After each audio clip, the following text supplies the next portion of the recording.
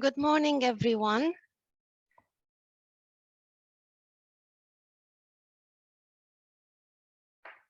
My name is Lorena Niculița, and it's 9:15. We're about to start our first session, our plenary session, on the occasion of the 4th edition of NeXT-Chem 2022. Good morning. I propose to wait a little bit, maybe 2-3 minutes before the opening ceremony.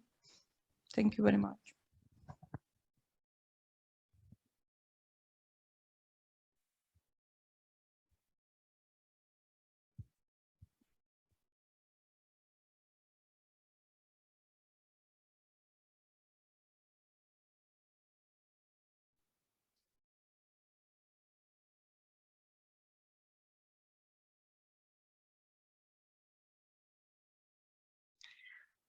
For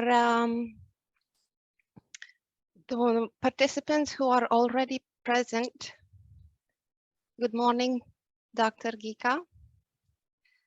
So as I was saying, for whoever is already online, we are pleased to let you know once more that this 4th edition of the NeXT-Chem Exploratory workshop has been registered with the European Chemical Society.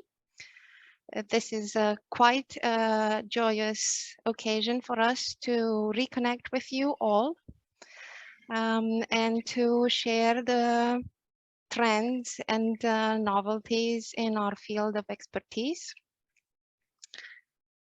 EUCHEMS aims to nurture a platform for scientific discussion and to provide a single unbiased European voice on key policy issues in chemistry and related fields, representing more than 160,000 chemists from more than 40 member societies and other chemistry-related organizations. The European Chemical Society relies on a unique network of active researchers involved in all the fields of chemistry. Through this network, the European Chemical Society organizes several specialized academic conferences, as well as a biannual EUCHEMS Chemistry Congress, the European Congress of Chemical Sciences. EUCHEMS also promotes the role and image of the chemical sciences among the general public and policymakers through social media, newsletters, and through the organization of conferences and workshops open to the society. Through the promotion of chemistry and by providing expert and scientific advice, the European Chemical Society aims to take part of the solution to today's major societal challenges.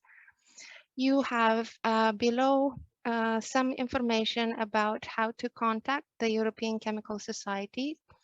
You can reach them either at www.euchems.eu or by regular mail addressed to their headquarters in Brussels, Belgium.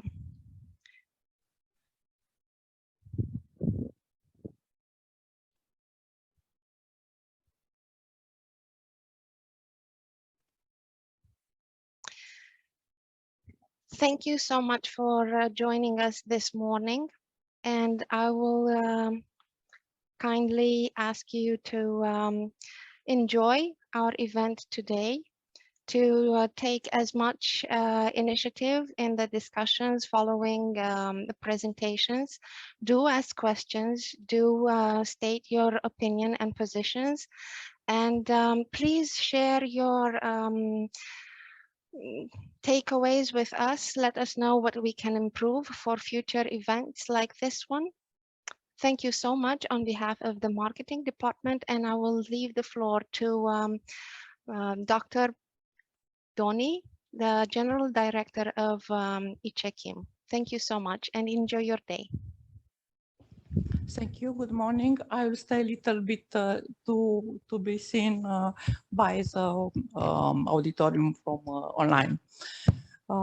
So good morning, everybody. I'm Mihaela Doni, the General Manager of NeXT-Chem, and I welcome all of you to be here with us at our fourth edition of Exploratory Workshop NeXT-Chem, Innovative Cross-Sectorial Technologies, which this year is recorded also by, it is take place under the EUCHEMS and the Romanian Chemical Society. We succeed to reach this fourth edition starting in 2019 with the first edition, which was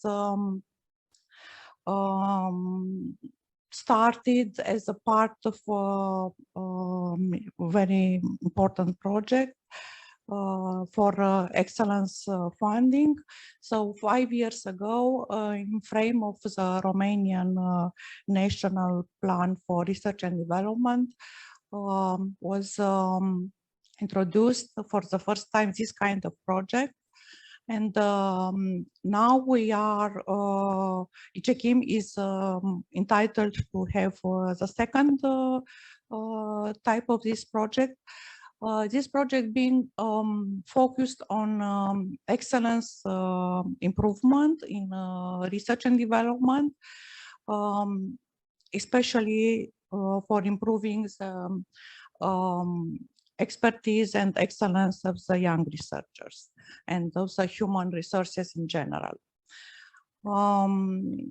We are very happy that we, even in this pandemic condition in the last 2 years, we succeed to continue our exploratory workshop and now to have the fourth edition in hybrid format. But as you can see, we have a lot of people here present in the conference hall. So I wish to address a very warm welcome to all of you, to our distinguished guests, who will present some invited lectures. We succeed to have this year 5 personalities in chemistry field, we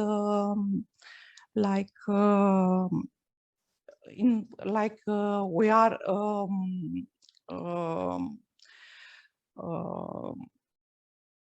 in our field. I have to say, as you've seen, this year we have 2 sections. One section is dedicated to materials, nanomaterials, and the cultural heritage, and another section is on biotechnology, biorefinery, and bioeconomy. These 3, in fact, fields are the main fields of our institute. So I want to say that we are very proud to have this year giving us invited lectures Dr. Roxana Radvan from Innoe Institute, then Professor Federica Valentini from University of Tor Vergata, Dr. Mariana Emilia Ghica from University of Coimbra, Dr. Mario Piccioli from University of Florence, Italy, and also Dr. Milan Georgiev from Bulgarian Academy of Science, Institute of Microbiology. We want to address many thanks to these invited guests for their kind acceptance to give us so nice lectures. I want to ask now Dr. Florin Oancea, our scientific director to address some words. Thank you very much. Thank you very much for this opportunity to talk on the beginning of the NeXT-Chem. The symposium that we initiated 5 years ago, 4 years ago, 4 years ago. So was initiated, the idea 5 years ago, and the first symposium was 4 years ago. I am very glad to see that we succeed to open this symposium also for the young researcher from other institutes. And it's very nice that we succeed to have more plenary lectures from prestigious invited guests. I hope that this idea of the transsectorial approach will be fertile and will allow us to change idea and to have new opportunity for research. I wish you good luck and success. Thank you very much. Thank you very much.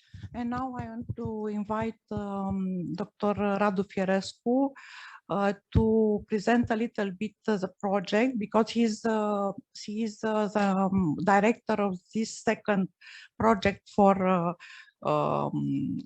excellence financing, and also he is artisan of this workshop, exploratory workshop this year. Thank you very much. Good morning, everyone.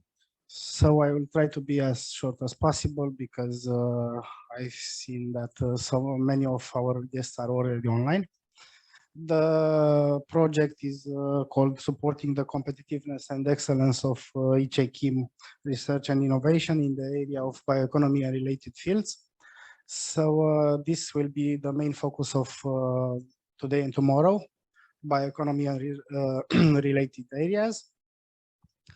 And for all the participants, I would like to present the awards of this year. We'll have 6 awards. 2 will be presented by our partners, Romanian Chemical Society.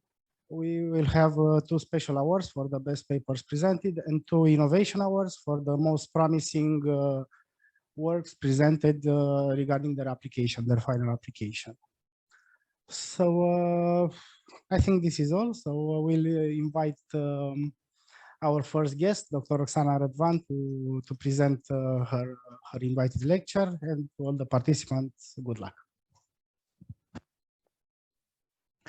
Thank you. Thank you very much. I want first to introduce Dr. Roxana Radvan. And of course, I thank you very much for your kind acceptance to be here with us. So Dr.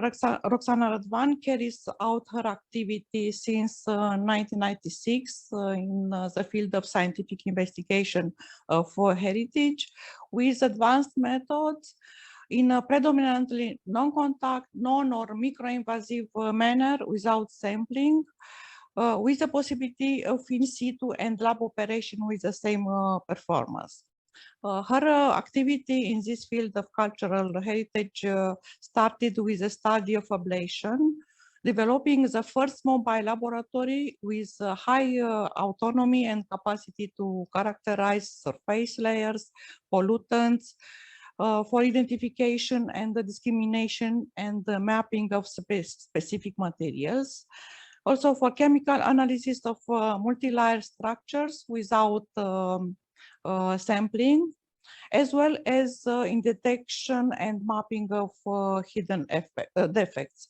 Since 2015, the mobile laboratory, also called the Heritage Ambulance, which is a very nice project, has significantly expanded its operating capacity by collecting data by overflight with sensors like LiDAR, multispectral, thermal camera, digital photo video cameras, and processing and correlation with data to the ground. Under her coordination, her group documented numerous monuments and archaeological sites, and gained experience in order to detect what are the needs and the necessities in the studied problematics, and thus propose a new development in this matter.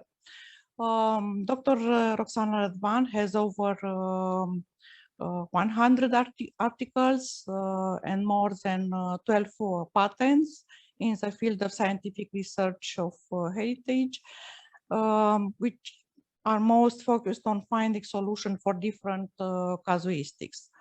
Dr. Roxana Radvan is leading the INOE Central Institute as a manager, as director, and also she is an associate professor at the National University of Arts from Bucharest Restoration Department. So thank you very much, Dr. Roxana Radvan, and you have the floor. Thank you. It's my honor. Thank you very much for the kind introduction and also for the invitation.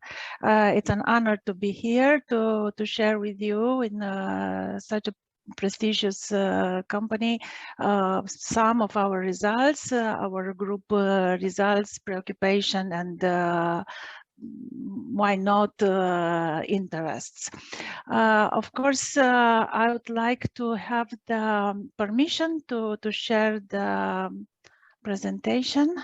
I think it's now possible, yes.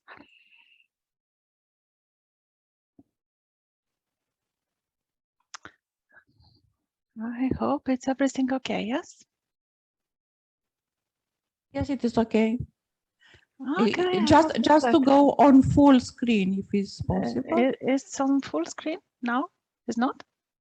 On my computer is full screen. On slideshow, because okay. Now...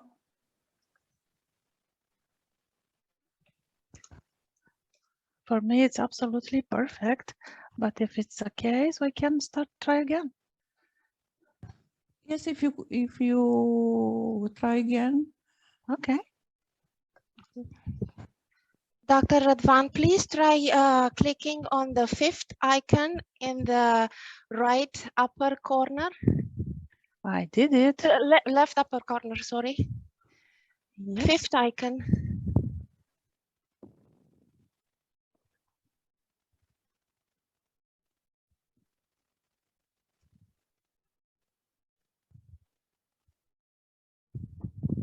Can you see it? Perfect. Thank you so much. Okay, me too.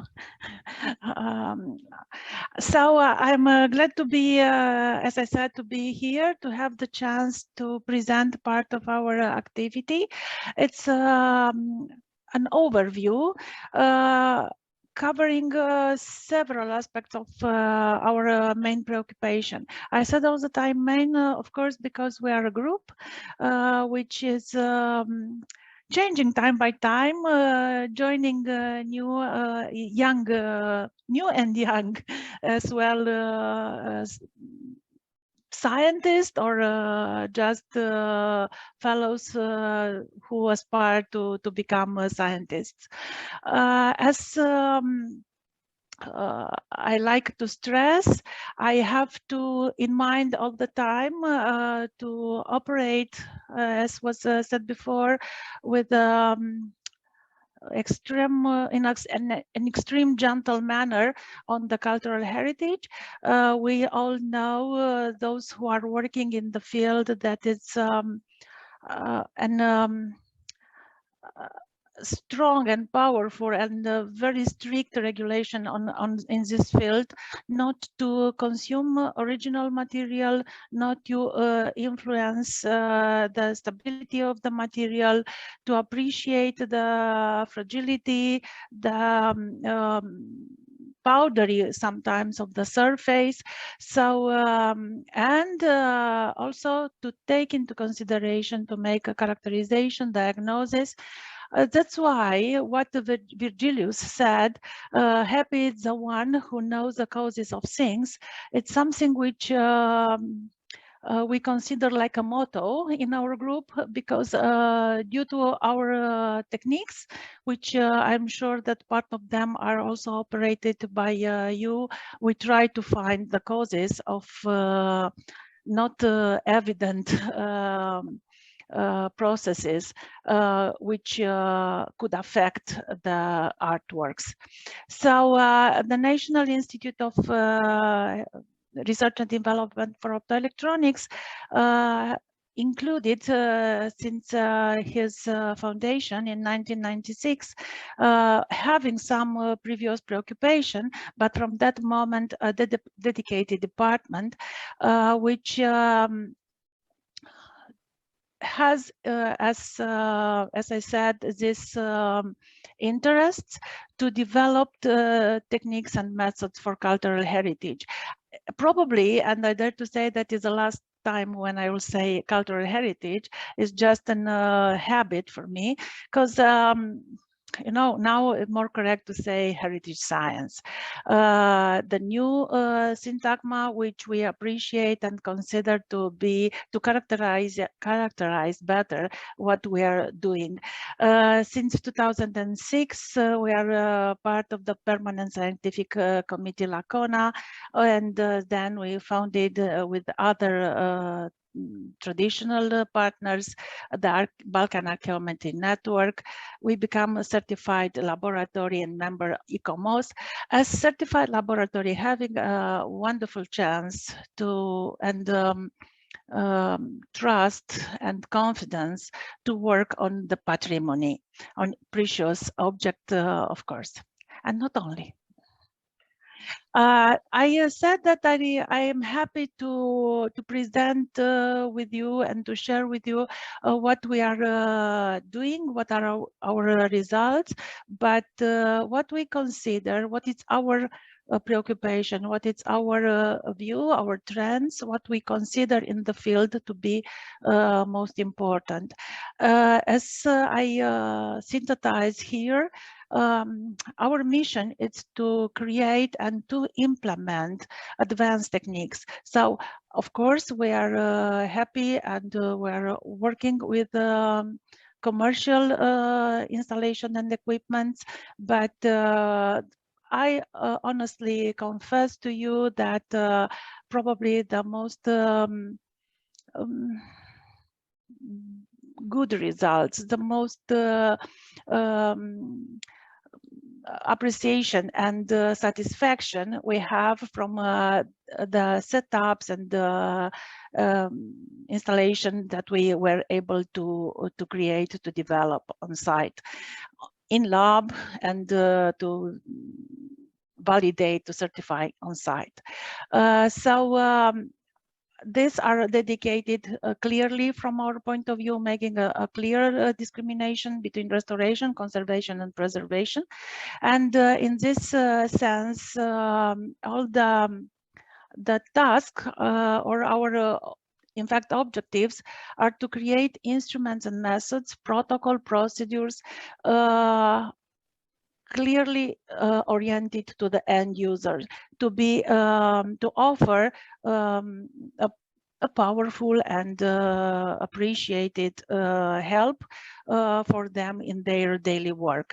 Of course, again, for restoration, conservation, preservation, of course, but in all their stages, monitoring, investigation, and diagnosis in the first step, but not only during the intervention and post-intervention monitoring. I like to stress this, to remind, because it's less taken into consideration. Usually, the project or the assistance of the scientist in the project, it's in such project with the restorers and the conservators, with the curators or other related practitioners. We have these projects are stopped after the restoration, and it's pity because all the previous activity, previous steps deserve to be fully studied and monitored after the end of the restoration.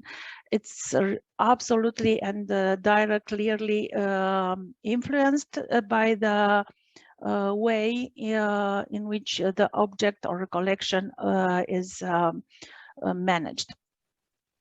I will not insist, but I will remind that we have as a task for all this activity to validate, to create methods and instrumentation, but also to finalize all the activity by validation, certification, and to respect the standardization, which is now clear and well defined in many cases, at least to the European level, due to the technical committee. Not less important is to identify and develop those integrable complementary methods. We understood and we proved in several cases. I will show a few examples later on. We obtain absolutely helpful results and satisfaction from advanced interpretation of data in complementarity. Of course, we consider that the training and control inspection of the activity could be very much a way to disseminate and put a value on the research. Why optoelectronics? Of course, I like to have more time, but I synthesized here few of the main advantages. Of course, because we can explore, explore and exploit methods and instruments which allow us to collect data, to interrogate the surface by a non- or micro-invasive methods with high accuracy, fast response, and methods to be versatile. I mean to be very helpful and efficient on various materials, from stone to painted surface with polychromy, organic, inorganic, for textile or for parchment paper or other materials. Why real-time working parameters control? It's an advantage. I think it's clear. It's directly influencing the efficiency of the restorer activity, but it's a way in which we do not alterate the results. Of course, in comparison with the traditional way or old time model to take sample, to go to 100 kilometers away laboratory to make the tests or to have interpretation, it's a discomfort and a lot of points in this longer chain to introduce errors. Remote control design is not only a trend, it's a way to collect data, as I said, to interrogate the surface without scaffolding, for example, or in a hard accessible surface points on high monuments or on high ceilings or on very fragile or delicate or precious surface. We can construct, due to optoelectronics instrumentation, robust equipment, instrumentation which are transportable or portable one. This all was extremely well proved due to the performance of the mobile laboratory nowadays. Our mobile laboratory, but as you know, and as it's clear to the European level, at least, the MOLAB platform in infrastructure, in distributed infrastructure, it's quite a trend due to the efficiency of the work. I like to add that optoelectronics offer us ecological procedures without using or adding material, for example, for cleaning or for decontamination or other residual materials. And indeed, it's ideal for on-site operation. And overall, because it's our field of activity. It was a joke. Sorry. Okay. In cultural heritage, heritage science offer, due to optoelectronics, contribution in not only clear direction, but in several, which are usually grouped in as laser cleaning, laser investigation method, and laser for documentation. I was thinking today to speak mainly about the laser cleaning because I was absolutely sure that other speakers will, being in the pantheon of chemistry, will talk about investigation and probably also documentation. It's something which I like to add and to present my my congratulations. I was all the time impressed by the results in NeXT-Chem, and I'm very happy to collaborate closer now with their institute, with their specialists. So I will focus on laser cleaning today, and a short history for those who are less familiarized. The domain started, as many others, by an accident.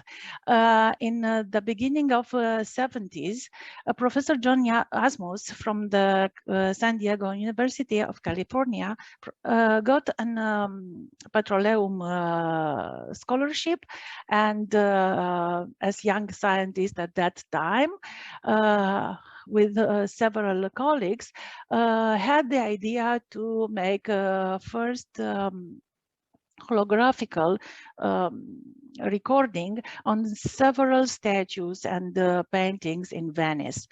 Of course, I pointed that was 1971, and was not long after the first laser was something. It's a small mistake there. It's 1960 when Dennis Gabor got the Nobel Award. So short after that, in about 1 decade, laser, solid state laser with not helium, sorry, gas laser, was offering the possibility to make these records. But it was a very long, unstable, or not stable enough equipment at that time. And of course, the exposure had to be long, long enough to notice a cleaning. At that moment, of course, was the scientists was more or less surprised, but they tried to understood why during extremely long exposure, somehow times over a night, the statues were cleaned a bit, and it was, they understood even from that moment that it's about ablation. We know today that the mechanism of cleaning, or the mechanism of interaction of the laser with the material, it's very delicate. It could cover sorry, could cover several aspects according with the laser fluence, so according with the density of the energy in the laser spot. Trying to select the best interval, we can obtain a very selective removing of the deposits. Yes, I forgot that I have an animation. We count and we use each interval, if it's an optical effect or thermal and mechanical, of course, trying to avoid an overheating and to pass on over this limit. The best or the most clear explanation of the phenomenon and the way to identify the best and without risk intensity domain was presented by Professor Ken Watkins from Liverpool, member of the Permanent Scientific Committee Lacona from the very beginning. In the first book of the Congress in 1995 was a way it was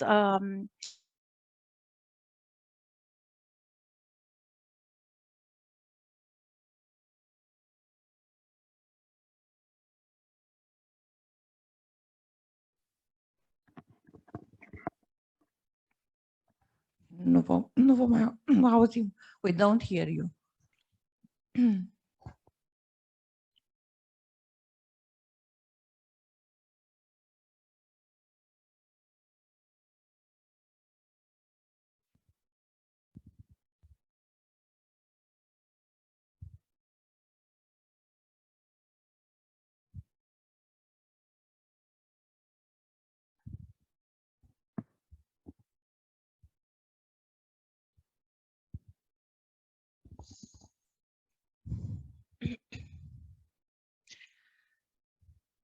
I believe connection. Professor Van lost her signal. I propose to wait a little bit to reconnect.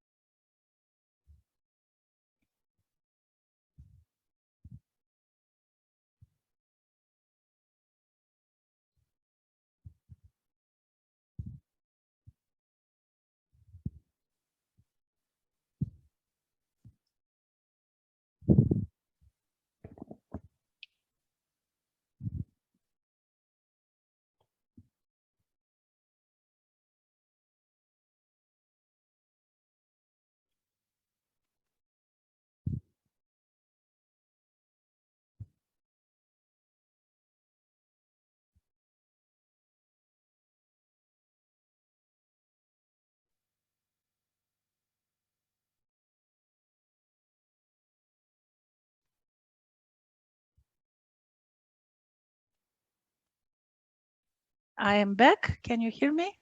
Yes. Okay. Welcome Sorry. back. Yes, I noticed that I was, and I asked for an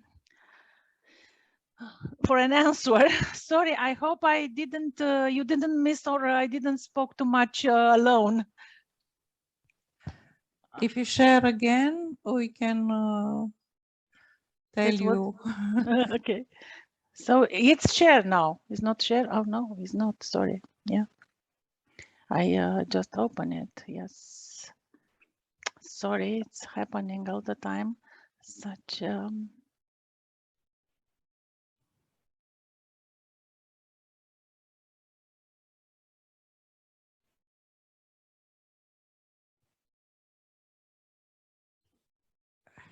you can see? Yes, yes.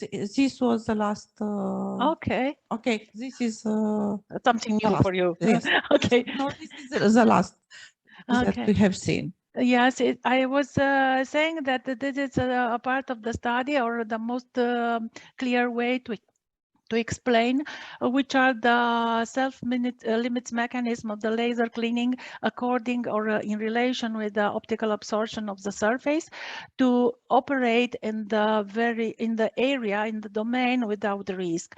When the absorbance of the surface or of the deposits, it's higher than the substrate, it's no risk because the intensity, the necessary intensity to make the removal of the deposit, it's obviously less and under the eventual limit of risk for the substrate. Indeed, the delicate situation, it's when they are the optical absorption now closer or vice versa. I mean, for example, on a dark stone to have deposits which has optical absorption, lower optical absorption. So these are a situation when cleaning, it's recommended with higher attention, and if the deposit it's quite thick, to have a reducing of the thickness nearby the under layer. The first results and the special contribution we bring in this field from the, I dare to say, from the very beginning, in the late 90s and the beginning on 2000, was on the first Eureka project coordinated by Romania called Clean Art, microscope with neodymium YAG, laser with solid state medium for high precision cleaning under the microscope field. As you have here in the field, first the consortium and the first operator. It's a picture we like to share. It's a very appreciated artist today. It's Susanna Dan, and she was part of the group at that time. The complexity of the optical system, it's very high. I remind you that for the higher precision, for the best accuracy, we operate through the objective, so on the direct incidence, and in this way the operator eye must be extremely well protected. So the optical, the laser beam is introduced on the optical way, but with special protection of the eye, as well several optoelectronical, optomechanical systems for aiming, because I missed to tell you up to now that the higher randomment and the higher efficiency we got in these cases with infrared laser beam, so outside visible range. It's a way to create protection. These are it's a detail, for example, when we have laser pointer, which are not affecting the center of the work where we are operate. Some results. Testers, the very provocative casuistry to test the efficiency and the parameters to make a good calibration. So it's about modern painting, modern printing with 2 or 3 pairs of materials. So it's a provocation to clean the stamp, to ink of the stamp on a clear paper, on this violet color, on orange one as well, not in a very selective manner, as it was proved here. And it's just first step. The remains partly are eliminated to the second step, or in some cases it's not because of the remain but of the paper modification color. So just a moment, because I have a bit of, okay, sorry.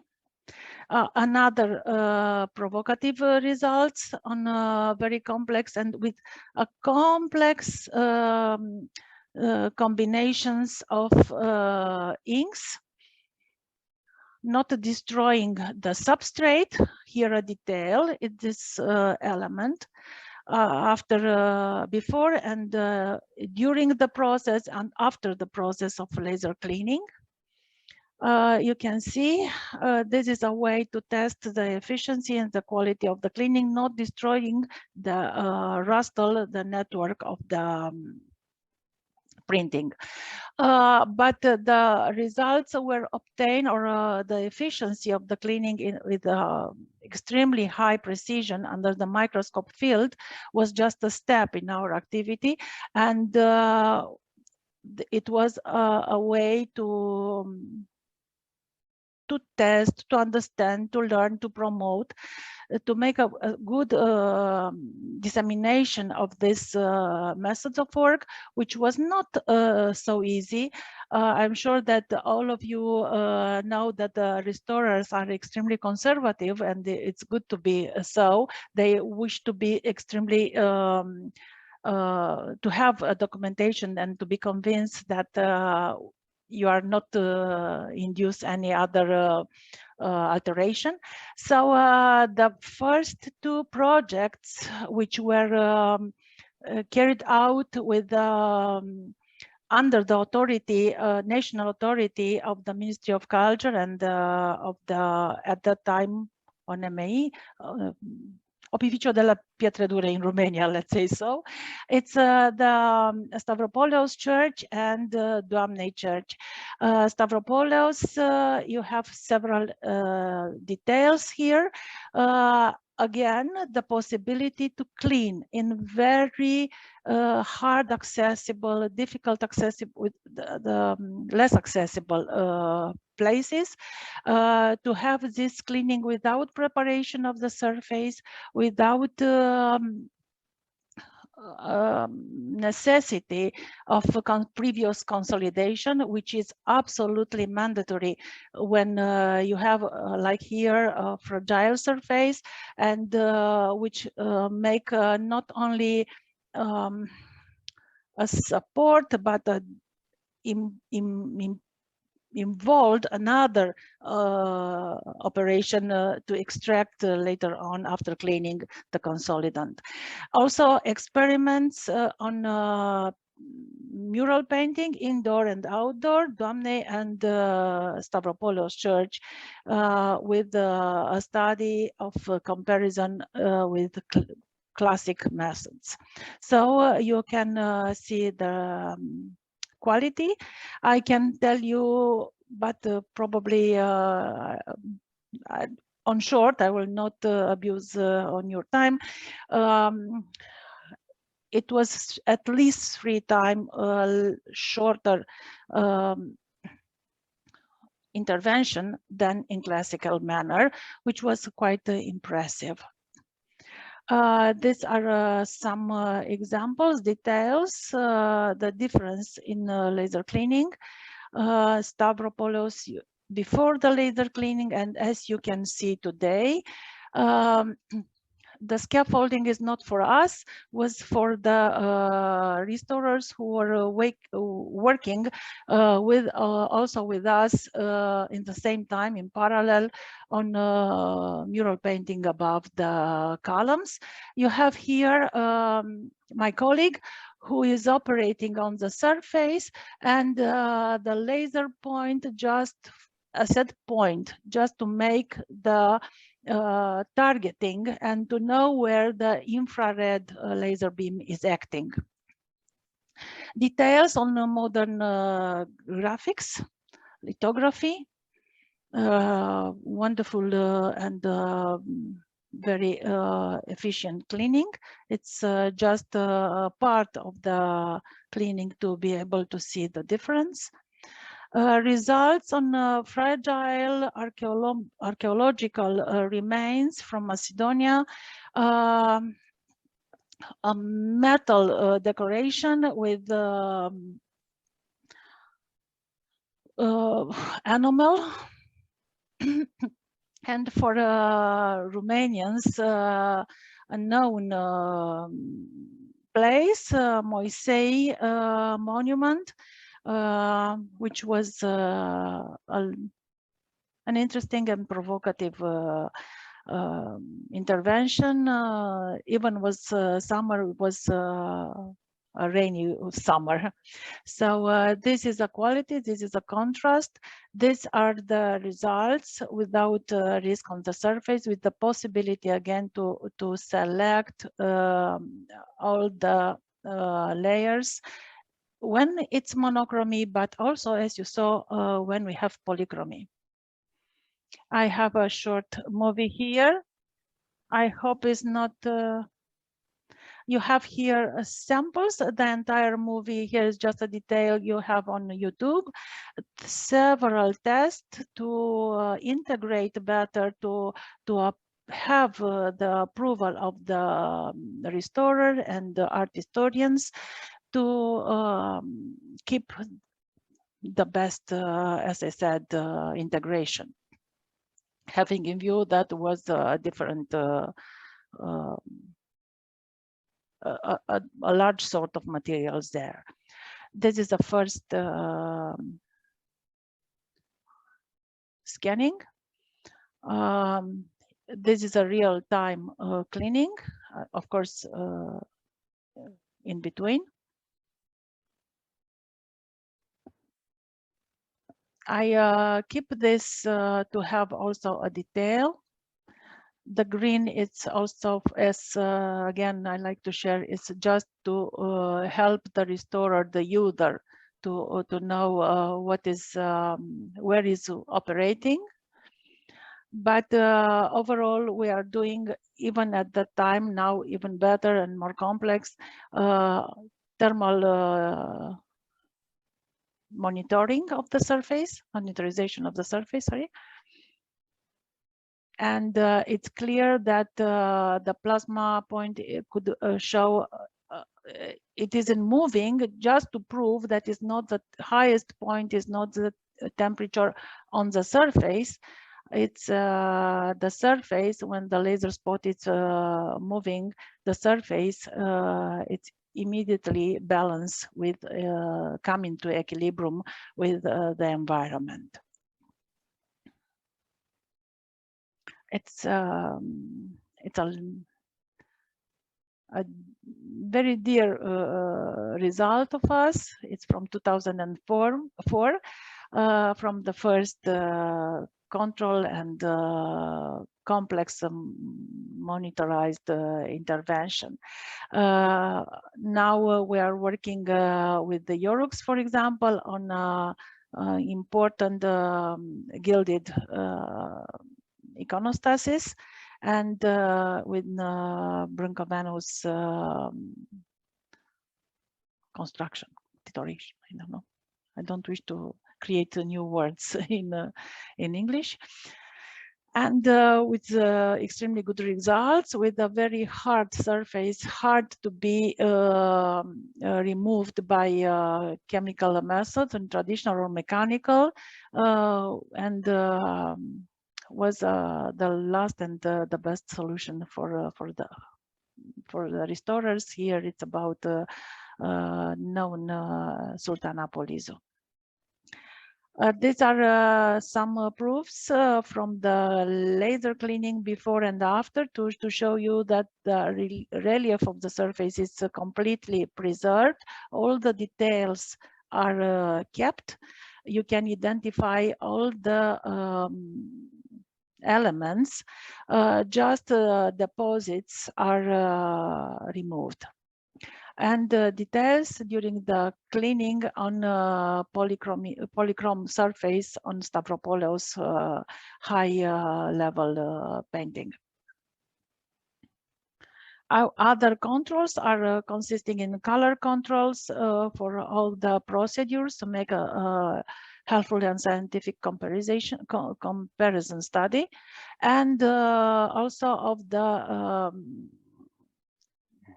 emissivity, thermal emissivity, to be able to control the quality of the cleaning in a remote manner. So we keep the previous study or elements are to obtain the emissivity of the material in fresh cutting area, and the results after different working laser regime, and to come again very close to the same efficiency. As you can have here, this is some way to control the quality of the cleaning. Thermal emissivity inside of the black area, it's almost 1, very high, having a dark area, and outside the cleaned area indicates a value very close to that one which we know from the fresh cutting stone. Since 2005, we propose and coordinate first Romanian cost action in this field, and the results were introduced and compared with the results from all over the Europe. And we are happy to collaborate and to have the similar results here with the colleagues from Opificio delle Pietre Dure, and in coordination with Salvatore Siano, with Johann Imrichten in Austria. These are their results, and several other here, a very thick deposit layer, which was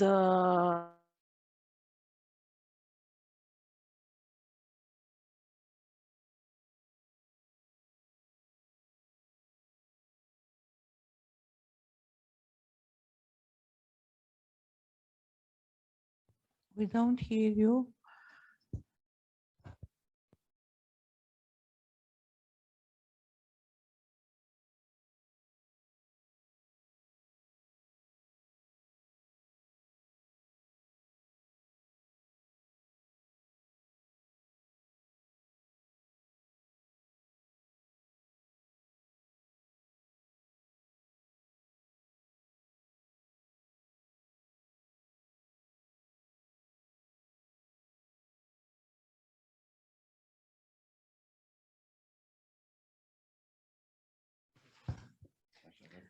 We have the same situation. I think Professor Radvan lost her signal. Let's wait a little bit to reconnect.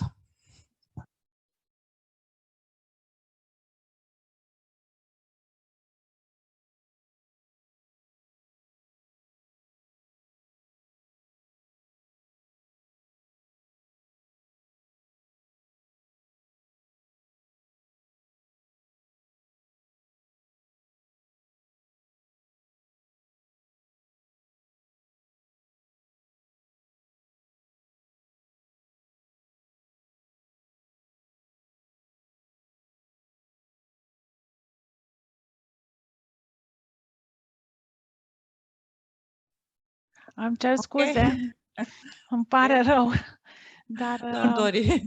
da, din păcate la Măgurele era departe, nu trebuia probabil să mă gândesc că o să fie fluctuații. Imediat.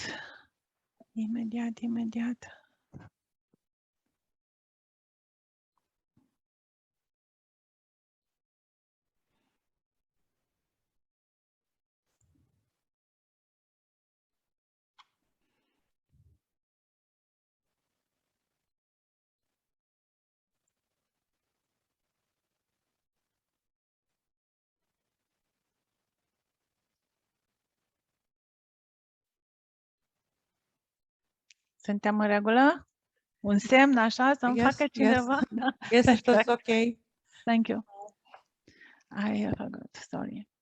I was talking a bit about this interesting case study, which was done by Roy Hesterman, and using an excimer laser, cleaning the varnish on the and recuperating a painting from fire. I said that the fire was not so long, so so just the protective layer was destroyed, and was an operation, a delicate one, and the laser was, as I said, a very successful process, and considered the unique solution at the time, at least. We have here a detail on the gilded metal from Florence, perfect operation of Salvatore Cianon and his colleagues. Some other in the same group with in COS G7. And even I said at the beginning that I focus my presentation on cleaning. The laser, it's part of several you know very well, part of several instrumentation, perfect for qualitative or quantitative evaluation of the material, and we like to create new instrumentation. Of course, we are using commercial product, but I said we like to construct.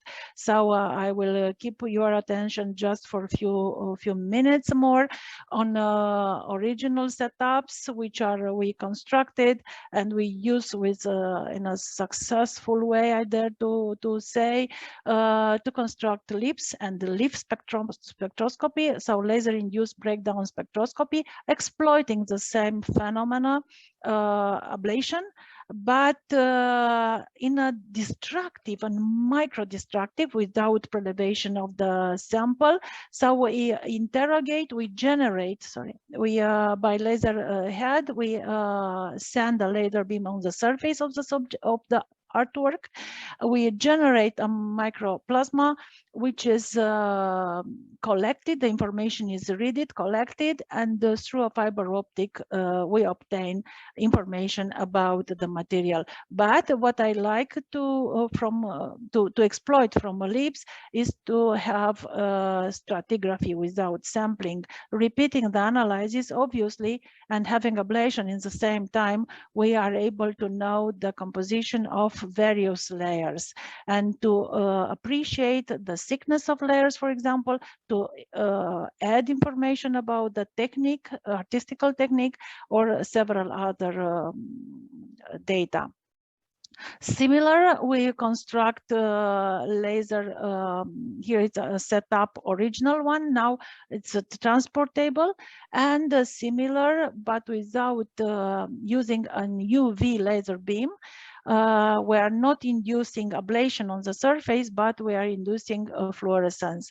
And the possibility to identify on the surface biocontamination or other materials with fluorophores, generating an interesting image, helping us to identify early contamination or remains on the surface, or deposits, which are important for a restorer and conservator. Due to leaf scanning, I will abuse of your patience. I will show, we have here a ghost. We call this a ghost, a sample, let's say, an object, which is constructed in a classical manner. We use quite often to test, to calibrate, or to prove, to make demonstration before to apply on intervention projects. So here it's important structure of induced applied materials. You have here 7 compositions, 7, in fact, 4 materials identified individually and in combination. The materials are retouch varnishes, copal, paralloid, acrylate, and combination of them. And you can see that by fluorescence, we identified their presence, even it is hard to be seen by naked eye, as well as we can easily see in a distinct way not only, as I said, their combination, and for all of them, the distribution, which is again an important advantage. Laser is also helping for analysis in documentation. I said I will not insist on things which are quite popular, but I will mention and show some results. I know that some could see maybe for not very often such a demo. It's laser Doppler vibrometry, which we associate with other data, having the possibility to identify from the distance in a remote manner hidden defects. Of course, not only hidden defects, but there for that cases, it's an advantage. One of the recent project, it's the characterization before and after the restoration intervention, apart of the project for intervention, for the known mural painting in the aula of Academy of Economical Study, the history of the Romanian trade by Cecilia Cuțescu-Ștorc, and it's a case, an interesting case. We hope to publish soon the entire process. I will just show you a detail. A part of the painting during the control by Doppler vibrometry with laser. This is the network of points we choose, could be more dense or larger, to interrogate the surface in a non-contact from a very impressive distance, about 9 meters, and to identify and making the mapping of the defects. In association with other information from, for example, from the thermographic dynamics, which we're doing for the surface temperature distribution of the temperature on the surface, sorry, and with the microclimate, we have also a good evaluation of the stress on the surface. This is what I like to show you, and even about laser scanning. It's laser scanning being a more popular activity. I will not abuse. I'll just say that it's a wonderful technique using laser beams, not only to create entertainment. I'm very disappointed when the 3D models are used just for this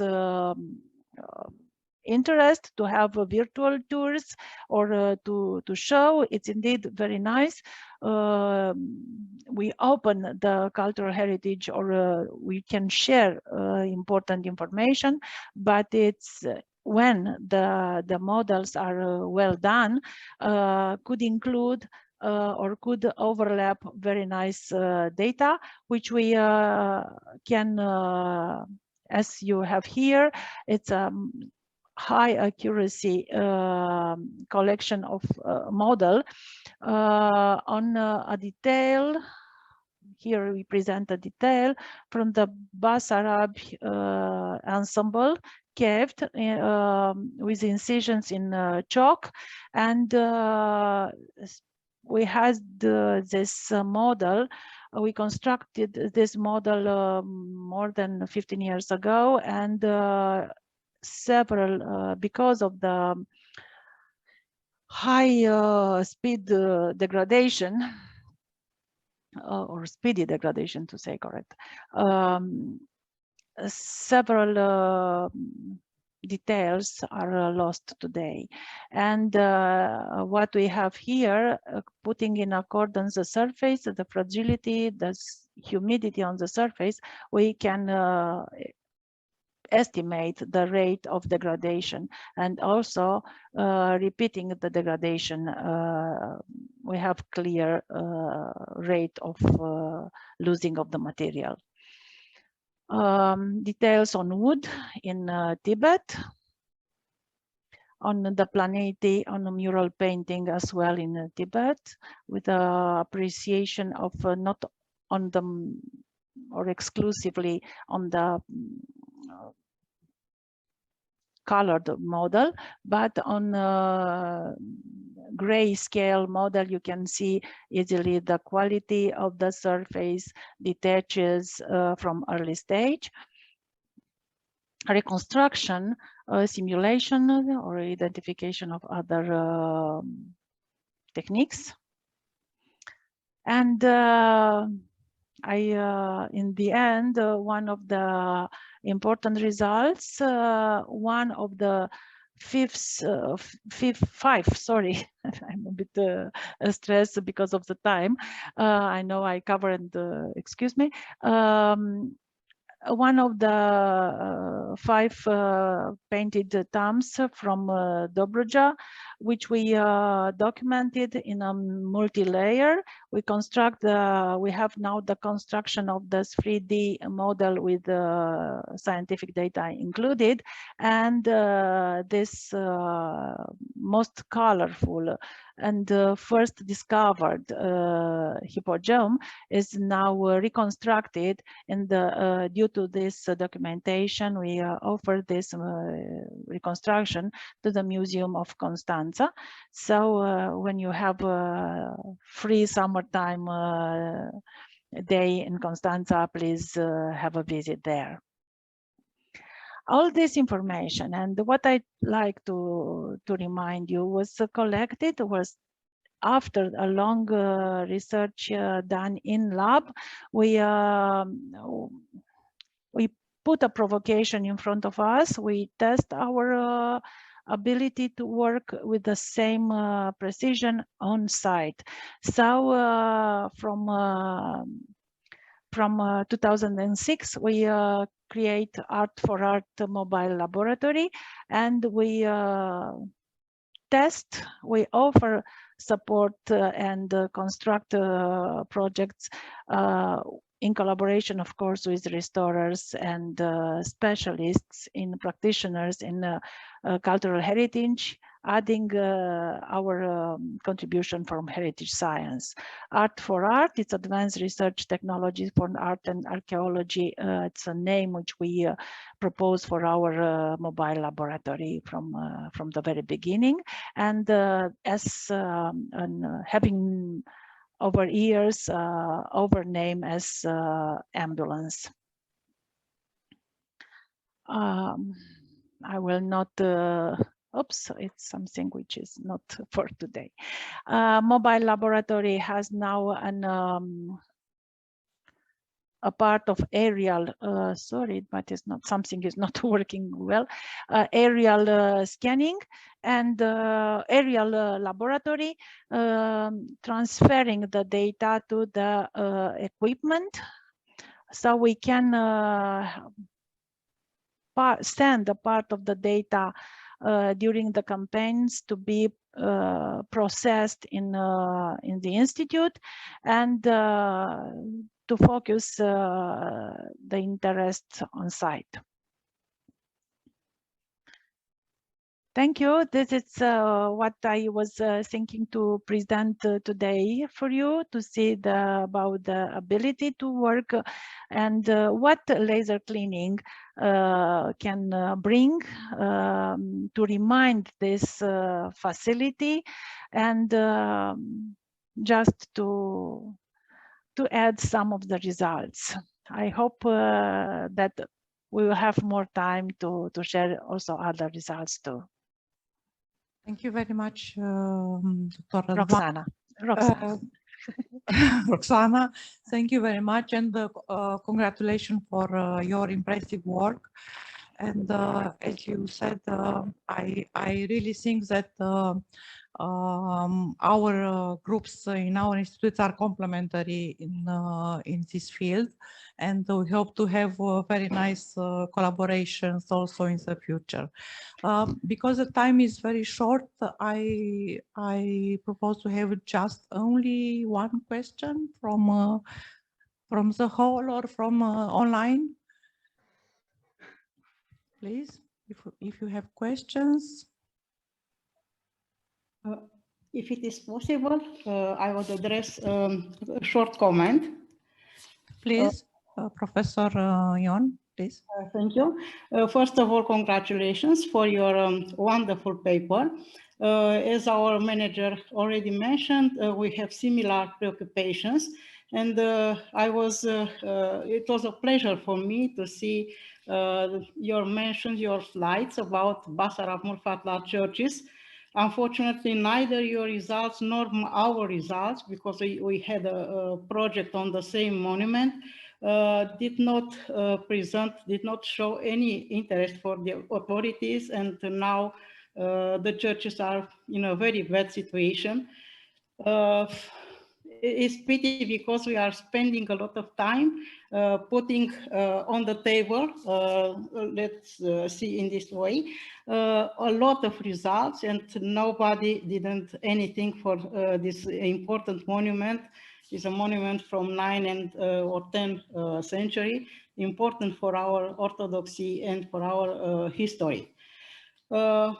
I want to thank you for your presentation, and congratulations again, and hoping in the future collaborations. Thank you. For sure, I'm honored and I will be happy. Yes, indeed, I know about your project, and I share the same opinion that is pity. We also had several projects with the museum and with the local authority. We try to convince them it's an urgency, an emergency, and what I can say, honestly, as a sad joke, I said, okay, if you don't allow me to make my measurements and give me some peace, because I survive, I give a chance to this monument in a digital way. I don't like this, but it was the last solution. As I said, many details, many incisions are now kept just in digital, unfortunately. Yes, you're right. Yeah, thank you. Thank you very much. Roxana, if you can stop the share. Yes, I do my best. Okay, I found the picture, the button. Thank you. Thank you. And now it's my pleasure to present the second invited guest for today, working in the same area of cultural heritage or heritage sciences, like we learned today. So it is my pleasure to present Dr. Federica Valentini. She from University of Rome Tor Vergata. She has graduated in chemistry in 1999 at Sapienza University of Rome, and in 2003 she obtained a PhD degree in chemical sciences at the University of Rome Tor Vergata. I have to say that there are exactly 20 years from the moment when I met for the first time Federica in the same laboratory of University of Rome Tor Vergata. If the other people there worked on sensors for clinical application or food application, Federica was working on something a little bit exotic, like cultural heritage at the time. And I have to say that I was impressed from then regarding her, about her enthusiasm and pleasure to work in this field.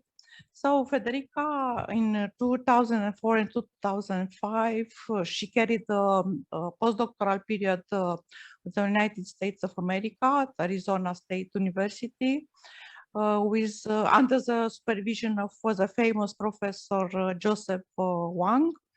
And during the postdoc, she's specialized in the synthesis, characterization, and application of nanomaterials and new nanotechnologies in the field of cultural heritage, and also in medical diagnosis and therapy. In 2007, she became a permanent researcher at the University of Rome Tor Vergata, and in 2017, she became adjunct professor in the same department. Professor Valentini is author of over 100 publications with impact factor and 300 conference communication, of which 100 as oral presentations, 3 patents, and another one is being prepared these days. She is also winner of numerous awards, and from 2015 to 2018, she was the founding partner and scientific director of the innovative startup Grand Hub,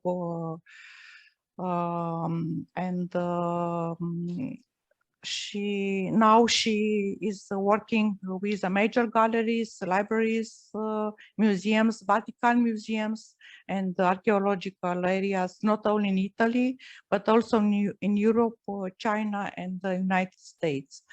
So, Federica, I'm very happy to invite you to have your presentation. Okay, thank you to all, and especially thank you to the organizer for invitation to this important NeXT-Chem exploratory workshop. And for me, it's a pleasure to be here with you and to share our Italian experience in nanomaterial new solution based on nanotechnologies for preservation of a cultural heritage in Italy and outside in the world. And many thanks to Chairman Professoressa Micheladoni to present myself and my biography. So I am a researcher and professor in chemistry department in Tor Vergata University, and my department from many years ago start this important research field application in synthesis of new nanomaterials by applying green chemistry approach, and at the same time use these products for preservation of indoor and outdoor artwork objects and surfaces. So this is the outline of my presentation, and there is the first part where I'm presenting 2 different nanomaterials prepared in chemistry lab in Tor Vergata University. Calcium carbonate for the acidification of indoor objects as manuscript, ancient book, parchments, leather, and so on. And another one, the nanocollagen, for reinforcing and consolidation of membranaceous materials as parchment letters. After the description and explanation about the chemical synthetic route and the consideration according to the technological specification from the Ministry of Cultural Heritage in Italy and the scientific laboratories combined with the Ministry National Institution, I will move to the second part of this communication, or a communication that will concern the high quality control of the indoor and outdoor areas dedicated to the cultural heritage preservation. So I will present the new portable sensor devices patented in Tor University, suitable for high quality control in this area, in indoor museum, libraries, and outdoor, for example, archaeological areas that are dedicated to the preservation of historical and cultural surfaces. And at the end, I will discuss about the concluding remark and further investigation, and I will present the cooperation with the several institutions in Italy and abroad. So, in the first part, I'm presenting the synthesis of calcium carbonate as a chemical reagent in nanoscale dimension suitable for the acidification of ancient manuscript, ancient historical books. There are two different approaches. The first one is to use in the chemistry lab surfactant chemical agent as a template to create nanomaterials. The second approach is an enzymatic synthetic route using an enzyme, urease enzyme, that works in presence of its specific substrate, urease, the diamide. And in this case, the template for nanoparticles growth is the prosthetic center, active center of the enzyme. In the previous case, the template suitable for nanoparticles growing is the micelles assembled from the surfactants rule in working across solution medium. When we finish the synthetic procedure, we characterize the product.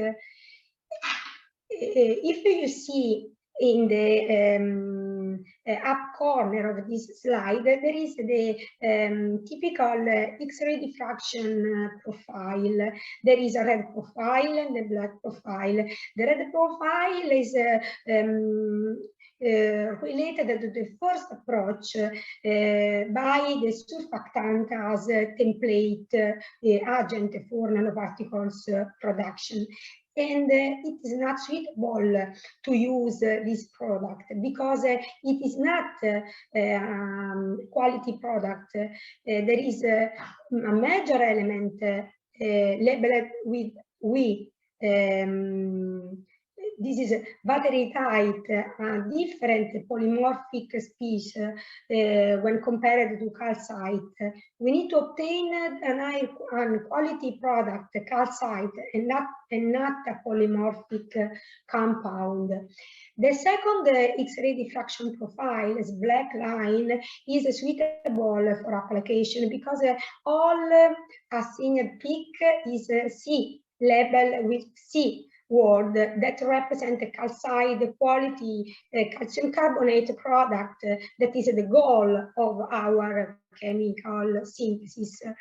So we decide to use only the biomimetic synthetic approach, applying urease enzyme as a template for calcium carbonate nanoparticle growth, and not the first one based on the surfactant agents.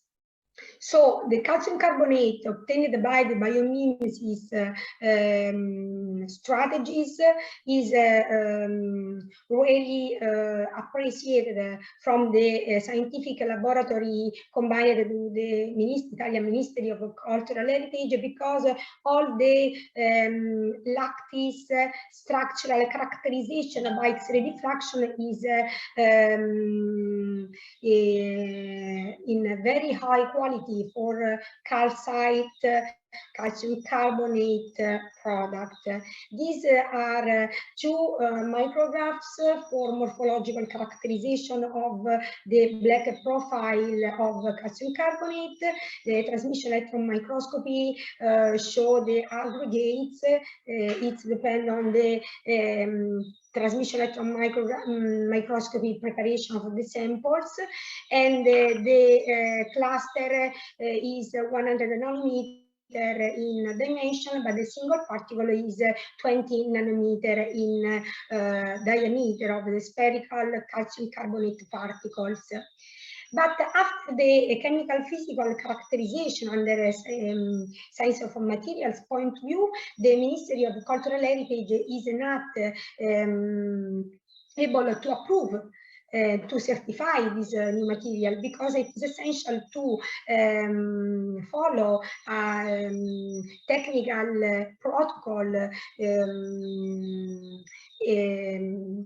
technical protocol by the scientific laboratories of Italian Ministry of Cultural Heritage, in order to assist and to demonstrate the high quality level of new product, in order to be sure to apply the non-invasive and non-destructive material on historical object on cultural surfaces. So after the synthesis in chemistry lab, we proceed about several post-treatment of synthesized calcium carbonate nanosphere, washing, filtering, and separation, mechanical separation by centrifuge. This procedure imply 1 liter of distilled water, in order to be sure that on the washing solution water after the washing of a product were tested with spectrophotometric assay.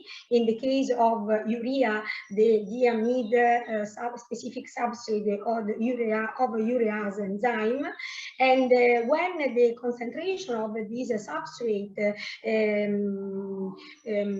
diminish a lot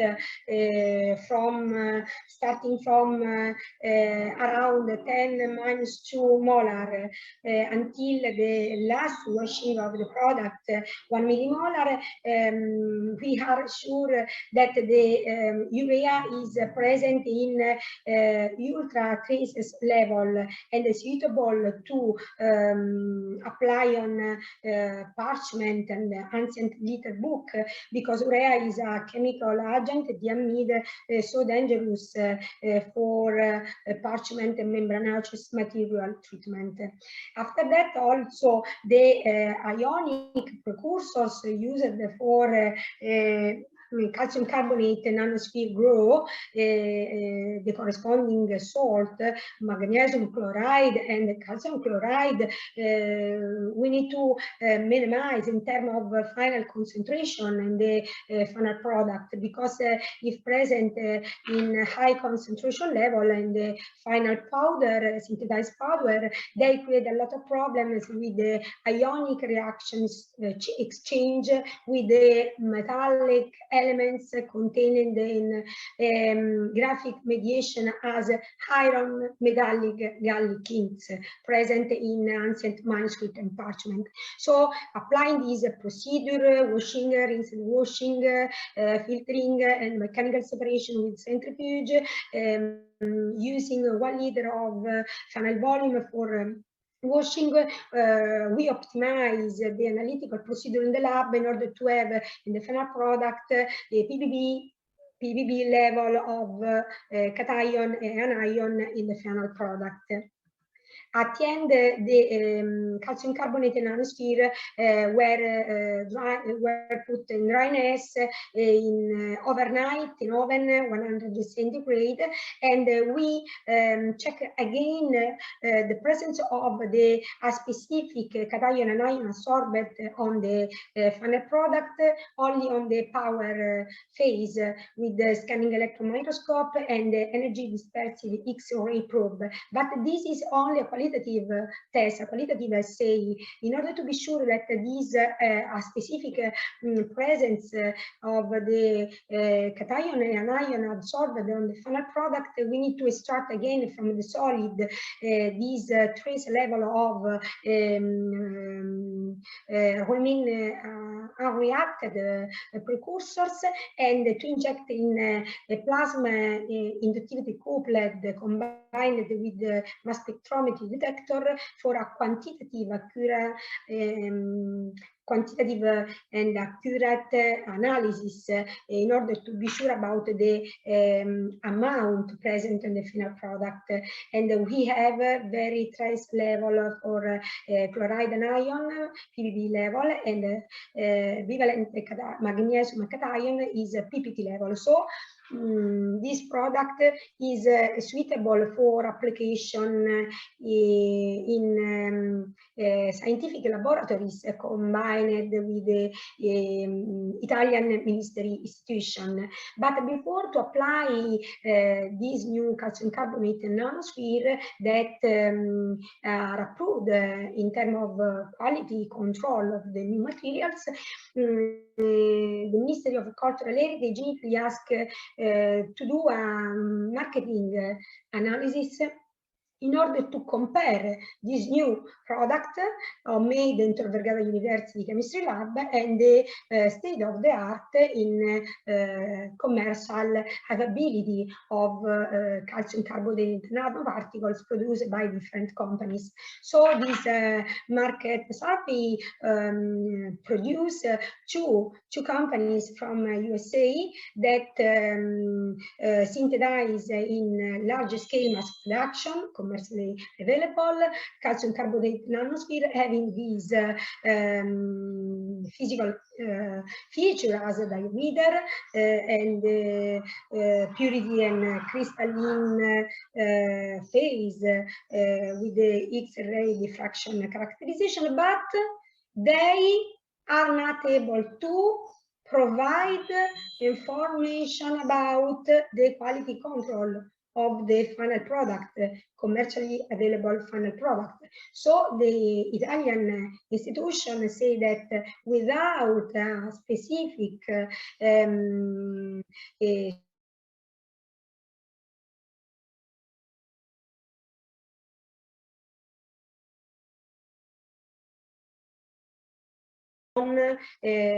cultural heritage object and the surfaces provided by the most important historical institution in Italy and abroad. Tor Vergata University provide the same chemical physical characterization diameter and the lattice feature by X-ray diffraction described before in the previous slides. But we are able to explain about the quality control concentration for the possible chemical interferences from the product formulation that is dangerous for surfaces of cultural heritage. So in this case, preparing also this comparison with the state of the art in the market availability of new nano products for cultural heritage, only this is qualified for national institution. So the Ministry of Cultural Heritage provided to Chemistry Lab in Tor Vergata University some laboratory samples suitable for the experimentation, for optimization of the acidification procedure. And we have this Carta Casa Conti, dated on 7050, 7089, now subject to Ministry of Cultural Heritage protection, because these are standard samples for experimentation procedure in the lab, laboratory samples. for optimization of the protocol, experimental protocol for the acidification by applying these new materials.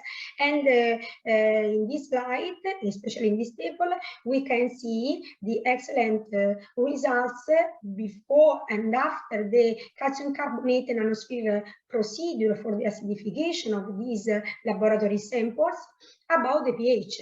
pH before is near to neutrality and in acidic range, whereas the graphical mediation, iron gallons, and after the calcium carbonate nanosphere treatment, the pH is improved in terms of alkaline region, alkaline range, and this calcium carbonate is able to correct the acidity of paper, because pH lower than 7 neutrality is responsible for detachment of cellulosic material from substrate and strong alteration, modification of optical properties of the iron gall ink graphical mediation present on cellulosic substrate.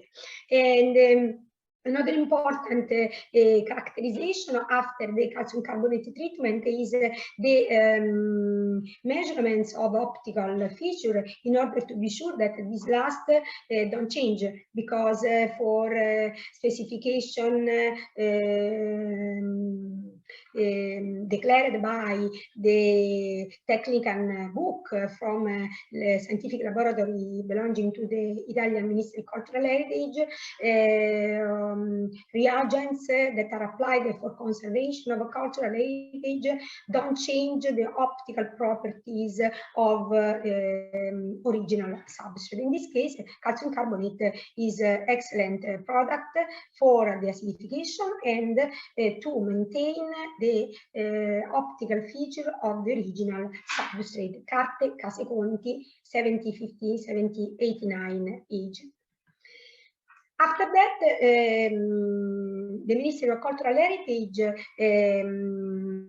declared this new product suitable for application on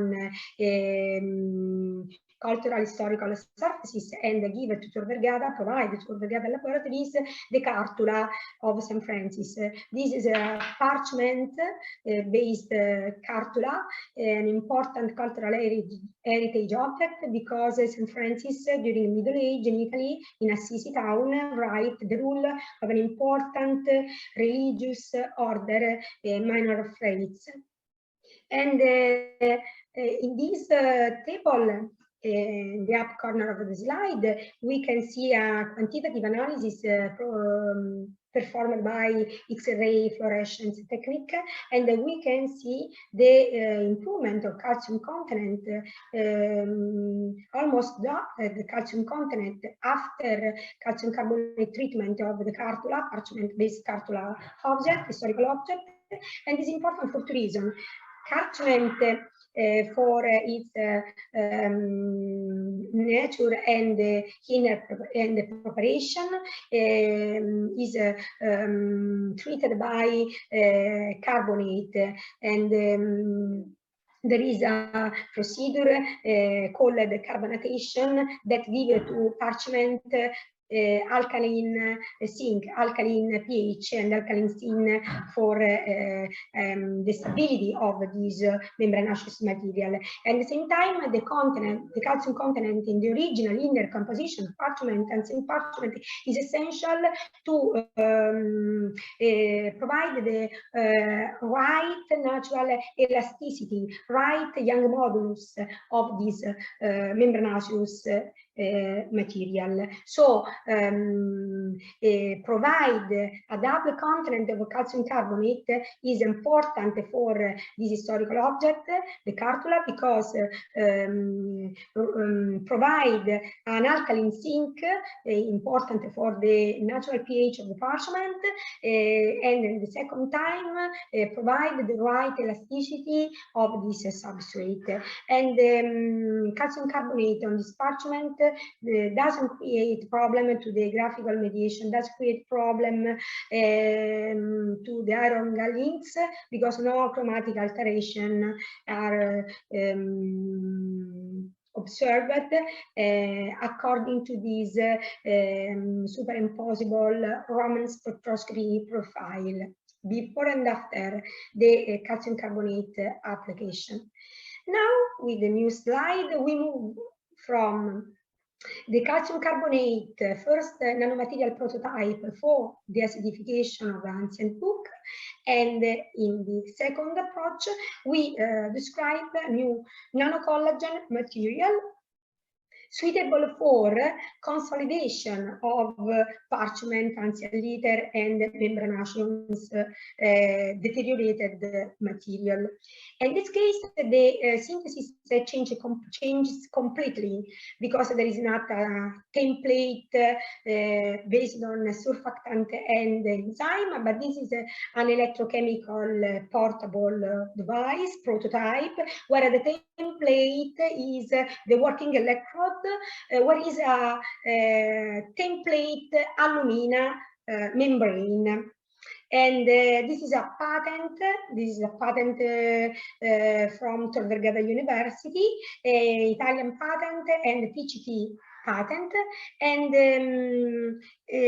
inside the nanopores of this membrane, made in the chemistry lab by etching a physical procedure, we are able to grow nanocollagen tables, nanotables based on collagen materials, as demonstrated in the low corner of the slide by scanning electron micrographs.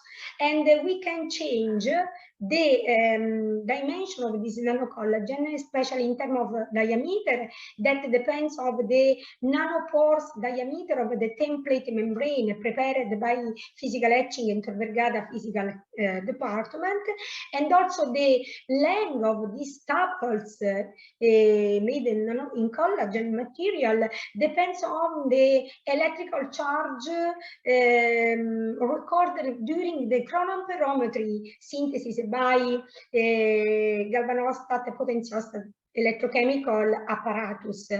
In this case, we synthesize nanocollagen nanotables of collagen having 100 nanometer of diameter and 5 micrometer in length. 5 micrometer in length depends on the electrical charge recorded during the chronoamperometric synthesis, and this is equal to 20 coulomb.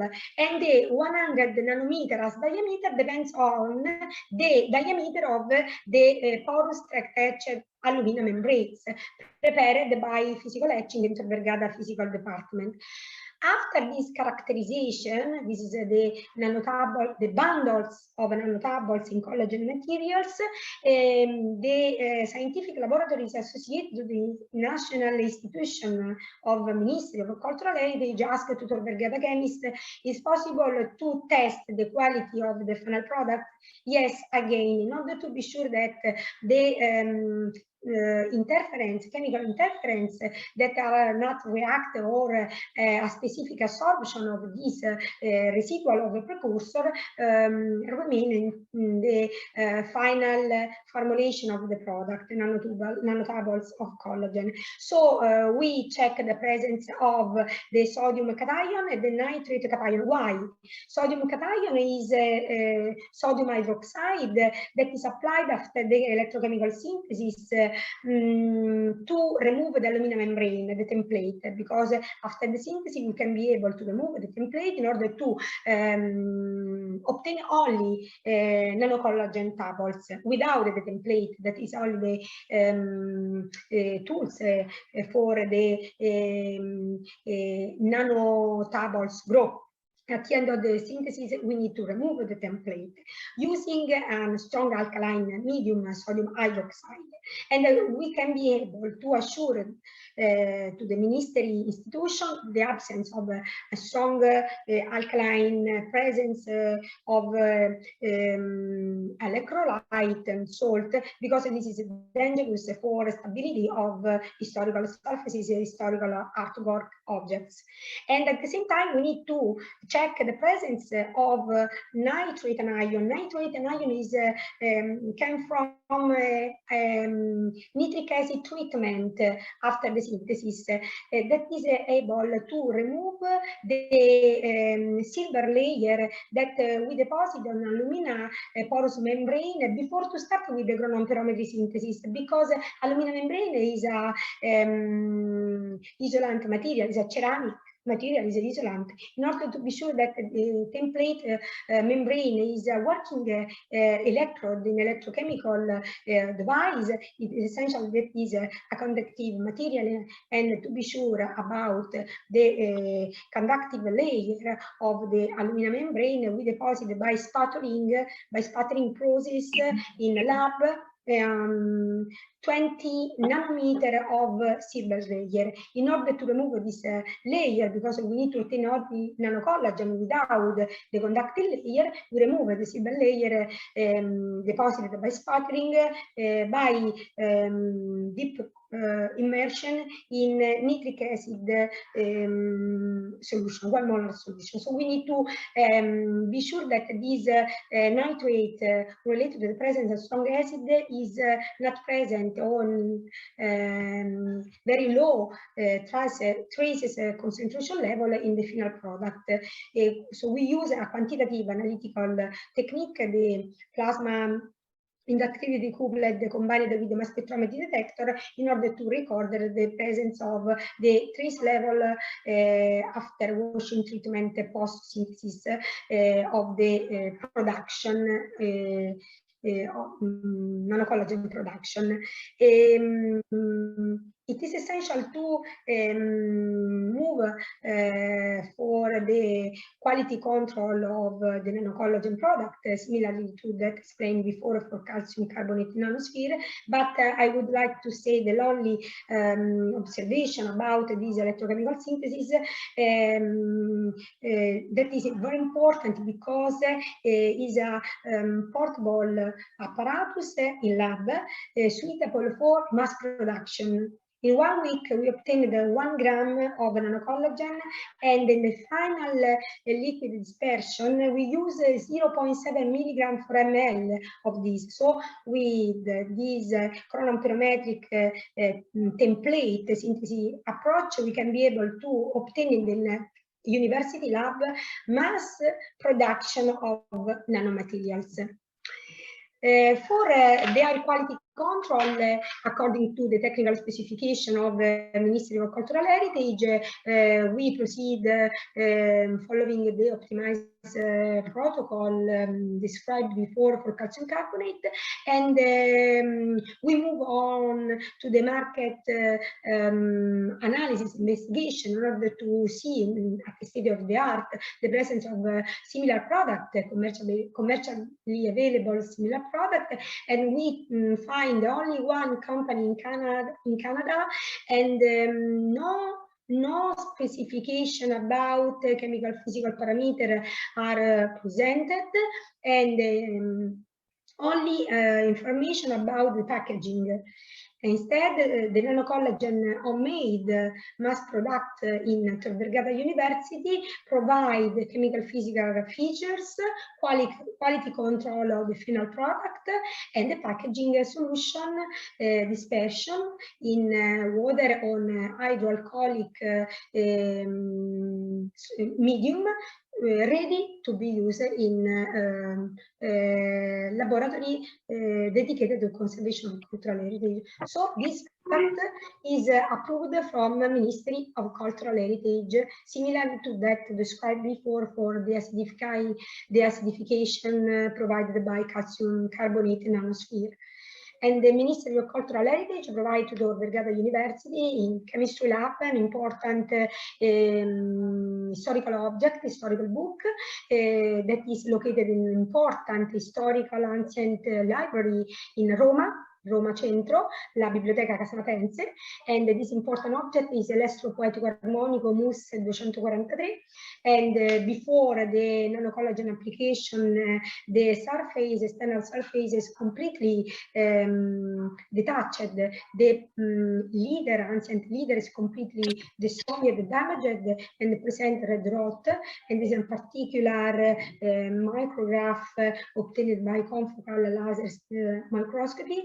And after the nanocollagen application by spray, nebula aerosol, or by brush, it's possible to obtain an homogeneous uniform surfaces, and also on a microscopical point of view, all the detached collagen fibers belonging to the inner composition of the leader original substrate are completely reinforced, consolidated, and linked in order to grow the natural network of the collagen in the membranaceous material. This is a zoom of this situation before and after the treatment by applying confocal laser scanning microscopy. But the important results came from the mechanical parameters, stress strain profile tested on Elettropoetico Armonico MUS 243 belonging to the Casatense ancient libraries in Rome, library in Rome, because we measure the quantitative parameter in a stress strain condition. It is important to demonstrate the stability after the treatment of the ancient leader of parchment. In fact, in this table, we summarize the main important results about this parameter as rigidity increased after the nanocollagen treatment, breaking force increased. So the leader after the treatment become more stable and resistant to the aggressive attack and deterioration event that can be able to destroy membranaceous material. So after nanocollagen treatment, also the tear propagation increase. So the substrate reinforced with the nanocollagen tables become more stable and uniform. And another important parameter is the tear around the edge increase consistently, significantly. So the stability of the substrate after treatment improve a lot. And similarly to that discussed before for calcium carbonate treatment on Catte di Casaconti, it's important to test the modification, alteration of optical properties before and after the new nanomaterials application on historical surfaces, because we need to be sure that the color doesn't change and no alteration are induced by the scientific operator, restorers, scientific conservators, chemists, and so on the original substrate. So the mechanical quantitative parameters are excellent for these new nanomaterials that are suitable for consolidation of parchment ancient leather destroyed by hedging, natural hedging, anthropic hedging, and many transformation related to the aging and environmental pollution attack on this substrate. And the final part of my oral communication concern the new object, not only nanomaterials for conservation, the acidification, reinforcing substrate, but the new tools, portable tools, smart tools, combined with the wireless transmission of the analytical signal that are able to control the air quality, but not on the surfaces, air quality of the museum, libraries, areas dedicated dedicated to the cultural heritage, surfaces and object conservation and preservation. So we talk about new smart portable sensors. The first prototype patented in Tor Vergata University in Chemistry Lab is a portable, movable analyst, that is its name, passive sampler. This is the small device. The physical principle for its application concern the free gas diffusion into the device until to reach the bottom level of this small sensor, where is a gas-sensitive specific membrane for each gaseous pollutants that we need to monitor and analyze. After the monitoring, the device, especially the gas-sensitive membrane, is extracted by distilled water, and the extracted solution is analyzed in lab by ionic chromatography. Sorry?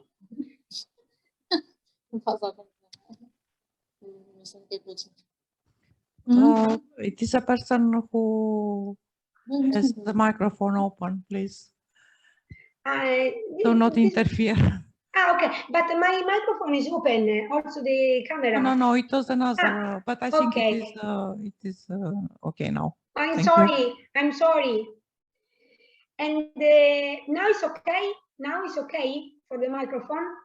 Yes, okay. Thank you.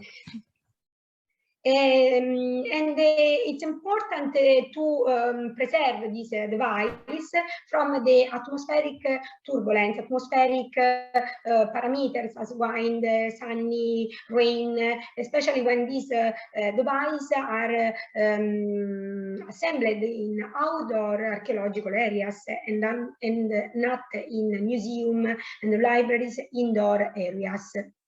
So, chemistry department in cooperation with a small medium enterprise in Lazio region and with SRL company, in order to do the third mission of the university, the technological transfer toward the small medium enterprise, we realized this three-position display in order to prevent the passive analyst sampler from the turbulence, atmospheric turbulence, and the other chemical physical parameter in troposphere, outdoor areas that are able to provoke interferences during the pollutants sampling and monitoring.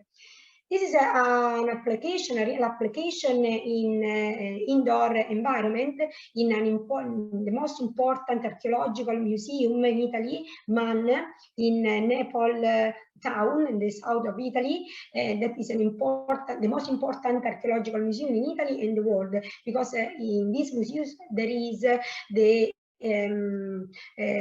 major classical collection belonging to Pompeii collection, Herculano collection, Roman collection, Greek collection, and so on. And these are the first application of a new small portable sensor in indoor environment in Man Archaeological Museum in Naples.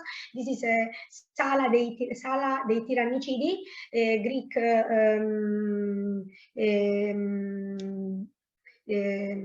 collection, Greek collection, ancient collection of sculpture, Greek sculpture, and this is the three-position display shown before, and now in working area inside this important museum. This is a zoom of our device. And in order to be most performant, we realize 6, 10, 12 position display in order to have more sensors dedicated to different gaseous pollutants and particulate matter present in the environment.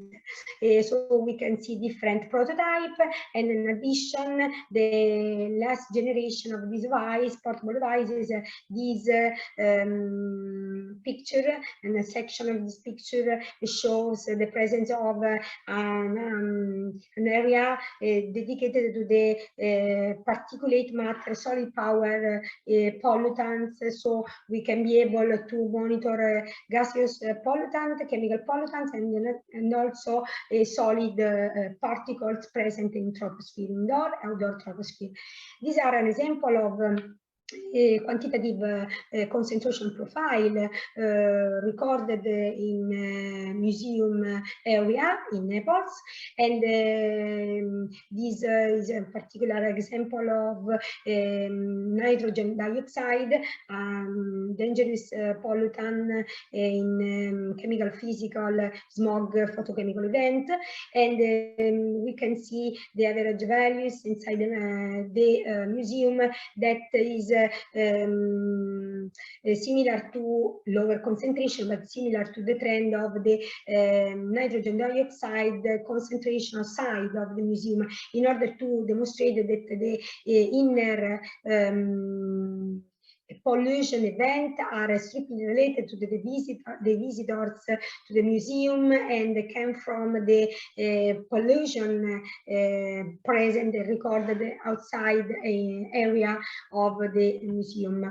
In this 3-6 position display, it's possible to locate and assemble also data logger to monitor not only pollutants but also thermohygrometric parameters, physical parameters as relative humidity, percentage, temperature, and recently we combined also the pressure probe and the lux probe, the lux intensity on the surface, which are important together to have a complete vision of the photochemical smog event that happen in outdoor or indoor area dedicated to the preservation of cultural surfaces.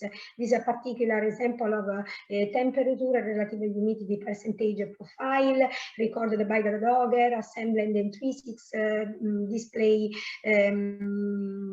of portable sensors. And from 2 years ago, we started to apply these 3-6 position display in outdoor archaeological store areas, as Palazzo Medici Riccardi in Florence. That is the most important example of Renaissance building in Florence from Famiglia Medici.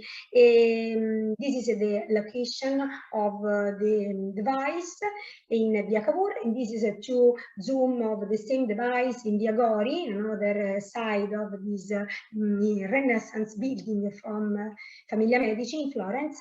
And these are a particular quantitative table of concentration profile for most important pollutants in Florence city around this important Renaissance building, as a nitrogen dioxide, ozone, a strong oxidizing agents that provoke several damages of Pietraforte, Pietraserena, Bugnone, that are the typical Florence sandstones that in Renaissance were largely applied for building Renaissance construction, edification, and many chemical acidic species that are so aggressive toward Florentine sandstone surfaces made on Pietraforte, Pietraserena, Bugnone from Cava di Boboli.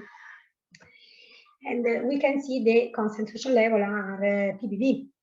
Microgram for cubic meter, so high level of concentration for these pollutants, and this explains the detachment of the sandstone and the deterioration of these sandstone, Florentine sandstone. And the final part of my presentation, I would like to talk about several projects in chemistry department related to the cultural heritage, especially quality control, that is the keyword in this invited presentation, quality control for nanomaterial and quality control for device suitable for the control of the environmental troposphere in indoor spaces or outdoor archaeological historical areas where is historical buildings. This is a POR FERS Lazio region project, a strategic project, and these provide 170 euro for development of new smart portable movable sensor for gas environmental polluted gas in historical places. Especially we have a goal to develop to assemble a new smart nitrogen dioxide engineering sensor, electrochemical sensor sampler for these pollutants. So in this project we change the analysis passive sample explained before and applied in money and also in Galleria degli Uffizi in Palazzo Medici Riccardi, because in this project we have the main goal that concern the production of a new sampler engineered with an electrochemical transducer. So we modify the sampler, the passive sampler, introducing a screen printed electrode prepared in Tor Vergata University, where the working electrode is the gas sensitive membrane present inside of the analyst passive sampler explained before. So the working electrode is the gas sensitive membrane that capture and monitor the gaseous pollutants according to the physical principle explained before for these small devices. This is a sensor board detail of the passive sampler engineered with the new screen printed electrode, where the working electrode is the gas sensitive membrane. Each membrane is pre-treated in lab, in chemistry lab, according to the different target, gaseous target that the engineering actuator, because now this is a sampler combined with an electrochemical detector, transducer. So at the end we obtained a new engineering device for the POR project that is an actuator, because this is a sampler and a sensor contemporary transduce the molecular recognition of the pollutants on the gas sensitive membrane that traduce in voltage or current signal by the electrochemical detector. This device can be presented and provided into different forms, or with a USB contact with a portable iPhone detector to read by an electrochemical technique the signal, or we combine it with a wireless transmission and remote control in the lab of the electrochemical signal after the electrochemical recognition of the interaction between the gas and the gas sensitive membrane sample. This is a short but clear sensor block diagram, and the electrical output analytical signal is a linear function of the transmission flow of the recognition, chemical recognition of gas sensitive process on the membrane, on the working electrode, and then this working electrode transduce the signal in current voltage output signal, and this is this is a move toward an amplification of the signal.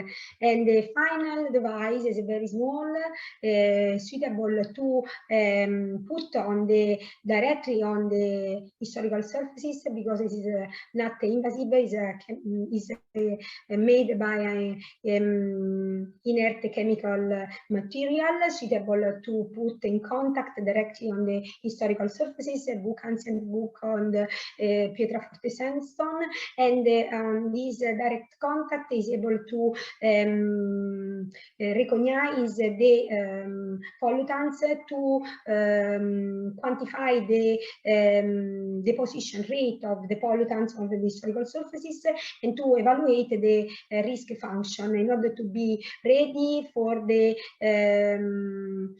preservation strategy and preservation treatment to preserve the historical surfaces from environmental pollutant attack. In conclusion, it's impossible to say that the synthetic route are not suitable for real application in historical surfaces, because according to the technical specification of the National Ministry of Cultural Heritage, we follow all the protocol, and we provide two very compatible nanostructural material for historical surfaces. The acidification provided by calcium carbonate nanosphere, and the consolidation by applying new nanotables made of collagen material that is the same composition of the membranaceous material, so non-invasive and non-destructive of parchment and ancient glitter. And at the same time, we can be able to provide on the market, ready to go to the market and ready to go to the historical institution and the historical scientific laboratories combined with the Ministry of Cultural Heritage Institution in Italy and Natale in Italy, because these devices are smart, suitable for real sensing in real time, and the PORFERS project, Lazio project, give us the possibility to engineering the last sample with an electrochemical transducer in order to have directly in situ the quantification of the concentration level of the pollutants that deposit directly on historical surfaces, in order to have an idea about the risk function and the possibility to evaluate the damages of historical surfaces. At the end, I would like to thank Professoressa Michela Doni for inviting me to this important workshop, this important opportunity to share our works, our experience in Tor Vergata University in cultural heritage field that is important in the world to protect the historical experience for people in next generation. And the Italian Ministry of Cultural Heritage and several historical places that cooperate with the Chemistry and Physics Lab to use certificated materials as archaeological museums in Naples, Galleria degli Uffizi in Florence, historical buildings in Florence and Rome, historical libraries in the Vatican, museum and libraries that cooperate with Tor Vergata University with application of new materials. And I wish to thank all people and the audience for attention. Thank you very much, Professor Valentini. It was very, very nice presentation, and congratulations to you and congratulations to you and to your group for these nice results. And it's very important to say that it is really a success to have final products certified and commercially available. If I understood well, are commercially available, no? Yeah, Yes, exactly. Nano collagen and nano calcium carbonate. Yes, Exactly. We have several products for brevity of for the time that I have today for my invited presentation. I show you only two products. In Tor Vergata Chemistry Lab, we have many products certified following this protocol from institution of Ministry of Cultural Heritage that are ready to go to the market because we developed the spin-off, university spin-off, and we are able now to sell this product not only to historical institutions, but only private laboratories, private research center outside Italy to sell this product because these are ready to go to the market and are certified by national institution. This is very important because we have to keep in mind that our research results should be like this to go to the market. Thank you very much again. We have time just for one question from the conference hall or from online participants. If there are not, I have one question. I want to ask you how many times you have to apply the nano collagen on the laser to see the best results, let's say. Three times. You need to apply the nanocollagen in dispersion, nanocolloids. The powder is prepared in hydroalcoholic solution, ethylic alcohol distilled water, 17-30 volume to volume percentage, and then to apply these nanocolloids directly on the object 3 consecutive times. And you see the results immediately or after?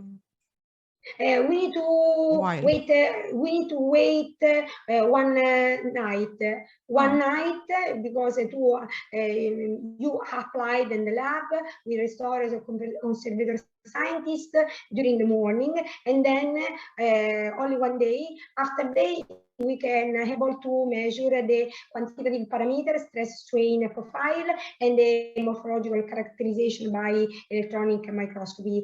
And it's only fast. 1 day. It's fast anyway. It's fast. It's yes. fast. There are 2 procedures: or spray with aerosol or by brush. Yes. It's fast, very fast. Thank you very much. And we have another question. Yes, hello. Professor Piccioli. Hello, Federica. Thank you very much for this very nice talk. I have more curiosity.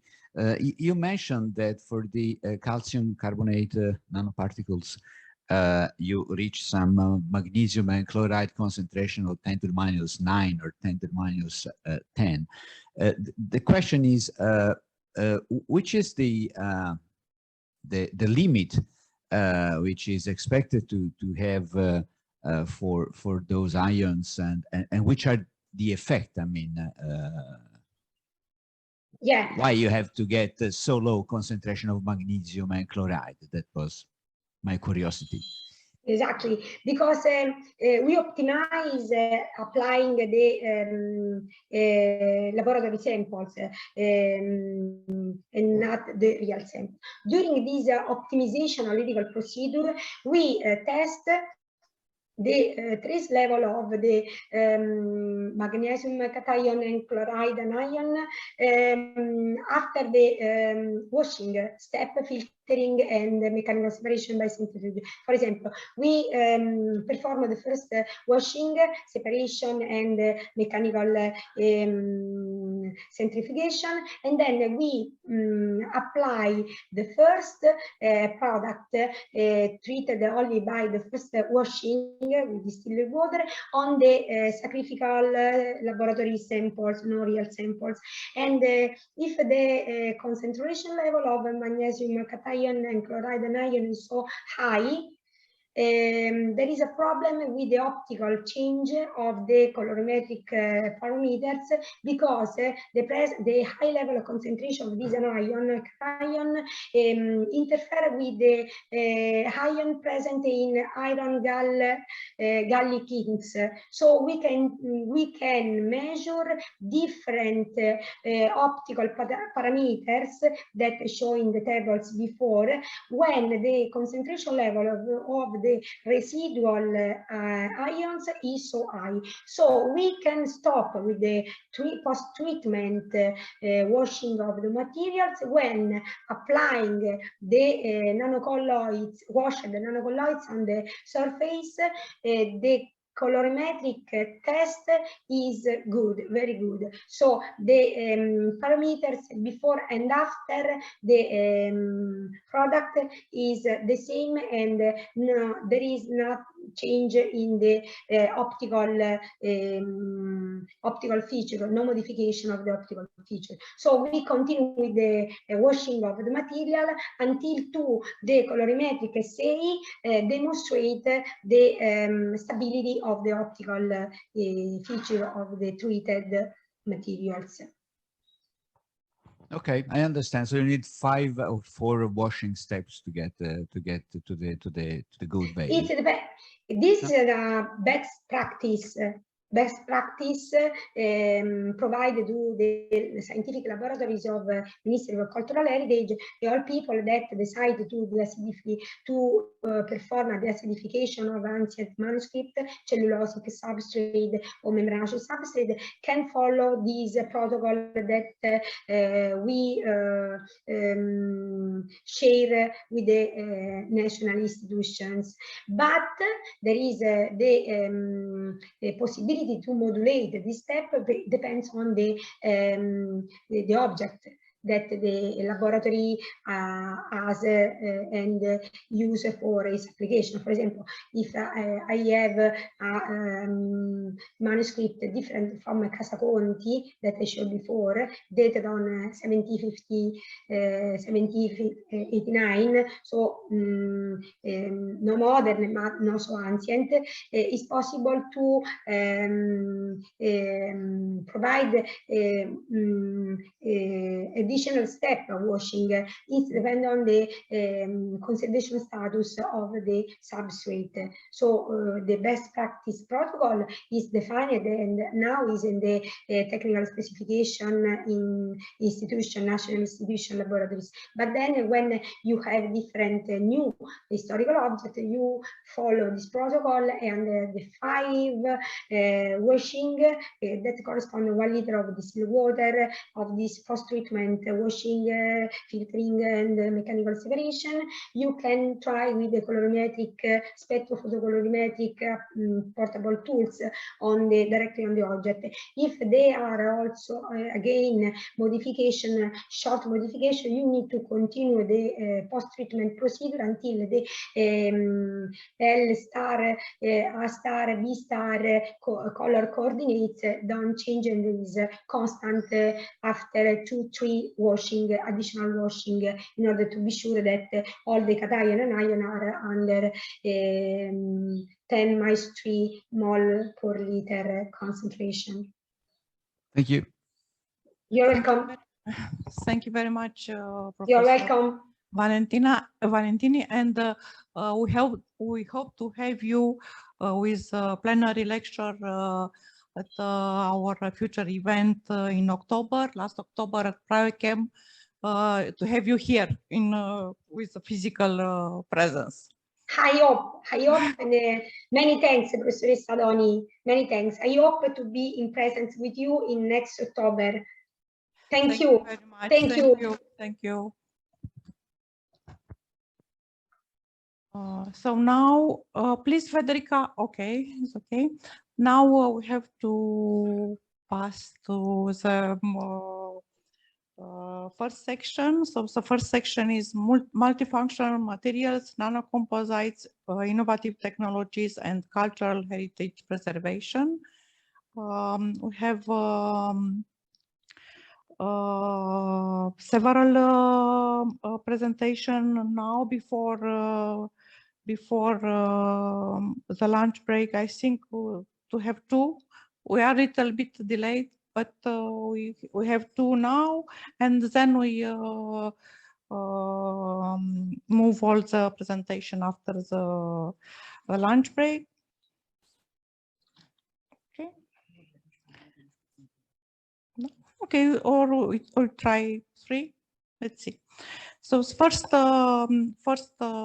presentation, first work is additive manufacturing of barium titanate structures with potential application in hard tissue regeneration by Ștefania Chiriac, Eliza Maria Pușcașu, Laura Mădălina Cursaru, Roxana Miora Piticescu, and Gabriela Negroiu from National Institute Imeneret. You know, is in Romania is very known, this institute.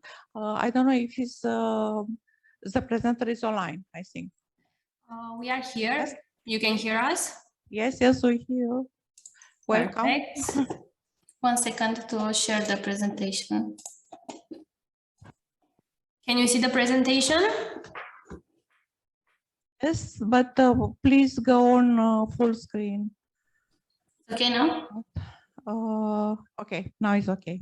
Perfect, perfect. So hello everyone, my name is Chiriac Ștefania, and today together with my colleague Pușcașu Maria Elisa, we'll present you our latest work about the additive manufacturing of barium titanate structures with potential application in hard tissue engineering.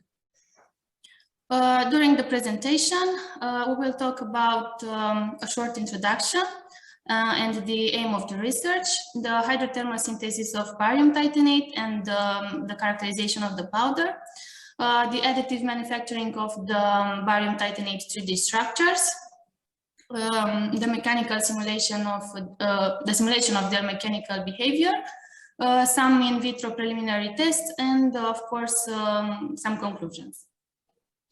As an introduction, we can begin with the fact that the natural bone has a specific combination of mechanical and electrical properties that regulates its biochemical activity, and the presence of the electrical activity in the bone plays a vital role in its growth and in its healing.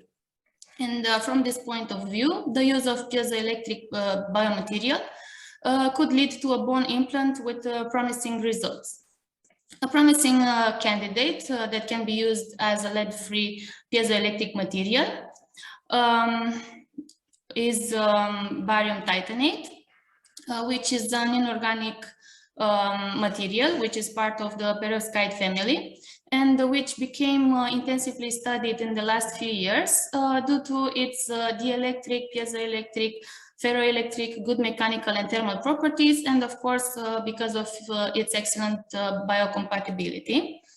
And in order to achieve a bio-inspired functional design, additive manufacturing techniques can be used, and it should be possible to manufacture an electrically stimulating graft personalized defect geometry and with directed osteoinduction and osteoconduction by combining piezoelectric materials with 3D printing technique, which is why an interesting approach is to use robocasting as a processing means to obtain barium titanate based scaffolds.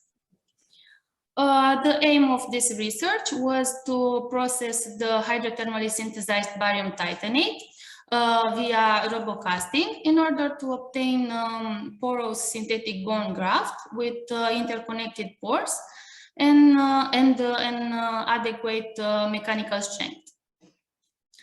For the hydrothermal synthesis of the barium titanate powder, the titanium oxychloride solution, together with the right amount of barium hydroxide powder, were vigorously stirred in distilled water. And after that, the solution was precipitated in the potassium hydroxide 10 molar presence until the alkaline suspension of pH 13 was obtained. The final solution was transferred to a Teflon vessel of an on autoclave with cooling system for the hydrothermal treatment at 100 atmosphere and 200 degrees for 3 hours. After the hydrothermal synthesis, the wet precipitate was filtered, washed with distilled water, and then spray dried in order to obtain spherical particles of the smallest possible size. And the powders thus obtained were in the end calcined at 1000 degrees for 30 minutes. In order to characterize this powder, some analysis has been performed. The diffraction spectrum that you can see in the left image shows the typical diffraction peaks specific to barium titanate crystallized in a cubic system.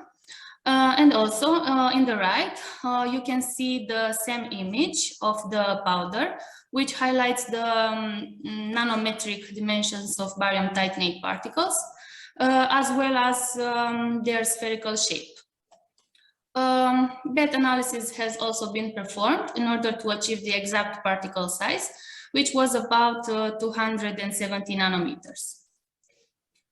The additive manufacturing technique, Robocasting, involves going through several steps, such as paste preparation by mixing the barium titanate powder with different organic additives, filling the syringe, defoaming using the Tinky R mixer that you can see in the image, and in the end, the extrusion of the ceramic paste by application of air pressure through a nozzle using the 3D Bioplotter Envision Tech printer. During our research, we tried different biocompatible organic additives and the combinations of them in order to find the composition of the paste with the best rheological behavior. And we were lucky to have only 3 failed attempts, whose characteristic you can see in the table on the slide. The best composition for the paste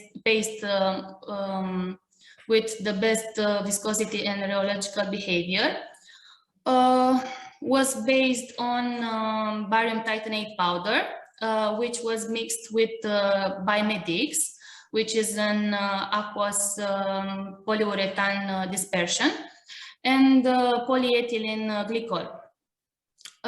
Using this paste, we varied the printing parameters and patterns of the 3D bodies to get as many structures as possible in order to compare them later. In the pictures, you can see some examples of the 3D bodies that we obtained with different patterns.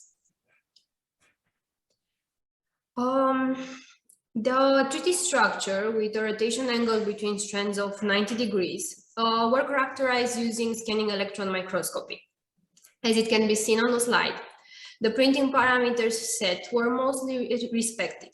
The range for the strand thickness is up to 530 micrometers, fact that indicates that the printing speed was a little bit too high, and the distance between strands is between 1.25 and 1.27 millimeters. When the printing process is done, the cut component is usually a dense body, which is further modified using the printer softwares in order to slice the body and to set the printing parameters. What we did in this part of the study was to reproduce the geometry of the printed structure using the software SolidWorks. The design part has the dimension of 50 millimeters length, 50 millimeters width, and 5 millimeters height. A strand thickness of 0.6 millimeters, and a distance between strands of 1.3 millimeters, and a rotation between layers of 90 degrees. In order to predict the mechanical behavior of the structure, the module simulation from the SolidWorks was used. This simulation implies the setting of the fixed part and the setting of the surface where the pressure is applied. Simultaneously, there is necessary to indicate the mechanical properties of the materials used, which were identified in the literature and are presented on the slide. So basically, we are able to predict the mechanical behavior of the 3D structure, taking in consideration both the printing parameters and the material characteristics. Finally, a pressure of 50 megapascal was applied in order to mimic the mechanical condition that appeared in the cortical bone. In this slide, you can see the results of the simulation. The structure presents significant deformation under the applied pressure, and the results of the von Mises stress show that the structure will not withstand the mechanical loads of the trabecular bone. Thus, the design of the 3D structure has to be improved.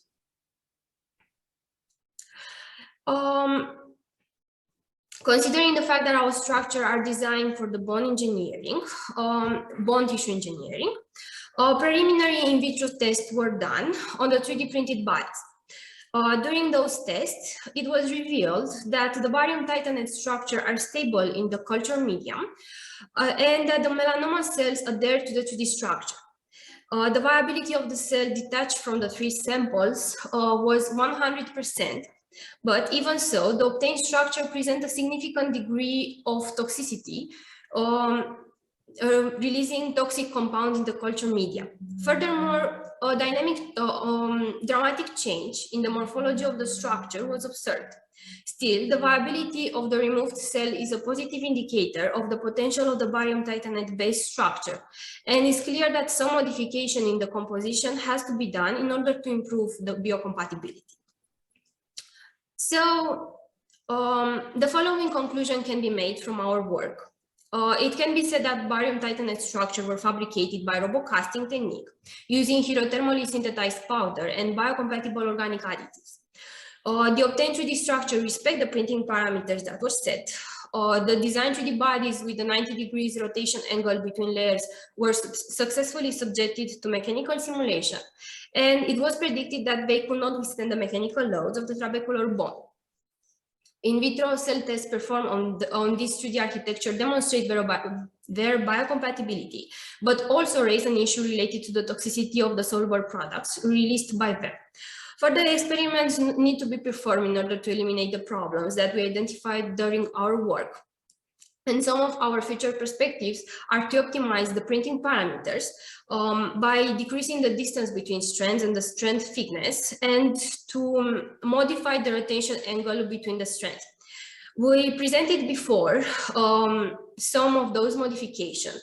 We had a rotation angle of 45 degrees or 60 degrees.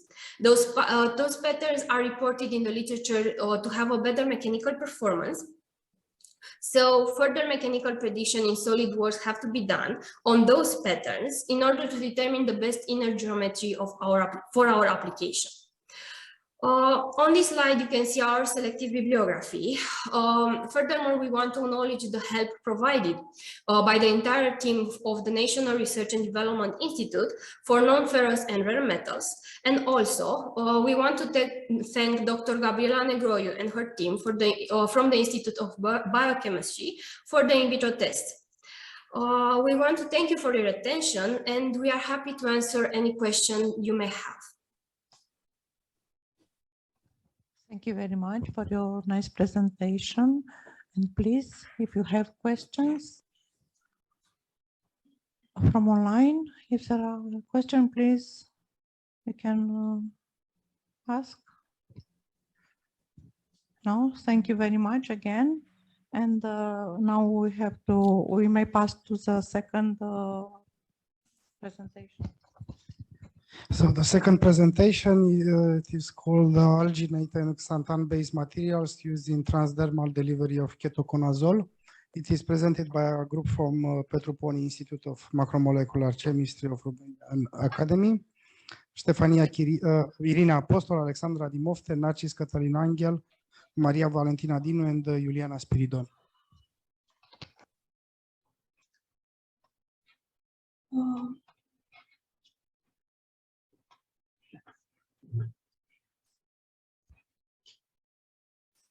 Can you hear me? Yes, it is okay. Okay, perfect. And can you see my screen? Yes. Perfect. Thank you, first of all, for the nice presentation. In this study, we create new drug delivery systems based on Xanthan and the modified Xanthan and Alginate with possible uses in the topical application. Ketoconazole was added into the polysaccharide matrix for its antifungal properties. In figure 1 are presented the structure of Xanthan and oleic acid. Esterification of Xanthan with oleic acid was performed in order to introduce new esters group into Xanthan structure.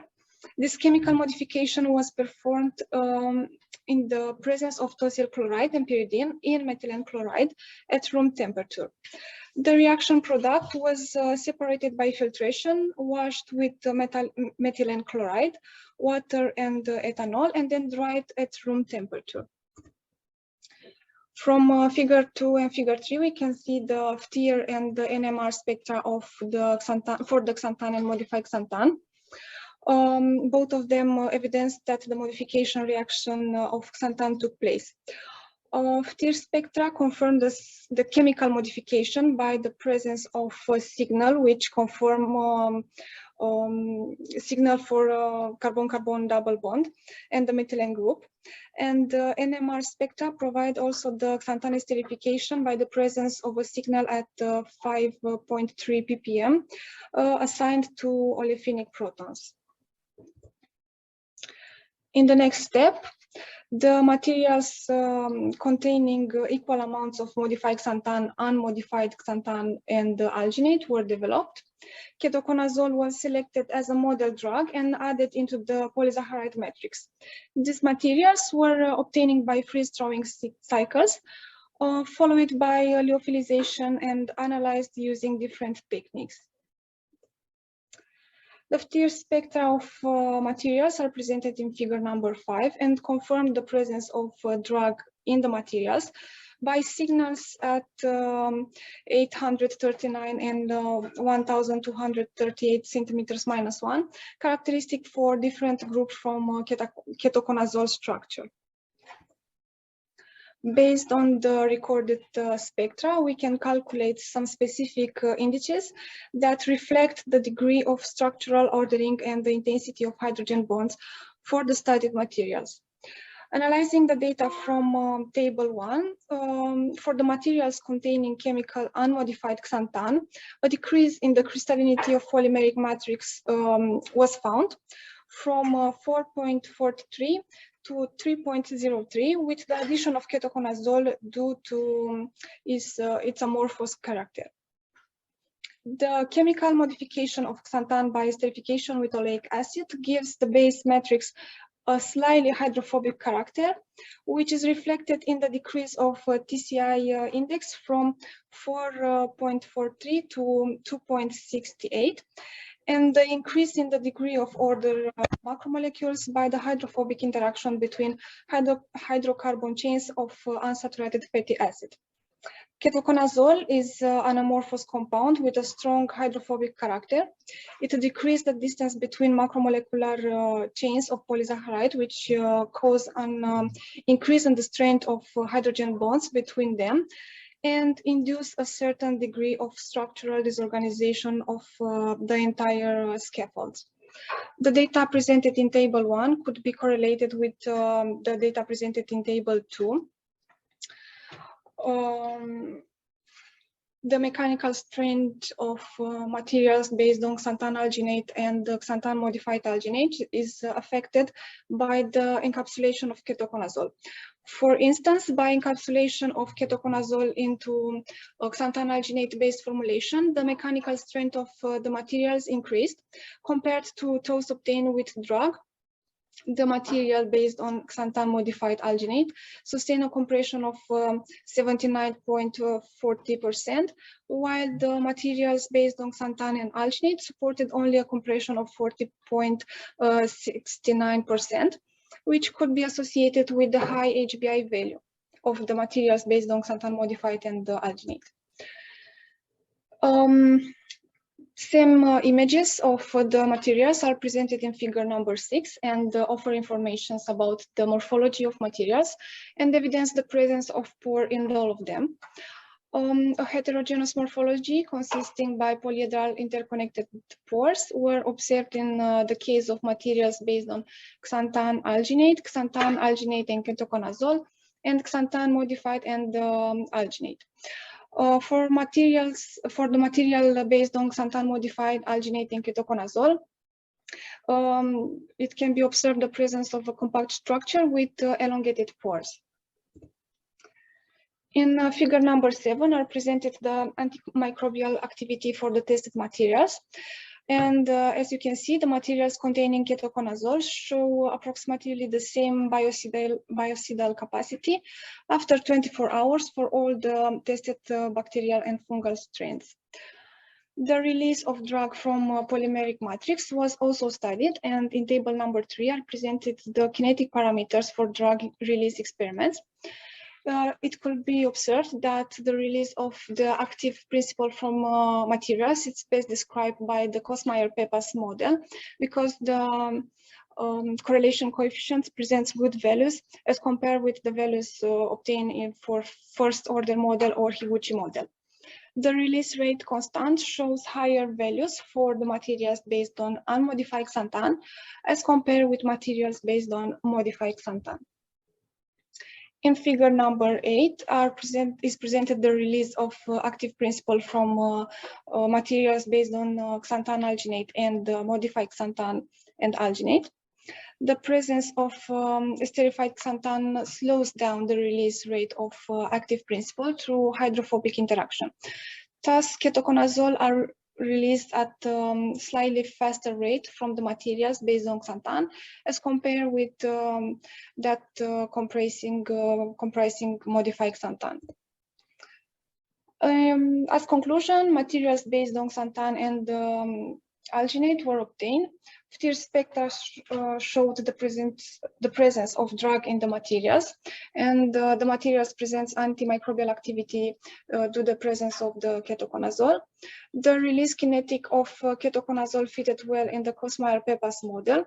The active principle was released at a slower rate from the materials based on xanthan, based on modified xanthan, as compared with the material comprising xanthan. Thank you for your attention. Thank you very much for your very good presentation and for your very interesting results. And if there are any questions from the room or from the online participants. Okay, it seems like there is no question. Thank you once again. Thank you. Okay, so we can pass to the third presentation. Hydrophobic magnesium aluminium layered double hydroxides for use in conservation of stone monuments by Claudiu Eduard Rizescu, Rodica Mariana Ion, Sofia Slamnoiu Teodorescu, and Anca Irina Gheboianu. I suppose that they are online.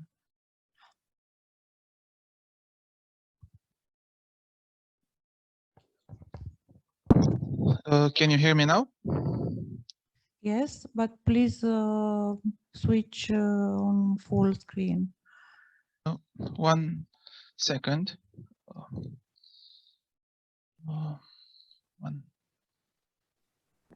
Okay. Yes, it's okay, right? It's okay now. Thank you. Yeah. My name is Claudiu Rizescu, and today I'm going to present hydrophobic magnesium aluminum layered double hydroxide for use in the conservation of stone monuments. Exposed stone elements, especially porous stone, are especially vulnerable to decay, which affect both aesthetic and mechanical properties. The mechanism responsible for this decay are the thermal and freeze-thaw cycles when the water enter the pore of the material and suffer some freeze and unfreeze cycle, the salt crystallization in the pore or in the cracks, biodeterioration, and sand or abrasion, which in time can alter both aesthetic and mechanical properties of the stone, and may even come to affect integral integrity of the building. In order to restore the decayed stone or to prevent further decay, treatment with consolidants are used. The properties of a consolidant are, it must be compatible with the building materials that we try to consolidate. It must improve the cohesion between the material grain of the degraded stone. It must not affect the aesthetics of the material, must not facilitate the microbial growths, must be stable as dispersion in solvent. And sometimes it's necessary to have that the consolidate should provide a further protection of the protected surface. So it could be protected from the acid rain or pollution or other intemperies that alter the material. Layer double hydroxide derived material possessed several properties of interest for the conservation of heritage elements. They can present bacteriostatic properties of antimicrobial properties. They may act as anion absorbents, and they also have easily tunable properties, which allow them to present the necessary properties for different types of material. Layer double hydroxide are synthetic of natural crystalline material consisting of positively charged layers that are compensated by the anion that take place in the interlayer region. These anions can be easily changed with other inorganic anion, or they may be also replaced with bigger, more organic anions, such as dodecyl sulfate, lauric acid, and other material that possess long alkyl chains.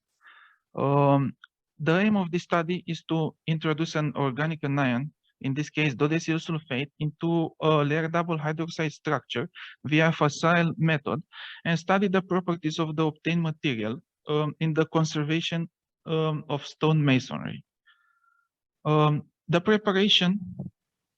The first step of this preparation consisted of the preparation of layer double hydroxide. We started from the solution of the metallic nitrates, and we used as co-precipitating agent sodium hydroxide. Both the metallic salts and the precipitating agent were added dropwise in a beaker under constant steering and under a careful control of pH.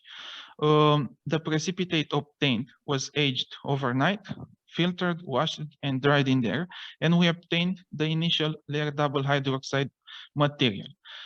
This material, in the second part of the experiment, was calcined in order to eliminate the water and to lose the anion in the interlayer anion. We obtained thus mixture of oxide, mixed oxide. This mixed oxide was redispersed in water, in a solution of water containing sodium dodecyl sulfate. And via the memory effect, the structure was reconstructed, including the desired anion, in this case dodecyl sulfate. We characterized the obtained material in the X-ray diffractogram of the first of the initial layer double hydroxide. We observed that only the specific line of a pure layer double hydroxide structure can be observed. We studied the FTIR of the first of the initial layer double hydroxide, and we also observed the line, the absorption peak at around 3,500, responsible for the bending vibration of water, the peak at around 1,600, responsible for the vibration of OH group, and we observed also a peak at around 1,380, which is responsible for the vibration of the anion. After the reconstruction phase, in the FTIR, in the Fourier transform infrared spectrum, we can observe some line at around 2,800, which are responsible, which correspond to the symmetrical and symmetric vibration of CH2 of alkyl groups. We also observed some lines at around 1,200, which are also responsible, which are also characteristic to the anion dodecyl sulfide, which proves that the dodecyl sulfate has entered the interlayer, the structure. We tested this new material as consolidant for some test brick. The test brick were made using gypsum, sand, and water. Consolidation properties was studied by dispersing this new material into the isopropyl alcohol using 0.5 grams per liter. And we applied the consolidant via brushing 3 times of each side. We determined water absorption capacity of the brick after treatment.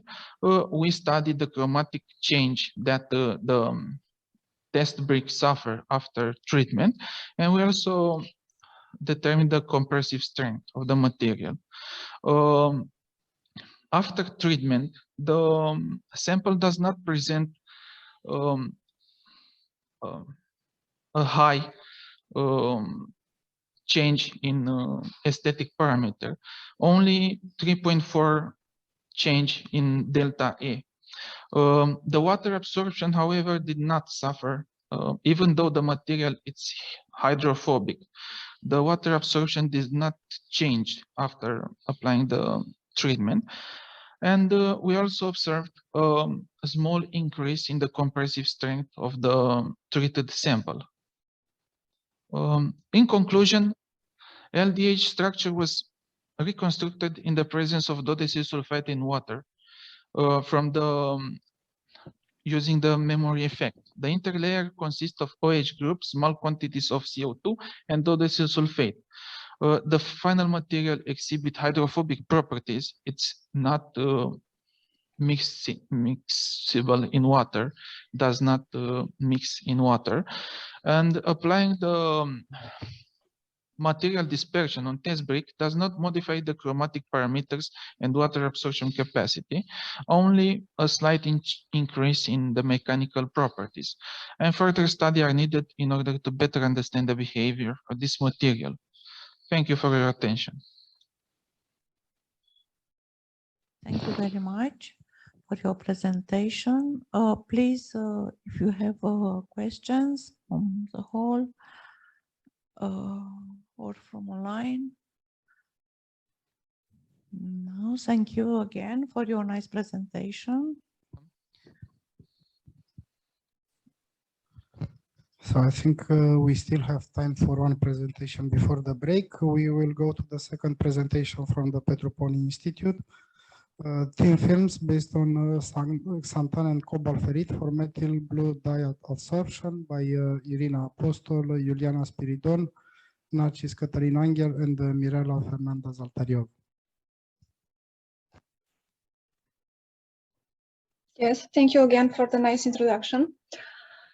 The aim of this second study was to synthesize thin film based on xanthan and cobalt ferrite in order to be used for removing methyl blue dye from wastewaters. First of all, we already note that the environmental pollution represents a real problem nowadays. The ecosystem has to deal every day with different pollutant sources. And because of that, researchers have developed different chemical or biochemical systems to reduce at least some of these negative effects. In this study, we have focused on the dye's negative effects and how to decrease dye's concentration from wastewaters by using materials with adsorptive properties. Firstly, cobalt ferrite was synthesized by a modified co-precipitation method according to figure 1 by mixing and stirring metal salt solution with castor oil and sodium hydroxide. The final compound was washed, dried, thermally treated at 700 Celsius degrees and activated in sodium citrate solution. Xanthan was esterified with acrylic acid in order to increase hydrophobic character. The method used as an intermediate the tosylate of acrylic acid because assure an easy way to separate and purify the final product. Xanthan and xanthan acrylate thin films were obtained by stirring their solution at room temperature for 1 hour. Then the homogeneous mixture were poured into petri dishes and then dried at 60 Celsius degrees. Xanthan cobalt ferrite and xanthan acrylate cobalt ferrite thin films were prepared by mixing xanthan and xanthan acrylate solution with cobalt ferrite under ultrasonication. The final mixture were also dried at 60 Celsius degrees. These materials were further tested in order to determine their adsorption capacity. Adsorption experiments were performed in order to investigate the adsorption behavior of methyl blue dye from aqueous solution. A stock solution of methyl blue of 70 milligrams per liter was prepared, and then by dilution were prepared 2 more solutions of 50 and 10 milligrams per liter. Removal percentage of dye at equilibrium, adsorption capacity at any time, and the amount of retained dye at equilibrium were calculated by using the presented formula, and the results were further used for the kinetic, equilibrium, and thermodynamic studies. To characterize the adsorbents, several methods have been performed. NMR analysis was performed to confirm the successful of chemical modification of xanthan. The esterification is confirmed by the appearance of a signal at 5.5 ppm, characteristic for beta protons of the acrylic group. The spectra of the studied materials revealed the main bonding, like the metal oxygen 1 between 600 and 400 centimeters -1, characteristic for cobalt ferrite structure, or the bands from 2923 and 1730 centimeters -1, characteristic for cobalt hydrogen bond stretching and carboxylic group stretching. Signals from 1488 and 919 centimeters -1 correspond to the carbon-carbon double bond from xanthan acrylate structure. Swelling ratio of all the films was studied by gravimetric method and carried out at 4 different pH values. It can be observed that in basic condition, all the materials present lower equilibrium swelling ratio, especially that one based on acrylate xanthan and cobalt ferrite, due to the interaction between cobalt ferrite and polysaccharide matrix, which lead to more internal cross-linking. Some images revealed the morphological aspect of the materials, like porosity of cobalt ferrite or the homogeneous aspect of xanthan and xanthan acrylate thin films, while ADX spectra confirm the presence of the main chemical elements like carbon, oxygen, iron, and cobalt. The investigation of adsorption kinetics is helpful in predicting the adsorption rate and the adsorption mechanism. Experiments were performed at 3 different concentrations of methyl blue, and 3 different kinetic models were analyzed. The pseudo first order model indicates that the physisorption is the dominant process. The pseudo second order model is an indicative for the domination of chemisorption process, while the Elovich model, it can be used to describe second order kinetics, and it is frequently valid for systems in which the adsorbing surface is heterogeneous. In table number 2 are presented the determined kinetic parameters for adsorption of methyl blue onto studied materials. It can be observed that the correlation coefficient presents good values in most of the cases, and the experimental adsorption capacity values were closer to the determined one.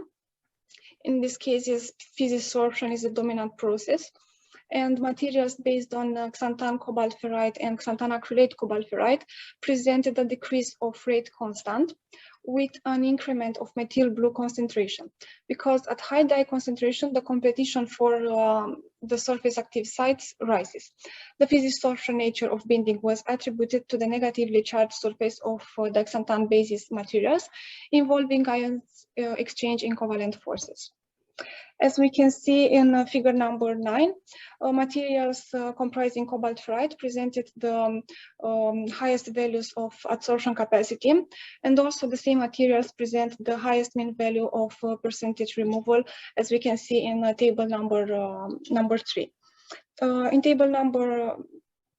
The data presented in table number 4, we can observe that our materials presented better values of adsorption capacity as compared with those obtained by other authors.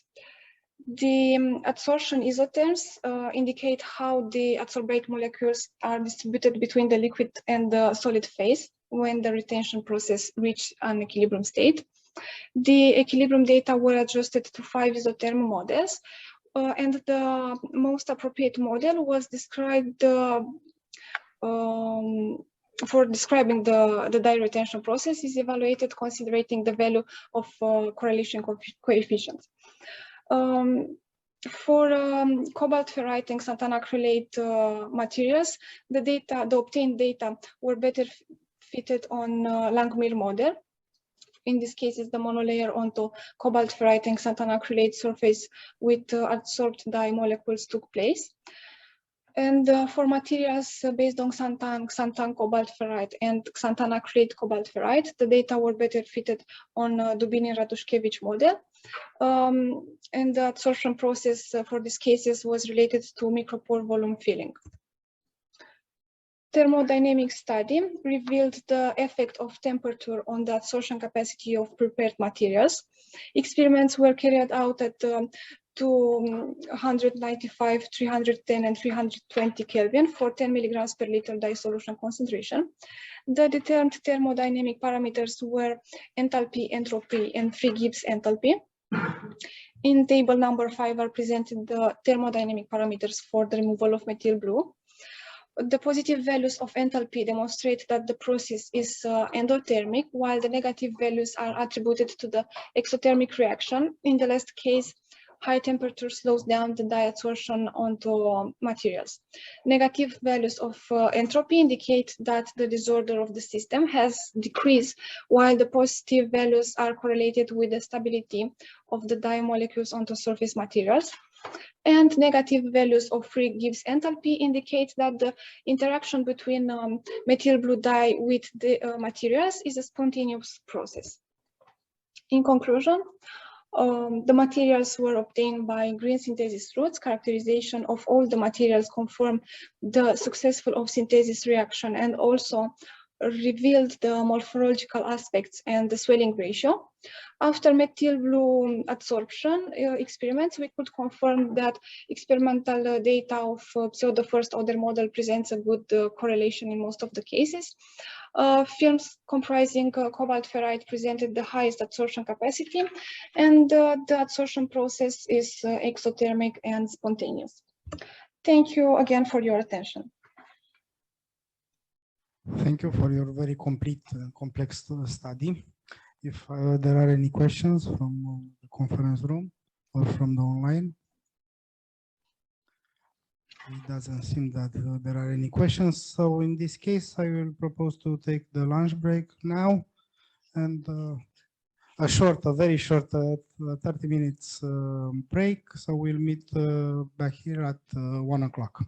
Thank you.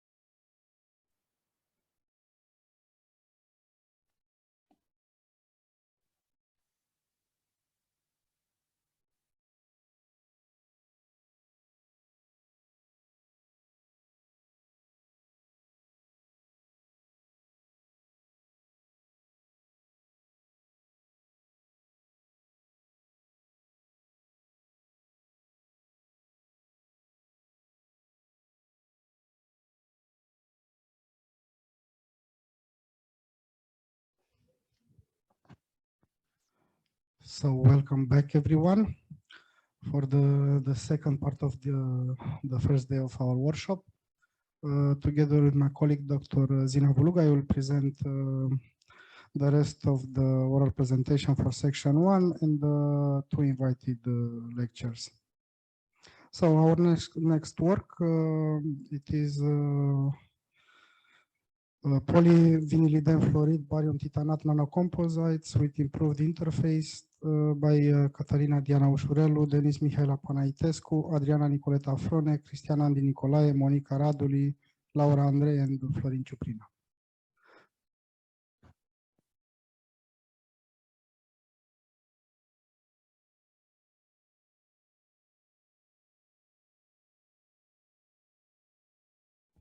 Hello, my name is Catalina Ușurelu, and today I will talk about polyvinylidene fluoride barium titanate nanocomposites with improved interface.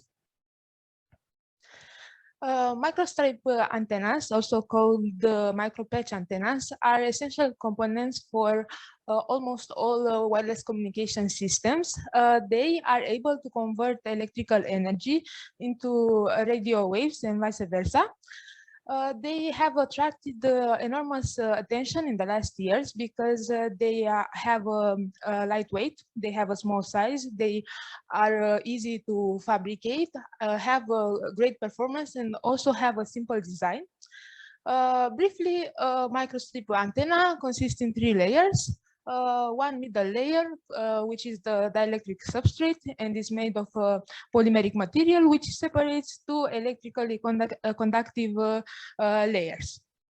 As a material for the dielectric substrates for antennas, we took into consideration the polyvinylidene fluoride because it presents some advantages. It has a high flexibility, excellent thermal and flame resistance, and also presents a very good dielectric properties as compared to other polymers. Nevertheless, a big disadvantage is that its dielectric permittivity is lower than we would desire for this application. A method to improve the dielectric permittivity of PVD-Phi is the addition of ceramic nanofillers. In this work, we chose as a ceramic nanofiller the barium titanate. Our preliminary results regarding the nanocomposite films based on PVD-Phi and barium titanate showed only a moderate increase in the dielectric permittivity. This might be because of the poor adhesion which takes place at the interface between PVD-Phi and the barium titanate. So we are aiming in this study to improve the interface between PVD-Phi and barium titanate by applying a surface treatment on barium titanate with polyvinyl pyrrolidone. And our second purpose is to prepare some nanocomposites based on PVD-Phi and surface treated barium titanate with improved dielectrical permittivity. The treatment of barium titanate with PVP takes place in many steps. In the first step, we dispersed barium titanate in ethanol. Then this was followed by ultrasonication, by PVP addition, again ultrasonication, and the more intense mixing using magnetic stirring. This was subjected to centrifugation and drying, and we obtained barium titanate nanoparticles which were surface coated with polyvinyl pyrrolidone. For the preparation of the nanocomposite films, we used a method which comprises a combination of solvent casting. As the solvent, we used dimethyl formamide and compression molding. The FTIR spectroscopy showed that both in the NEAT PVD-Phi and in the PVD-Phi nanocomposites with surface-treated barium titanate, we have a mixture of alpha and beta polymorphs of PVD-Phi. So we can conclude that barium titanate addition does not affect the crystalline structure of PVD-Phi. Also, we can see that at around 3,500 centimeters at the -1, we have a broad peak, which corresponds to the hydroxyl groups. These hydroxyl groups from the surface of barium titanate, we assume that will form hydrogen bonding interactions with the polyvinyl pyrrolidon. And because polyvinyl pyrrolidon chains can entangle with the PVD chains, we assume that our systems, our nanocomposites, will have an internal cohesion. The differential scanning calorimetry showed us a very interesting thing, the fact that both PVD-Phe and the nanocomposites based on PVD-Phe and barium titanate presents two glass transition temperature, one at around the -39 degrees Celsius and one at around 47 degrees Celsius. For the nanocomposites with 60% barium titanate, we can see a lower glass transition temperature of -44 degrees. This may be attributed to the fact that in these nanocomposites, the concentration of PVP is higher. And we know that PVP has a lubricating effect. We also see that the upper glass transition temperature is higher for the nanocomposites than for the neat PVD-Phe. So we can assume that the interaction between the PVD-Phe and the surface treated barium titanate are strong. In what concerns the crystallinity, we can see that the addition of barium titanate will lead to an increase in the crystallinity of PVD-Phe from 44% to around 55%, which can be assigned to the nucleating effect of barium titanate. The dielectric spectroscopy showed the fact that all the nanocomposites based on PVD-Phe and barium titanate had higher relative permittivity as compared to the pure PVD-Phe on over the entire frequency range. Nevertheless, the most interesting results were obtained for the nanocomposites which contain 60% barium titanate, for which more than twofold increase in the relative permittivity was obtained as compared to the pure PVD-Phe. Regarding the dielectric loss, we can see that the PVD-Phe nanocomposites with barium titanate present lower dielectric loss at higher frequencies. This domain of frequencies being of interest for antenna applications, because this range of frequencies correspond to the radio waves. In conclusion, the treatment of barium titanate with polyvinyl pyrrolidon may be a good solution for improving the interface between polyvinyl PVD-Phe and barium titanate in application regarding the microstrip antenna. Very interesting results were obtained for the nanocomposites containing 60% barium titanate modified with polyvinyl pyrrolidon, for which an almost twofold increase in permittivity was obtained, and also a lower the electrical loss was observed in the wave range corresponding to the radio wave frequencies. Thank you for your attention. Thank you very much.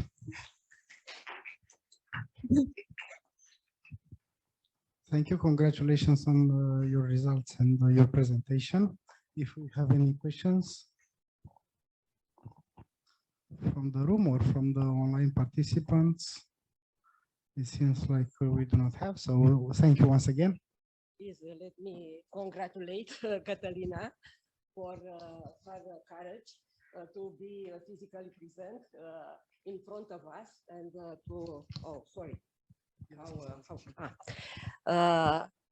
to present us such interesting results and also for the nice presentation. Congratulations.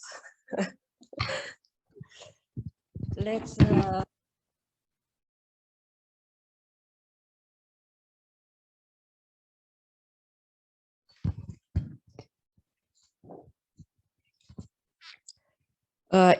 entitled The Influence of Cetrimonium Bromide Surfactant on the Synthesis and Microstructure of Lead Chromate. The authors, Iris Vincenze, I believe, Rodica Mariana Ion, sorry, okay. Roxana Trușcă, and Sofia Stramnoiu Teodorescu. Please. Hello, my name is Iris Vince, and I will try to share my screen. Can you see it? Yes, it is okay, but only you should start the slideshow. Okay. It's not working. Okay.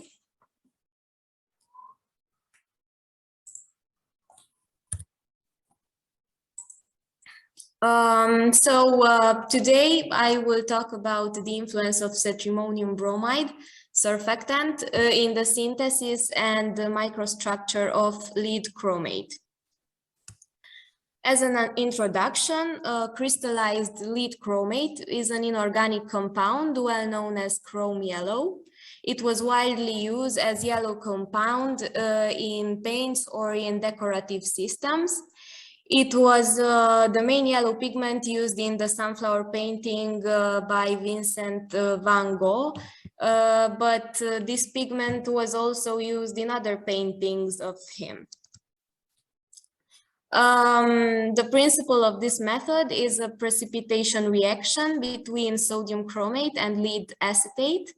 And the aim of this work is to emphasize the influence of the addition of different amounts of cetrimonium bromide surfactant on the microstructure of lead chromate. We use cetrimonium bromide to create a microemulsion in order to reduce the interfacial tension between the two immiscible phases. For the lead chromate synthesis, firstly, we prepare the solution with sodium chromate and distilled water. Then we add the different amounts of cetrimonium bromide. After 2 hours of stirring, we added the solution of lead acetate.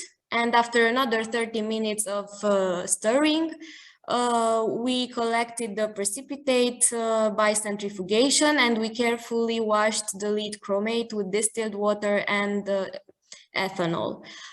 We dried the precipitate in an oven at 150 degrees. In figure 1, we can see the Fourier transform infrared spectroscopy. Based on FTIR spectroscopy, we have the characteristic vibrational bands for the chromate group at 804 and 837 centimeters at -1. In each of the cases, we obtained the lead chromate, and the difference between all of the samples is only the synthesis condition, because we use different amounts of cetrimonium bromide in each of them. According to our SEM micrographs, in the first in figure 2, we have the images for lead chromate without any surfactant. And the precipitate in the absence of the surfactant consists of a mixture of lead chromate nanorods and nanoparticles. The size of the nanorods was about 87 nanometers in diameter, and the length was about 934.8 nanometers. The nanoparticles were about 47 nanometers. In figure 3, when we added a small amount of cetrimonium bromide, the length of the nanorods reduced to approximately 635 nanometers. The energy dispersive X-ray spectroscopy confirmed the presence of lead, oxygen, and chromium elements.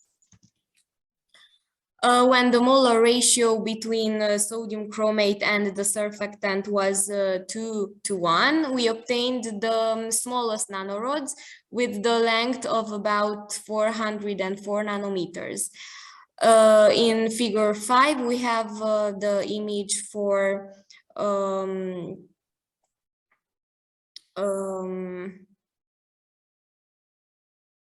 okay, so for the molar ratio between sodium chromate and the surfactant 1:1. And here the microstructure didn't change significantly. The average length of the nanorods was about 513 nanometers.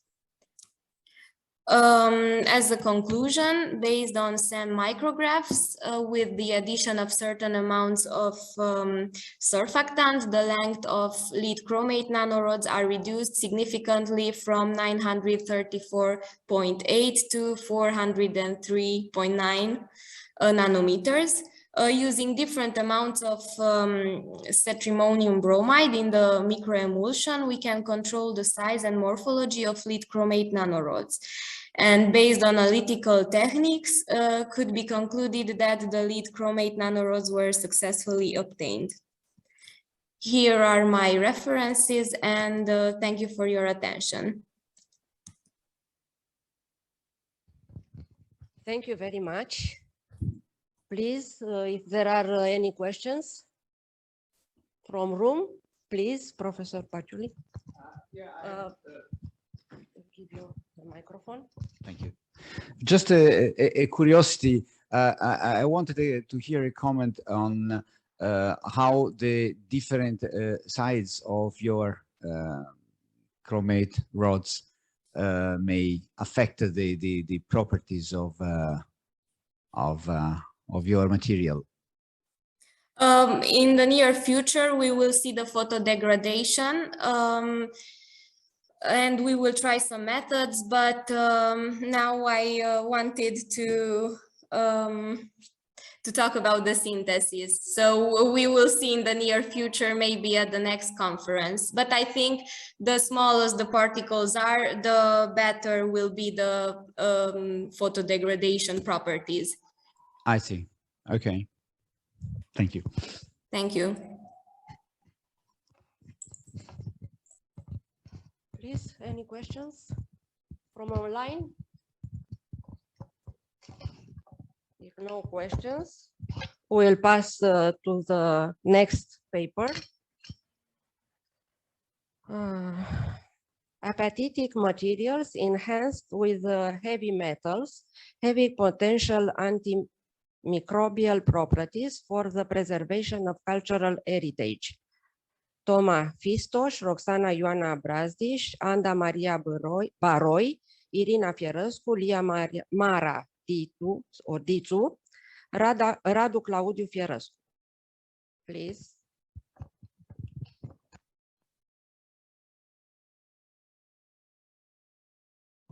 Can you hear me? Okay. Good afternoon. It's okay. Good afternoon. My name is Toma Fistos, and I'm a scientific researcher in Team 7, Emerging Nanotechnologies at ICEC in Bucharest. Cultural heritage usually refers to artifacts such as paintings, drawings, prints, sculpture, monuments, and historic buildings, as well as archaeological sites. But the concept of cultural heritage is much wider and has gradually grown to include all evidence of human creativity, such as photographs, documents, books, and manuscripts, and so either as individual objects or in the form of collectibles. Today, cities, underwater heritage, and the natural environment are also considered part of the cultural heritage. Factors that lead to the deterioration of cultural heritage can be divided in two broad categories, namely natural factor and anthropogenic factors. Natural factors include environmental factors, abundant vegetation species, geological events, climate changes, and anthropogenic ones refer to any human intervention that leads to its deterioration or destruction. Climatic factors, in particular precipitation, temperature, and relative humidity, air pollutants, and biological activity, influence the deterioration process of stone or wood. Over the last decades, global warming has led to a gradual increase in global precipitation.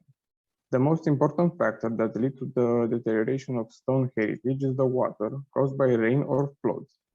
Other important climate factors that lead to heritage deterioration are temperature and light. One of the simple examples of temperature changes in the change of is the change of seasons or freeze-thaw cycle. Light, whenever natural or artificial, leads to the deterioration of movable and immovable heritage. A simple example is the deterioration of paintings displayed in unfavorable light condition in museums and various exhibitions, leading to their discoloration. The restoration and conservation of cultural heritage combines all the methods and science that lead to this goal. The most important rule in the conservation and restoration of cultural heritage is that the chosen treatment does not damage or changes the appearance of the treated objects. Always taking into account the final goal, 7 levels of intervention can be identified. Prevention involves protecting cultural assets by controlling the environment, thus preventing degradation agents from becoming active. Conservation deals directly with cultural heritage. Its purpose is to keep it in the same condition.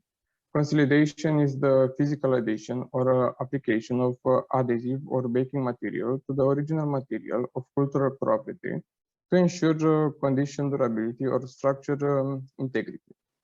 The goal of the restoration is to revive the original concept of the objects. Reproduction involves copying an existing artifact, often to replace some missing or degraded parts, and sometimes rebuilding heritage artifacts may be necessary due to the disasters such as fire, earthquake, or wars. A representative material for the treatment of heritage objects is hydroxyapatite, a material successfully used in recent years to conserve heritage objects and not only, being used in other fields such as implantology, orthopedic surgery, catalysis, biosensors, adsorption. The reactivity and penetration capacity of a reinforcement product into the material of which the heritage object is composed are probably increased when the grain size is reduced to nanodimension.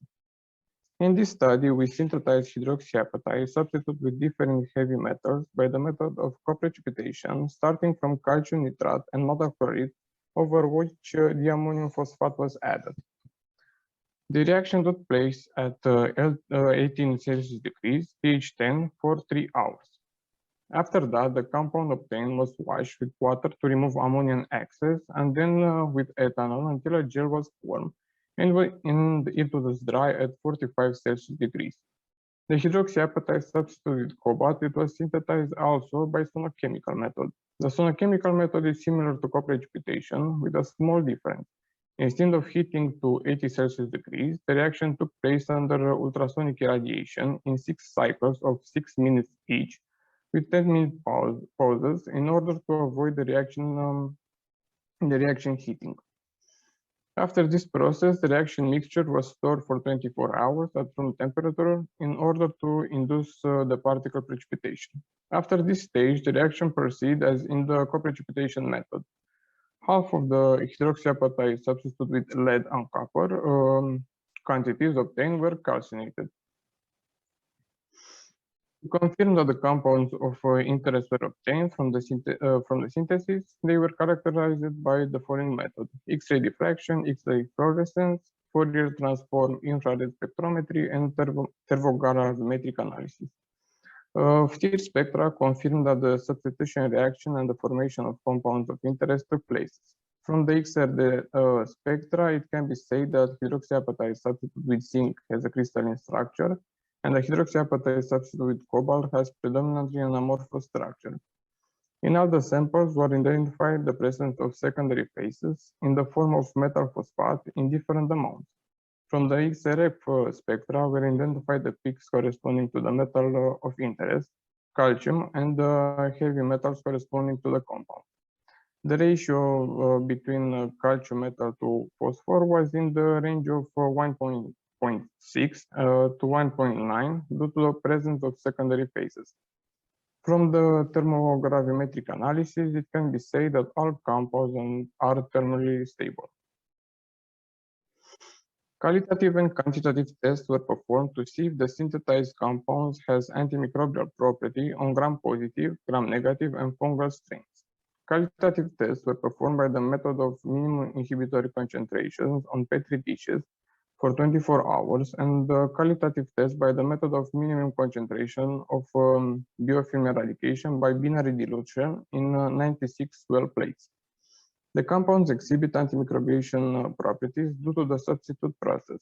The results conclude that hydroxyapatite substituted with cobalt present the best antimicrobial activity in the qualitative test, showing a biofilm eradication diameter of 0.8 millimeters on Aspergillus niger, and in a qualitative test, the material presents a minimum inhibitory concentration of 0.5 microgram per milliliter on Bacillus subtilis. In the conclusion, the cultural heritage is of particular importance as it represents human identity and evidence of existence and activity that people have left behind over time.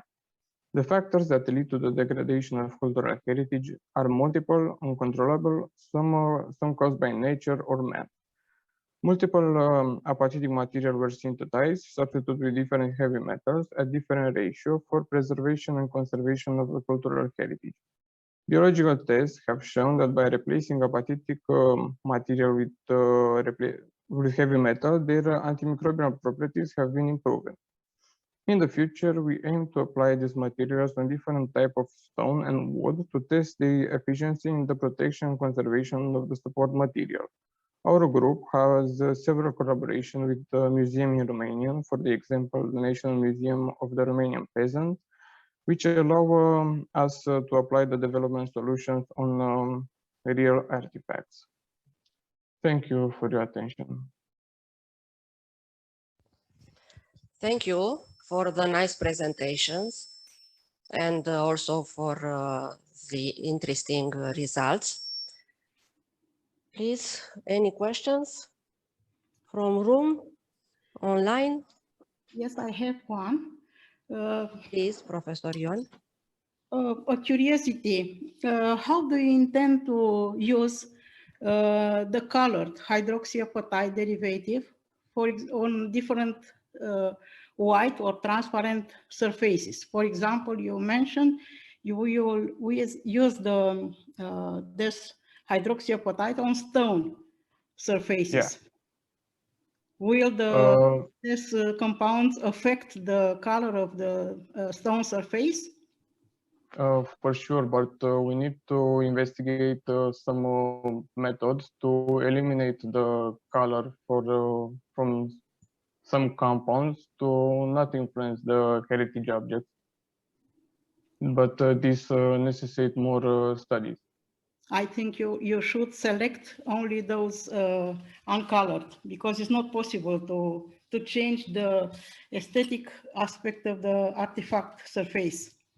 It's the law of Venice. It's not possible this. I understand. Thank you for your suggestion. Okay. Thank you. Okay, so our next presentation it is entitled Mesoporous Silica Polyphenol Delivery Systems with Biomedical Applications. The author group consists of Simona Ioniță, Daniel Lincu, Raul Augustin Mitran, Laila Zicu, Nada Setchi, Mihaela Deaconu, Ana Maria Brezoiu, Cristian Matei, and Daniela Berger. Please.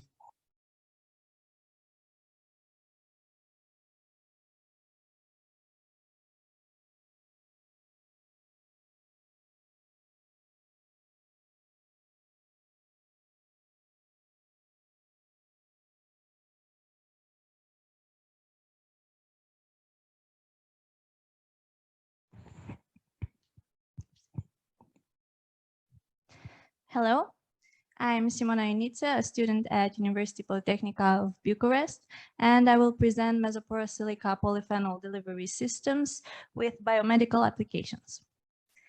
First of all, the polyphenol that was chosen in this study is resveratrol because it has a series of beneficial properties from antioxidant ones to antiviral and anticarcinogenic ones. However, it is a poorly water-soluble molecule and also a photosensitive molecule. And in order to overcome these issues, it can be encapsulated into mesoporous silica carriers. These carriers have an ordered pore array, and they also have biocompatibility, a high specific surface area, and the possibility to modify the nature of the surface through functionalization. So in this study, we chose two types of mesoporous silica, the MCM48-1, which has three-dimensional cubic bicontinuous porous phase, and SBA15, which has a hexagonal porous phase. And the aim was to test the influence of textural parameters and of the functional groups on the release profile of resveratrol. So the synthesis of the carriers was performed through the sol-gel process, in which we used a series of surfactants in order to get the different porous structures. And after this, the surfactant was removed through calcination. Some of the carriers were also functionalized using several functional groups, such as aminopropyl, carboxypropyl, or isocyanidopropyl, and the samples resulted are shown on the slide. We carried on with preparation of the resveratrol-loaded carriers through starting from a silica resveratrol suspension, which was then placed under a vacuum for adsorption and for solvent removal. And the samples resulted are denoted as on the slide.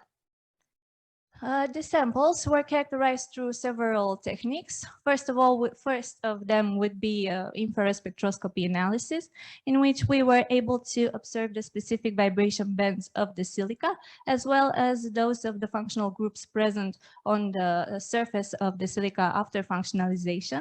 And in the case of the resveratrol-loaded samples, we observed the presence of resveratrol through, again, its specific vibration band. We also performed small angle X-ray diffraction in order to observe the order porous structure of the materials. And we observed the presence of the diffraction peaks, which confirms the order porous structure, which was further demonstrated by transmission electron microscopy images, in which we can observe that in the case of the MCM48 silica, the cubic porous structure was obtained, while in the case of the SBA15 silica, the hexagonal porous structure was obtained with channel-like pores. To further analyze the porous properties and structure, a nitrogen adsorption desorption isotherms were performed, and these isotherms are type 4, which are specific for mesoporous materials.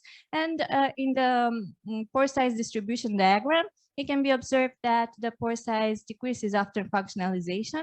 And as well, when looking at textural parameters of the samples after functionalization and also after resveratrol loading, we can observe that these parameters decrease as a result of the functionalization and the resveratrol loading. Thermogravimetric analysis was also performed in order to observe the quantity of the functional groups and the quantity of the resveratrol that was loaded into the sample. And it was observed that the amino groups are in the highest quantity, whereas the content of resveratrol is about 20% in all samples.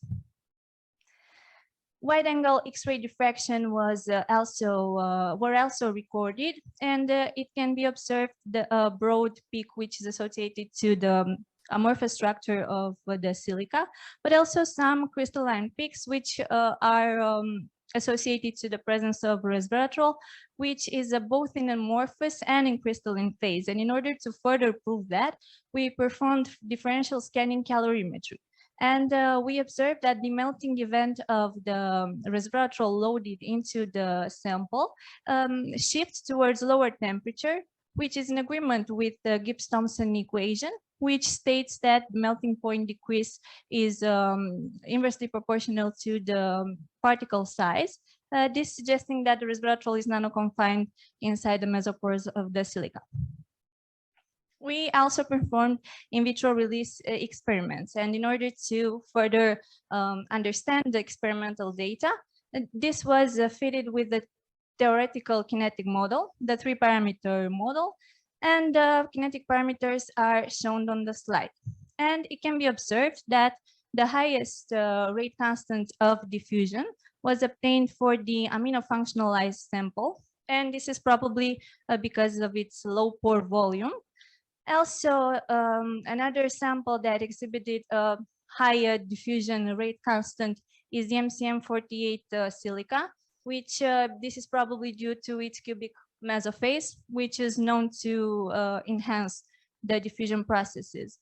And when looking at the carboxyl and isocyanate functionalized sample, one can observe that the desorption constants are much higher than in the case of the other samples, and also the resveratrol released after 24 hours is higher. And this suggests that there are low interactions between the resveratrol molecule and these functional groups. Also, a high content of resveratrol released after 24 hours can be observed in the case, again, of MCM48 silica. And in this case, the explanation might be that the resveratrol is found in much more quantity in amorphous space. Some in vitro biological experiments were also performed, more exactly a cytotoxicity assay on one healthy cell line and two cancerous cell lines. And it was observed that the carriers, as they are, did not affect significantly the cellular viability, whereas the loaded samples showed promising effects on the cancerous cells. And to conclude, it was observed that resveratrol showed enhanced dissolution rates when encapsulated into the mesoporous silica type carriers that were studied. Also, the release profiles can be tailored based on pore geometry, size, and also surface properties. And carriers did not decrease health cells viability significantly, and also showed promising results on cancerous cells. Thank you for your attention. Thank you very much for your presentation from a group that always presents very nice results. Your group usually comes for all our conferences and all the results are very nice. So if are any questions from the room or from the online participants? Hello, can you hear me? Yes, Diana, but Diana very low. Constantinescu from NeXT-Chem. I have one question. Well, first of all, I would like to congratulate for the presentation. It was very nice. I have one question related to the cytotoxicity. Which method was used for this test? Because I think it was not mentioned, or yes, I did not mention. It was MTS method. Yeah. Okay. Thank you. Thank you. You're welcome. Thank you. Any other questions? No. Okay. Thank you very much.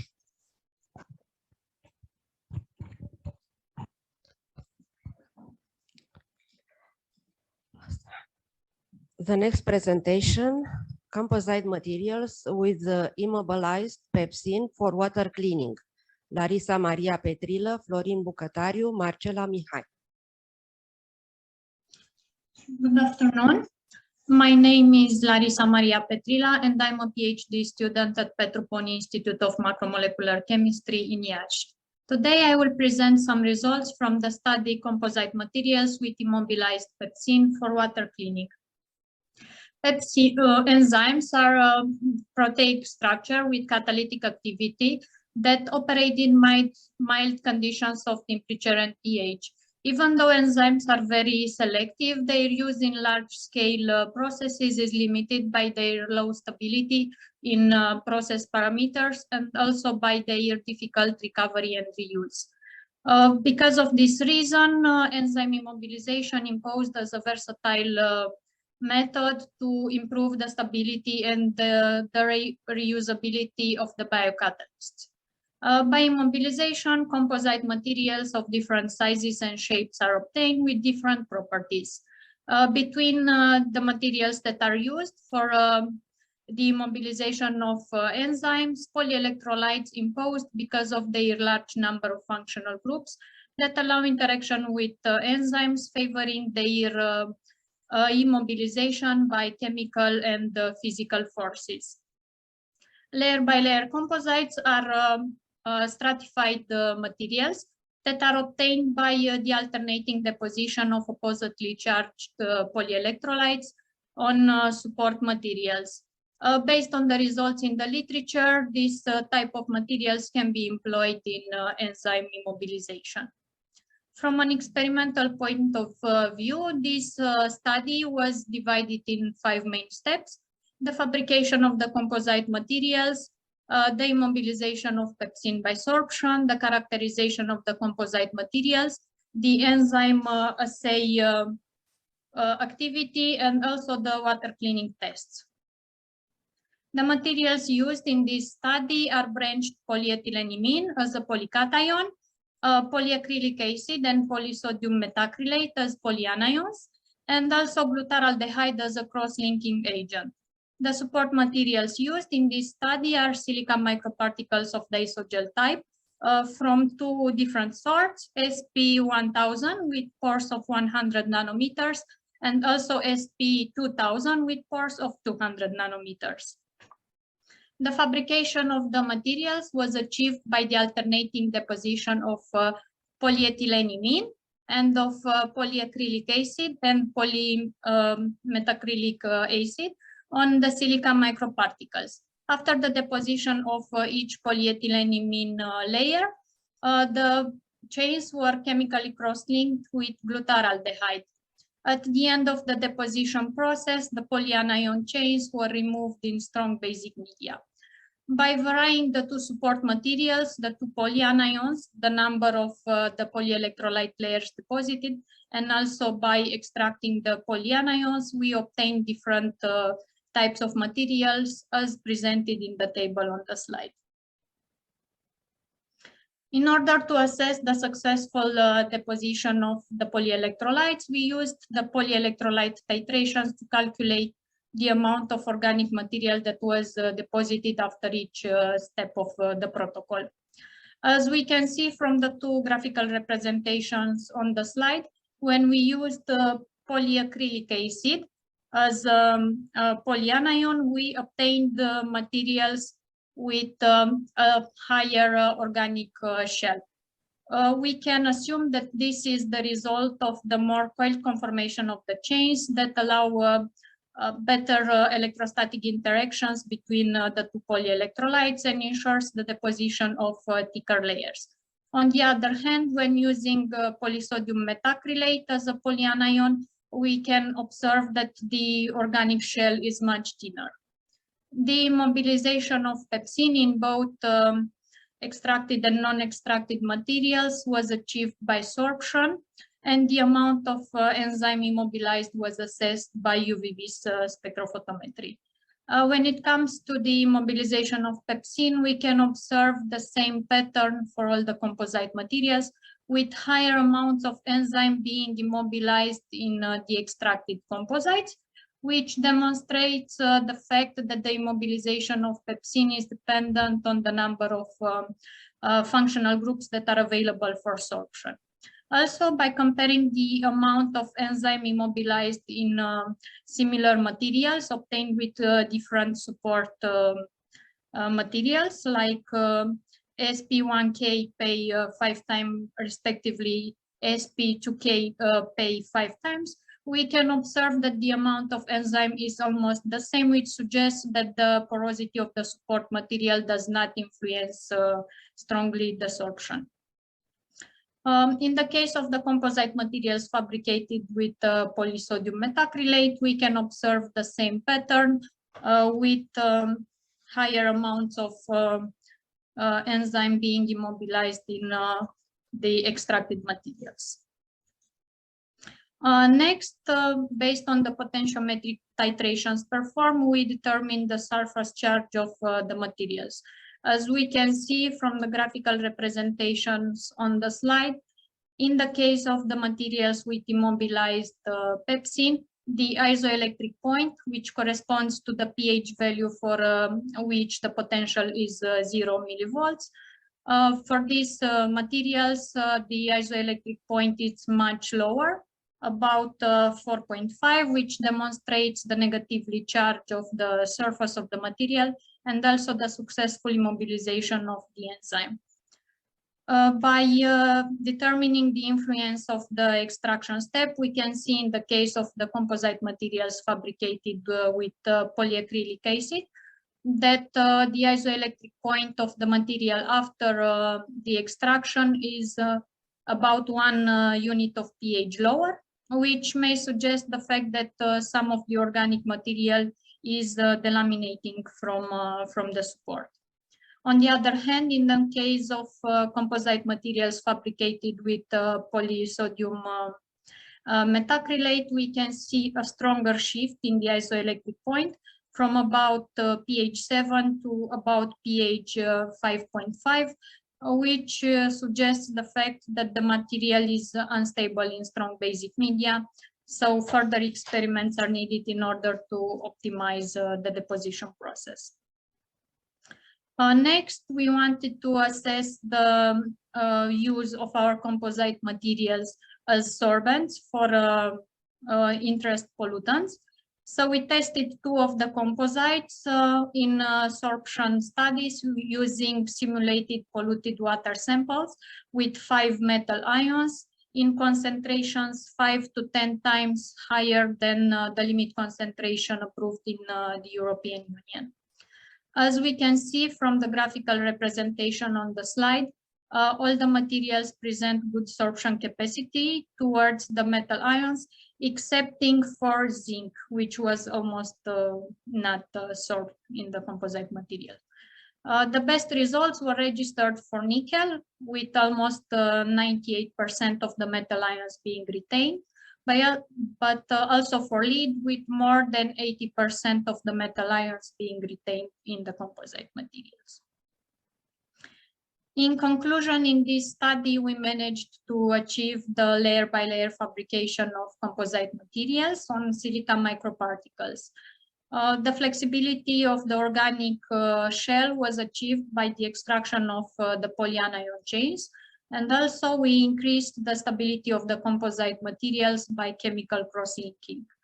The materials fabricated present good sorption capacity towards metal ions and also towards pepsine that was successfully immobilized in the composite materials, with larger amounts of enzyme retained in the extracted composites. As perspectives for this study, based on the results already published and also based on the preliminary tests that we've made, we will employ our polyelectrolyte enzyme composites in water treatment in both dynamic and static conditions. Also, based on the catalytic properties of pepsine, we will test the use of our materials as reusable catalysts in different processes. In the end, I would like to acknowledge the Ministry of Research, Innovation and Digitalization for the financial support and to thank you all for your attention. Thank you for the nice presentation and also for the nice and interesting results you have obtained. And now it's time for questions, please. From online? No questions. So thank you again. The next paper, sorry. It is entitled The Red Emitters Based on the Nuclear Cyclomethylated Palladium-2 Complexes. Authors Diana Mitra, Monica Ilish, and Viorel Cârcu.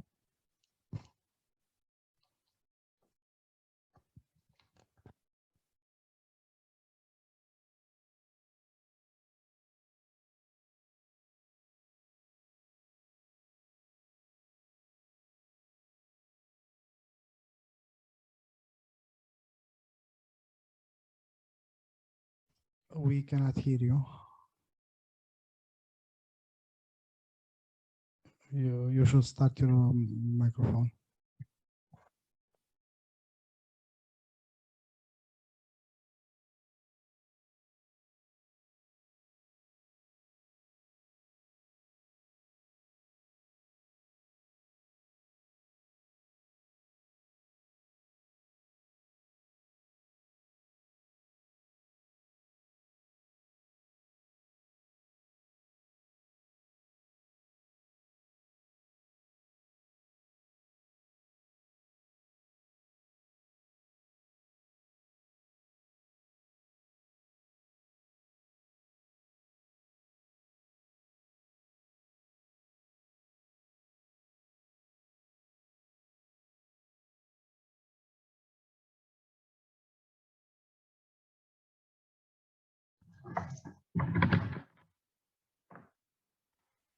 Can you hear me now? Yes, now it is okay. Sorry. No problem.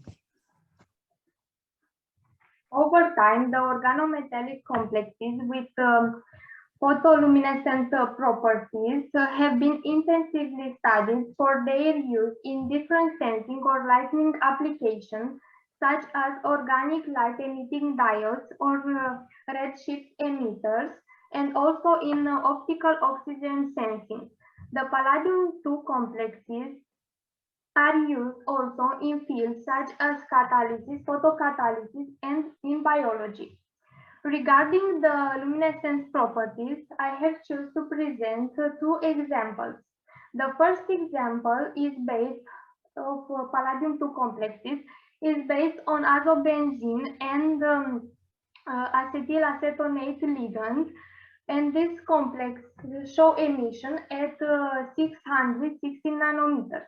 The second example is based on Nile red image and prove to emit at 516 nanometers with a lower quantum yield in the same conditions.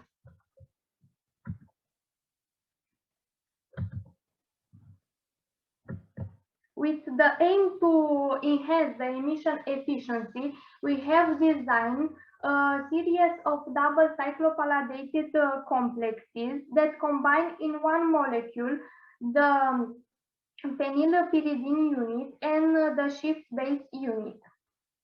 So the synthesis of double cyclopalladated complexes consists in 3 steps. The first step involves the condensation reaction between the 4,2-pyridyl benzaldehyde and the 4-aniline corresponding derivatives, catalyzed by glacial acetic acid in ethanol. Then the palladium acetate was added to a suspension of shift base, and the reaction mixture was refluxed one day.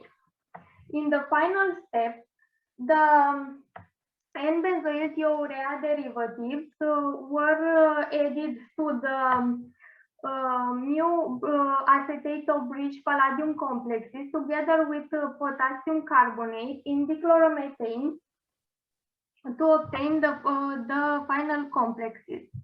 After the solvent evaporation, the solids were purified by chromatography using silica using dichloromethane as eluent to yield the final product.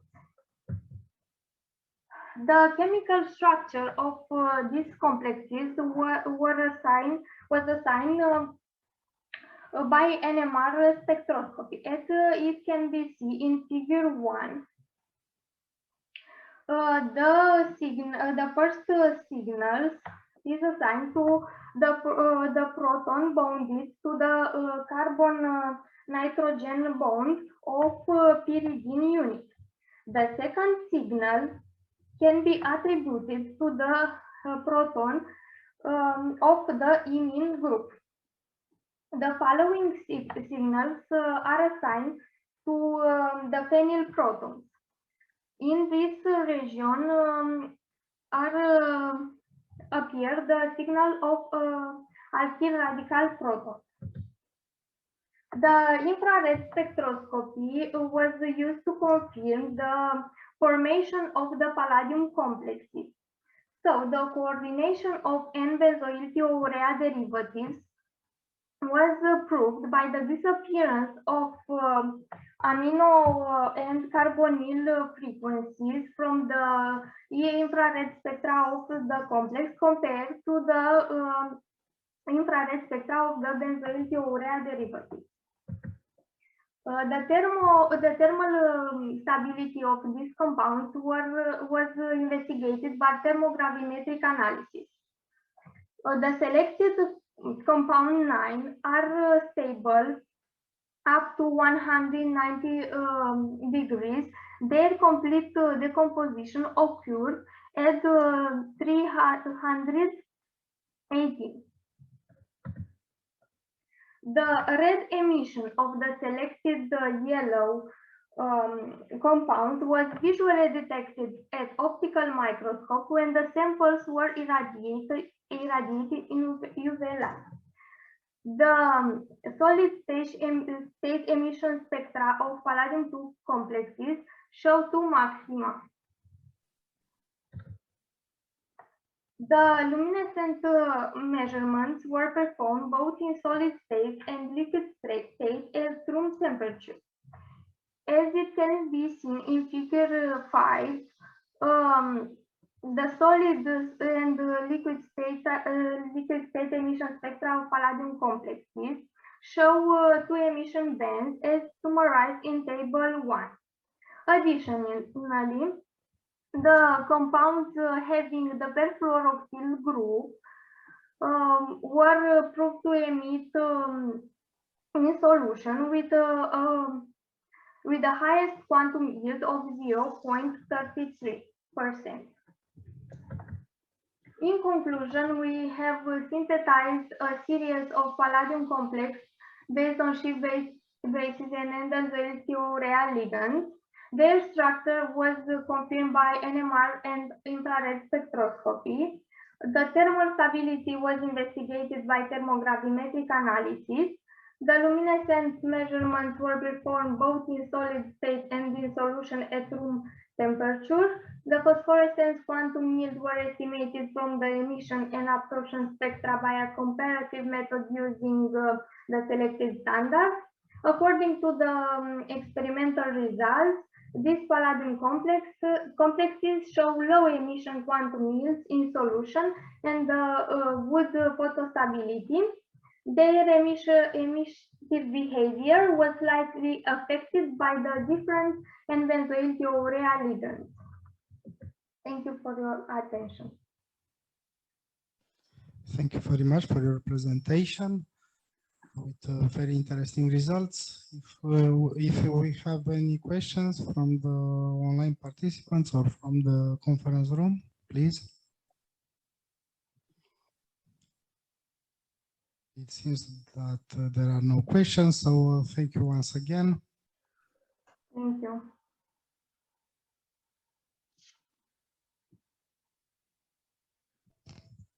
So the next presentation, the effect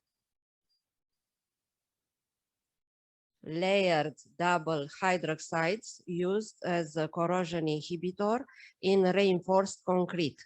Dan Adrian Vasile, Ionuț Octavian Zăuleț, Claudiu Eduard Rizescu, and Rodica Mariana Ion.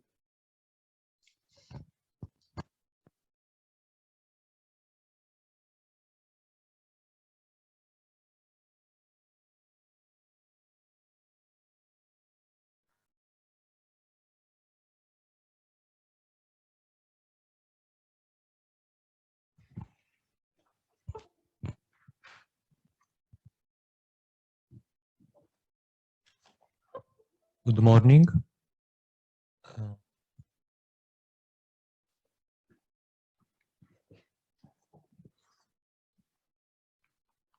Okay.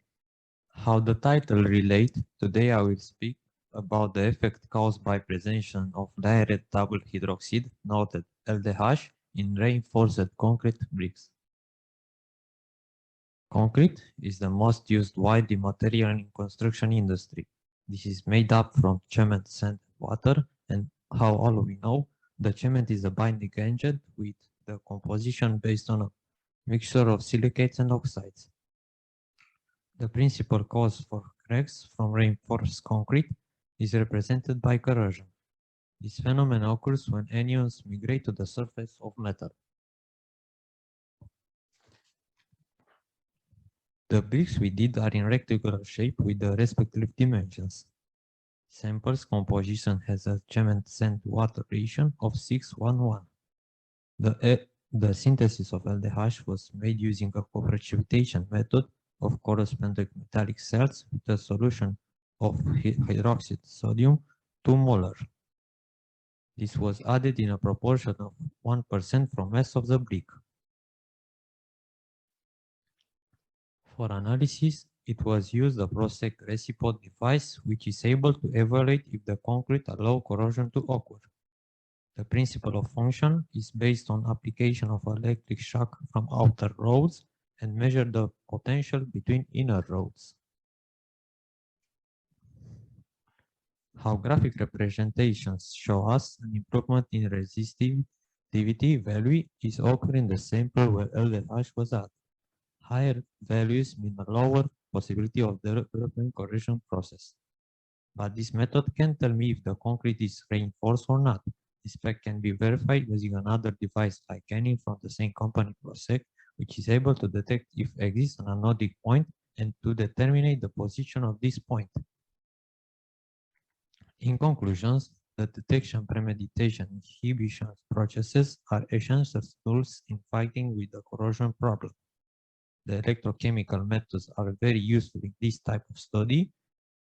Based on great ion exchange capacity of LDH, it can be used as corrosion inhibitor with good results. And here is a reference which I was inspired. Thank you for your attention. Thank you for your presentation and nice results for the moment. Please, any questions? No questions. So congratulations and thank you. The next paper is entitled The Investigation of Aesthetic Parameters of Marble after Shock Thermal Treatment. Authors Ionuț Octavian Zăuleț, Dan Adrian Vasile, Claudiu Eduard Rizescu, and Rodica Mariana Ivan.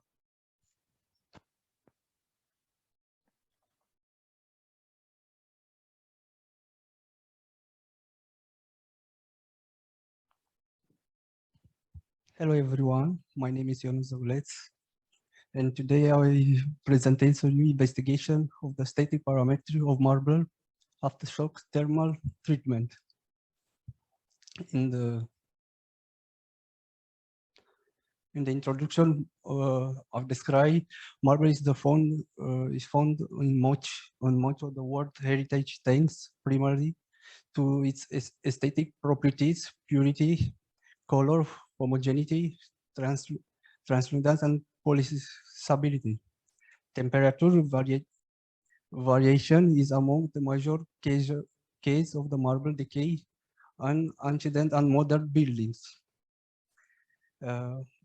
Materials and methods, aesthetic parameter and the study of the aesthetic parameter of three types of marble, Ruskica, Albești, Carrara, were investigated after exposed to 2 times of high temperature according to the BC to stimulate the natural gain and the large time frame. Treatment was applied to the marble specimens using a marble morpholess furnace heated to 40 degrees with a rate 5 degrees at atmosphere pressure, maintained to the set temperature for 1 hour and the ledge to cool down with the furnace. In this table, I represent the chromatic parameters before and After exposure of the high temperature,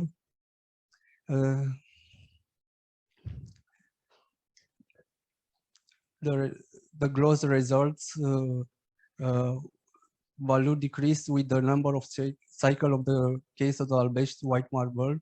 From Ruski sapping marble, the value fluctuates, and after the final cycle, the results is not different compared to the initial state. Carrara black white marble, the gloss have a low rising marble. This phenomenon can be explained by discoloration and migration of salts to the surface. Initial and detailed visual evaluation is important in any study of damage. Binocular stereomicroscope has ways to determine the degree of damage to the surface after the thermal cycle. After the exposure to high temperature, the surface aspect changed, becoming dark colored and more structured. And in conclusion, based of the result of this study, thermal cycle causes the mechanical disintegration of the outer part of the marble, starting from the discontinuous contained in the rock and between the phase, the different minerals that form the stone. Also, gloss and color change can indicate the damage degree. Chromatic parametry registers small change, and the gloss, the surface gloss value decrease with the number of cycle. In the case of the albest white marble from Ruski sapping marble, the gloss fluctuates. But after the final cycle, the result is not so different compared to the initial state. Carrara black white marble, the gloss have a low rising. Maybe this phenomenon can be explained based for discontinued migration of salts to the surface. New more colored and structure aspect. And thank you very much. Thank you for your presentation. Okay. Congratulations for the results to you and to your group. If there are any questions from the room or from the online participants. Doesn't seem that anyone wants to ask any questions, so thank you once again.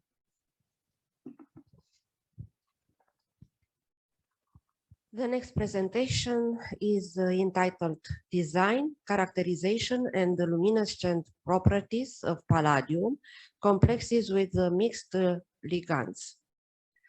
Teodora Ilincă, Monica Iliș, Marin Micuț, Viorel Cârcu. Please.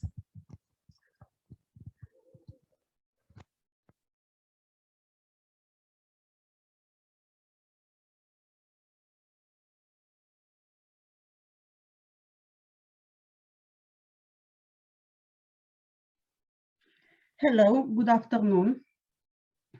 My name is Teodora Ilincă, and today I will present you my work regarding design, characterization, and luminescent properties of palladium-2 complexes with mixed ligands. The outline of my presentation: I will start with the introduction of some emissive compounds, followed by the experimental part, synthesis, structural characterization and properties, and conclusion. Palladium complexes represent a limited family of emissive compounds compared with the lanthanide complexes, palladium, platinum, rhenium, or other metal complexes. Here are presented two representative examples of photoluminescent palladium complexes. The first compound that was photoluminescent at room temperature in solution was synthesized by Coutal with an orange-red emission. Later, Ghedini developed the most effective cyclopalladate red-shifted emitters with a quantum yield up to 0.8%.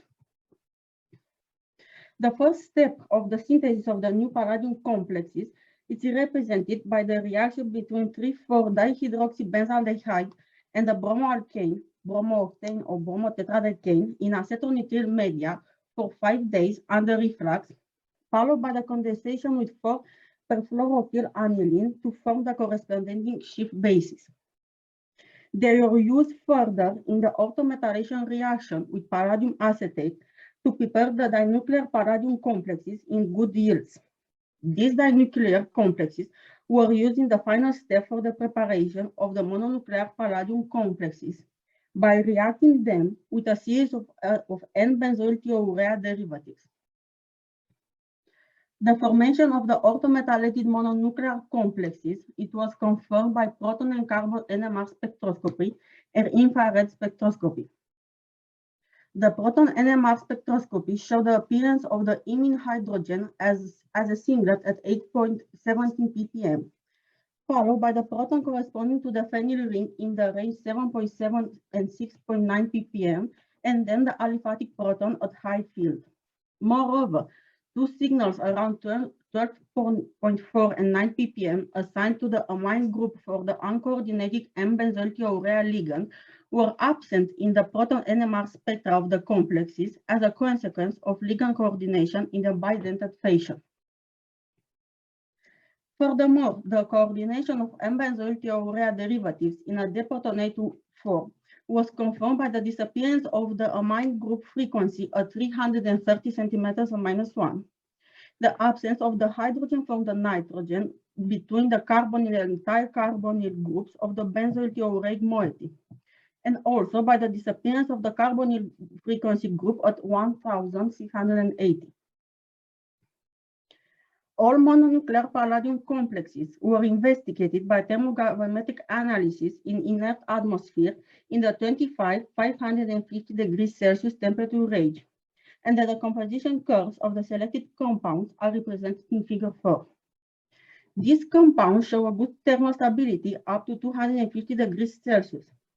The thermogravimetric curves don't show variation of mass loss in the 25–250 degree region. Therefore, the complexes don't contain water or small molecule of solvents. The emission of the selected palladium-2 complexes show two maxima around 600 and 640 nanometers, with a shoulder at around 707 nanometers when the sample were irradiated to 365 nanometers. No significant change of position of the maxima was observed on changing the carbon chain. The intensity of the yellow-orange emission varies among the different palladium complexes, but no correlation with their lateral groups could be made. Recording the emission signals on heating the sample from 20 to 100 degrees revealed that the emission is rapidly quenched. By cooling back to room temperature, the emission signal is restored. The results of the photophysical properties of the selected palladium complexes are summarized in table 2. As it can be seen, the quantum yields of these compounds were found in the range of 0.2 to 0.6%.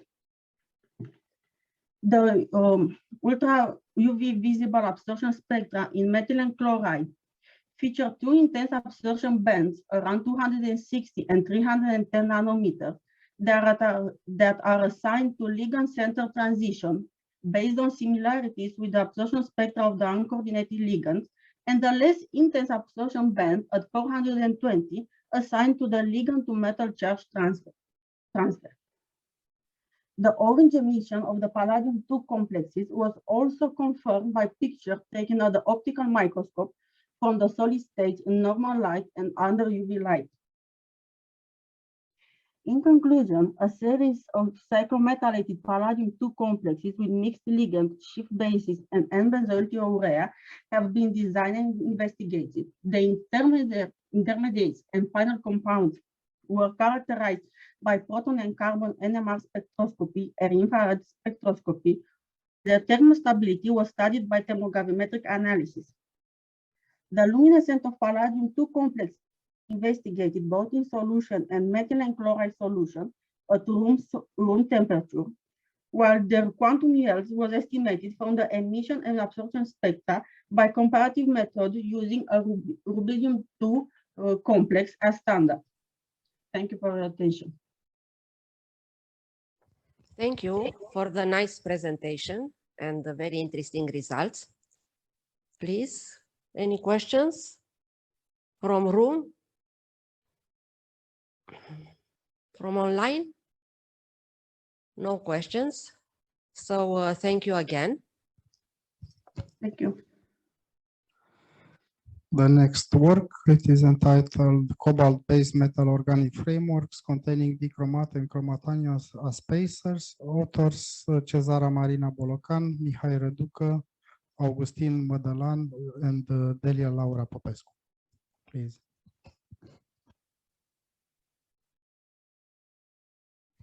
Hello, I'll talk about metal organic frameworks, but first I'd like to present a brief outline. I'll talk about them in general and their applications, the synthesis of cobalt-based MOFs that we actually did, following by the characterization of them. As far as I think we all know, metal organic frameworks showed a high interest in the last 2 decades, let's say, due to their applications in separation, purification, as catalysts, in drug storage, as sensors, and in gas storage. In the next slide, I presented some MOFs that contain different acids as ligands and as spacers, and following, I'll present the original part, which contains ligands that are derived from pyridine, so there is a slightly difference between them, and also the spacer is an ion, inorganic ion. In order to synthesize these 3 compounds, we use 4,4' bipyridine, bispyridyl ethane, and bispyridyl ethylene. The solvents used are shown in the slide, and also perchlorate cobalt. The first compound presents a geometry of distorted octahedral. You can see the asymmetrical unit, the chain, and also the crystalline packing. In the crystalline packing, there are two-dimensional planes that are connected via the organic ligand 4,4' bipyridine, and furthermore, they are interconnected via the bichromate ion in order to obtain a 3-dimensional structure. Regarding the spectral characterization of the first compound, we did FTIR analysis and ultraviolet visible analysis, spectroscopy. We can see for the IR spectrum the bands corresponding cobalt nitrogen from the ligand, the presence of bichromate, and also the presence of the ligand. And the ultraviolet visible spectrum confirms the band specific for cobalt-2+. So even though it should have been oxidized due to the bichromate, it stays in oxidation state 2+. The elemental analysis shows that the experimental results are close from the theoretical ones, and the percentage are in the range, in a good range. Regarding the thermal analysis of the first compound, we can see that there were 2 steps for the decomposition. The analysis took place from 25 degrees Celsius until 1000 degrees Celsius. And the residue obtained was a mixed oxide with chromium and cobalt. Also, during the analysis, FTIR analysis was performed. The 2-dimensional image is shown, and also the 3-dimensional image is shown. Moving to the second compound, the structure is, the asymmetrical unit is similar. The coordination number of this ion is 6, presents a distorted octahedral. But in this case, the crystalline packing is different. Now there are 2 double chains bridged together by the ligand, and a 2-dimensional network is obtained via the chromate ions. For the spectral characterization, those analyses have been made in order to confirm the monocrystalline structure. And we can see the peaks for the bands, including ligand and cobalt. And also in the ultraviolet visible spectrum, we can see the peaks for the charge transfer and the PP stacking interactions from the organic ligand. Elemental analysis has also been performed, and the results are in the range, in the needed range, in order to confirm the structure, the formula. In this case, the thermal analysis shows us 4 different steps, all of them exothermic, and the residue also a mixed oxide with cobalt and chromium. And moving to the third compound, the structural characterization, regarding the structural characterization, we can see also a chain, double bridged chain connected via bisphenyl ethylene, and the two-dimensional network is resulting from the presence of the chromate ions. The spectral characterization, which was semi-quantitative because we didn't use it just for its purpose, but a way to confirm our diffraction measurements, also confirms the presence of the bond cobalt nitrogen from the ligand, the presence of chromate ion, and the presence of the ligand. And as before mentioned, for the ultraviolet visible spectrum, the presence of cobalt-2 ion in the compound, also the band for the charge transfer, and the pp stacking interactions. And regarding this thermal analysis, there were two different steps at its decomposition, and the residue didn't contain only one oxide, it contained two different oxides. The final analysis we made was powder X-ray diffraction for the residues. So for the first compound containing 4,4' bipyridine and dichromate ion, and the second one containing bisphenyl ethane and chromate ion, the same oxide was obtained, cobalt chromium oxide. But for the last one, we obtained chromium oxide and the mixed oxide. As future trends, we want to see the voids in the packing that representing on this slide and how can they exploited, because that's the purpose of metal organic frameworks. The voids are the most important ones, and also to study these extended structures with the residue to see how their applicability can be for their use together. Thank you for your attention. Thank you for a very nice presentation on a very interesting subject. If we have any questions from the room or from online. No, we don't have. Thank you very much.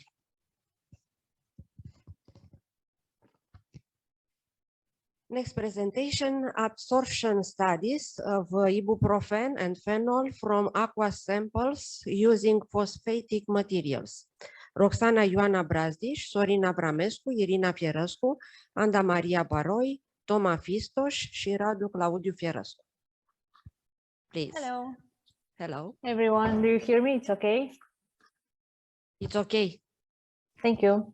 So I'll start my presentation. Good afternoon, dear colleagues. My name is Brazdiș Roxana, and today I'm going to present you part of our group's work, the paper entitled Absorption Studies of Ibuprofen and Phenol from Aqueous Samples Using Phosphatic Materials. Short introduction. Rapid industrialization and population growth have led to the global contamination of most water resources, thus increasing the demand for drinking water. The discharge of industrial effluents from the agricultural, pharmaceutical, and textile industries, the improper, sometimes even illegal disposal of waste, and the discharge of leachate from landfills are just a few examples of environmental pollution sources. Non-steroidal anti-inflammatory drugs and phenolic compounds are widely found in the aquatic environment in significantly high concentrations. Our aim was to test the efficiency of ibuprofen and phenol absorption using 4 materials based on hydroxyapatite prepared by a protocol previously developed by our group, barium hydroxyapatite and manganese hydroxyapatite used as such and calcinated at 300 degrees. In order to make sure that the adsorbents we have obtained have the desired properties, we have characterized them through modern analytical methods. First of all, the synthesis of the apatitic materials partially substituted with barium and manganese were confirmed by the X-ray diffraction technique, and the diffractograms are presented in figure 1. Comparing the results with the ICDD database, we concluded that some of the analyzed samples contain secondary phases, such as barite and witherite for barium hydroxyapatite and pararobersite for manganese hydroxyapatite. In order to confirm the presence of the metals in the obtained materials and to assess the existence of possible impurities in their structures, the samples were analyzed by X-ray fluorescence. Figure 2 demonstrates the presence of barium and excludes the presence of other impurities in our sample. In figure 3, it is presented the clear spectra of the simple samples, showing all the characteristic bands of this type of solids. 1021, 935, respectively 560 centimeters minus 1, being associated with the phosphate group. The peaks observed at 3012 and 3298 centimeters minus 1 are attributed to the vibrational stretching of the hydroxyl structural groups, being one of the bands designated for hydroxyapatite by the literature data. The thermal gravimetric analysis presented in figure 4 demonstrated that the samples have high thermal stability with mass losses of approximately 40% for barium hydroxyapatite and approximately 80% for manganese hydroxyapatite. A transmission electronic microscopy revealed the roll-shaped morphology for all the samples, and in some cases, as for pure barium hydroxyapatite, there were some agglomerated and spherical formations. The obtained materials showed good results regarding ibuprofen and phenol absorption from the prepared aqueous solutions. The higher uptake concentration of ibuprofen was obtained in the case of manganese hydroxyapatite, while in the case of phenol absorption, barium hydroxyapatite showed the best results. As can be seen from the graphic, there are some statistical differences between the calcinated and the uncalcinated samples. For the absorption of ibuprofen, the most promising results are obtained for the calcinated samples, while for the phenol absorption, the best results are obtained for the uncalcinated sample. The differences between the absorption capacities allow us to select for future studies the absorbent concentration of 5 grams per liter for both contaminants. Further studies for the scale-up of the technology are currently in progress. Adsorption is one of the most eco-friendly and efficient methods for removing pollutants from water bodies due to the nano-adsorbent large specific area, which creates multiple adsorption sites. In conclusion, considering all the obtained analytical data, the synthesized phosphatic materials represent potential candidates as adsorption materials for environmental depollution due to their high adsorption capacity and stability. Overall, they can successfully take the place of other frequently used materials in the water remediation industry, especially due to their low cost involved. In the future, we aim to obtain a higher absorption capacity of the materials to investigate the possibility of regeneration in order to integrate them into a depollution technology. Also, we'll study the absorption of metals and particularly arsenium at an industrial scale using the apathetic material synthesized in the laboratory in the framework of a technology transfer project to the economic operator entitled Integrated Technology for Advanced Removal of Heavy Metals and Arsenic from complex matrices using absorbent nanomaterials. This project was proposed for financing at the WFHCDE competition. Thank you very much for your attention. Thank you for your nice presentation, and congratulations for the good results you have obtained. Thank you. Any questions, please? I have only a curiosity, if it is allowed. Professor Ion. I like it, the presentation. My curiosity is the following. What are you doing with the substrate, so hydroxyapatite with barium or manganese, with the ibuprofen incorporated? What are you doing with such waste? But it's not a waste because you want to it's in progress, the study of regeneration the material, regenerate the material. So we'll reuse in another. How do you intend to reuse? This is under study now. I can't. Okay, I saw that you have a plan. I saw the title of the project is with arsenium. Yes. There is more complicated the situation because arsenium is not possible not to incinerate, and I don't know what are you doing with the sludge, with the waste. Okay, perhaps you study in the future. But you have to take into account this aspect because you cannot take the waste and throw out on the field. It's not possible. Yes, but this study we want to. Good afternoon. You have to think at the plan. Okay, thank you. Thank you again. Thank you. The next paper, photosynthesis of mono and bimetallic nanostructures using vine shoots, extracts, characterization, and antimicrobial effect. Anda Maria Baroi, Radu Fiersko, Toma Fistos, Roxana Ioana Brazdi.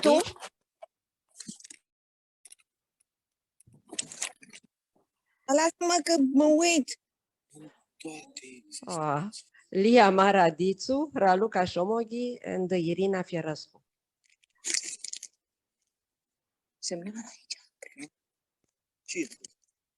Please. Can you hear me? Hello. Yes, yes. All right. Hello.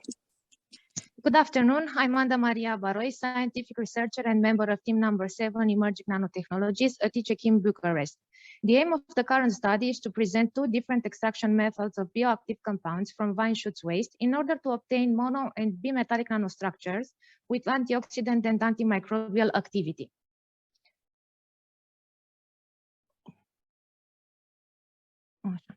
Grapevine crops are spread worldwide and used in the production of table grapes, raisins, and wine. In order to obtain best quality grapes, different management techniques are applied to grapevine crops, leading to an accumulation of large amounts of viticultural waste. On the other hand, in these residues are found large amounts of phytochemicals that may have further applicability in industries such as cosmetics, medical, and even food. For this presentation, the vine shoots were selected. To extract the bioactive compounds from vine shoots, the raw material has been shredded and two solid liquid extraction pathways have been approached. Classical extraction using an oven and microwave-assisted extraction with a microwave digestion system. In both cases, the ratio between solid material and solvent was 1:10. The obtained extracts were used in the photosynthesis of monometallic nanoparticles and bimetallic nanoparticles by mixing the extracts with a metal-containing solution in 1:1 ratio in the case of silver nanoparticles, and with a bimetallic containing solution in which the silver and gold metals were in equal molar concentration. Forward, the stereophotometric method with Folin-Cioculteu was chosen to determine the total phenolic content of extracts, and the results expressed as gallic acid milligrams per grams dry weight showed a higher total phenolic content in the case of microwave extract.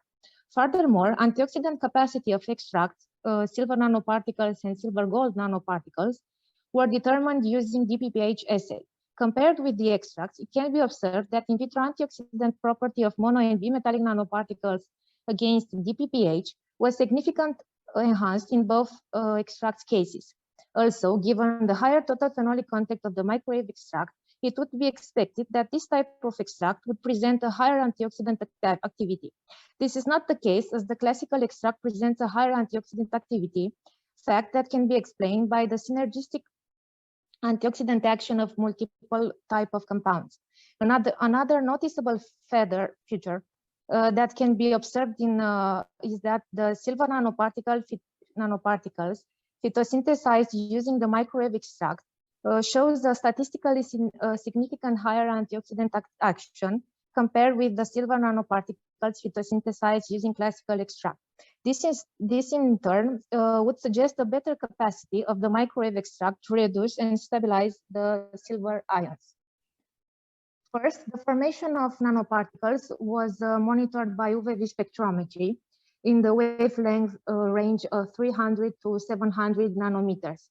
In the case of monometallic nanoparticles, the UV spectra present characteristic absorption peak for silver nanoparticles at 470 nanometers, better defined in case of photosynthesized nanoparticles with microwave extract.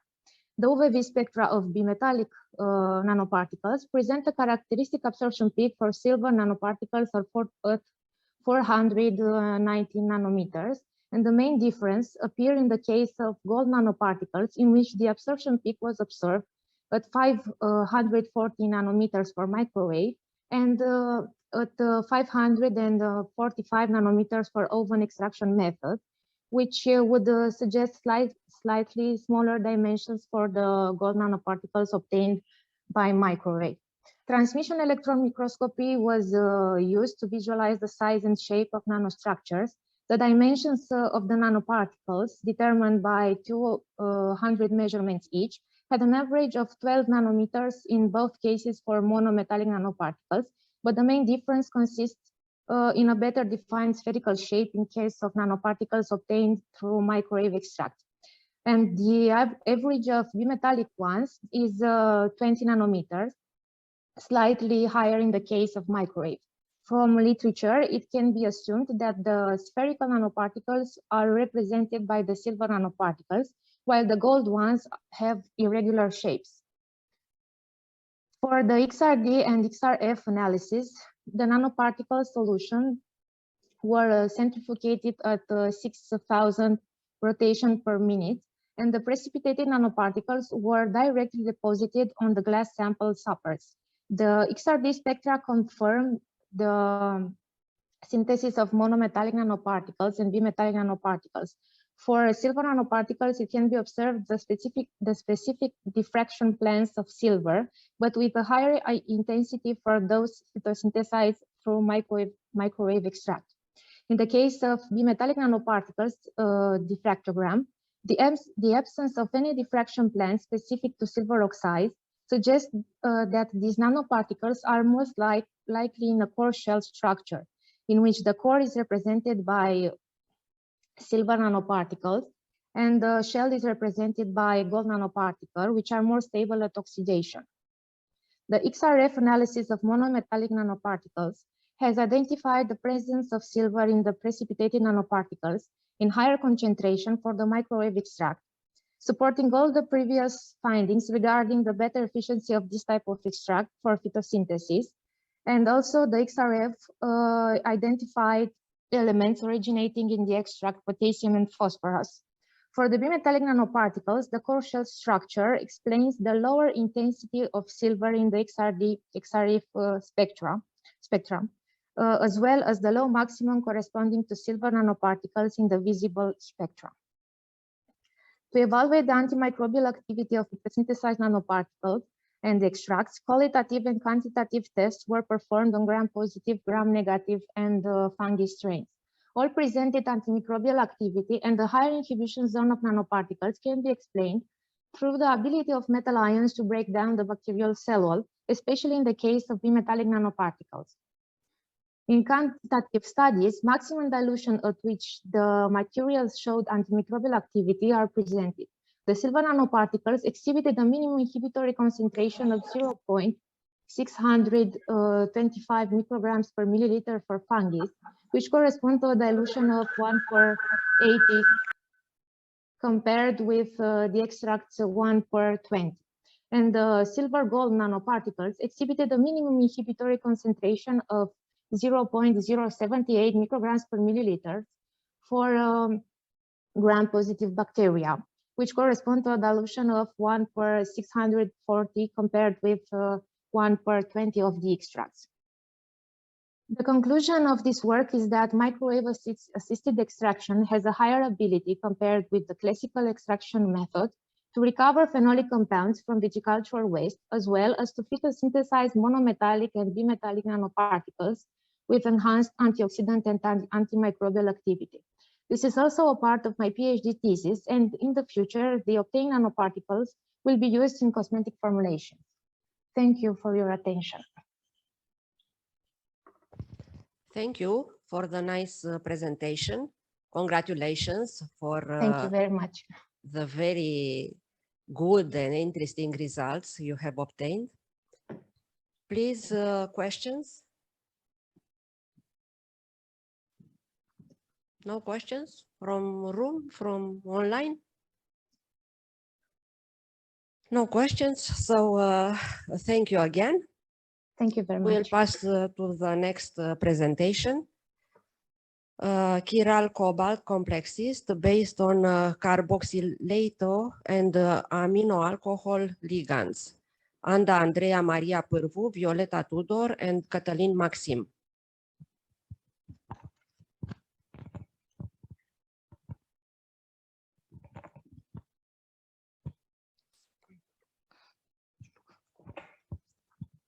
Good afternoon. My name is Pârvu Andreea, and today I will talk to you about chiral cobalt 2 complexes based on carboxylato and amino alcohol ligands.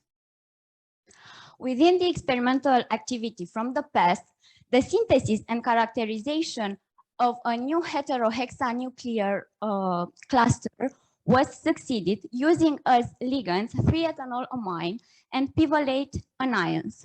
In this experimental work, I tried replacing pivalate groups with other carboxylate anions to introduce a new functionality, namely chirality, as it can be seen in scheme 1. On this slide, you can observe different types of chirality, for example, axial chirality or chiral propolar arrangement. I obtained 6 new compounds, mononuclear, tetranuclear, and monodimensional. Those new obtained compounds were characterized by spectroscopic analysis, ER, UV-Vis, dichrois, and by single crystal X-ray diffraction. By using cobalt perchlorate, 3-ethanolamine, and lactic acid in a mixture of methanol and acetronitrile, pink and green monocrystals were obtained. To support the presence of the ligands in the 2 new obtained compounds, the ER spectra were recorded in potassium bromide pellets. We can observe the spectra for both compounds. On the left, the bands corresponding to 3-ethanolamine, and this is a band corresponding to lactic acid. The crystal structure for the first compound is presented in figure 4. Bivalent cobalt ion has a octahedral geometry, the coordination number 6, and lactic acid is coordinated chelated bidentate, ensuring the coordination sphere for the metal ion.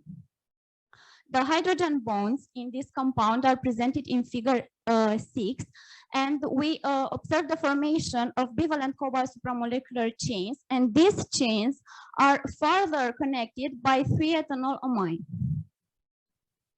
X-ray diffraction structure for the green crystal reveals the presence of a tetranuclear unit containing 2 trivalent cobalt ions and 2 bivalent cobalt ions. The coordination modes for lactic acids are presented in figure 8, is chelated, and it forms a double bridge between cobalt 2 and cobalt 3 ions. To highlight the presence of the metal ions in the obtained compounds, the UV spectrum were recorded for both compounds. And for the first, we observed the bands corresponding to bivalent cobalt ions, especially this band in near infrared. And in the case of the second compounds, there are bands corresponding to both trivalent cobalt ions and bivalent cobalt ions. Furthermore, to prove that those compounds have an enantiomeric nature, the dichrois spectra was recorded in solid state, and we observed for the first compound a positive signal, and for the second compound a negative signal. In the case of the NeXT synthesis, I did not add 3-ethanolamine, and a new compound was formed. By slow evaporation, pink crystals were obtained. The ER spectrum is presented in figure 15, and we observe the bands corresponding in this case to 3-ethylamine, and this band corresponding to lactic acid. The crystal structure is presented in figure 16. Cobalt 2 ions have also octahedral geometry and coordination number 6. The structure is similar to the one of the first compound, but in this case, the counter ion is 3-ethylamine. Also, the lactic acid is coordinated chelated bidentate. The crystal packing is observed in figure 18, and the supramolecular to cobalt chains in this case are not connected by 3-ethylamine. Also, the UV spectrum was recorded, and we observed the bands corresponding to bivalent cobalt ions. And the enantiomeric nature of the compound is proved by dichrois spectra. We observed this band, positive signal at 550 nanometers, which is assigned to DD transition of the cobalt ion. by changing the ratio between cobalt perchlorate and lactic acid, but in the same mixture of solvents, a coordination polymer was obtained, also pink crystals. The ER spectrum is presented in figure 21. The one-dimensional structure presents an alternation of cobalt ions and the lactic acid units. And within this structure, there are also crystallization methanol molecules. Bivalent cobalt ions have octahedral geometry, and lactic acid, in this case, acts as a bridge here between two cobalt ions.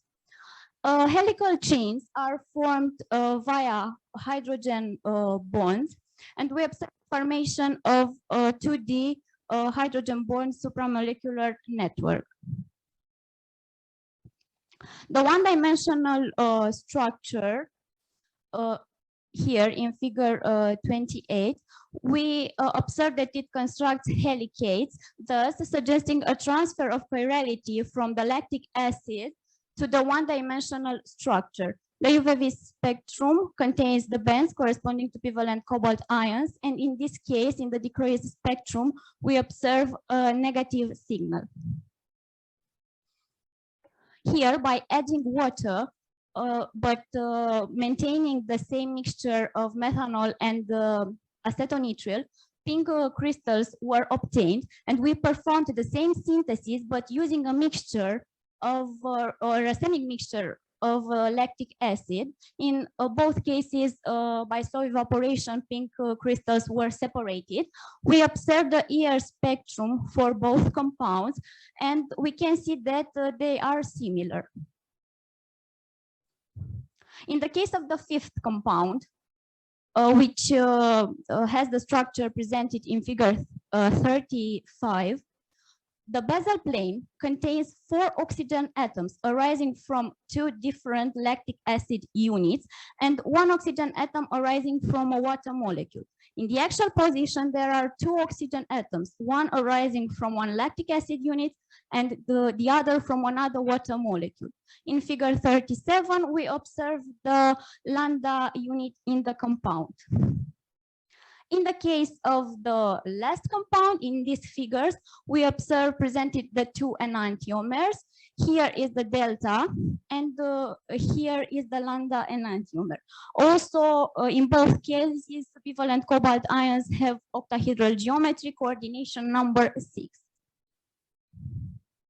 The UV spectrum from both compounds were recorded. We observed that they are very similar, with the bands confirming that those metal ions are bivalent cobalt.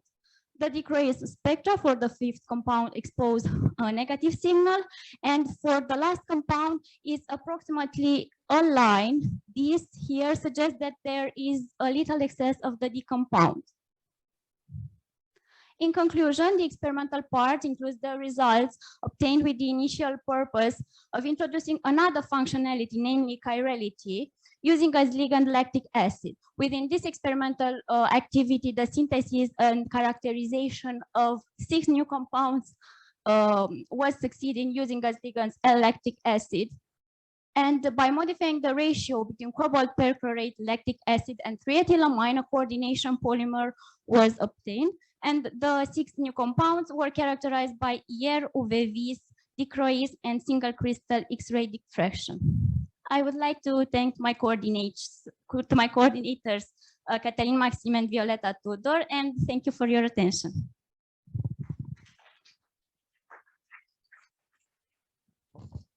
Congratulations for the nice results and a very nice presentation. Please, any questions? I have one question. It was a lot of work there, and I'm wondering which is the final purpose is, not only to introduce a new property, but what do you think? We synthesized these compounds because they have various applications, for example, single molecular magnets. And in the future, we want to obtain more quantity of these compounds to perform the analysis because they are paramagnetic. Okay. And also they can be used in catalysis. We didn't perform this yet, but we want to try with our colleagues from the University of Bucharest. Good luck with this, and you have Thank to, you. to make further experiments and to, yes. Good luck.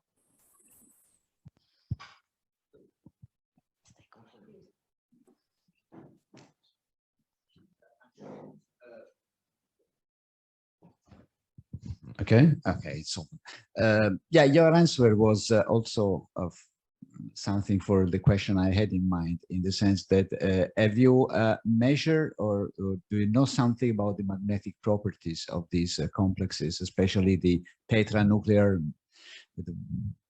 No, not yet, because I obtained the tetranuclear compounds like 2 months ago, and I don't have enough quantity to perform this analysis. Okay, but they are paramagnetic. Yes, they are say. paramagnetic and used for molecular magnets. This is the main application. That's why we tried to obtain these compounds. Okay.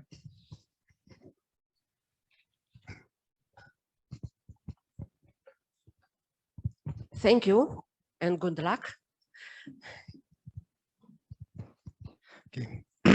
So our next work, it is entitled Release Studies of Tetracycline from a Zwitterionic cross-link copolymer with carboxybeta units. Authors Marina Aurel Trofin, Silvia Vasiliu, Ștefania Racoviță, and Marcela Mihai.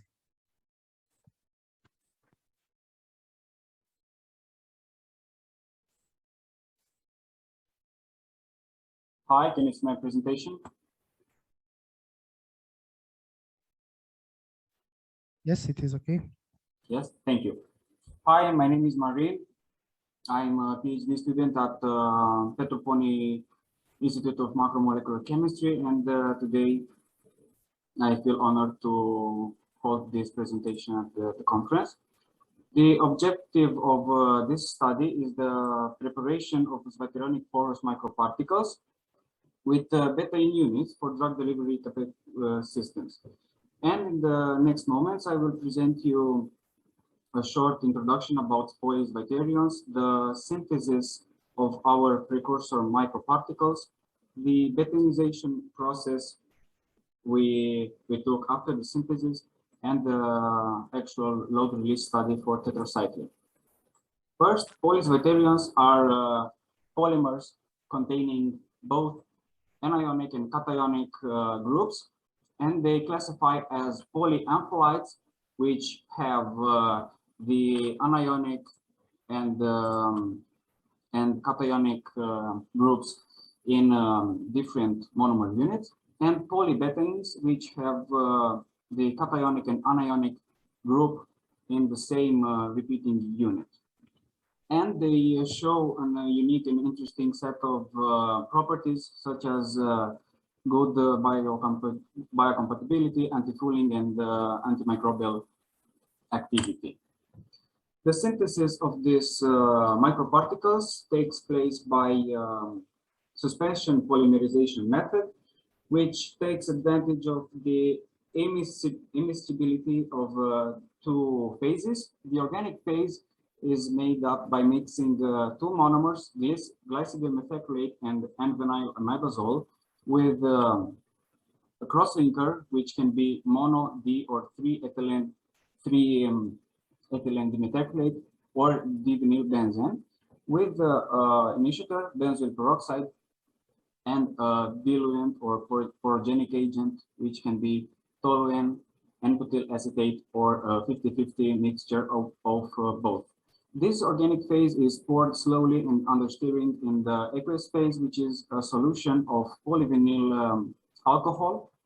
It's an aqueous solution of polyvinyl alcohol with the role of preventing the coalescence of the organic phase drops.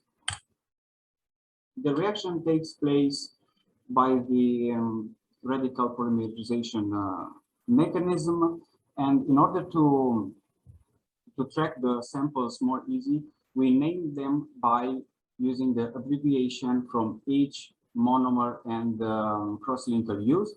Also, using this X, Y, and Z to represent the molar ratio in which these components are found in the microparticles. We followed some tests to investigate the parameters affecting the properties and the morphology of the microparticles. And considering the swelling degree, we noticed that the microparticles containing a higher amount of N-vinylamidazole have a bigger swelling degree due to the N-vinylamidazole hydrophilicity. Considering the porogen agent, we tested the toluene and butyl acetate in the mixture of those, and all three led to porous structures. But considering the diameter of the microparticles, toluene led to bigger microparticles, while N-butyl acetate to the smallest microparticles. Regarding the cross-linker structure, all four cross-linkers used all four cross-linkers used, only three of them led to well-defined and round microparticles, and the ethylene polymethacrylate cannot yield the results we expected. Regarding the cross-linker ratio, at a higher cross-linker ratio, of course, the swelling degree was lower. The AFM analysis is confirming our thoughts and our same images from the previous experiments, and it proves that the surface is porous. Also, it is this way because of the negative value of the skewness of surface height distribution. The next step was introducing this betaine group at the nitrogen atom from N-vinylamidazole by using sodium chloroacetate as betainization agent. And now this new polymer has a vital unit in it, and we confirmed the presence of this unit by FTIR analysis, and also we noticed at same images that the reaction happened, and there are some changes in the polymer. Next, tetracycline is a broad spectrum antibiotic which works by blocking the transfer RNA attachment to the ribosomal unit, and depending on the pH it is in it, it has various states, and as you can notice, between pH 3.3 and 7.7, the tetracycline has an ammonium positive group and oxonium negative group. So at this pH, it is in the vital state. And we took advantage that our polymer is also svaterionic, and this way we maximize the ionic interactions between them. And for all 5 concentrations of tetracycline hydrochloride, we noticed that the tetracycline uptake by the svaterionic microparticles is higher, these red columns. Also, the tetracycline uptake was confirmed by same images, where we can notice that the pores of the beads are filled up, and also it is confirmed by elemental mapping. Next, the release was followed at pH of value 1.2 and 7.4, mimicking the natural gastrointestinal conditions. And the release was compared against some well-known mathematical models, such as Higuchi model, which was firstly developed for planar systems, and later it was applied to porous surfaces, and it's well known to work for the release of drugs from solid or semi-solid systems. Next, the Baker-Lonsdale model, which is especially developed for drug release from microparticles. And last but not least, the Korsmeyer-Peppas model, which is used for the drug release from polymer matrices. Depending on the diffusion exponential n from the Korsmeyer-Peppas equation, the release can be thickened for n lower than 0.43, or if the n is between 0.43 and 0.25, it is not non-thickened release mechanism, and above 0.85, it's a release based on polymer chains relaxation processes. As you can see in this table, there are all kinetic parameters for our microparticles against the mathematical models, and the values for our particles are about, for the Korsmeyer-Peppas, are about 0.6, which means that we have non-thickened release mechanism based both on diffusion through pores and swelling of the microparticles. Also, the release for these vital ionic beads is slower because of the ionic interactions which hold the tetracycline inside the microparticles for much longer. On the other hand, the non-Bethenized, the pristine microparticles only hold the drug by hydrogen bond or weak dispersion forces, which are weaker than the ionic we have in this vital ionic system. In conclusion, the release mechanism is a non-thickened transport mechanism, and also the value of n, which is lower than 0.85, suggests that our release does not involve any corrosion or disintegration processes. I would like to thank you very much for your attention, and if you have any questions, don't be shy. Thank you very much. Thank you for your very nice presentation. Another very nice presentation from Petru Poni Institute. If there are any questions from the room or from the online participants, please. It seems like there are no questions. So we are moving to the next presentation entitled Structural Diversity of New Polynuclear Coordination Compounds with Organotin for knots. Ariadna Elena Maria Beneș, Cătălina Zanfir, Cătălin Maxim, Andrei Pătrașcu, and Delia Laura Popescu. Please. Okay, hello everyone. I hope you properly hear me and also see my presentation. Yes, everything is okay, but only start the slideshow. Yes, just a second. It's okay. Okay. 1 second. Yes.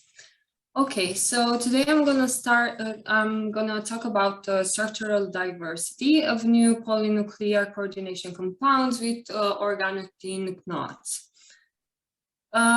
Some of the contents, I will talk about the importance of the organotin compounds, about the organic ligands that I used, which were all the carboxylic acids, the synthesis and characterization of these organotin complexes that I obtained, and some conclusions. The overall importance of organotin compounds, maybe some of you know that organotin compounds have uses in many fields, and mostly the nanocompounds.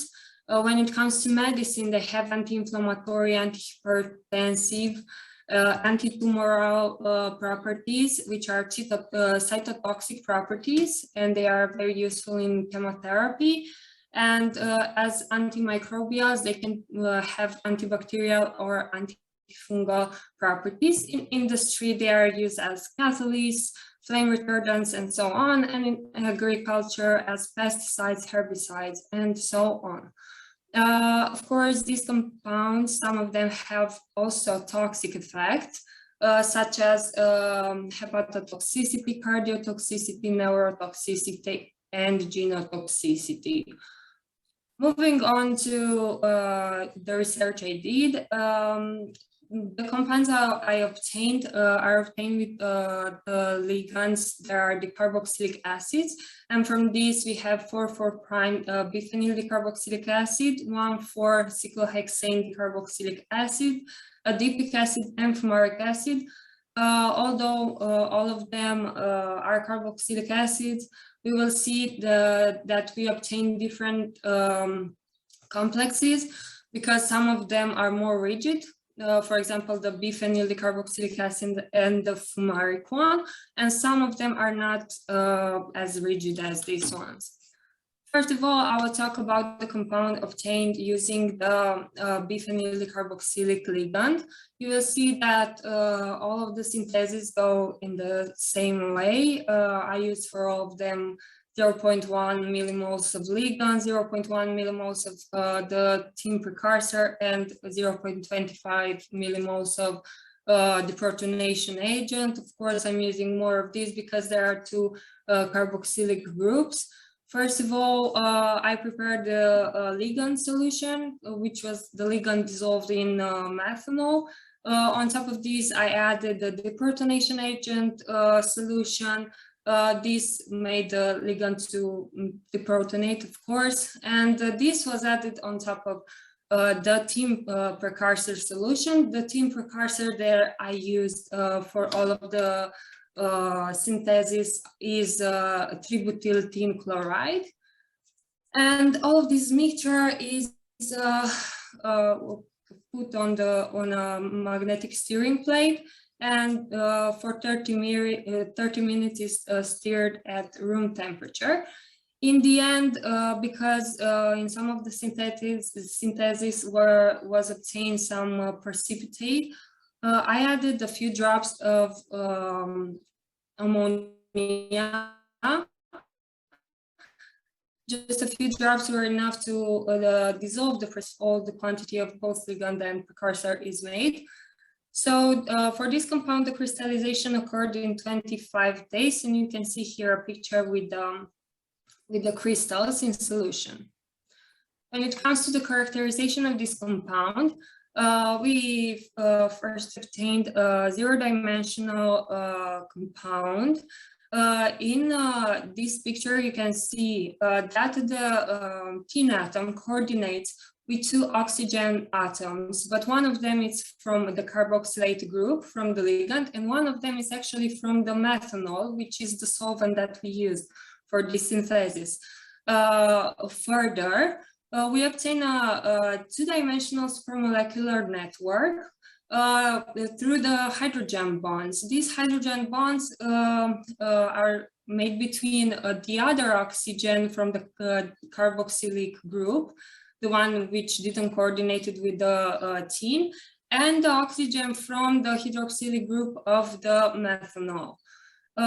In this way, we obtain a fishbone topology. When we look at the infrared spectra, we see, of course, the most important bands somewhere between 2,500 and 3,000, which indicate the presence of the hydroxylic group. And also, the most important are actually these two peaks, which are highlighted. You will see that you can see that the difference between these two peaks is over 200. One is at around 1,100 and one is at around 1,600. And the fact that the difference between these two peaks is more than 200, it's an indicator of the fact that the ligand is monodentate and not tetradentate, as you will see in the next, for the next compounds. And somewhere around 500, there's an indicator for the bond between tin and oxygen. Moving on to the next compound, this one was made using the cyclohexane dicarboxylic acid, and the synthesis goes just the same as the first one, but this time the crystallization occurred in approximately 30 days, and as you can see already we have a different shape of the crystals in solution. Moving on to the characterization of this compound, geometrical coordination of the tin atom is a trigonal bipyramidal. And this time the ligand is not monodentate, but tetradentate bridging ligand, as you can see here with the sin-anti conformation. And we obtained a bidimensional grid framework. The infrared spectra is a bit different, and the difference is mainly this one of the two peaks, which now is less than 200, which is an indicator of the tetradentate coordination. The third compound was synthesized using the next acid, the carboxylic acid, which is the adipic acid. The deprotonation agent is the same, the synthesis is the same.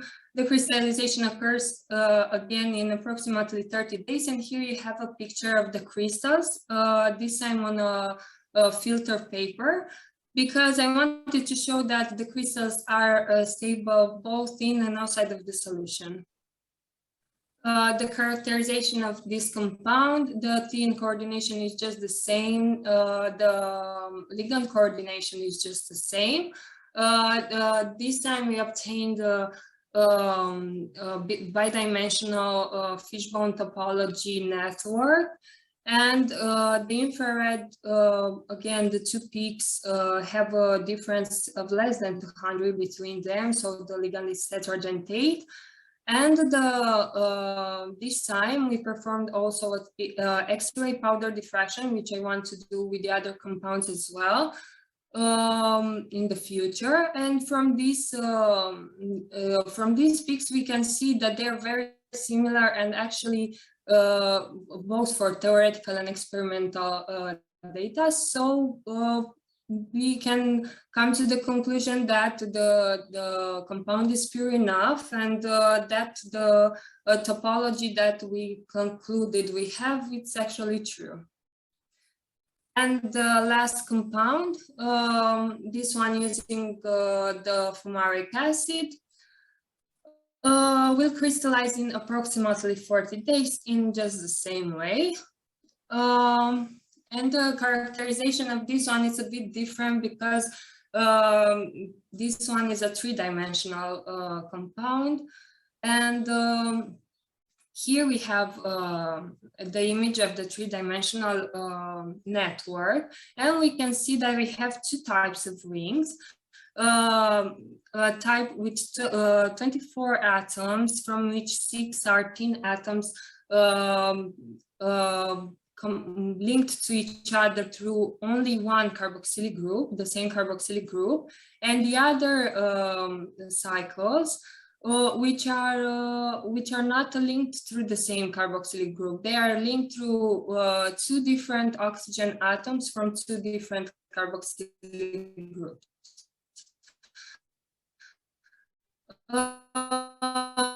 The infrared less than 200 here, so it's again the tetradentate bridging ligand. So as some conclusions, organic compounds can be used in medicine, industry, agriculture, and so on. And this is why we started the synthesis of these compounds, because now we want to obtain more quantity so that we can perform some analysis on them to see whether or not they have some of these properties. Through this type of synthesis, which is actually pretty simple, yields of around 65 to 80% were obtained, which is kind of good. And of course, in this synthesis, the coordination compound of tin, it's important to choose wisely both the ligand and the precursor for this synthesis. Thank you very much for your attention. If you have any questions. Thank you very much for a very complex presentation. If there are any questions from the room or from online. It seems like there are no questions, so thank you again for the presentation. Thank you. This concludes our first day of the workshop and the section Multifunctional Materials, Nanocomposites, Innovative Technologies, and Cultural Heritage Preservation. I would like to congratulate all the participants from this section.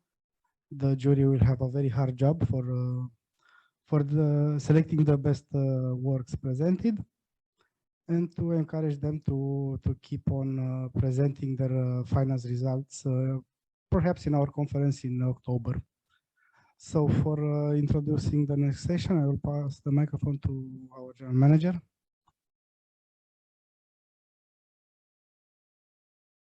Thank you. It was planned for the next part, a very interesting invited lecture sustained by Dr.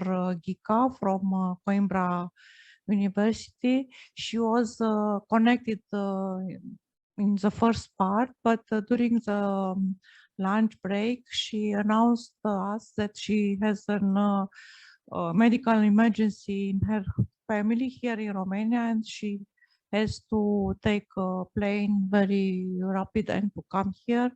So unfortunately, she cannot present her lecture. We hope that she will be able to come in October, because she confirmed that she will be here with a plenary lecture at the Biochem International Symposium organized also by NeXT-Chem.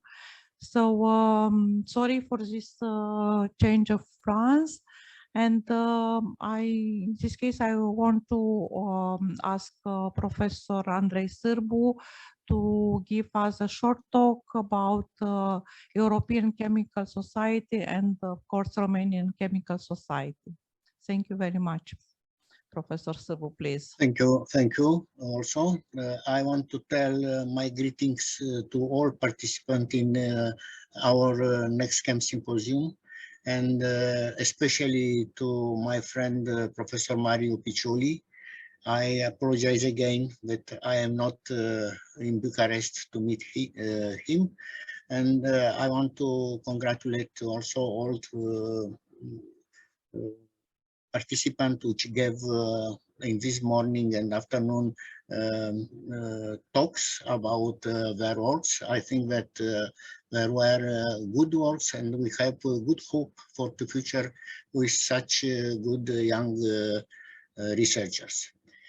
So my talk will not be about something which is scientific. It's more something about relationship between Romanian Chemical Society and EUCHEMS. So I think that you already observed that on the cover page of our program, we have a free logo. One is normal, it's a logo of NeXT-Chem, and it's normal because we are the organizers. But we have here also other two logo, EUCHEMS and Romanian Chemical Society. So here we have three logo. One is from NeXT-Chem, and other two are EUCHEMS and Romanian Chemical Society. Why are those? Because our symposium is under the patronage of these two organizations. But which are the relationship between these two organizations? This, I think, that is not very clear for many of our researchers. Even for me, it was a long time and something unclear. So I think that it's important to understand which are the relationship between these two organizations. So the first thing which I want to say is that EUCHEMS, that means European Chemical Society, is an umbrella organization. It's not as self-organized, but it's like a federation which represents national chemical societies and other chemical-related organizations in Europe. EUCHEMS aims to nurture a platform for scientific discussion and to provide a single European voice on key policy issues in chemistry and related fields. So from this first paragraph, we can understand that Romanian Chemical Society is member of this, let's say, federation, but which has also an self-organization, and which was created in order to have an unified European voice concerning to chemistry.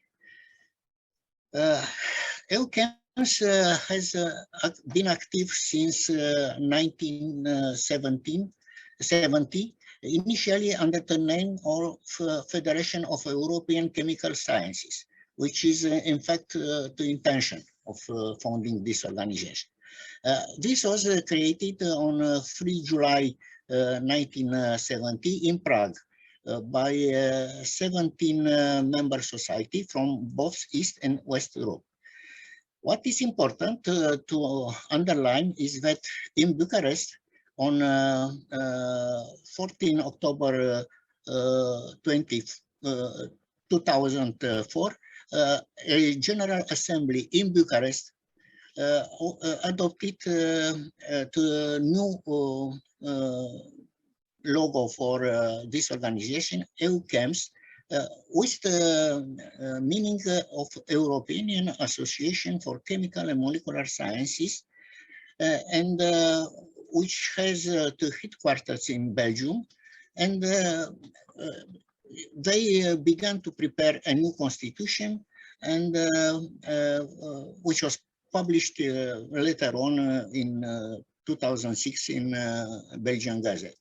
In the summer of 2018, a new name, acronym, and logo was adopted. EUCHEMS, you see here is a small change in logo, but the meaning is rather different because European Chemical Society is the name, which is rather similar to American Chemical Society or to other organization similar. So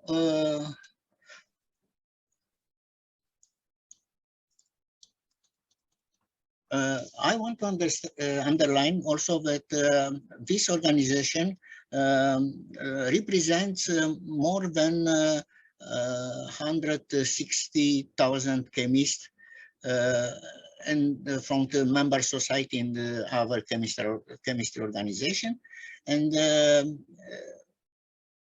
because it is an unique network of active researcher, he has two targets.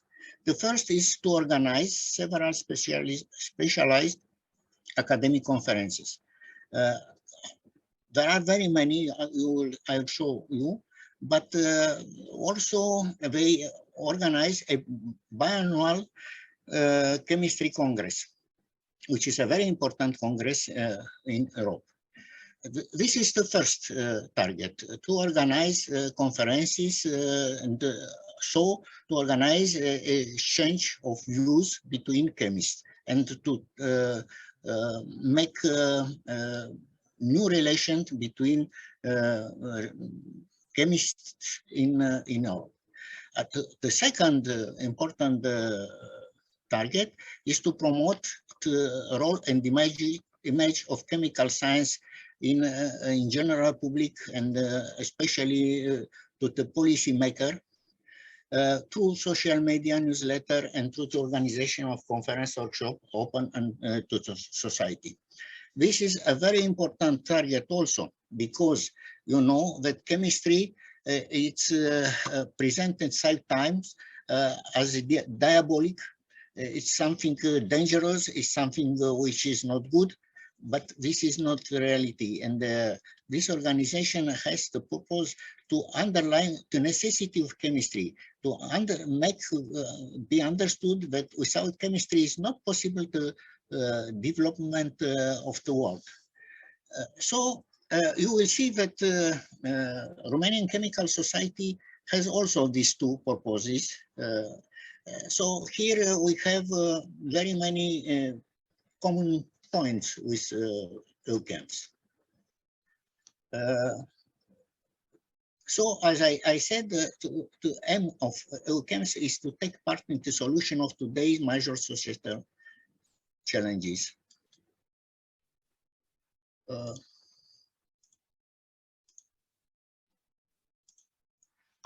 So I want to tell you something about the governance of the EUCHEMS.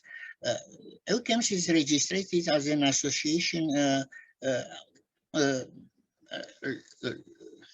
title is in French, Association Internationale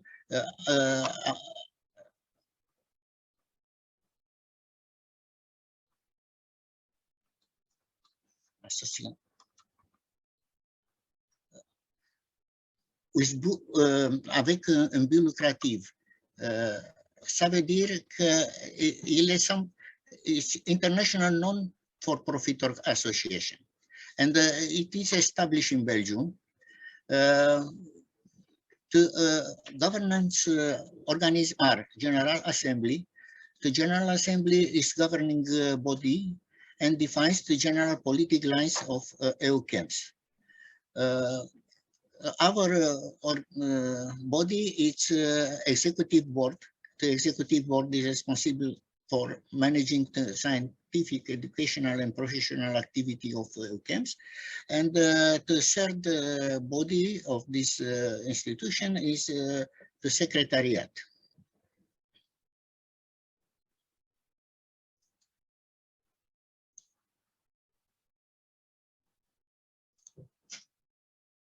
About the General Assembly, I have to say that it meets annually and defines the general policy of EUCHEMS. It is composed of representatives from each of the member society and the supporting members.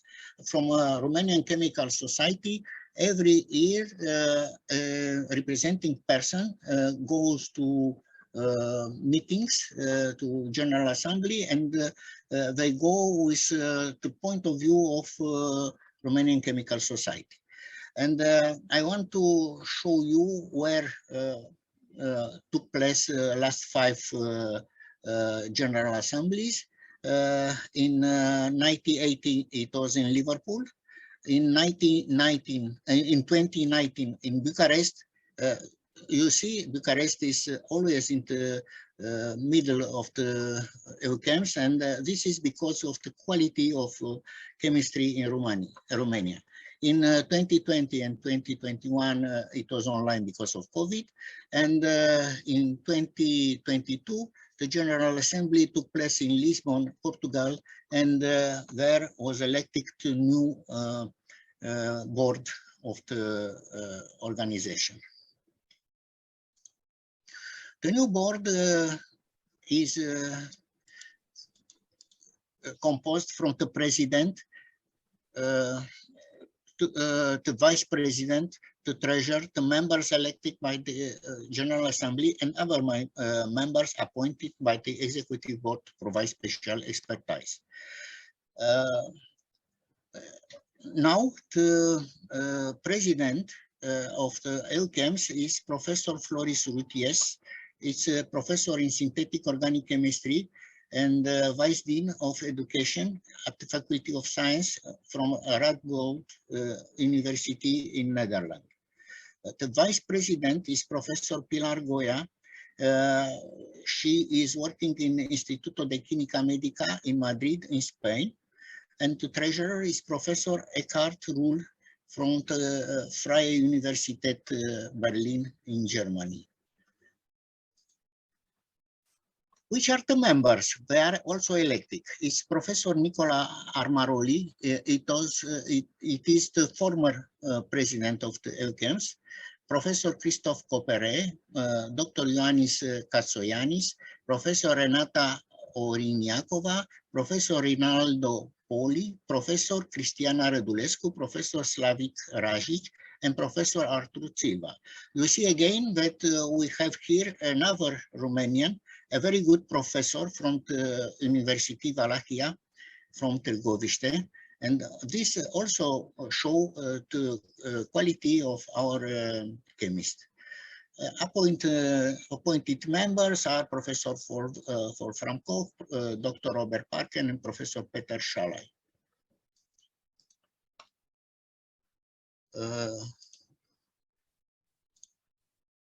Okay, now about EUCHEMS secretariat. You have here there are only 3 persons, and they are working in order to join and to help the activity of all national organizations.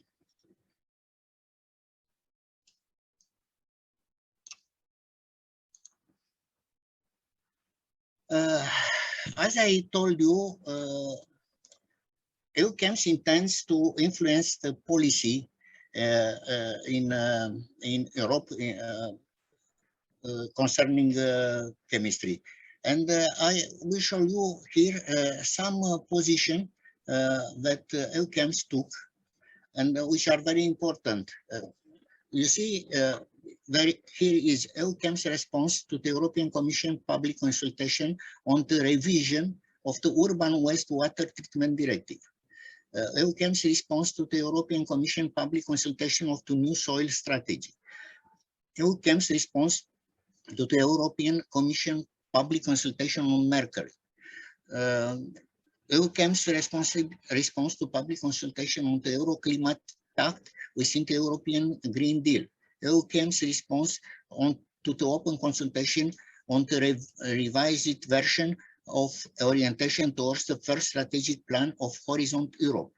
EUCHEMS response to European Commission consultation on Horizon Europe co-design 2021-2024. So you see, it is involved in everything, including research. Very important, these last 2 positions.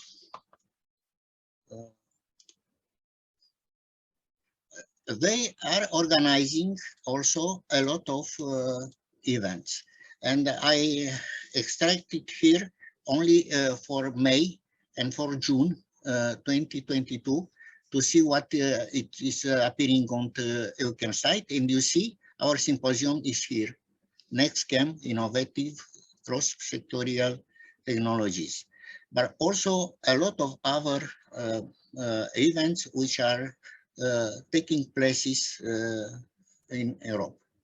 Also, an aim of EUCHEMS is to give awards, and there are some awards which I want to communicate to you. The most important is European Chemistry Gold Medal. This is every 2 years, the exceptional achievement of one scientist working in the field of chemistry in Europe are rewarded with the European Chemistry Gold Medal. The second prize award is European Sustainable Chemistry Award. This is also for excellent achievement, but it must be not only an individual scientist, but also a team, which obtain very good results on European sustainable chemistry development. For the young people which are now in the symposium, there is European Young Chemist Award. This European Young Chemist Award is sponsored by the Italian Chemical Society and the Federazione Nazionale delle Ordini dei Chimici e dei Fisici, and is given every 2 years during the EUCHEMS chemistry conferences. The European Young Chemistry Awards are intended to showcase and to recognize the excellent research being carried out by young scientists working in the chemical sciences. Another prize is EUChem Lecture Award. Another prize is EUChem's EUSIS Award. This is also for a young scientist for her or his research work in the field of chemistry. Also, I want to underline that EUChem's gives fellowship in order to participate in various events, and it's possible to apply and to obtain a fellowship for participating in this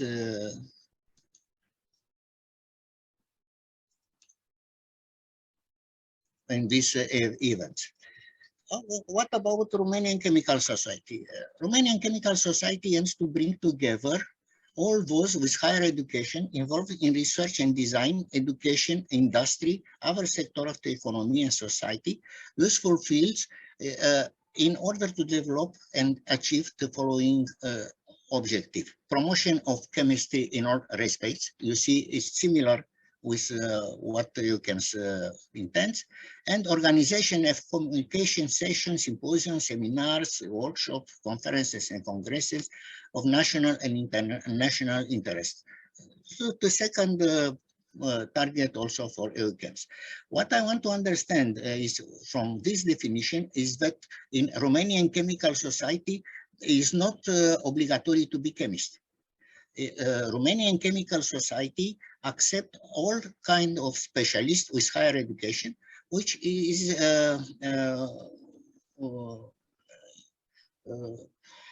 has to purpose to help to chemistry development. So we have in our Romanian Chemical Society physicians, biologists, mathematicians, other specialists which are not in the field of chemistry. It's to target to help the development of chemistry in our country. I want to understand, to underline that the activity of society takes place at two levels. I mean in section and in filials. Section are organization on specialty. For instance, physical chemistry, organic chemistry, inorganic chemistry, electrochemistry, and so on. And filials are territorial organization, which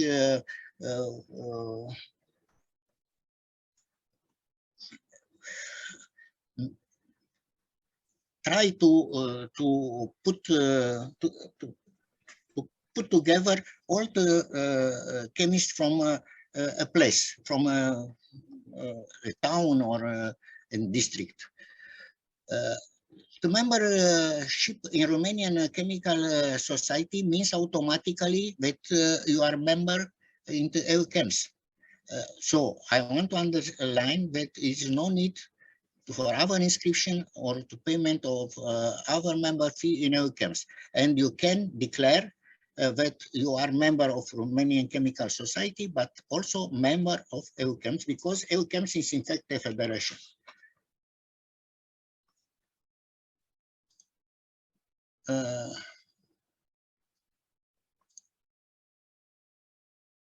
Okay. About the governance of Romanian Chemical Society, here we have some differences from EUChem's. We have also a General Assembly, which is composed from representing persons from the section and filials.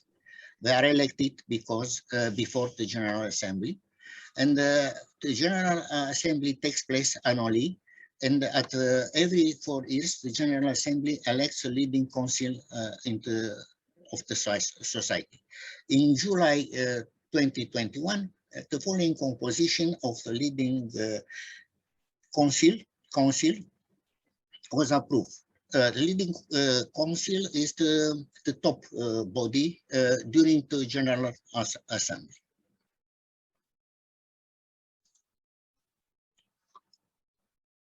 So the actual president of the Romanian Chemical Society is Professor Bogdan Simionescu, academician Professor Bogdan Simionescu, which I think that everyone knows. It's a very renowned scientist in Romania, and it was a long time president of, director of Institute Petruponi, the biggest and most valuable institute of Romanian Academy, and he is also a professor at Technical University in Iași. Vice President are conferencier Mihaela Badea, Dr. Biochemist Mihaela Doni, Professor Victor Corneliu Radu, Professor Mihaela Dina Stănescu. I want to underline that we have here at the top level a representing person from our institute. It's our general director, and it's very good that this is a scene that to Romanian Chemical Society appreciate our institute as one of the leading organization in chemistry in Romania. To General Secretary, it's Marcela Mihai. And we have here our members. I want to tell you only that they are from Timișoara, Arad, from Bucharest, also Bacău and Cluj. So they are representing different organizations from the country. As I told you, we have a territorial organization in filial, and the president of each filial is automatically member of the leading council. You see, we have 19 organization filials, and I want to underline that in Bucharest we have 3, because here are very many chemists. One is Bucharest one, which is led by Irina Zarafu, and is composed from scientists from University of Bucharest. The second is led by conferencier Ioana Maior, and is composed from scientists from University Polytechnica from Bucharest. And the third filial is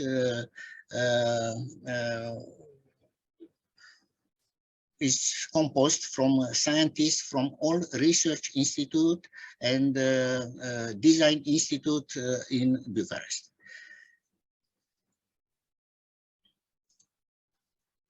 Also, we have section. Also, all the president of the section are automatically member of the leading council. And I present here which are the section: food chemistry, analytical chemistry, inorganic chemistry, physical chemistry, organic and macromolecular chemistry, chemistry for cultural heritage, chemistry and environmental protection, technological chemistry, chemical engineering and petrochemistry, documentation chemistry, education, history of chemistry, electrochemistry, separation sciences, and young chemist section. Here I want to tell you that young chemist section is dedicated to students and to master and PhD students from the universities, because our young are included in branch filial 3 Bucharest, and they are considered as researcher, and they are in our organization.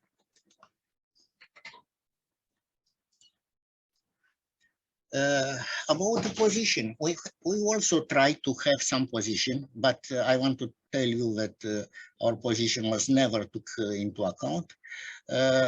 For instance, we made a document, and we send it to Ministry of Education, to Parliament, and to our organization to tell our point of view about the study of chemistry in colleges, which is now very few. It's impossible to have only 1 hour of chemistry in a week.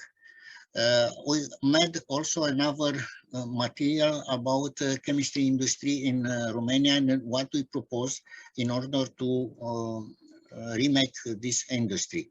Also, this was not took in account. But we are organizing events like EUCHEMS, where we have our support to different events, National Chemistry Conference from Râmnicu Vâlcea, Cristofor Simionescu Symposium, RICE, COFROCA. There are many, among which we have also our symposium PRIOCHEM, which will take place in the autumn.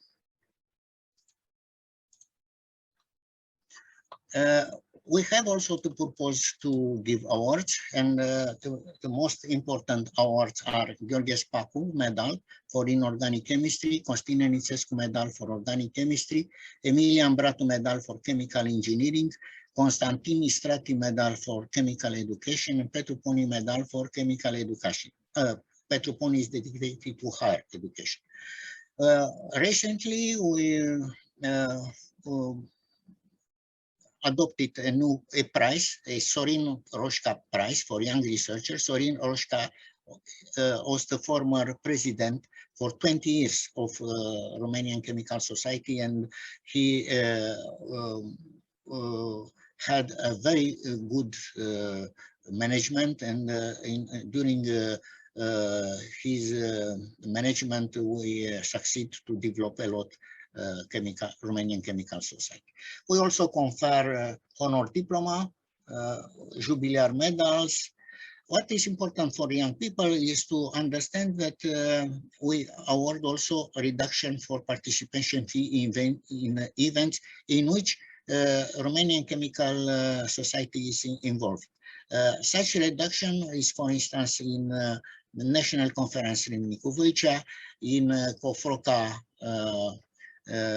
Symposium, in Ecoind Symposium, and there are some symposium which give this reduction to all members of Romanian Chemical Society. Also, we award fellowship for participation in some events. It's possible to apply and to obtain a fellowship to go to an event. Also, you can receive a part of this participation, not all expenses.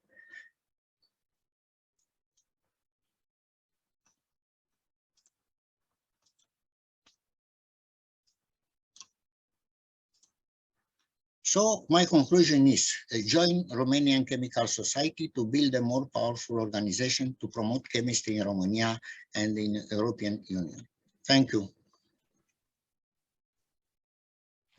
Thank you very much, Professor Sârbu, for this very nice and clear overview of the European Chemical Society and the Romanian Chemical Society. And if the persons from auditorium, they didn't know till now about these advantages and this reduction fees for participation to different events organized under these societies. Now I think they are convinced to join the Romanian Chemical Society, and in this way they will become member of European Chemical Society. Also, I want to address you many thanks for your activity, and you was a real engine in Bucharest 3 filial. You led and you still lead this filial, and I think that the most important person was you, and you succeed to attract many members, not only from our institute, but also from other institutes, national institutes from Romania. So not only from Bucharest, but also I know that you promoted a lot this society. So thank you. We are honored to have you in this society. Thank you very much. Thank you too for this wonderful words, and I will make all my possible to improve the activity, because I really believe that without chemistry it's not possible any science. All science contain a small part of chemistry, even IT.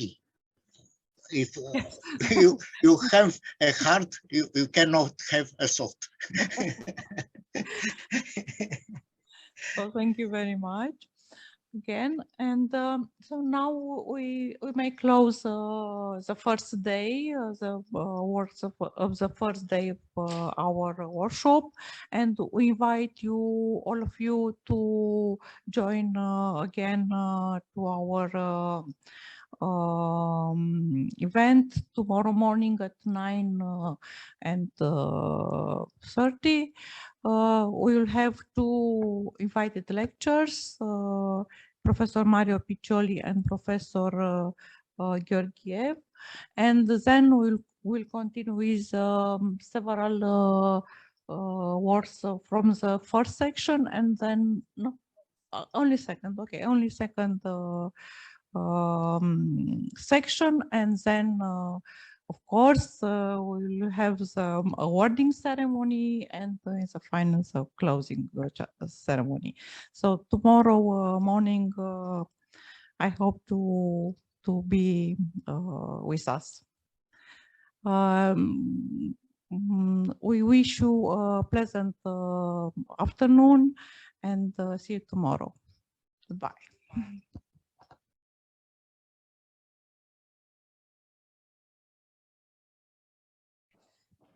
Good morning. Good morning to all the people present here in the conference hall, and also to the people present in online media.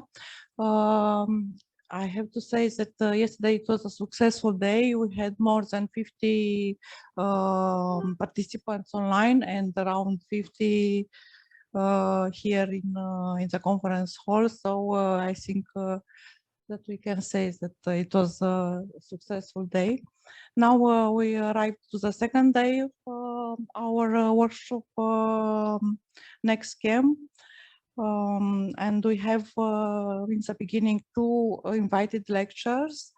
The first one is given us by Dr. Mario Piccioli from Magnetic Resonance Center and the Department of Chemistry from University of Florence, Italy. We thank you very much for your kind acceptance to be here with us today. And please let me to say some words about your activity. So Mario Piccioli received the PhD degree in chemistry in 1991 at the University of Florence. In 1998, he is appointed as a full professor at the University Pierre et Marie Curie in Paris, France. In 2000, he joined the newborn Magnetic Resonance Center at the University of Florence, Italy, where he is also in present. His research interests have been always focused on methodological aspects of nuclear magnetic resonance spectroscopy, with a special concern to paramagnetic metalloproteins. He is co-author of the first solution structure of paramagnetic protein ever solved by NMR in 1994. He has spent many years in addressing the use of non-conventional constraints to assist and improve the quality of NMR solutions structures. His recent interest focused are in application of paramagnetic NMR to study transient metal sites in proteins, particularly in the case of proteins involved into the iron sulfur clusters biogenesis machinery. The use of acoustic analysis of NMR experiments and its possible application in translational medicine, and also in development of NMR methodologies. He has held seminars in many universities and research institutions worldwide, like the Institute Pasteur, Biocentrum University, Frankfurt, University of Basel, Tata Institute from Mumbai, India, Osaka University in Japan, Imperial College in London. In 2016, he has been the chair of cost action of the biogenesis of iron sulfur proteins. In 2018, he was the principal investigator of the project Horizon 2020 Twinning project, and in 2019 he is awarded with the gold medal of the Italian discussion group of magnetic resonance. Also, he is the author of about 120 articles with an Hirsch index of 36. We are impressed by your activity, and for us this subject is very important, and I think that also people will enjoy your presentations. Thank you very much for your presence. Thank you very much, Michaela. And it's a great pleasure for me to be here. It's a great honor. So I really want to thank the organizers for giving me the opportunity to go back to, real life in presence conference and meeting, which I think we were discussing 5 minutes ago.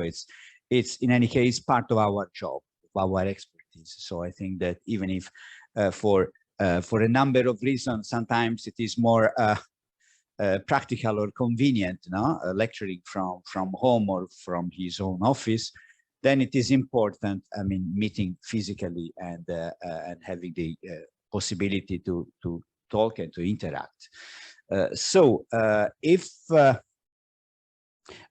In preparing, let me just activate, otherwise I don't know, I don't want to talk too much. I thought when preparing this presentation, does it work? Okay, perfect. This subject is a little bit far from your expertise, at least for many of you. So I thought it was also a good occasion. I thought that it was better to maybe spend 5 minutes to introduce about what is paramagnetic NMR before showing you, proteins or spins or pulse sequences, which is actually my real job, to tell you something, to give you an overview of what can be done with paramagnetic NMR and what is actually paramagnetic NMR. So I also prepared a couple of slides. What is NMR, which is the previous step. I don't need to spend more than 30 seconds, but just as an overview, you need a magnetic field, of course, can be bigger or smaller. In this case, it's very large. And whatever is the field, if you have a magnetic field, you separate the energy of the two levels of the nuclear spin transition. And so you can, this is the frequency then we actually measure in any kind of NMR experiment, whatever the nucleus is, whatever the magnet is. Of course, if you consider, for example, proton spin, then each nucleus has a different frequency, because actually the environment of a nucleus is not the same. Now, think that if you have a proton bound to the carbon or a proton bound to the nitrogen, the electron density is different. So the NMR transition frequency is different. And so we have these nice NMR spectra in which you can separate even hundreds or in principle thousands of frequencies from each of the proton spins present in your system. Of course, the resolution depends on the magnetic field. That's why we have big centers like the magnetic resonance center that we have in Florence, where we have about 12 magnets from 400 megahertz to 1.2 gigahertz, which is the largest magnetic field available so far. And this is a very expensive machine, so it's good that we could, manage to have them all together and have a sort of service server which also offer access to people or scientists coming from everywhere from Europe to, if you have your own project and you think that you will need to run experiments at a magnetic field that you do not have, you can apply to come to our place and run experiment together with us. So 2 or 3 slides only to to finish this overview and to tell you in general what we can do with NMR, looking from the view of a biochemist or a structural biologist person. For example, you can use NMR to study the behavior of protein in vivo. So it is now possible to label a protein in cell, and then to run NMR directly in cell, which offers you information and allows you to compare the structural difference between in vivo and in vitro systems.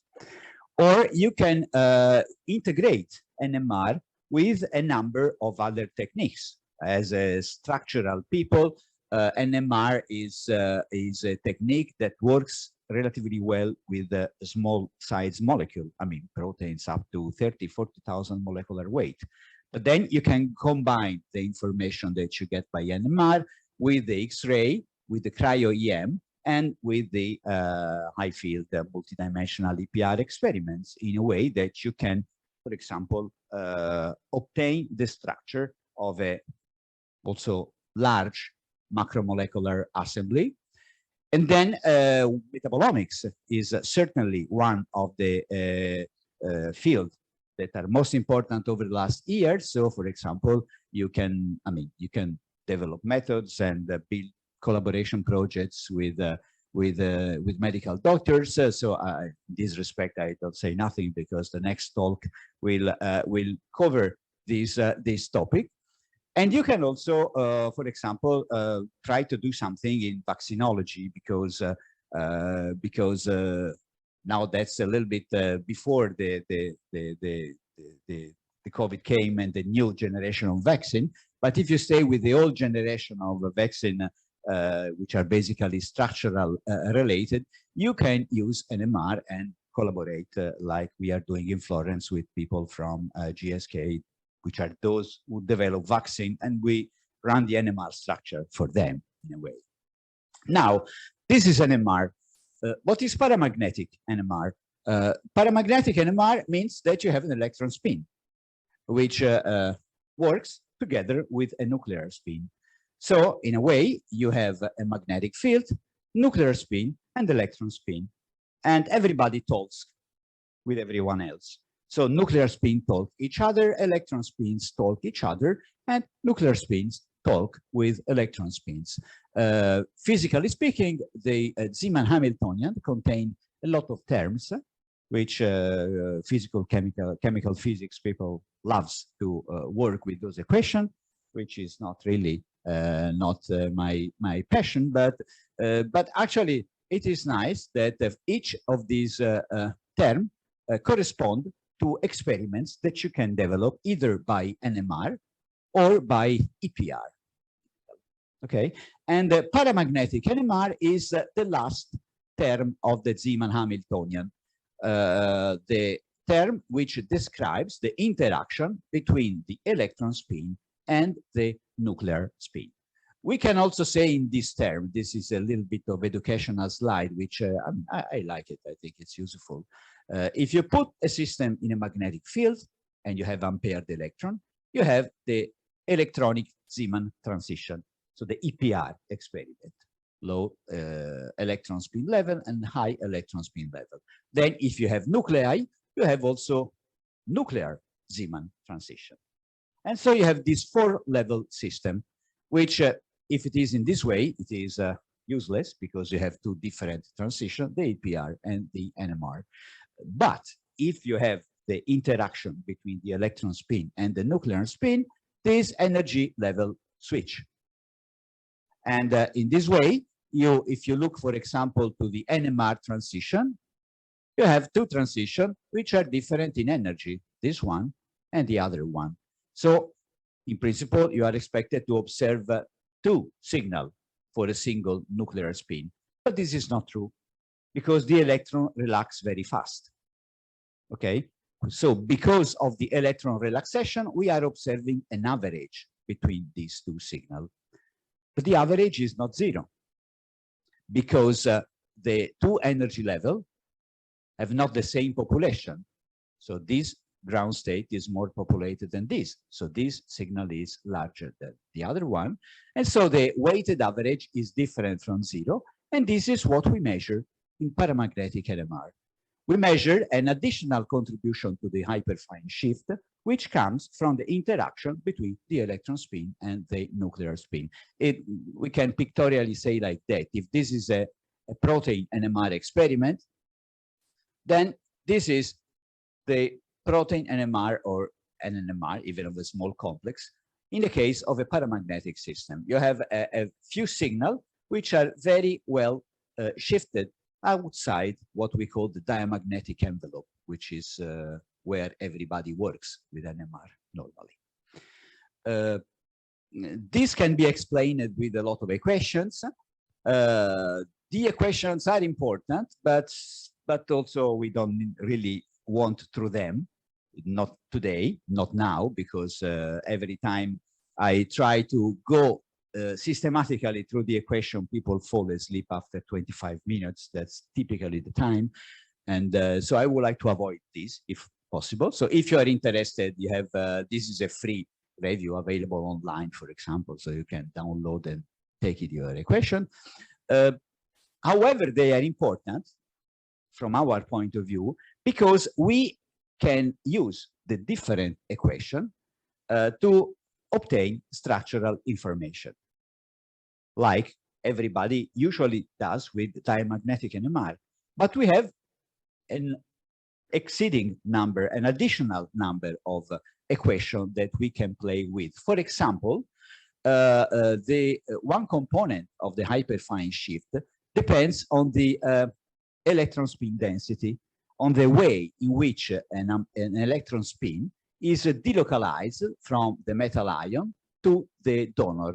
For example, if this is iron, which has unpaired electron, this is sulfur, this is carbon, and this is hydrogen, the amount of hyperfine shift depends on this dihedral angle. And this offers you the possibility to directly measure the coordination of the ligand to the iron. And these chemical shifts are related to an equation that has been calculated and gives you to convert the observable chemical shift into an angle, which is what we are interested as structural people. Another component of the chemical shift is so-called pseudo-contact shift, is related to the magnetic anisotropy of the system. Now, the magnetic anisotropy is a very important property. If you take, for example, a heme protein, the heme with the iron inside, if you rotate by 90 degrees and you look at, this is a plane of the heme. And so clearly you have a very strong axial system, which is basically, and the chemical shifts are dominated by an equation, which is the equation of the axial distribution, like a Z square orbital, a dz square orbital. So the chemical shifts are related to this spatial distribution. So again, you measure chemical shift and you get back the information on how the magnetic tensor is oriented inside your protein. Another equation that we can play with are relaxation rates. And chemically speaking, I mean, one interesting part of the story is that one of the oldest trick that people loves to do working with metalloprotein is replacing one metal with another metal, which you like more. You like more, for example, because you can obtain some information. And one of the first, historically speaking, games of this type has been done by R.J.P. Williams and Antonio Xavier about 60 years ago. They were replacing calcium with lanthanide ions in calcium binding protein. Okay, so you take, this is a calbindin, typically a small protein with 2 calcium ions. They have a different affinity, so you can replace selectively one of the 2, and you put here whatever you want from the lanthanide series. Okay, and why it would be interesting doing this? For example, because different lanthanides have different relaxation properties. So if you look at this equation, which gives you tells you something about the relaxation rates, you have information on the distance. So the distance from the metal ion. And you can change the metal ion in a way that you can tune the effectivity of your system. So this is the effect of cerium. So the cerium 3+ as influence gives you information in this region here. Then you put ytterbium, and you have a different region that you can highlight. And then you have dysprosium, and you have again a different region that you can highlight. So usually when one lanthanide enters, all the other lanthanides works the same way. So you can actually replace calcium with the entire series of lanthanides and obtaining 14, well, not really 14 because gadolinium you cannot use, but at least say 10 independent structural information. It's a very nice story, and that's why people is still working on this 16-year. I mean, they first thought about using this. So to summarize the say theory on the paramagnetic NMR, we could say this in basically 2 slides. If you have an electron spin, we have problem in our spectra NMR because lines are typically much broader than normal because of this equation that we have seen. So it is difficult to run the normal NMR experiments, even a normal 2D, a COSY, a TOXY, or NOSY. You lose a lot of information. However, because of this equation, you can identify new type of information, and this kind of information can be converted into structural information, like the 2 that we have seen, and other are also possible. I'm not going to talk through all of them, but this is just to give you an idea of what, why we are using paramagnetic NMR. And also, well, how about history? History, I mean, I'm not really going to tell you the history. This is not interesting, but I think it's interesting to understand how science evolves in a way, how we can take advantage of the implemented methodology and instrumentation to move from one field to another. In this respect, you know, NMR, it's a beautiful example because historically the first Nobel Prize for NMR were given in the 54, probably, for they were physics, for the discovery of the effect. Then they became the chemist, and then the biochemist, and then the medical doctor, which gives you the feeling of how one technique moves from one side to the other. And that's indeed, if we take a small inorganic complex like this shift base with nickel inside, 5-coordinated nickel 2 paramagnetic system, we can use 1D NMR to obtain the information on the ligand field theory, on the coordination chemistry, or how these energy levels are in for the nickel 2. And this was done again about 60 years ago. Or if you take a protein, you have two different spectra if the metal ion is in or not. So if you have a hemoglobin with or without heme, you can clearly see the difference by NMR. Then about 30 years ago, we managed to run the first solution structure by NMR. So obtaining a complete resolving a structure at the atomic level. That was an issue because up to that time, people were thinking that if you have an electron spin, forget it. You cannot do solution structure. Okay, so it took us some time to understand how it was possible to overcome the problem and having something done. And from that moment on, you can obtain, and you have in the PDB data bank, a solution structure of proteins obtained with several metal systems, copper, calcium replaced, heme proteins, iron sulfur proteins. I mean, there are many examples in this respect. And now, say the future of this approach will be the one of going the other way around.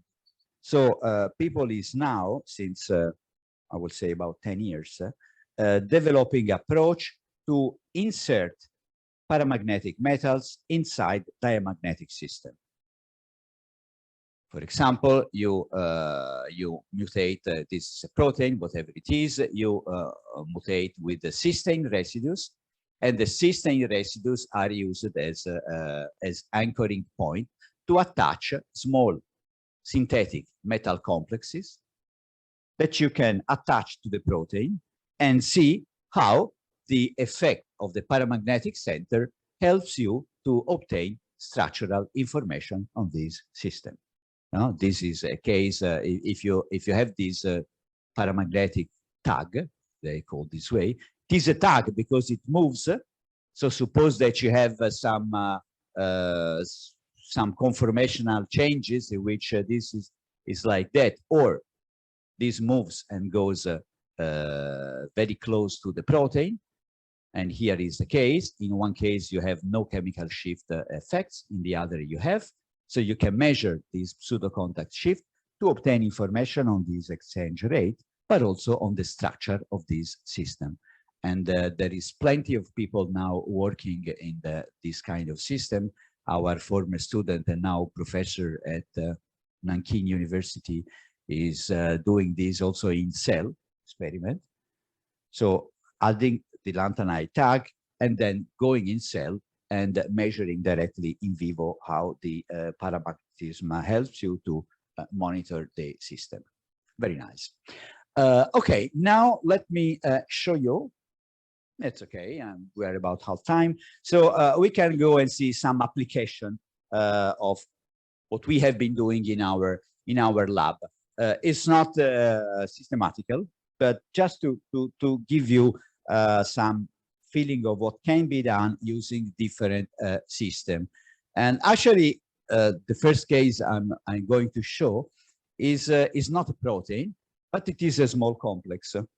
It is the nickel salicyl aldiminate here. So it is a 5-coordinated complex. And it was nice to repeat the NMR spectra of this nickel-2 sample after about 60 years that this was done in our lab. Because if you go at high magnetic fields and you use density functional theory, you can now predict the paramagnetic effect. And you can then compare the predicted data with the experimental data. And this allows you not only to, say, validate your assignment, but you can also adjust it. For example, if you see here, this was the comparison between experimental and calculated shift with the assignment that was done 50 years ago. And this is with the assignment that we have done now.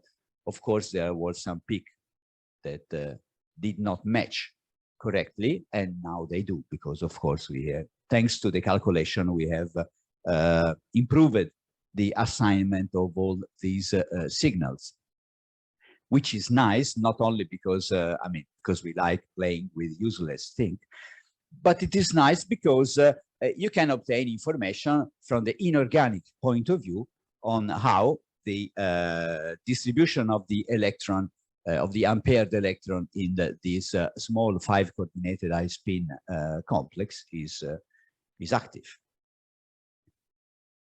So it is not only, that's what I wanted to say, it is not only biochemistry. I mean, there are still a lot of interest from the, say, theoretical point of view, for example, for the people from inorganic chemistry laboratories that needs or wants or are interested to understand the spectroscopic properties of their metal ion and of their complexes. This is indeed the case of a protein, still with a nickel ion. This is a very interesting protein. It's called HIP-A, and this protein is needed for the maturation of urease and hydrogenase, which are very interesting and important enzymes from the physiological point of view. And this protein, sorry, this protein have a zinc site with its coordination geometry, and then they have a second site which is supposed to bind nickel. Of course, they are nickel binding proteins, so there must be a nickel binding site. And the nickel binding site, we know that it is located in the N-terminal site of the protein. It involves a few number of residues, but we don't know exactly how it's done. So we run NMR spectra, and with one specific technique, which is called NOE. I won't go into the details, but we can have information between proton-proton distances. And thanks to this information, we can map the active site of this enzyme, and so identify the residues which are bound to the nickel in this nickel coordination site. Another system which we have been playing recently, and which is very interesting also for its, say, application or potentiality, are beta amyloid peptides. So beta amyloid, say, beta 40 peptides are those peptides that are supposed to be responsible or involved into the Alzheimer's disease. You have these small peptides that at a certain moment start to form fibrils, which is a sort of regular multimeric interactions. And these fibrils then cause nucleation, and this is what causes the accumulation of the polypeptide and then the Alzheimer's disease. It is known that copper prevents the formation of this kind of fibrilization, and the way it does, because it binds to some of the residues of these peptides and somehow create a structure which prevents the random coil to form fibril. So we wanted to study this by NMR. Well, actually, there's plenty of studies, I should say, in this respect, but people is not really very much passionate to go around and to study the proximity of copper because of the paramagnetism. So we went to this system and we do our, say, paramagnetic based NMR experiment, and we give those paramagnetic NMR restraints to our colleague doing molecular dynamics. And again, he was able to solve the, say, structure of this beta peptide in solution, which is one of the issues that people working on this kind of system is interested to, of course. Again, something which is related to the protein, but is not really protein.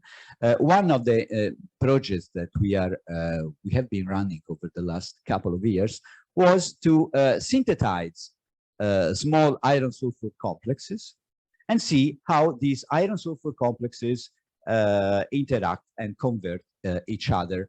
And this can be either an inorganic chemistry project or a structural biology project, because these kind of molecules are supposed to be part of the so-called labile iron pool, which is the ensemble of molecules that involves iron inside mitochondria, for example. So in order to study the mitochondrial iron pool, one of the molecules which is certainly important for coordinating iron is glutathione, which is a tripeptide binding iron and favoring the formation of iron sulfur cluster. So we studied actually the conversion between a 2 iron 2 sulfur cluster, which is this molecule here, to a 4 iron 4 sulfur cluster. And it was nice because we were able to see that we demonstrate how basically the ratio between iron 3 and sulfide drives the conversion from a 4 iron to a 2 iron and vice versa. So it is a reversible equilibrium. We have to insist about 6 months with the reviewer. We did not believe in us, but finally we convinced him because it's, I mean, that's not so obvious that you can actually have a reversible equilibrium between these 2 iron 2 sulfur cluster and a 4 iron 4 sulfur cluster, but it works.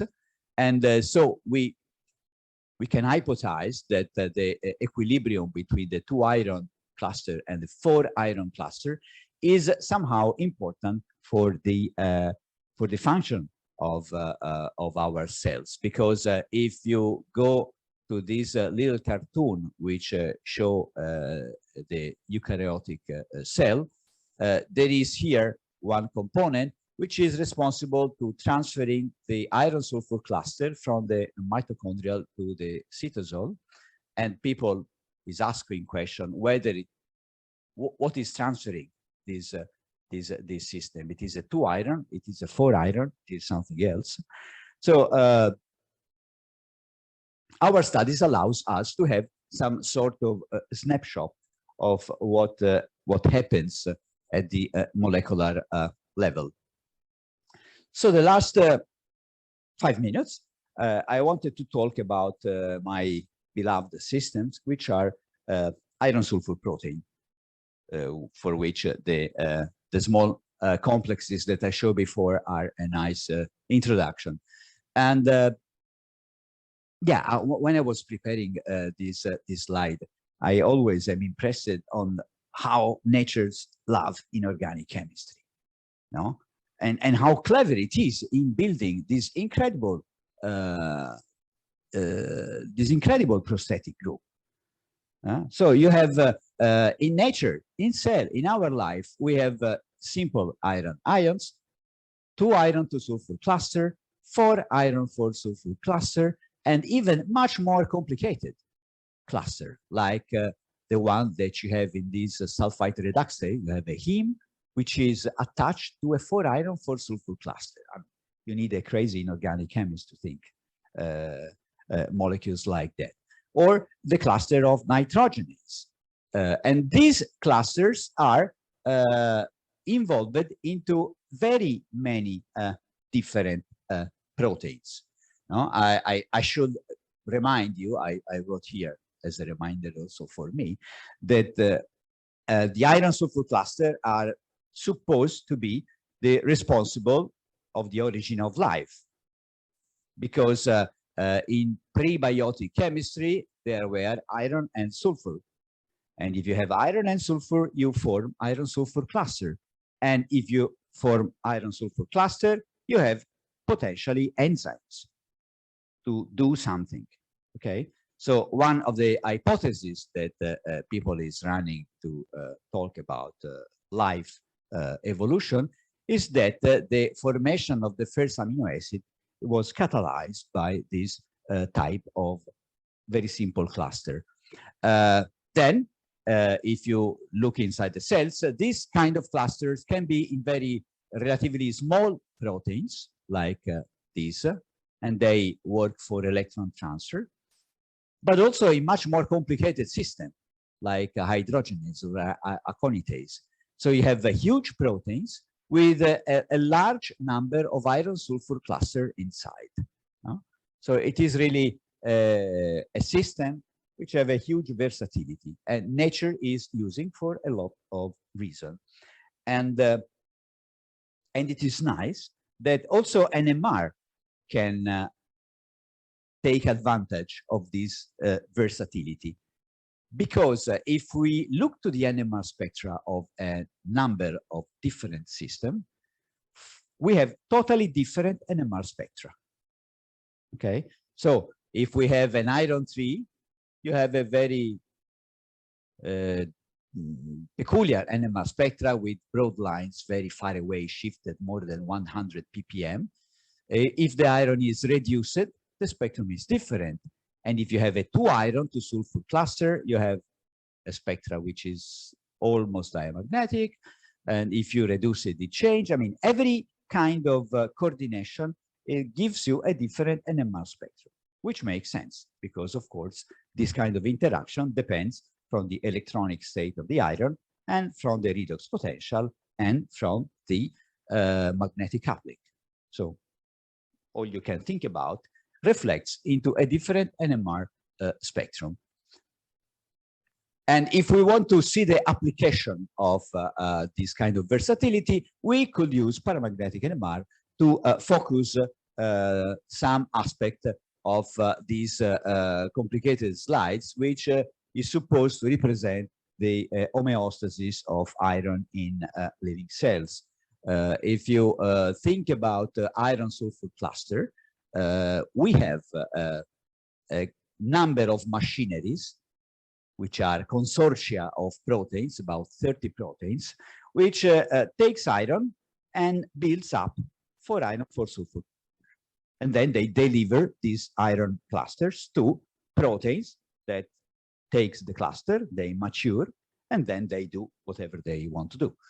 And it is also interesting, I mean, it's important that for each of these steps and for this protein, you have diseases related. Because if something does not work, then we are in trouble. And so, for example, the Friedreich's ataxia, which is one of the most famous diseases related to iron sulfur cluster, it is associated to the misfunction of one of these protein-protein steps. So we wanted to study how it works, and we take it as an example, this step, because it is also important, how the 2 iron 2 sulfur cluster are transferred to the ISCA1, which is a protein which then assemble the 4 iron 4 sulfur cluster. And so I'm not going too much into the details, but again, we can use paramagnetic NMR to obtain information about the proximity of the environment of the iron sulfur cluster. And for example, if you take this protein here, we see that the residues around the iron sulfur cluster have a double conformation because they appear twice. You have a doubling of signal, not all of them, only for the residues which are around the iron sulfur cluster.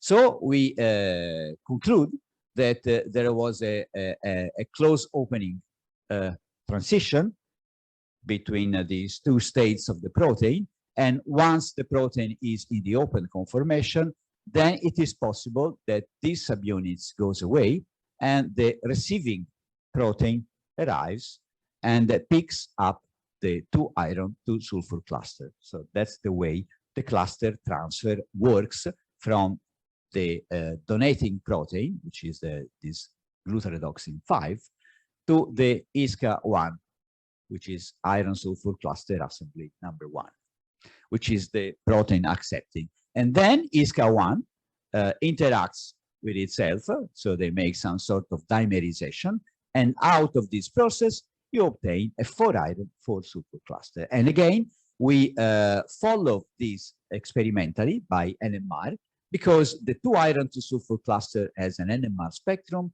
which is totally different from what you are expected to see for a 4-iron 4-sulfur cluster.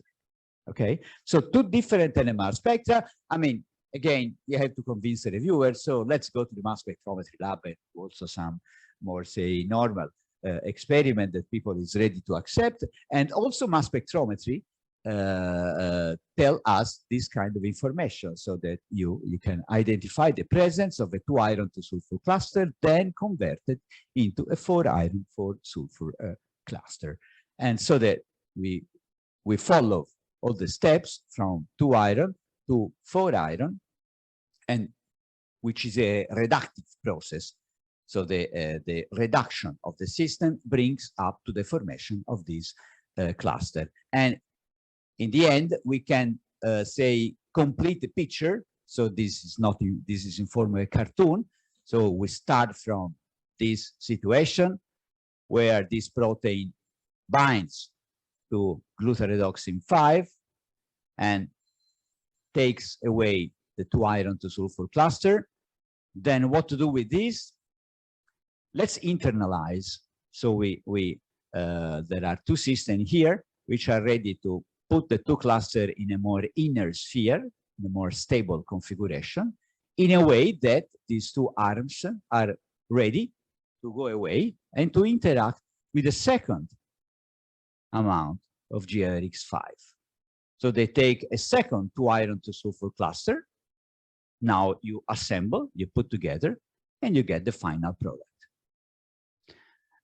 And we can use the NMR to monitor not the transient state, but this intermediate step of the process can be observed spectroscopically in a very clear way. Now, I think I'm almost done, so let me just show you in 1 minute. We are running over time. 1 minute. Just 1 minute to show you that we can also do some classical, say, structural biology work. What do I mean? This is a very small protein, small iron sulfur protein with a 4-iron 4-sulfur cluster, only 57 amino acids, so it's 6,000 molecular weight. So we can do the NMR structure, but again, the paramagnetic effect involves the entire protein, because that's how paramagnetism of the iron ion affect the system. So we decided to replace the NOE analysis with relaxation rate analysis, and which is something which sounds a little technical, but from the, say, NMR point of view, it is very important, because when you do solution structure NMR, you are using NOE. So the dipolar information between two nuclear spins. No? That's how you do the NMR, the structure by NMR. You have thousands of proton-proton information you give to a program, and the program tells you the structure. We don't have this information, so we replace this information with metal to proton distance. And using metal to proton distance, we can obtain a family of structure which is as good as the one we can obtain using the standard NMR approach. Then we put them together and we have a very high quality solution structure where we can use all these links to fold the protein structure. Okay, I will skip this, otherwise it's too much. The last slide only, I mean, my colleague asked me to show you, so I'm respecting the wishes. And so we have a very nice conference, again in presence after 2 years, in about 1 month. So it's the end of June. We call it Chianti Workshop. Sounds promising, actually, even the name. And it is one of our, say, series of conferences that we are running since now 40 years. So it's part of the history of the lab. And so there are all the experts of electronuclear relaxations and NMR methodologies always likes to go there. And so you are invited to participate, of course, if you are interested.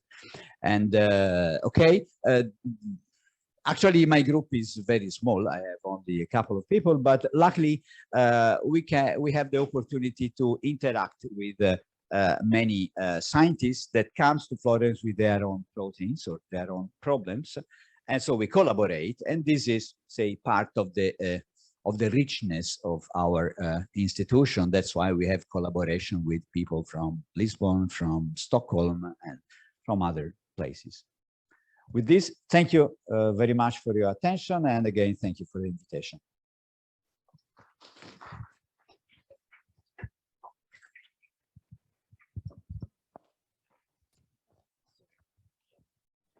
Thank you very much. It was a impressive presentation. So if we have questions from conference hall.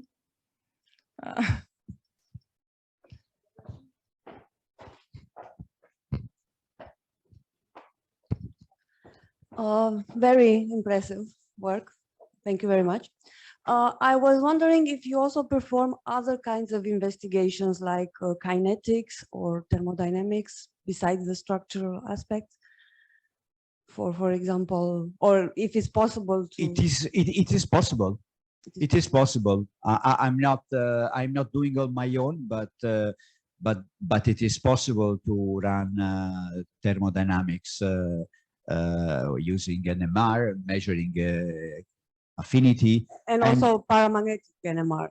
And also paramagnetic NMR. Okay, Yeah, because I know absolutely. that with diamagnetic.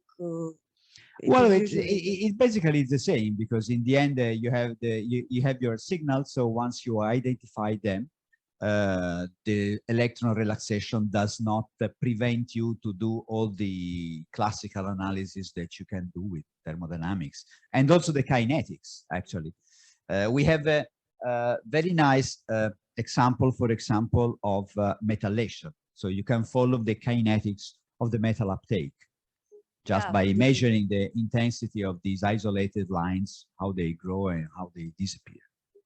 Thank you.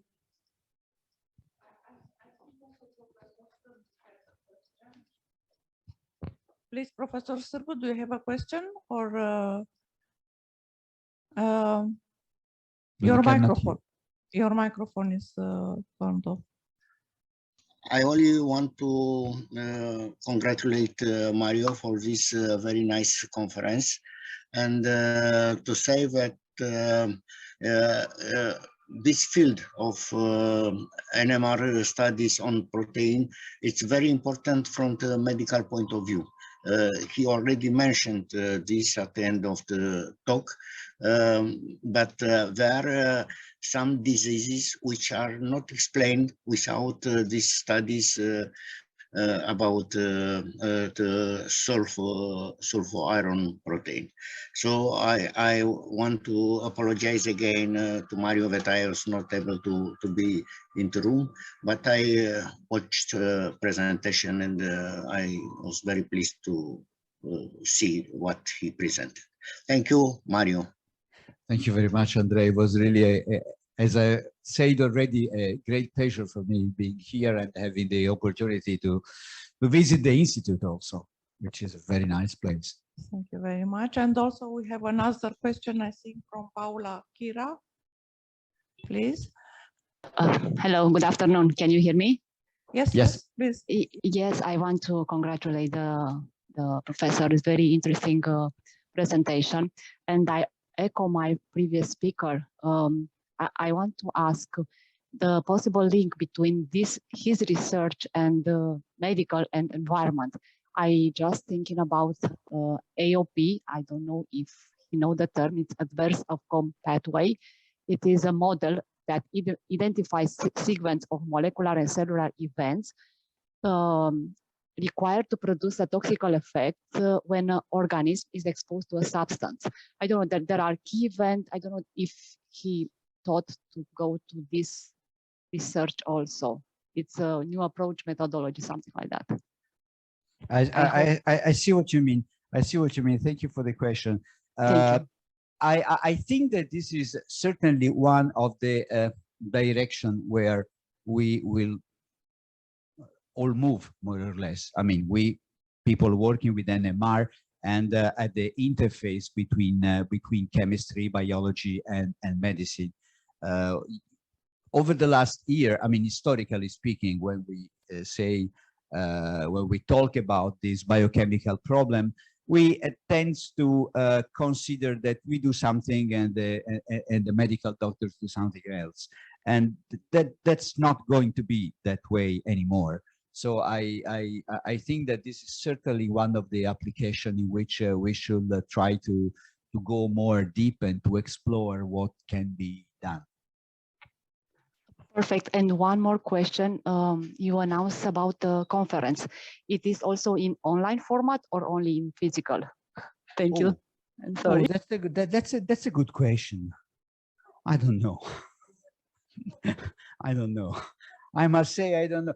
Can we maybe if no that we have lost I don't know. I should ask, but I will let maybe if we can reload the. Sorry, I don't want to make because I hope that in the slide I only thought about having this in presence, to be honest. So I'm not sure that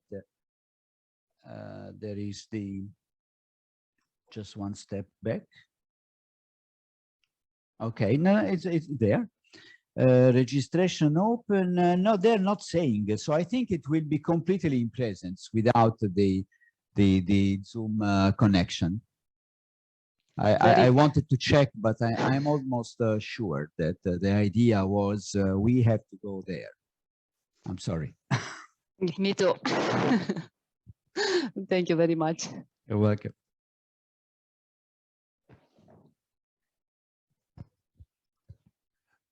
Congratulations, very nice presentation. Me personally, I'm more metabolist, biochemist, not a structural one. Therefore, I'm gonna ask you about the direction of development. What about use of your technique in the ferroptosis? The apoptosis induced by the modification of the... That's, yeah, this is one of the things that we would like to do, actually. You have to identify the right system to study, but because, I mean, there are still, as far as I know, people discussing which are the proteins involved into this step. We are doing something in this respect. Now, I have not shown here, but on the protein we are working is mitonite, which is the mitochondrial neat protein. And one of the role that people is hypothesizing for this molecule is being involved in this ferroptosis. Yeah. So we are now studying this and trying to understand exactly how the structural information can tell something about exactly into yeah. Thank you very much again. And now we have another presentation in the same, continuing the same subject regarding NMR technique. And I want to ask Professor Fiersko to present the next invited professor. So our next guest will be Milan Georgiev, Professor Milan Georgiev from the Center of Plant Systems Biology and Biotechnology, Institute of Microbiology, Bulgarian Academy of Sciences. Before I will pass the microphone to Milan, I want to say a few words about him. Professor Georgiev is heading the lab of metabolomics at the Institute of Microbiology. He has 20 years of experience in natural products field and has published in excess of 170 papers in Nature Reviews, Drug Discovery, Genome Biology, Trends in Biotechnology, Plant Physiology and Plant Biotechnology Journal, among others. He has delivered more than 50 invited lectures in different countries and holds several grants from the NSF of Bulgaria, Romania, and framework programs of the European Union, including a very nice project, H2020 Plant Assist project, with which was funded with over 30 million euros. I had the opportunity to see what he accomplished through this project, and it is very, very nice. In 2020 and 2021, he was listed among top 2% in the Stanford University Worldwide Citation Ranking of all scientists and scientific discipline. Milan is a recipient of the most prestigious award in Bulgaria, the Pythagoras Award for Outstanding Scientist by the Bulgarian Ministry of Education and Science, 2011, 2015, and 2020. And at the present time, he is the only scientist in Bulgaria receiving this prize for 3 times. He serves as an editor, associate editor, and editorial board member of a dozen journals in biotechnology and natural products field, including phytomedicine, food and chemical toxicology, phytochemistry, biotechnology letters, Chinese medicine, e-food, Food Frontiers, International Journal of Molecular Sciences, Frontiers in Pharmacology, among others. Serving as a chairman, he has established the International Conference on Natural Products Utilization from Plants to Pharmacy Shelf, which had 4 issues so far. The latest edition attracted the attention of more than 330 participants from 50 different countries.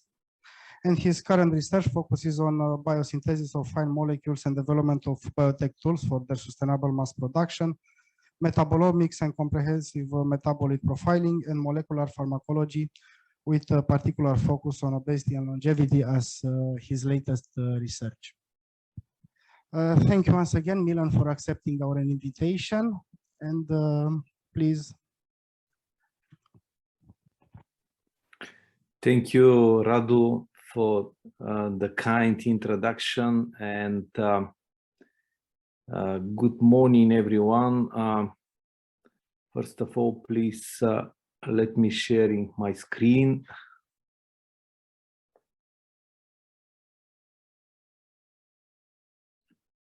So can you please allow me to share the screen? I think the host needs to allow sharing the screen because I cannot do this. No, it is okay. We can see your screen. Ah, you can see it. Okay, yes, thank you. Yes. Okay, great. Okay, so yeah, good morning, everyone. So first of all, I would like to thank the organizers, and in particular, Professor Fiersko, Radu, for the kind invitation. So we used to work together for a couple of years. So what Radu didn't mention is that I'm also half Romanian and spent 5 years in USAMV in Bucharest, where we had a very nice project over there. Okay, unfortunately, I cannot speak in Romanian, but I will try to make my presentation in English, as I assume that the audience also doesn't speak Bulgarian. Okay, so what I'm going to show you today is an overview of what we do in my lab by using NMR. Mostly we also use mass spectrometry, but mostly NMR. For metabolomics, we use plants primarily, but also microbes and human cells. And we try to combine NMR, metabolomics, and biological activity. In this lecture, I'm going to speak about obesity, but we also have several other subjects of research of trying to combine metabolomics with anti-cancer activity with the idea to to accelerate the process of finding new anti-cancer leads. I'm coming from Bulgaria. My lab is metabolomics lab, and we also establish, as Professor Fiersko mentioned, we were lucky to get good funding from European Commission under H2020. And then we managed to convince our government to put the same amount of money and the municipality in my city. So in 2015, we established a Center of Excellence in Plant Systems Biology and Biotechnology. And the total funding which we managed to get is up to is exceeding 35 million So here on the slide, you can see how the structure looks like, and some papers which came up from my department last year. Okay, as I mentioned, we are primarily interested in plants. We humans use plants for food and feed and for many different purposes for thousands of years. But the plants also accumulate a small portion of compounds which we call secondary metabolites. Actually, right now there is a discussion whether we should call them secondary metabolites or specialized. But in any case, many of them have shown beneficial properties for the human. Here on the slide, you can see the blockbusters, and in the middle, I highlighted paclitaxel, the anti-cancer compound, which is used to treat different types of cancer, and the annual sales of paclitaxel and the related taxans is exceeding $5 billion. And on the top is the anti-malarial artemisinin, whose discovery was awarded with the Nobel Prize to the Chinese scientist Yu Tu a couple of years ago. Actually, this was this Nobel Prize award was a sort of revival for the natural products field, because since then many projects on European and international level on natural compounds were funded, and now the interest from the pharma industry and from the medical doctors is appearing again. Here we, as Radu mentioned, last year we published we were invited to write a review for the Nature Reviews in Drug Discovery. So if you want to read more for the current status of the natural products and their utilization in drug discovery, you can go to this paper or send me a message and I will send you a copy of it. This is one more example for the valuable compounds which are accumulated in plants. Here in the case is the situation with the dimeric indole alkaloids like vincristine and vinblastine, which are coming from the Madagascar periwinkle or Catharanthus lucius. At the same time, the content of this compound in plants is very low. Here, the case with vincristine, you can see it is 0.0003%. In other words, it means that there is a necessity to develop platforms for accelerated lead finding, drug discovery, to determine the quality of products, and to determine the mode of action of the healing herbs. At the same time, we also need to find a sustainable way for their production. So as I mentioned, this very low content of vincristine, if you need to obtain the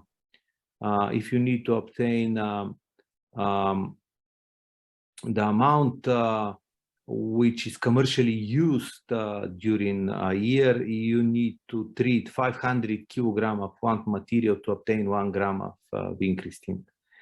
So this is nearly impossible to do by natural harvest. And we have one example here. You can see this is a very beautiful plant which is coming from Bulgarian flora. It's called Leucoium aestivum, and it is the source of galantamine, very nice alkaloid which is used for different to treat different diseases, but in particular it is in the last years it is used to treat mild to moderate Alzheimer's disease. So the overutilization of these plants in Bulgaria resulted in placing them in the Bulgarian Red Book. Okay, so this, I'm sorry for this busy slide, but this is more or less what we do. In my lab, we are interested from plant medicinal and aromatic plant species from all around the globe. We do quite a lot of isolation, structure elucidation. We mostly do NMR, as I mentioned. In some particular cases, we use mass spectrometry. And I'm not a fan of the people who are always comparing mass spectrometry, the sensitivity, and the NMR. And I believe that both are complementary. So I would say that if you have an access to mass spectrometry and NMR, this is the best case. if you are on natural products field in particular. Okay, so what we do next is we isolate, we produce extracts, fractions, and we isolate pure compounds. So right now we are mostly interested in pure compounds for many reasons. So in my lab, we have several in vitro as well as in vivo platforms to evaluate inflammation, obesity, which I'm going to speak about.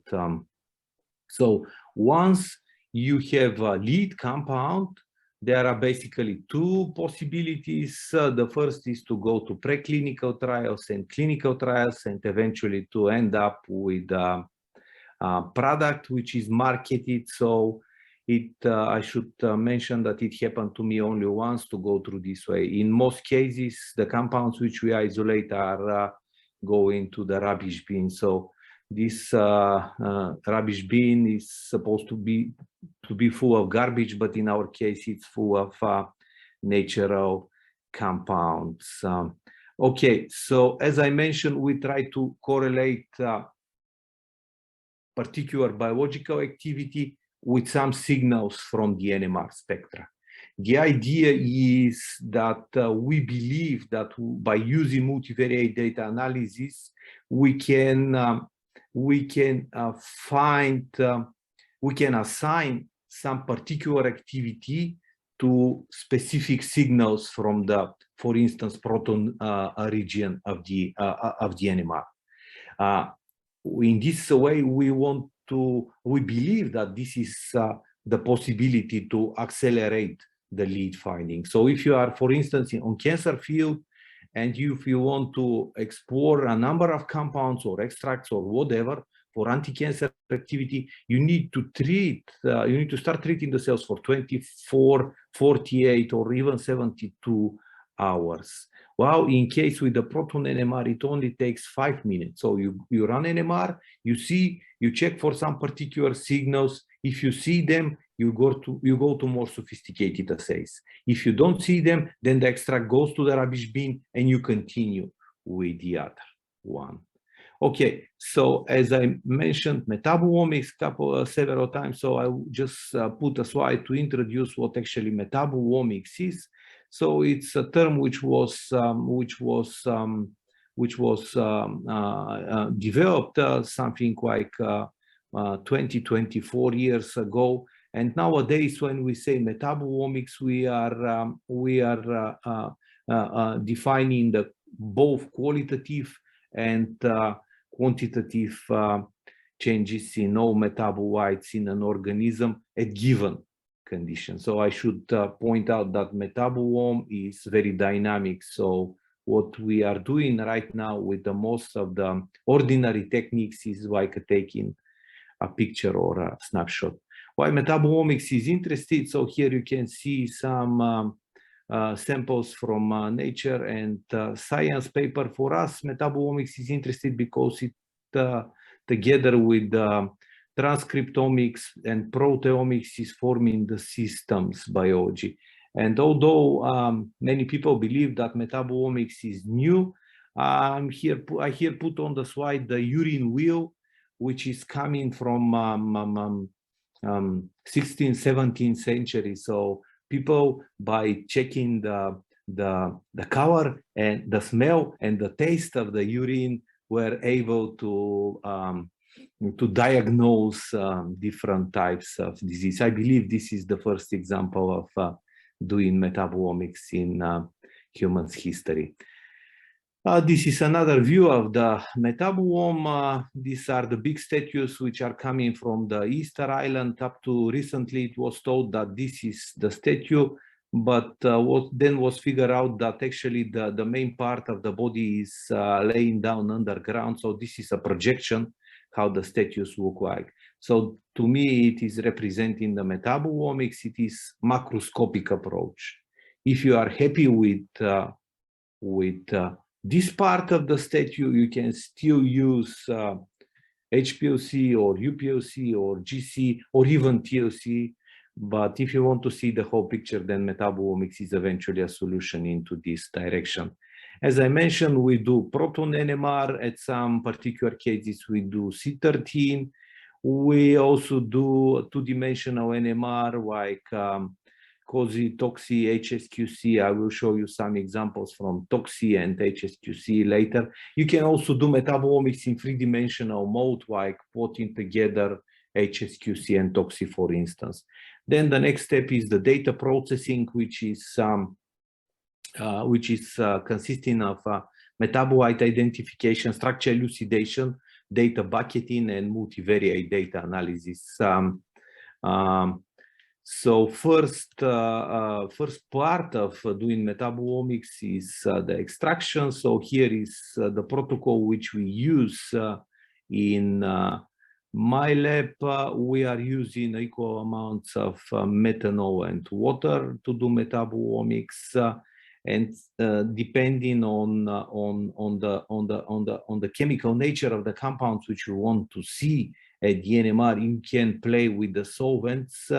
But we still need to keep in mind that there is no universal solvent. So what you are going to see out of the machine is what you manage to extract. Before we use the KISS rule, which is basically stands for keep it safe and simple. Simple, it is necessary to be simple because if you need to process 200 samples per day, then you need an extraction which you can be handled in one day. Okay, so the data bucketing, which I mentioned, is just cutting the spectra into small buckets or bins. They could be of different size. So as a gold standard, we use 0.04 ppm, but this may vary depending on what you want to do. So if you are doing magic angle spinning NMR, for instance, this might be increased. So then the data from the bucketing is to transfer into a simple Excel file and process with the multivariate data analysis. So multivariate data analysis, to simplify, I just separated them in unsupervised and supervised techniques. So I prefer to start with the unsupervised methods to see what is the real separation between the samples, and then depending on this, you can develop a hypothesis or make some filters and go through more detailed assays like PLS or OPLS, DA, and so on.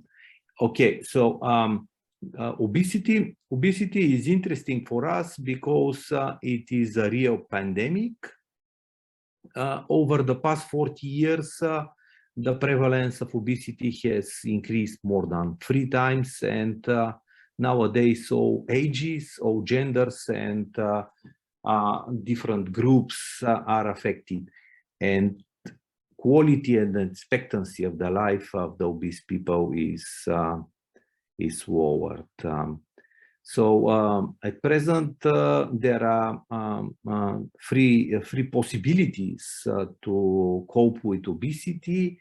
I put them on the slide by dividing them, by putting them in different grades depending on the body mass index. BMI is the body mass index, so it is a very simple measurement. So if you have a body mass index between 19 and 25, you don't need to worry about obesity. But if it's above 25 up to 30, the first line is changes in the lifestyle, which is unfortunately not that effective, and so-called yo-yo effect is frequently observed. So for the body mass index, for the humans with the body mass index between 30 and 40 is coming the drug therapy, and there is a short number of solutions as approved drugs, and unfortunately several of them are having a serious adverse effects. And for the excessive body mass index above 40, bariatric surgery is recommended. In other words, there is a need to develop novel, eventually more effective than the approved and safe therapy treatment-wise. So here is a short summary how the fat cells, which are called adipocytes, are formed. To cut the long story short, I just want to show you that, or to summarize that actually we are interested here on formation of the adipocytes and some transcriptional factors which are taking part, like PPR gamma, CBP alpha, and so on. Also, it is an interesting research line is to try to promote the browning of the white adipose tissue. Brown fats are formed, are predominant when we are children. So as you know, children are taking at the child stage, we are receiving an excessive amount of calories, and most of the fat which we accumulate is brown, which is then easily transferred into energy. So a very interesting research line is to try to do to induce browning, and another one is to reduce the inflammation, which I'm going to speak about in a short while. Okay, this is our approach. So those of you who are on natural products field, you might be aware that finding a new drug lead is like looking for a needle in a haystack. So in order to not to spend our careers in searching what is impossible, we decided to step on the ethnopharmacology. So my people collected recipes from the Balkan region, traditional recipes for the use of plants and their active compounds to treat with obesity, and with the modern techniques which we have, we decided to check them. So what we do, we make an extract, we isolate pure compounds, we do NMR, as I mentioned, and then with the extracts, fractions, and pure compounds, we treat adipocytes at cell culture level. So we use HBS cells, which are standing for Simpson-Gouabi-Bemel syndrome, which is a rare genetic disease, and fortunately, it's a rare genetic disease, but these cells are, they have a genetic predisposition to become big and fat. So our hypothesis is that if we can find a compound with anti-obesity activity here on these cells, this might be valuable for further research. So what we do to follow what's going on is, besides metabolomics, we also do RT-qPCR and Western blotting. So here are several examples which we published last year, and this year we use different plant species like Ziziphus jujuba, Alchemilla monticola, Ononis spinosa, and the papers were published in Biomedicine, Pharmacotherapy, and some other journals. So if you want, I don't have time to go into details on all of the studies which we did. So if someone is interested, please feel free to mail me and I will send you a copy of the paper. So one of the examples is Ziziphus jujuba, which I want to show you. So what we did, we check the extract and its pure compounds like apigenin, betulinic acid, and macilinic acid. Here is how the data from the cell cultures looks like. So basically, there are two processes to become fat. One of them is accumulation of the fat into the adipocytes. So by treating the adipocytes with the natural compounds, we want them to have a reduced fat accumulation, like inducing adipolysis, which is basically the transport of the fats out of the cells. So here is the data for the adipogenesis and adipolysis. We figure out that betulinic acid appeared, here is the structure, appeared the most effective in reducing the fat accumulation into the cells. Here is the data from the RNA level, and at the bottom is the Western blot analysis and the expression of some transcriptional factors. For the sake of time, I'm not going into details, and I assume that most of the people might also not be that interested, because this is more molecular biology and biochemistry rather than pure chemistry. And we also propose that eventually the activity of the anti-obesity activity of Ziziphus jojoba and its active compounds might comes from the inhibition of PI3K act pathway. So again, to cut the long story short, here is a summary of the work which we did. So what we figure out is that when the adipocytes are treated with Ziziphus extract and its pure compounds, the PI3K act signaling pathway is interrupted, and in this way and the transcriptional activation of PPR gamma, CBP alpha, and CRBP transcriptional factors which are taking part in obesity development and in energy homeostasis is disrupted. So when we treat the cells with these compounds, we observe reduced lipid accumulation, adiponectin, which is protein which is taking part into the process, and ACC is acetyl coenzyme carboxylase. Okay, so we, as I mentioned, we are interested also in pure compounds. This is the case with the rosmarinic acid. It is a very nice natural compound, which is a dimer of caffeic acid and 3,4-dihydroxyphenyllactic acid. So we screened the activity of rosmarinic acid on obesity. This was published last year, and we figure out that rosmarinic acid is inhibiting TGF-1 beta interleukin 1, and is also inhibiting adipogenic genes at the transcriptional as well as translational level. In another study, we decided to combine caffeic acid. As I mentioned, it is rosmarinic acid is actually dimer of caffeic acid and one additional, and also chlorogenic acid, which is basically coming from the green tea. And green tea is promoted for different health benefits, and among them is anti-obesity effect. So we combine both, and we figure out here eventually, I can show you on the slide, this is the adipolysis, which is measured with the glycerol. And when we use equal amounts, 50 micromoles of caffeic and 50 of chlorogenic acid, we observe a significant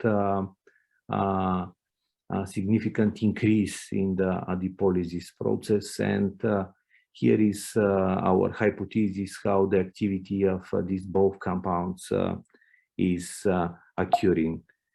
Okay, so now we are extending this research into organism level, because all of the data which I showed you on obesity is mostly done on cell culture, on adipocytes.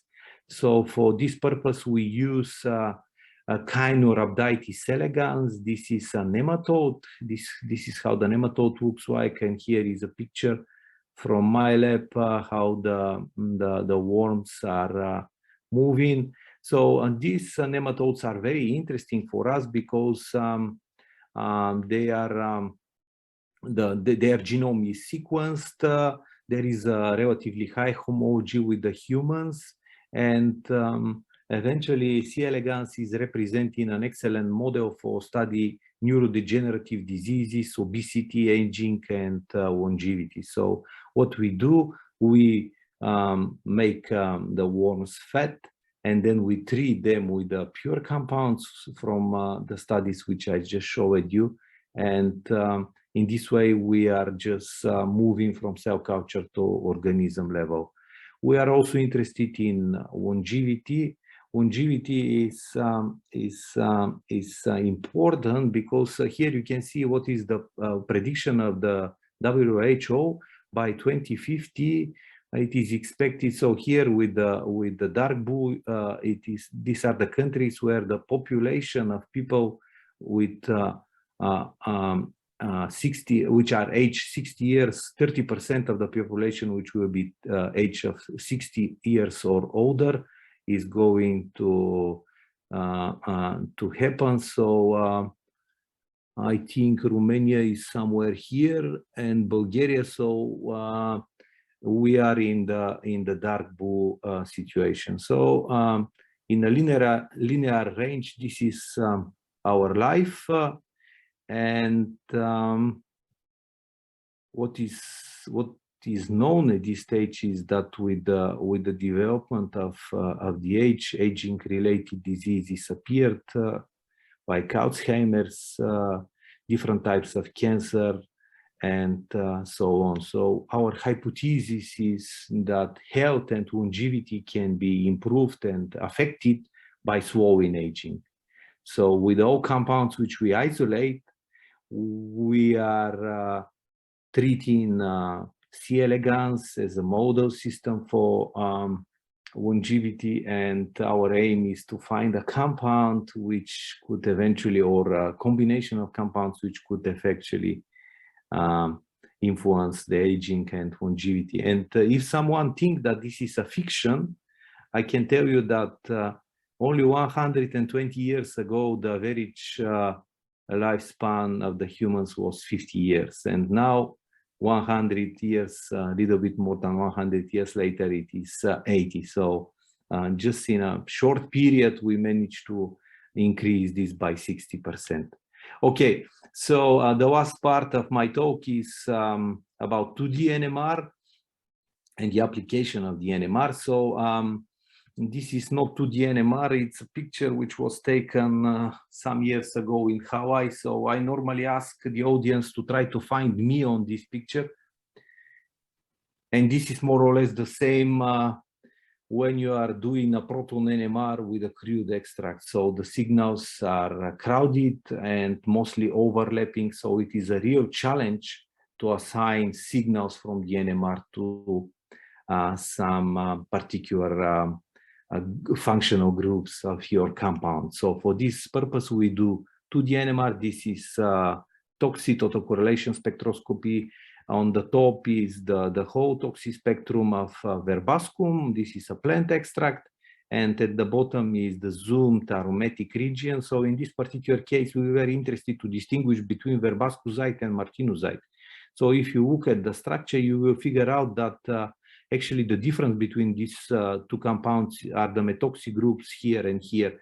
So the signals of the methoxy groups under the conditions which we use is at 3.8, where is the sugars region, and it's nearly impossible by proton NMR to distinguish between these compounds. But when you use toxy, as you can see, you can nicely distinguish between the signals, the characteristic signals of verbascosite and martinusite. So we also use metabolomics, NMR-based metabolomics for quality control. Here on the slide, you can see one example. This is a golden root or Rhodiola rosea. This is a plant which is believed to have adaptogenic properties, And for this purpose, it has a huge market.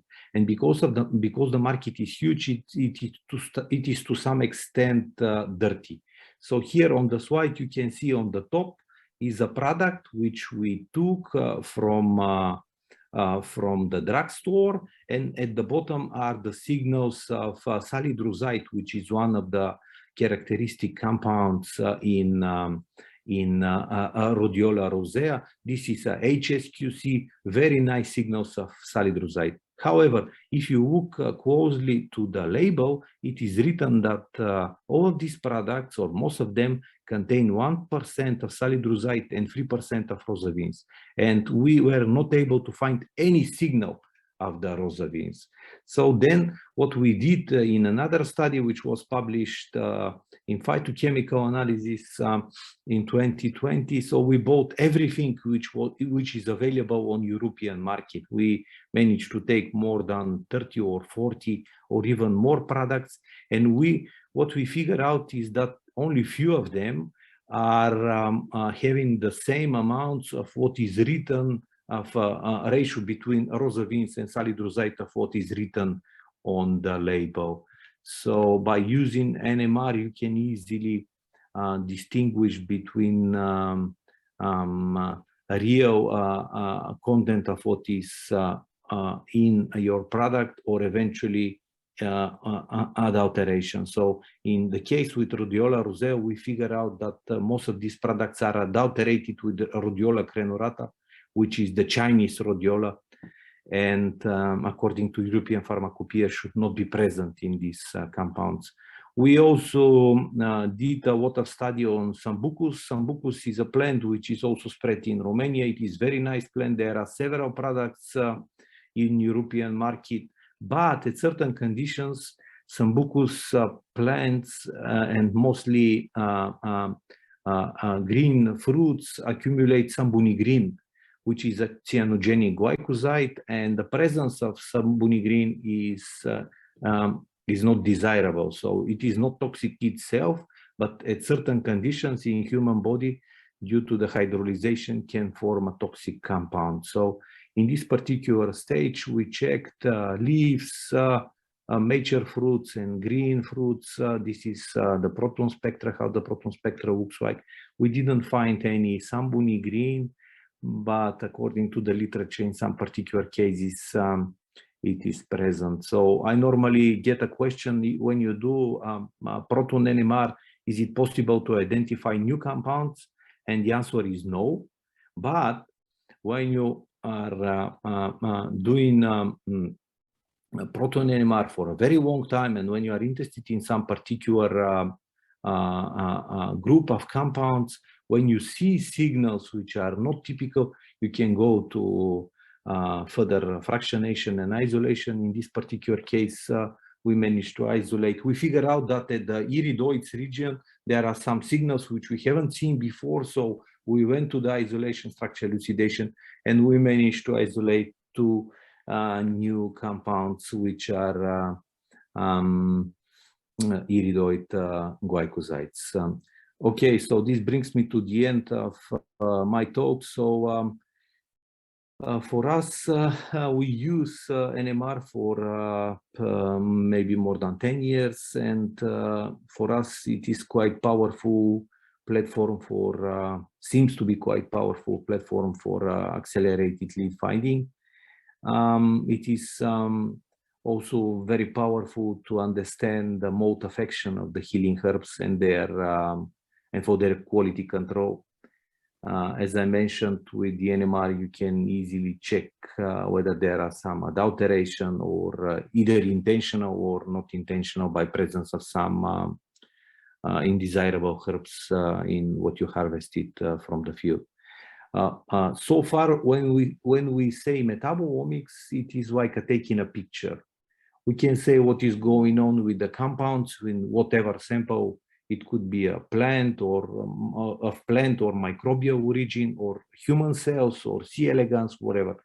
But the metabolome is very dynamic. So in 5 minutes, in 1 hour, in 1 day, it's completely different story. So what we have as a challenge for the future is to try to move from the snapshot to a whole movie. In particular, with the NMR, magic angle spinning NMR, we try to push there, and it might give some solutions into this direction. These are my collaborators from Bulgaria and around the globe, and I need to thank the European Commission for the Plant Assist project, which allowed us to do most of this research. So this is part of my team, and if you want to get some more information, you can follow us in Facebook or check our website. And I believe this on the bottom says thank you for your attention. Thank you very much, Milan. A very nice presentation and with very interesting results with practical application, most of them. So if you have any questions from our participants. Hello, thank you. Nice presentation. I have 2 questions, if it's okay. The first one will be, what is the limit of detection for this kind of technique for metabolomics? At which concentration should the compounds be in the extracts? And the second one would be if you also perform purification of these compounds from plant extracts, and what techniques would you use for this? Thank you. Okay, so the detection limit, of course, it is much lower than if we compare with the mass spectrometry. This is what I mentioned when I said about the MS. So if you are using MS and the detection limit is much higher than the NMR. This is by default. But we should keep in mind that we are already at the second generation of doing metabolomics, and it's just not like seeing some signals. So we need to explain what stays behind these signals. And in the case with the NMR, the power of the NMR is that you can do a structural elucidation. So all of the data which you generate is a relative quantification. So it's not absolute quantification. This should be clear. So you can put some standard. We normally use some compounds of synthetic origin, which we are sure that they will not be present in the extract. So in this way, you can do quantification. But this is still not absolute quantification. Of course, with the MS, you also cannot do absolute quantification because you need to do a calibration curve. And if you do metabolomics and if you want to follow 100 compounds, you have to do 100 calibration curves. So it depends on what is the purpose of the research. And for the second question, for the purification, so it also depends what I would rather say what kind of plant you have. If it's an ordinary plant which is grown by yourself, you have a huge amount of biomass, you can go to very classical and traditional ways to isolate the compounds. But if you have a very small amount, and if you will end up with a few amounts of a few milligrams of your compound. So just imagine that you are isolating a compound 3 milligrams. So from these 3 milligrams, you need to run NMR. Okay, NMR is not destructive, but you also need to run MS, which is fully destructive. And then you go to publish and they say, yes, that's a very nice chemistry behind the compounds, but just show some activity. So if you need to do activity, how you can manage with this. So in this particular case, there are some techniques which were developed not that soon. Actually, they were developed in 60s, but we have in power, for instance, liquid-liquid purification. So at USAMV in Bucharest, there is a CPC, which is centrifugal partition chromatograph, and you can do a nicely purification and isolation of small amounts of so it depends from the target, I would say. Okay, thank you. We have another question. No, I have some comments, and first of all, I want to congratulate you for the success of this center. The success in the funding this center, the fact that you convinced the local authorities to support this center is we have to learn from you how to do this. So I want to ask you if it's possible to be a host for several Romanian researchers to come to your center and to learn about these techniques that you presented. I don't know, for 3, 4, or even 6 months, it is possible to do this?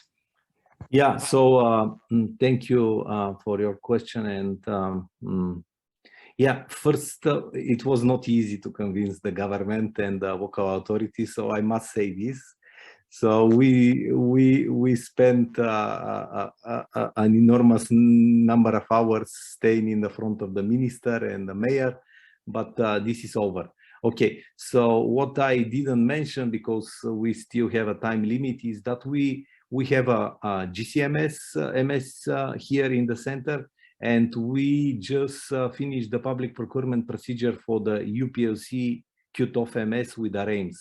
So this is something which is unique for our region, I mean the countries around Bulgaria, because all of the data which I showed you here is based on extracts. So when you produce an extract, this is already not the native stage of the cells. So if you want to do some really sophisticated research on plant physiology or whatever, then the analysis without extraction is really something very interesting. So with the RAMES device which we have, this will be possible. So we will be happy to host people young or more experienced in using the either MS or NMR. Yeah. Thank you very much, Milan. Professor Piccioli. Hello, very nice talk. I wanted to know, I was thinking, I mean, you have beautiful natural products and you're doing very nice job. Will it be possible to do the next step? I mean, trying to go to see the effects of the products on the patients and running and comparing your natural substances metabolomics with the human metabolomics. I mean, the one that you can do following the urine samples of obesity patients and see what happens. Yeah, thank you. This is a very important question, and we are quite well aware that we need to go to the next stage. So cell culture level, as I mentioned, is very nice because you can run a huge number of samples.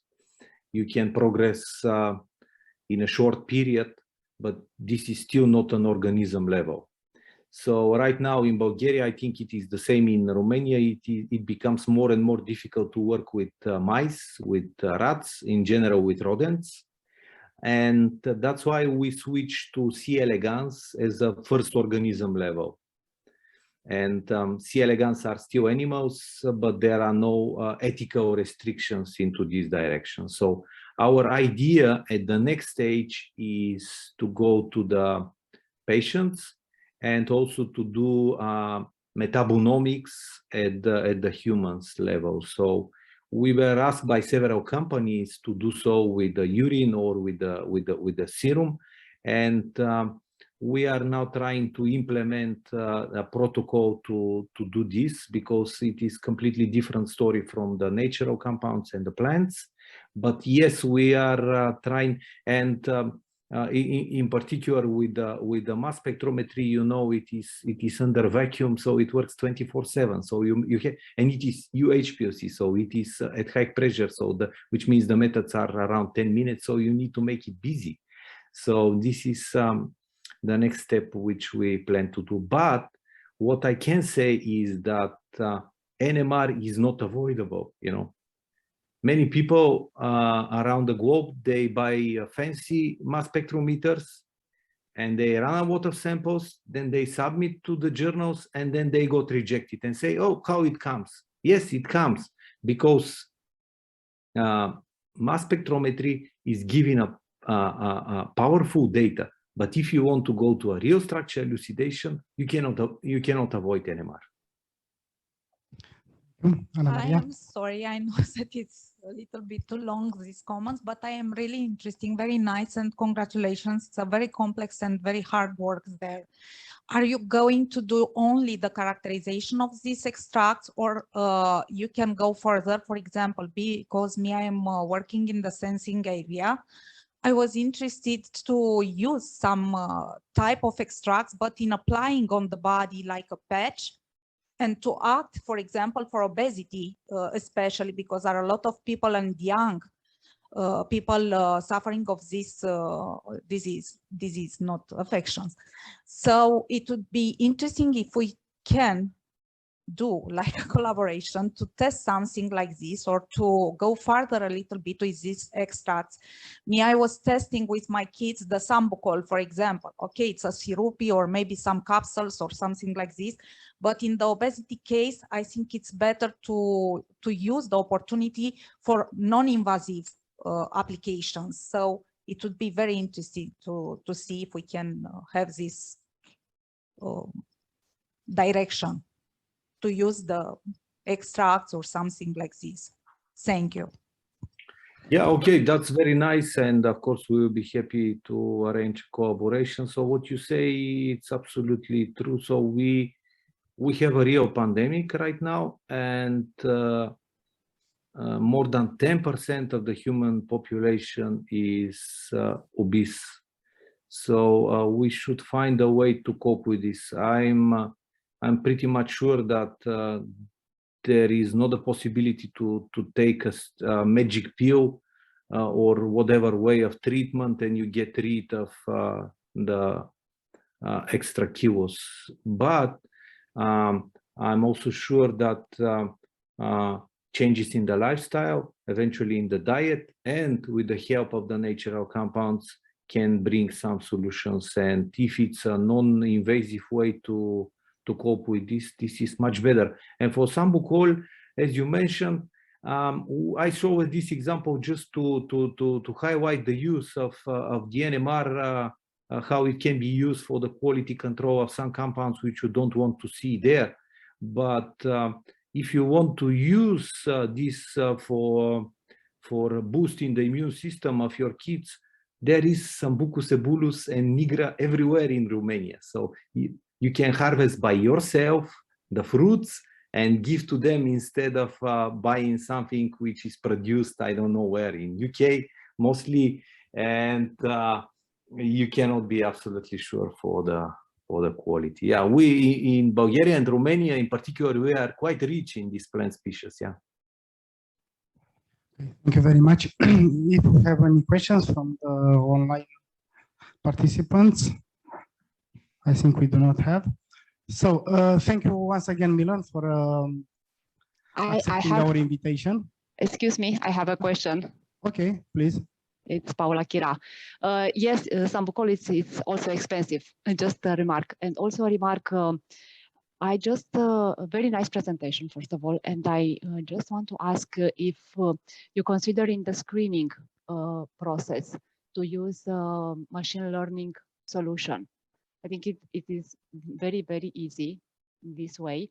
And also my previous speaker just put the question, because we want to see the next level of this metabolomics in humans and to see personalization procedure for different people, not for a whole, for a group.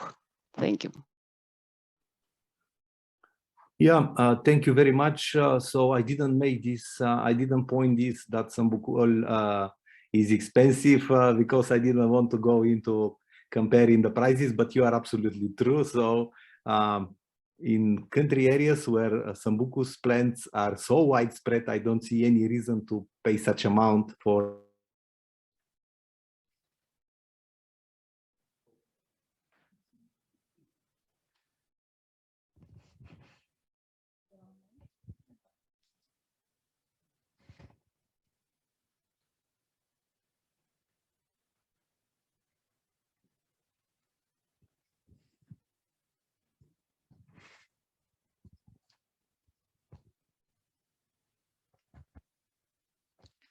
Sorry,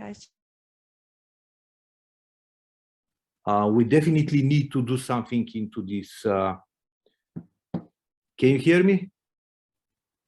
Yes, I can hear you. Oh, because I got a message that I disappeared. Okay, so I am eventually back. So what I said is that, yeah, I believe that the machine learning is something which will accelerate the process. And with respect to the humans, as I mentioned, this is in our pipeline.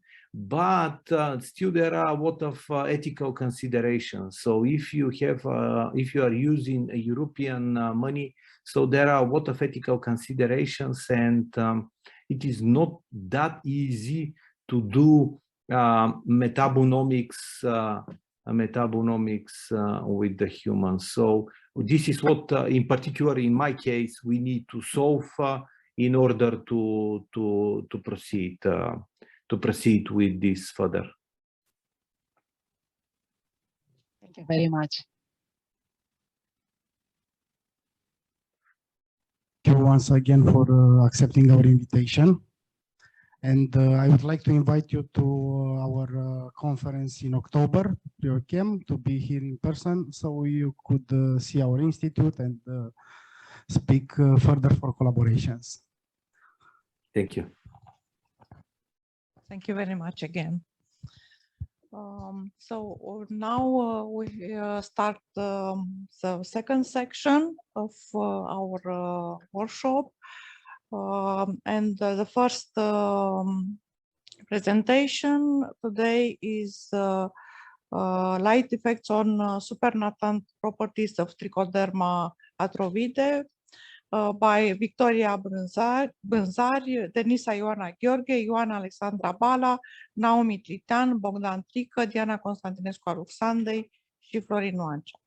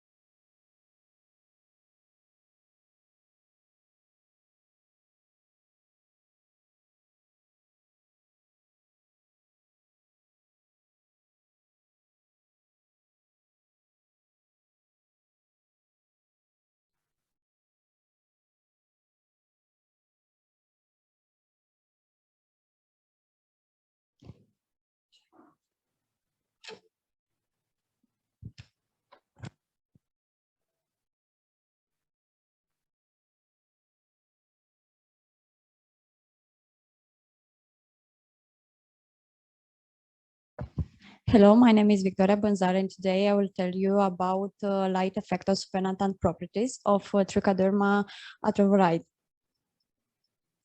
The introduction of beneficial microorganism in crop production system is known as a good sustainable strategy to ensure competitive yields in medic crops and improve the resource use efficiency.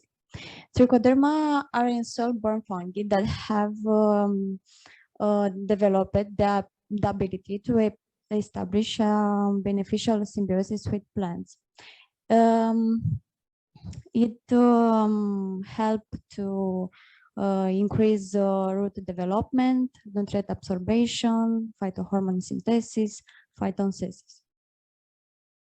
Proteins from Trichoderma ceratoplatanins and cellulases act as a resistor in plants and can stimulate the introduction of defense responses in plants. They are amphiphilic proteins that can help ensemble at the hydrophobic and hydrophilic interfaces.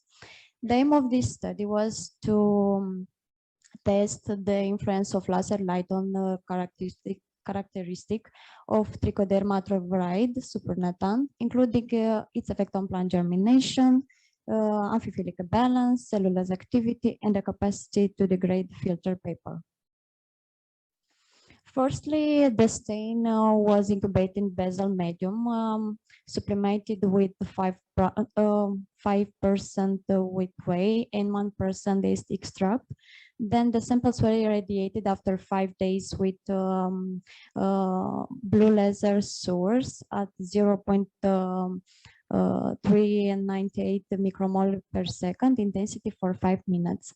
The stain was further incubated for 72 hours, after which the supernatant was stereofiltered. The test on the seed germination was performed on sorghum saturatum and Sinapis alba, and we determine the germination rate, root and straight rate, root proton pump, and total reactive oxygen by NBT staining test. According to the data obtained on seeds, supernatant doesn't have significant impact on seed germination, as you can see in the images. In the case of sorghum saturatum, the root was not influenced by supernatant, but irradiated one induced higher inhibition of the Schutz lead. For Synapis alba, was observed a root inhibition on the non-irradiated and irradiated sample comparing to control, but in the case of Schutz lead, it was stimulated. According to the results obtained by ANOVA, we have a significant effect to Synapis alba, root inhibition, and Schutz stimulation. So instead, the irradiation has a significant of the same the sorghum and the inhibition root.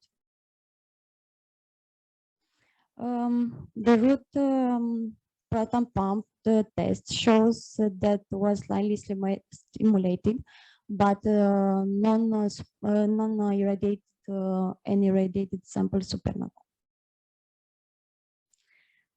The reactive oxygen special level is slightly regulated because their accumulation produces irreversible damage leading to cell death.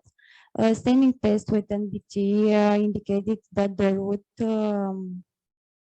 reactive oxygen special production was slightly inhibited by supernatant, especially by the irradiated on. To determine interfacial tension, the density of the solution with the densiometer was determined in advance. Both sample, irradiated and non-irradiated sample, had lower surface tension. As you can see, 42 and 49 millinewton per meter. Comparison to inoculated culture medium, who has 41.6 millinewton per meter. Irradiation here of supernatant has significant effect on contact. Oh no, here has a significant effect on contact angle.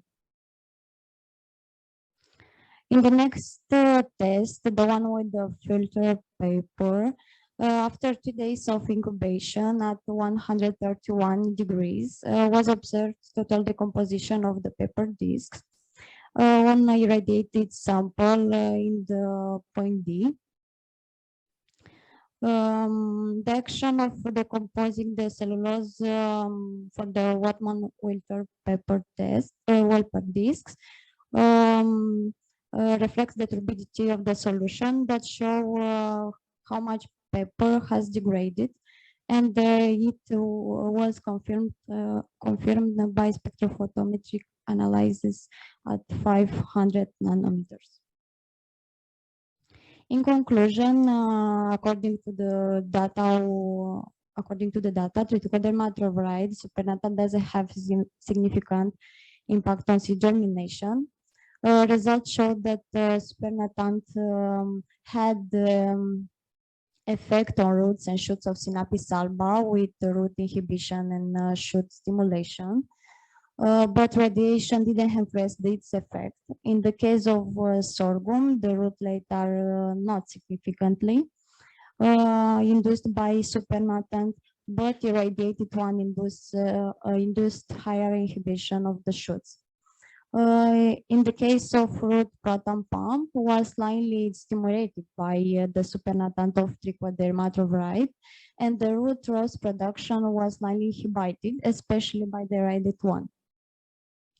The influence of laser light on surface tension and contact angle on supernatant suggests higher production of amphiphilic species, which could be responsible, together with the influence on cellulose activity, for the effects on seed germination and filter paper observed.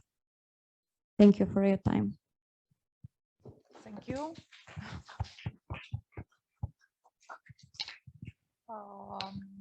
Thank you for your nice presentation. Thank you. Please, if you have questions from host. Congratulations for the video. Quite nice. I I had emotions. Don't worry. It is normal, I suppose. I am interested if you are going to test the effect of trichoderma not only on the clean disk of filter paper. Have you tried to use compromised filter disk to see if it's having some effects in avoiding to throw the filter papers like this to the garbage? No, momently no. We just made the first step with this, but further we will do. It would be interesting because in this way we could avoid a lot of, I don't know, throwing a lot of things. Okay, thank you for suggesting. From online, if we have questions? No? Okay, thank you very much. Thank you.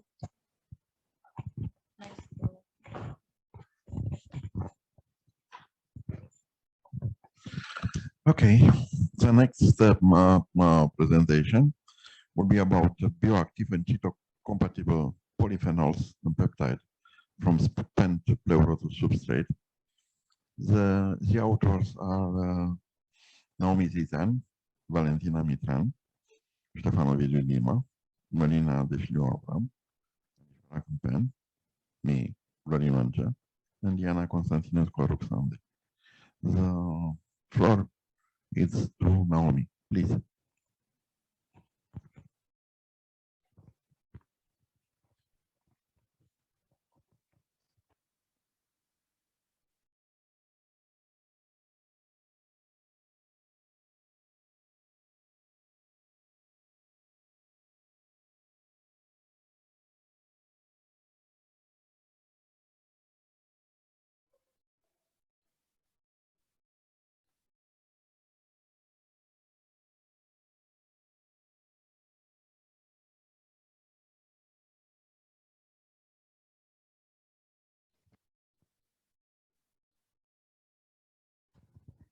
Hello, everyone. I hope this conference finds you well. So today I will talk about the study we are working on, bioactive and cytocompatible polyphenols and peptides from spent pleurotus substrate.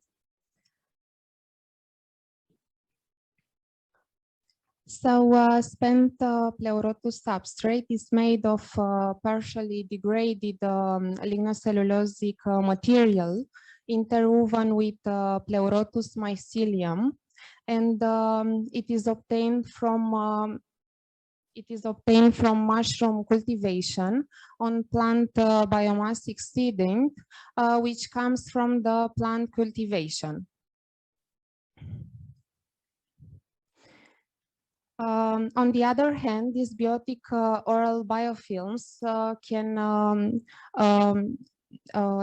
can increase innate immunity activation by microbial associated molecular patterns, as well as damaged associated molecular patterns release and hyperinflammatory responses, which induce gingivitis and periodontitis.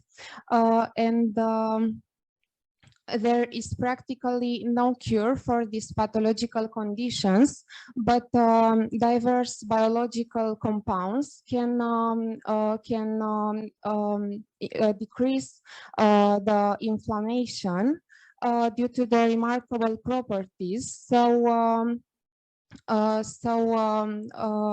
we focus on obtaining peptide and polyphenols for tissue regeneration. So the first step from the cascade approach was the extraction of proteins in water carried out by orbital shaking. Total protein was quantified using Cooper-based assay BioRet against the bovine serum albumin standard curve. Afterwards, the SDS page profile showed a tight distribution of molecular weights with several intense bands under under 5 kilodaltons. So the FTIR spectrum of protein extract was compared with the FTIR spectrum of bovine serum albumin standard curve, bovine serum albumin, and it's not the most relevant standard for our case, but we can observe a wider band of amide 2, and as well the band of amino acid is more intense and wider, which suggests more functional groups and bonds. So the second step was ultrasound assisted polyphenol extract. And FTIR spectrum confirmed the phenolic character of our extract. Afterwards, to increase the extraction yield of hydroxycinemic acids, we performed an enzymatic treatment with a blend of pectinase, beta-glucanase protease, and arabinase. And afterwards, the alkaline extract was subjected to ethyl acetate liquid extraction, drying, and resuspension in ethanol. And we compared the FTIR spectrum of hydroxycinemic acid with those of caffeic acid, which is the hydroxylic acid from the hydroxycinemic acid class, and pecumaric acid, and revealed an increase in COC groups. For the peptide generation, we used two approaches.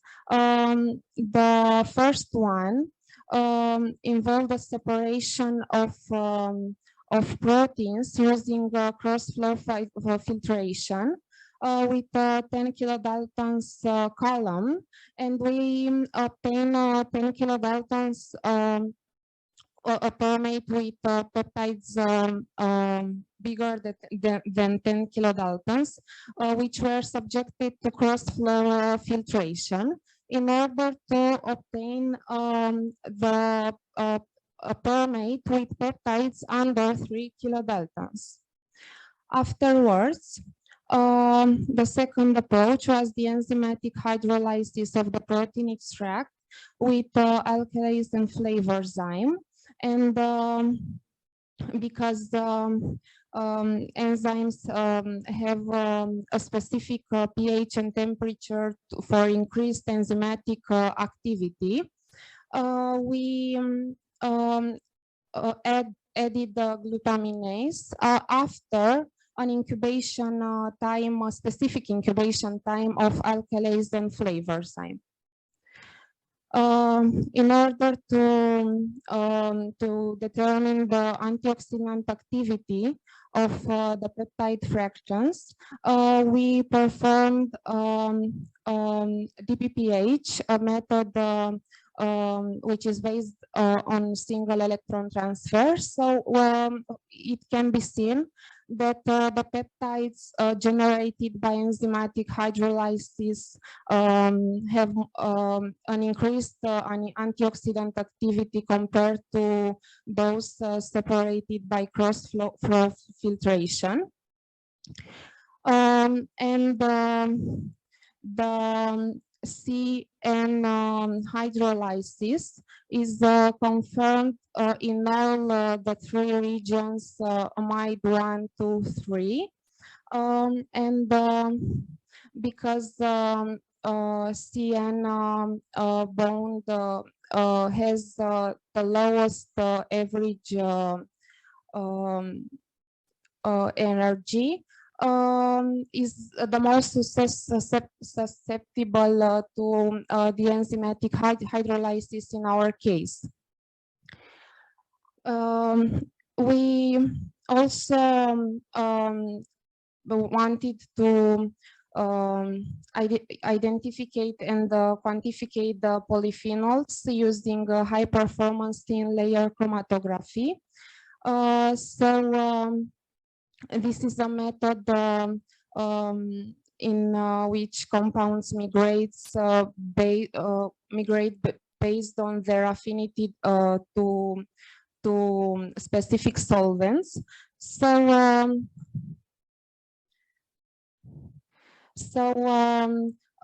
It can be seen that the hydroxycinemic acid have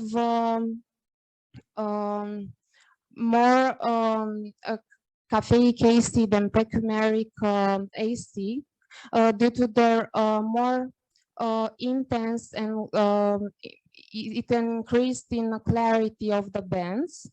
As well as the alkaline extract yields acids in a more concentrate and pure form in comparison with those obtained by ethanolic extraction.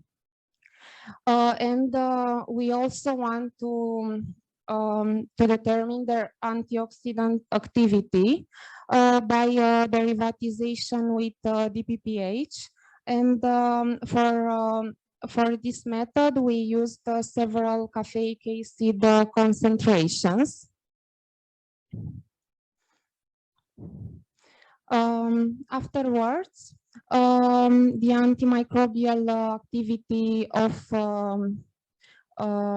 polyphenol extract from the antimicrobial activity by diffusimetric method, we can see that only alkaline extract is active against gram-negative bacteria, and the zone of inhibition was determined using ImageJ software. At the tested concentration, it seems that ethanolic extract had no effect on these microbial strains. Afterwards, for cell viability and proliferation, dermal fibroblasts were incubated for 24 hours at 37 degrees. Afterwards, we added the spent fluoro to substrate extracts like polyphenolic extract and protein extract. After 24 and 48 hours of incubation at 37 degrees, we determined the cell viability and proliferation using cell counting kit, which measured the metabolically active cells combined with live dead assay, which use the calcine and the ethidium homodimer to differentiate between dead cells and a live cell. For cell morphology, we used Alexa Fluor 488 conjugated phyloidine assay. And the nuclei were marked with DAPI. We also performed an in vitro antioxidant activity, and after 24 hours of incubation, we added the SPS extracts in the presence of sulfate used for reactive oxygen species inductor. And after 24 hours, we labeled and quantified the total reactive oxygen species with dichlorohydrofluorescein diacetyl. So after 24 hours, for the protein extract, we observed that the extract is biocompatible at all tested concentrations.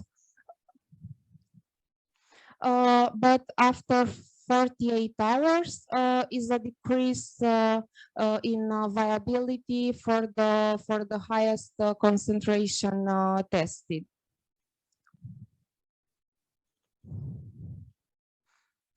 There is no significant changes in the morphology of dermal fibroblasts.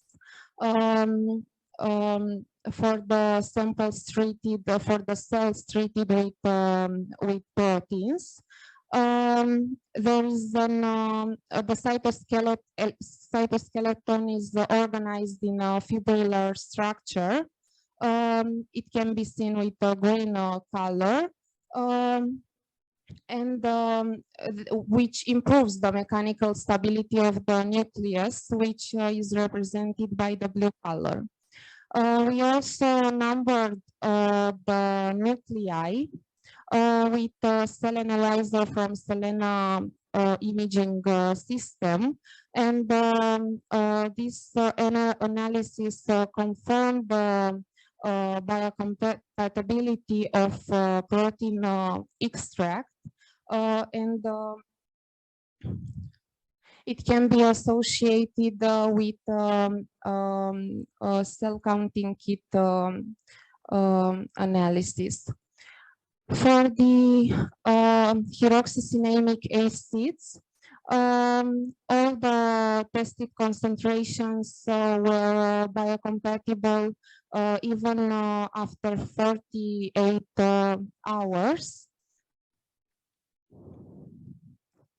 And also marking the nuclei with DAPI and counting them and labeling the cytoskeleton with phalloidine conjugated Alexa fluor reveal the biocompatibility of the extract. It's well known that oxidative damage leads to tissular lesions. So we wanted to investigate in vitro antioxidant activity.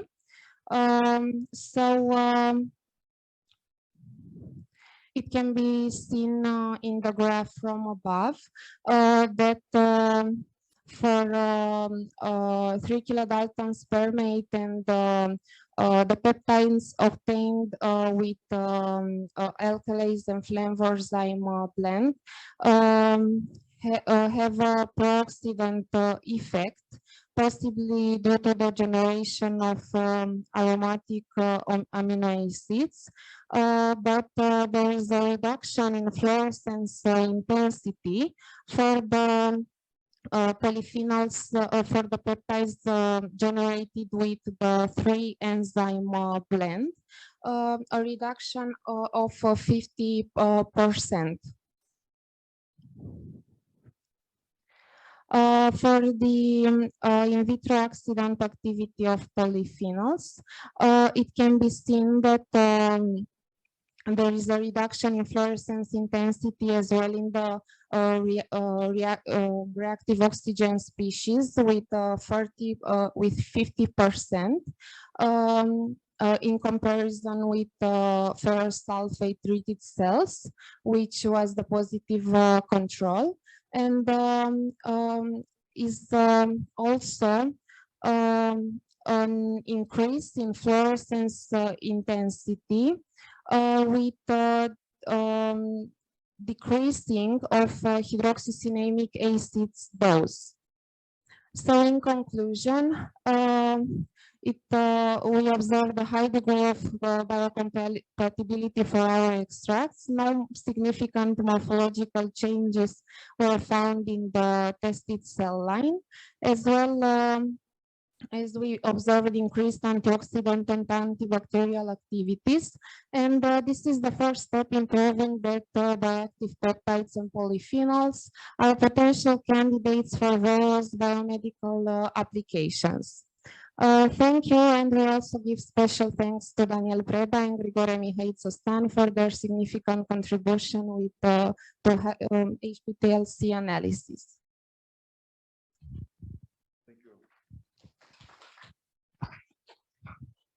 Thank you for your presentation.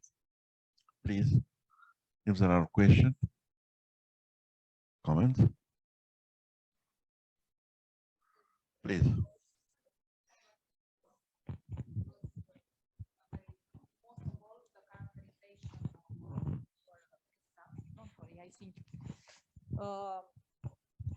What are you going to do further with these extracts, with the good results, with the positive results? Where are you going to apply?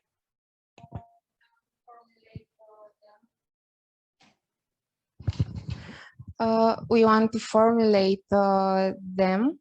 I don't know, for example, in a hydrogel form or film form for tissue regeneration. It would be interesting, and also to have the solution, as Mr. Wan just says, for a buccal. Oh, yes, yes. Applications, and not only, especially children or not, but some further tests and approval are need, I suppose. It will actually be a medical device. So okay. Okay, nice to meet you. So here it's an issue regarding the biomedical devices that I don't want to enter. Usually I tell to the people not to work in this field. Okay. But anyhow, the medical device, because I was looking and I imagine the nightmare in order to do the mouse test. Yeah, that you have with the ethical company, and will all the people that are caring more about the mice and the rat than the people, than the other humans. Okay. Okay, so I am quite tired. I am old, fat, and tired about the human hypocrisy. But anyhow, due to these ethical barriers, it's very difficult to go further with this kind of the compound. But here we are discussing about natural product that each person could eat. You cannot block them to eat. If they like it to eat the spent substrate from the mushrooms, because of the test, they could eat it. Therefore, we are in the paradigm of the dietary supplement and medical devices. There are enough proofs of the lack of cytotoxicity could make a formulation that could be promoted and registered directly. Is the only shortcut as a medical device. Okay, thank you. If there are some other questions, no? So we pass to the, no, thank you very much. So we pass to the third presentation entitled Computational Analysis on the Presence of Selenocysteine in the Chloroplastogenome of Land Plants by Grigore Mihai-Țăstan, Dan Florin Mihailescu, Diana Constantinescu-Aruxandei, and Florin Oancea.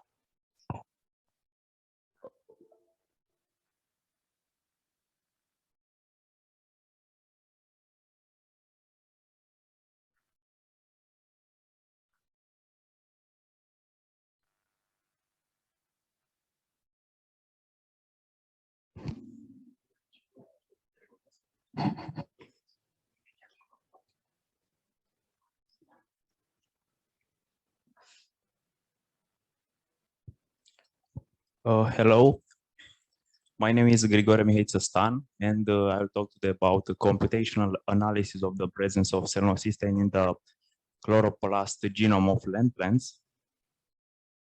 The content of the presentation: introduction, material methods, results and discussions, limitations, conclusions, and bibliography. Selenium, it's an important element of the periodic table, whose biological form is converted in selenocysteine, considered the 21st amino acid of the genetic code. This amino acid is incorporated in a special class of proteins called selenoproteins. And these proteins have roles in maintaining redox balance, anti-cancer effects, and the effects on the immune system. The main source of selenium necessary for the synthesis of selenocysteine are the plants, and although they do not utilize the selenium, they make available the organic form of this element, the selenocysteine, for the another consumers, such as the human.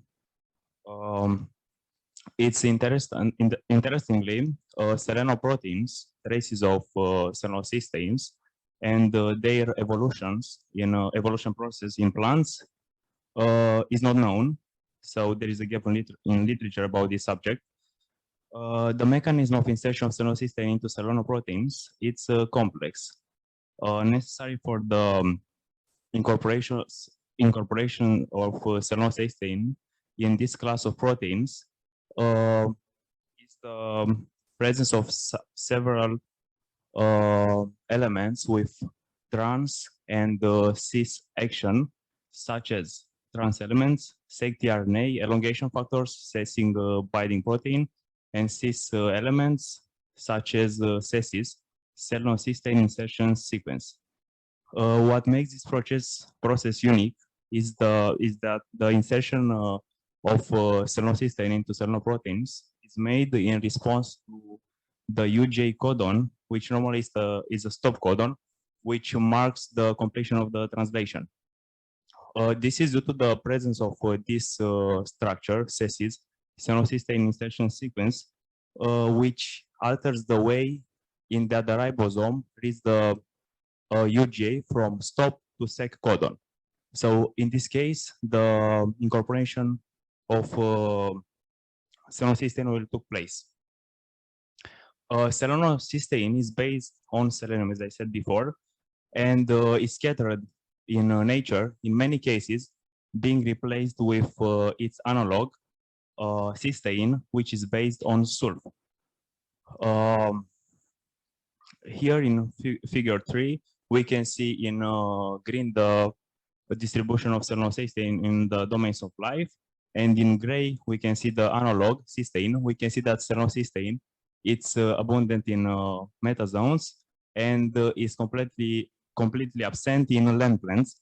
It was found in algae, and it was proposed that maybe the land plants lost the selenoproteome when they made the transition from marine water to freshwater, or maybe algae have selenocysteine and selenoproteins, and land plants don't have because the longer period of evolution of algae compared with the land plants. With all this, there are two studies. One of them is from Fajardo et al. And collab in 2014, who found two genes of tRNA-seq and cessis in the mitochondrial genome of vacuum microcarbon. It's an American company. And another study in 2003, Wolf and collab, tRNA-seq, they found one gene in the chloroplast genome of Adiantum. And until recently, it was thought that fungi do not encode the selenocysteine in their genome, but recently it was found that they encode. So this changed everything. So the purpose of this study was to scan the chloroplast genome of land plants in order to try to identify the selenocysteine traces. For this work, we extracted 34 chloroplastic genomics sequences from NCBI gene bank in a FASTA format, and we used several bioinformatics tools such as Aragorn, tRNA scan, SegMarker, CESI search, and Mega, and we tried to observe the tRNA-seq genes, which is a genomic marker who shows the presence of selenocysteine in genomes. The tRNA-cis, its analog, selenoproteins, and cessis elements. Aragorn and tRNA-scan could not find any tRNA-seq genes in all the analyzed genomes. Also, using these softwares, we found tRNA-cis genes, its analog, in most of the sequences from 34 In most of them, we found one tRNA cis with some exceptions, such as in Ginkgo biloba, we found 2 genes. In Selaginella tamaricina, we found 0 genes of cis.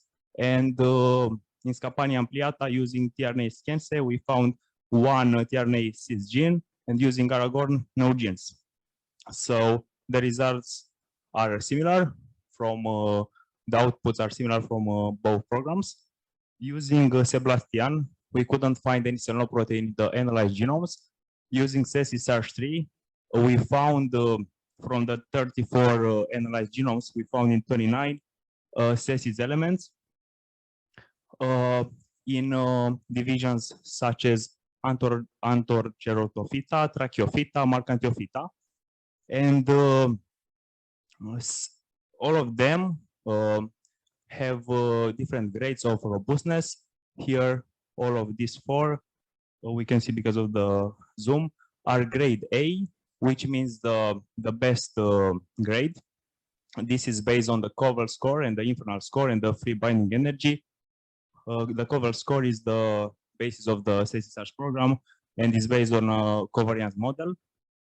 And we can see that the energy are negative, they are good. The Covell score is a quantity, it shows the goodness of the model. I'm sorry, I can say, okay. And all the SESIs, the best ones here, grade A, they have, they are type 1, type 2, and they were found to be on the minus strand, the input sequence, and the reverse complement. We'll talk about later about this. It's not working.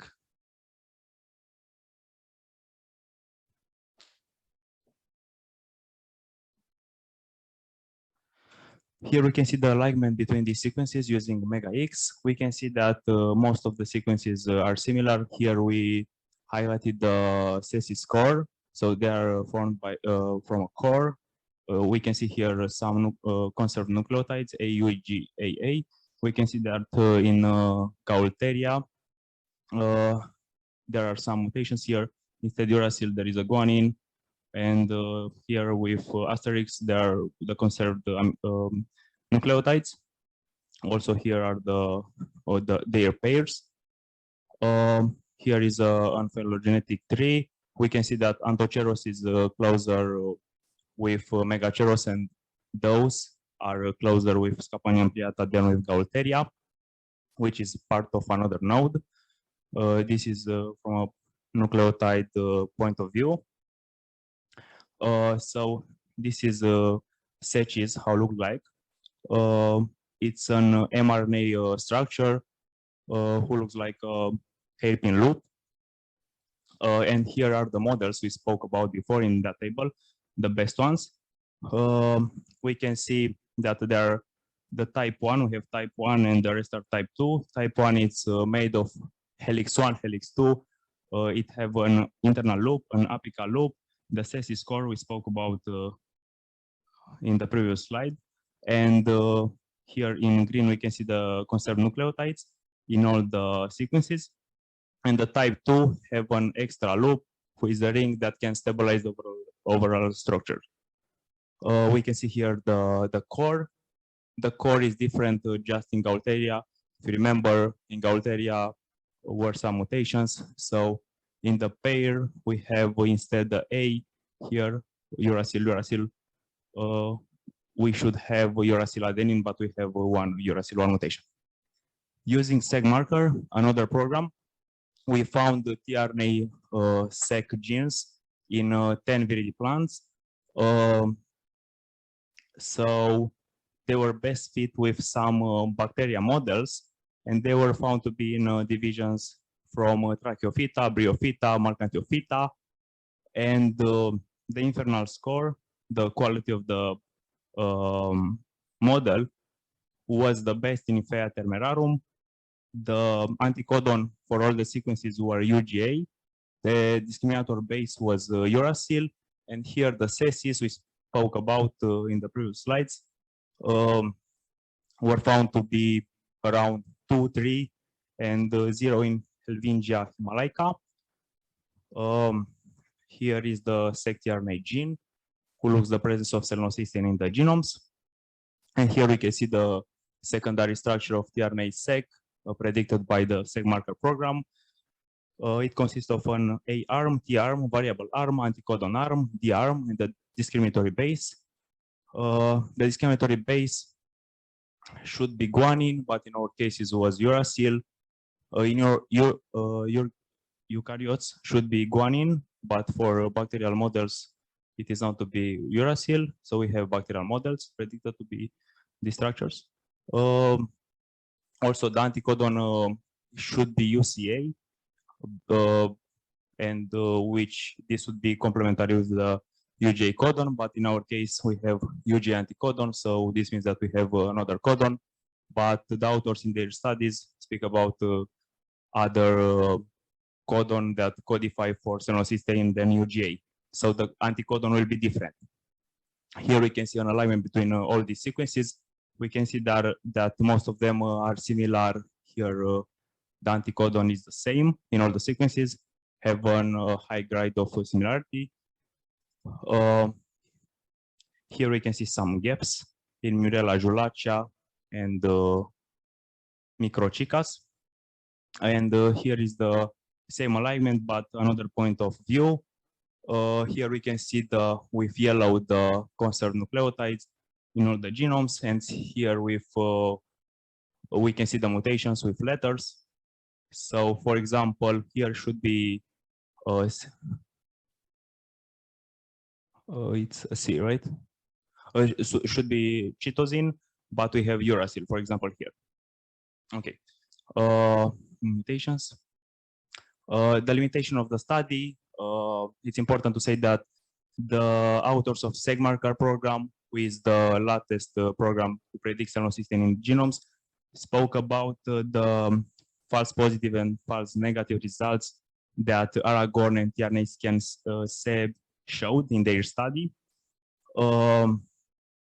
There are some studies I said in the beginning that showed that tRNA sec genes actually exist in land plants.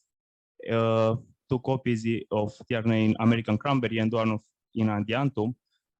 Possible gene, the anticodon was UCA for those. We tried to reproduce these experiments, but we couldn't find any results. So maybe this is because of the false negative and false positive results.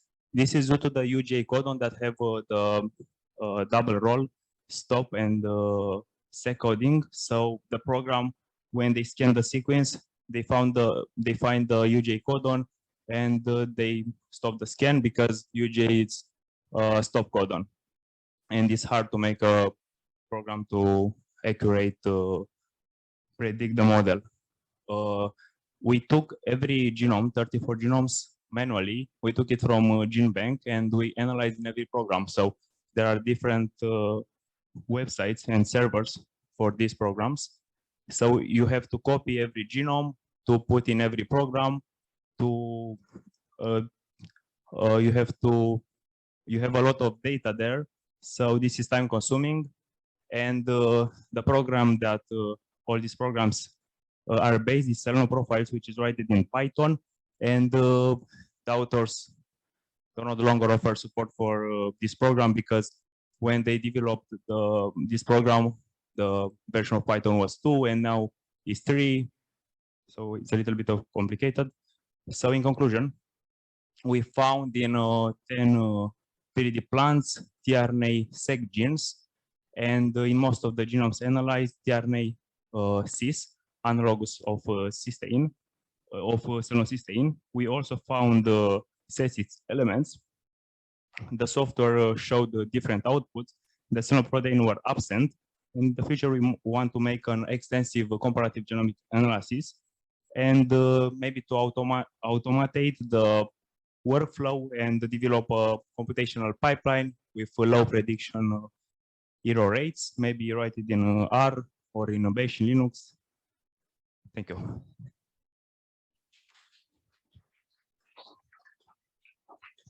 Thank you. very impressive work to do all this, even manually to take this data. If you have questions, please. Maybe are you thinking of implementing the software on your own, as you were saying at the end, so that you could, I mean, fix this problem of manual analysis, and in order to make it fully automated? I think that would be a nice implementation to have it. Yes, we want to automatize. So we want to make a script that can take, we will take the genomes and we will put in the script, and the script will analyze in every program. So it's not, you shouldn't do it anymore manually. But what we want to do is develop a pipeline that can predict, similar with those ones, that can predict without errors the selenocysteine in the genomes. So this is kind of complicated because behind there are some algorithms that are based on the covariance model, and we have to see how to rewrite everything, let's say. And but we'll try, maybe in R or Python. This is the goal. Thank you. Thank you too. You from the online, don't please. It's only a small comment about the way that we are organizing the system. And what is going on the gene bank is a perfect example. When everything is free and everybody could put what they want there, the quality of the data is questionable. Because if something is for free and it's not peer review, the quality, and I am wondering what will happen with all these platforms, because it's the same open science platform, which will be free for and nobody will pay nothing, will be just voluntary work for the peer review. Come on. Yeah, so we have an example of the gene bank, and the problem of the manual is resulting from this low quality of the data. Yeah, because everyone puts there without any type of the control, just openness, total openness. Okay, science need to be open, but in the same times need to be reproducible. Because the discussion that I have several years ago in Turin was, by the way, in Turin was that it's a science at the limit that is not always reproducible. Make me to think that I am in a right place. The science theoretically should be reproducible. If the results are not reproducible, means that is no science there. It's an error. Sorry for the big comment. Thank you very much. Very Thank good. you too. You're right. The experiments that I told you before, those two studies, who showed that they found the selenocysteine in the genomes, we tried to reproduce and we couldn't find anything. So it's kind of weird because we use the same tools, the same parameters and everything. So now we have to email the authors. Thank you.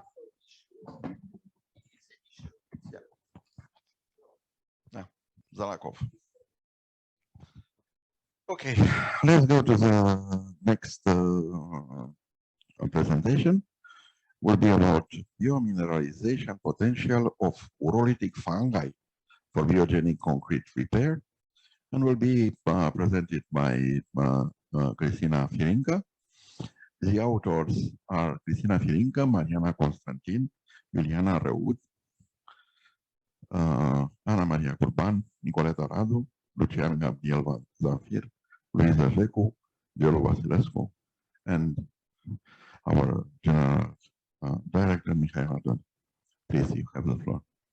Greetings, ladies and gentlemen. My name is Cristina Fiersko. I am part of the microbiology laboratory of the Biotechnology and Bioanalysis Department of NeXT-Chem. And today I will present the results of our research in regards to the biomineralization potential of urolytic fungi for biogenic concrete repair. Concrete is widely used for construction purposes. Therefore, research has been carried out to improve its structure and durability, especially in regards to the risk of cracks, for which microbial-induced calcium carbonate precipitation has been extensively studied. The limitations of bacterial use, such as significant decrease in cellular viability over time, reduction in the compressive strength of concrete, and inability to precipitate large amounts of calcium carbonate, determined the increase of research on fungi. The aim of our research was to study the potential of filamentous fungi for applications in the biogenic repair of concrete. For this purpose, we have identified the urease-positive filamentous fungi and analyzed their urolytic activity and carbonatogenesis potential. First, we have isolated the filamentous fungi from concrete samples provided by our partner NeXT-Chem and identified them by Malditov mass spectrometry. Then the fungi were subjected to qualitative screening and quantitative screening for urease activity and potential to precipitate calcium carbonate. The qualitative screening was performed on modified Christensen's agar medium, and the enzymatic activity was evaluated on the 3rd and 6th days after inoculation based on the color intensity of the medium and the rate of enzymatic production. The quantitative screening was performed on liquid medium containing urea and calcium chloride, and the urease activity was analyzed using the Nestler method. The samples were analyzed spectrophotometrically at wavelength of 436 nanometers. Also, the fungal potential to precipitate calcium carbonate was analyzed microscopically. The mortar samples provided by NeXT-Chem were inoculated on tryptic soy agar medium containing urea and calcium chloride. After incubation, several bacterial and fungal colonies have developed. From these plates, we have isolated 7 fungal strains that were identified by Malditov mass spectrometry as belonging to the genera that can be observed in this figure. Following qualitative screening, 5 out of the 7 fungal strains presented a positive urease activity. 3 of them displayed a strong urease activity represented by a complete change in the medium's color into deep pink after 3 days of incubation, whereas 2 of them displayed a more moderate urease activity after 6 days of incubation. Through quantitative screening, we have assessed the presence of urease correlated with the concentration of ammonia. The concentration was determined based on the absorbance of each sample analyzed. Our results show that Stachybotrys registered the highest concentration of ammonia, while Penicillium registered the lowest one. As it can be observed, all urease-positive fungi determine the precipitation of calcium carbonate in the form of carbonate crystals. In the future studies, we will use the selected fungi to improve the carbonatogenesis process and identify the ideal crystalline structures to improve the mechanical properties of mortar. Through our research, we have successfully identified 5 fungal strains as biomineralization agents. We will follow by identifying the non-pathogenic ones, which is a requirement for their applicability, and test their potential to improve the structure and durability of concrete. We wish to acknowledge the financial support provided by the Ministry of Research, Innovation and Digitalization through the PED project, and I also wish to express my gratitude to my tutors, and especially the entire Biotechnology and Bioanalysis department for their support and guidance. Thank you for your attention.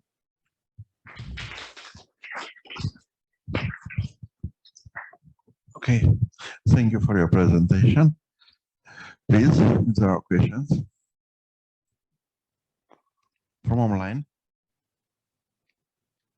Is there a question? Please. Do you have some text on the concrete? I mean, some yes, already?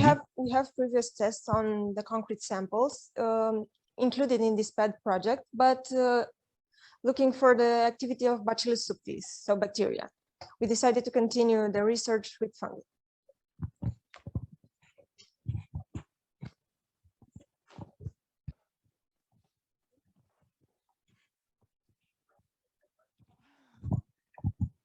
Other questions? No, thank you. The next presentation is entitled Bioactive Peptides from Freshwater Fish Protein Hydrolysate Used for New Food Supplements by Teodora Ciucan, Andreea Iosegeanu, Agnes Toma, Elena Mihai, Ana Maria Seciu, and Danca Walja. It's online, I think, no? Please. Hello. My name is Teodora Ciucan. I'm from National Institute of Research and Development for Biological Sciences. And our latest work is about bioactive peptides from freshwater fish protein hydrolyzed used for new food supplements. As an introduction, freshwater fish provide a rich source of bioactive compounds such as proteins and peptides. Bioactive proteins and peptides derived from this source have a wide range of bioactivities as antioxidant effect, antimicrobial, and anti-aging activities. The development of pharma that use that proteins and peptides has grown rapidly due to antioxidant and tissue regeneration activities. Collagen derived from fish byproducts has been used for the development of cosmetics due to its ability to repair skin and degenerated tissue. As materials and methods, the aim of this technology was to obtain collagen hydrolyzed. From this collagen, bioactive peptides are obtained, which then are separated by ultrafiltration into low molecular weight peptides and high molecular weight peptides. The technological process of obtaining solubilized collagen from freshwater fish waste is as follows. Here you can see the entire technology. Materials and methods. Collagen hydrolyzed and the low molecular weight peptides were used to prepare three products: one food supplement for skin, hair, and nails health, one food supplement to improve joint health, and one sunscreen lotion. They were characterized by the following physicochemical determinations: protein content, hydroxyproline content, lipid content, and NASH content reported to the dry matter of the products. The biological activity was assessed in terms of in vitro biocompatibility by MTT assay, the healing efficiency of skin wounds in a cell culture experimental model by scratch wound healing assay, and the anti-inflammatory effect on the human cell line of THP1 leukemic monocytes. The protein content was determined by burette assay. The hydroxyproline was quantified after hydrolysis with perchloric acid. The lipid content was determined by method with methanol and chloroform. The biocompatibility of the products was assessed by neutral red assay. The wound healing efficiency of the food supplement for skin, hair, and nails health in a cell culture was determined by scratch assay. The anti-inflammatory test was conducted on THP1 cells treated with the food supplement for joint health, and it considered of the quantification of interleukin, EL8, and TNF-alpha secreted by treated cells exposed to a pro-inflammatory stimulus such as LPS.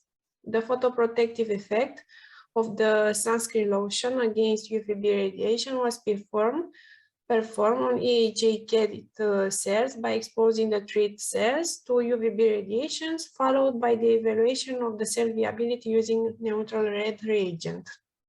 The results obtained from the physicochemical characterization of the three products are as follows. The protein content had values of 71.24% and 11.04%, while the hydroxyproline content varied from 7 0.05% to 0.048%. The lipid content was less than 5, while the ash content was less than 2%. Food supplements for skin, hair, nails health. Here we have a scratch assay. At the tested concentrations, an acceleration of cell migrations was observed in order to restore the monolayer.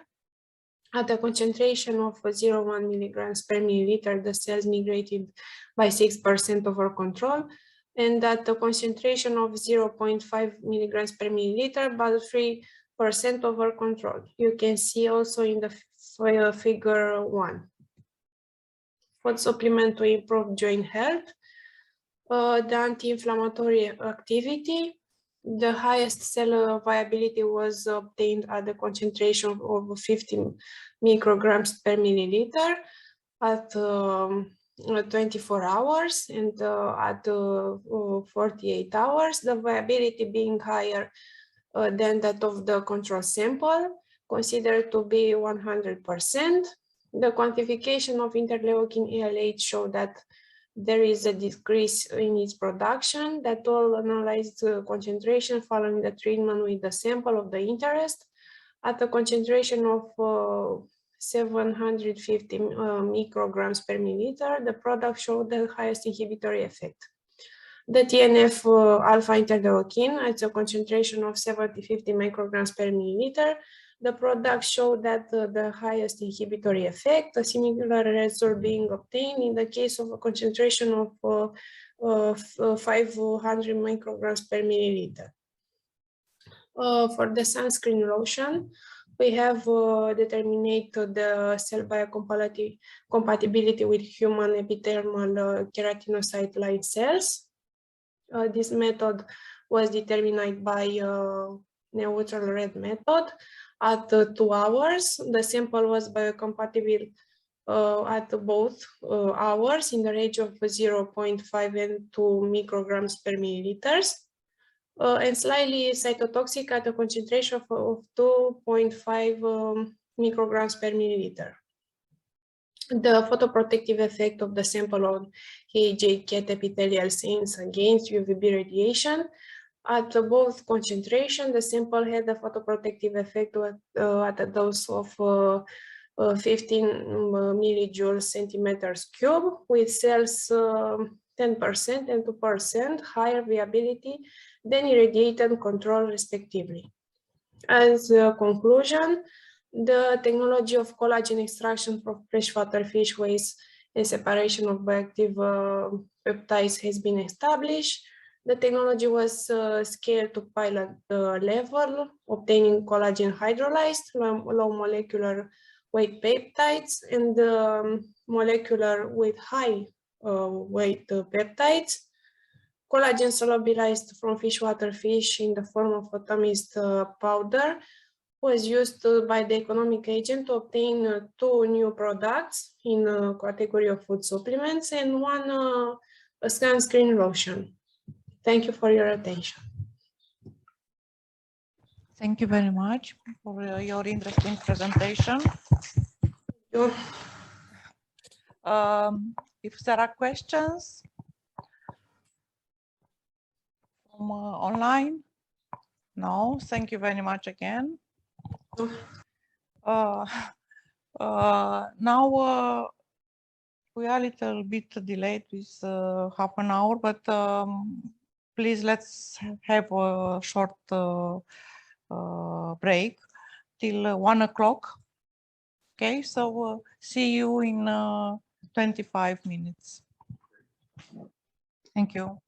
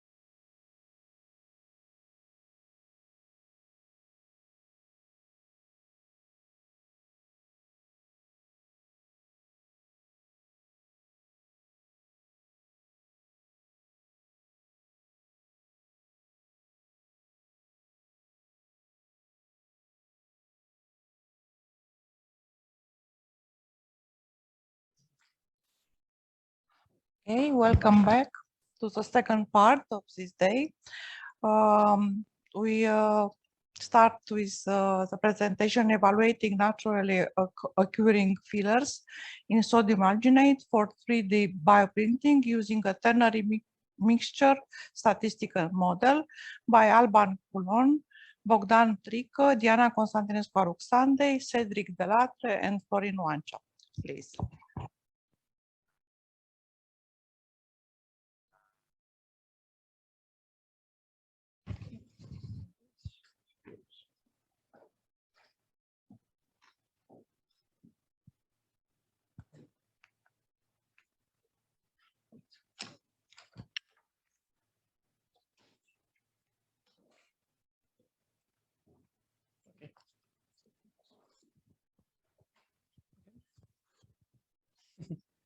Hello, everybody. So today, like you said, I'm going to talk about my project about evaluating naturally occurring fillers in sodium alginate for 3D bioprinting and using a ternary mixture statistical model. So my name is Alban Coulon. I'm from France, Clermont-Ferrand, the middle of France. And I'm here in Romania to do my internship with my school, Polytech Clermont-Ferrand. And we had this topic about bioprinting, hydrogen bioprinting. And so we continue, it's a global project with this to school. So I'm going to start with presenting my topic and hydrogel and 3D printing. I'm going to talk about material method I used, my results, and end with a projection of the future of this project. So to start, we're creating biohydrogels. So biohydrogels can be used in a lot of domains, like agriculture, contact lens, and tissue engineering. And we focused on this last application. Bioprinting can be useful to repair bones or tissue, and it makes a solution that can be adapted to everybody using bioprinting. So it's a very good solution in this medical reparation, regenerative reparation. So to make biohydrogel, we have to make them solid at the end to support cells. There's different way. You can use heat or UV light, but we decided to take mechanical constraints to make them solid at the end in order to get cell intact if we had to get them through the nozzle of the 3D printer. So to do that, we used alginate. So to make alginate more solid gel, we can use calcium to make a cross-linking. It will get the molecule of alginate together and stand as a more solid gel. And we can also use isotropic materials. Take the example of ketchup. It means that when you apply a force, a mechanical force, it will get liquid, but if nothing happens, it will stay solid. And that's exactly what we want to get through the nozzle of the 3D printer. So we try to use different ingredients to make our hydrogels along with alginate. So first, hydroxyapatite, so mineral calcium apatite. It's composing 50% of human bones in a modified way. Not exactly hydroxyapatite, but something similar. And it's used in dentistry. So we hope it's biocompatible, and it is. We also use diatomites. It's a fossil remain of diatoms. It's a very cheap alternative that has never been tested in 3D printing. So it was interesting to see how it works. And the last one, it's laponite. It's very used for 3D printing. It's very used because it's citrotropic and it has perfect property. And the main goal of the study was to replace this with a cheaper solution or solutions that have different property. We also test other natural clays, montmorillonite, bentonite, or kaolin. It was like laponite and bentonite have derivated of montmorillonite, for example. So we wanted to see how it worked. So we made all sample like that, including them before alginate, because alginate it gels. So it had to get an homogenized solution when it gel. And we use a rheometer to do a rheological analysis by using two ways. The first one was the World International test, and the second one, the Oshery test. You'll see how it gets in this result part. So we started to make some analysis for using a definite percentage of alginate, because we don't want a solution to be too liquid or too solid. So we went to a percentage of 2.5% of alginate, of sodium alginate. We made some analysis with the rheometer. The first one was a flow test with viscosity and stress in function of shear rate. We can fit the curve we get with two models. The first one was a cross model, and the second one was a Herschel-Bulkley model. And yeah, it was perfectly fitting the curve. And we also do a oscillatory test, frequency test, to get storage modulus and a loss modulus in function of angular frequency. It says the character of the solution, if it's elastic or if it's actually viscous. We approximate these two by line equation, and the point where those two curves cross, it means the change of behavior of the solution. With this, we keep the same procedure to try all different ingredients like laponite, montmorillonite, etc. And some parameters that you can see on the screen can be get. We try to cross-correlate all those parameters to get a Pearson matrix with all those with a p-value to make to see how significant those parameters are.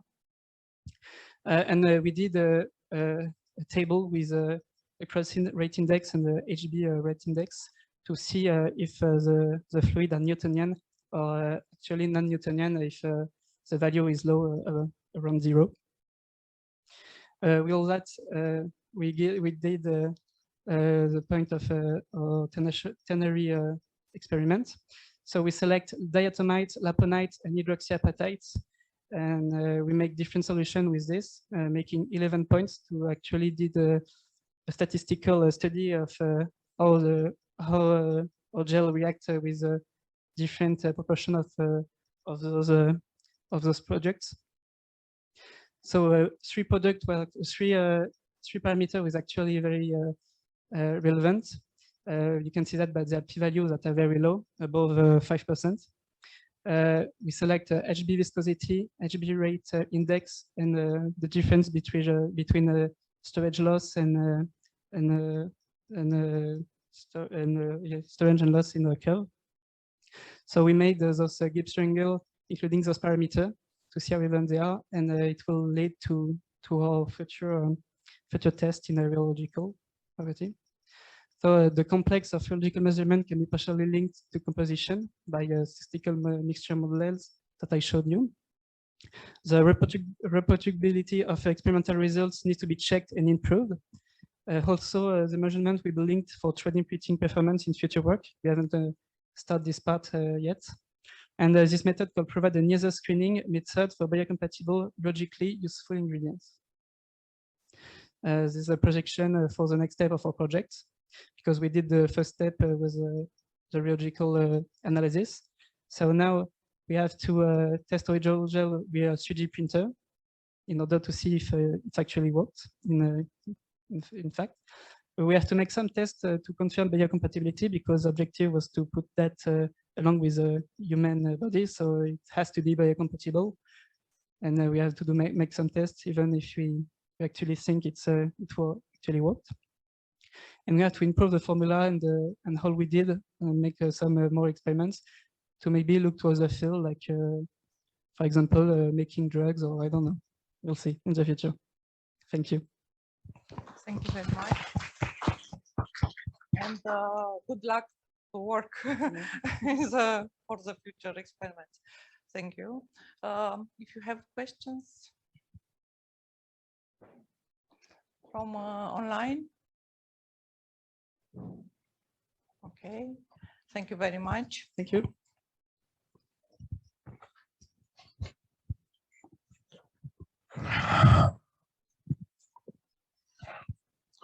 Okay, next next presentation will be related to the novel perspective into ketosane-based material for its broad applications.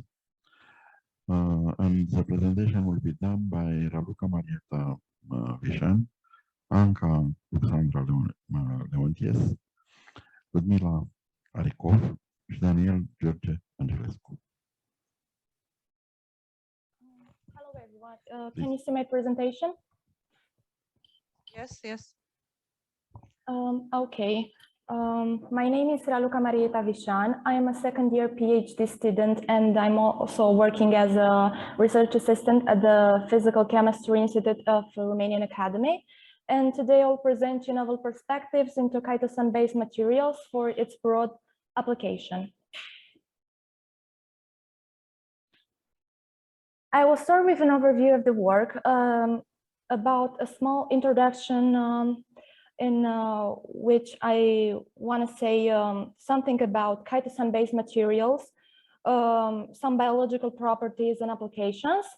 Then I will move forward to present you examples of chitosan-based materials, chitosan and phytid nanoparticles, and chitosan and the polyacrylic microspheres.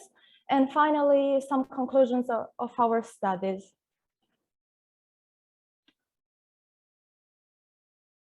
Why we chose to work with chitosan-based materials? Because first of all, have unique biological properties, especially in the fields of medicine, for medical patches, drug delivery and membrane studies, or enzyme immobilization on support materials. Chitosan is a linear natural polymer extracted from chitin, which is the major component of marine microorganism cell walls. Has in its structure many amino groups, which can be protonated in an acidic medium and can interact electrostatic with many physical cross-linkers in order to obtain nanoparticles or hydrogels. In our study, we chose to work with phytic acid, especially with the phytid sodium salt. Has an inositol ring. We can find phytic acid in green plants, seeds, and rice. Has also 6 phosphate groups, which makes him high negatively charged.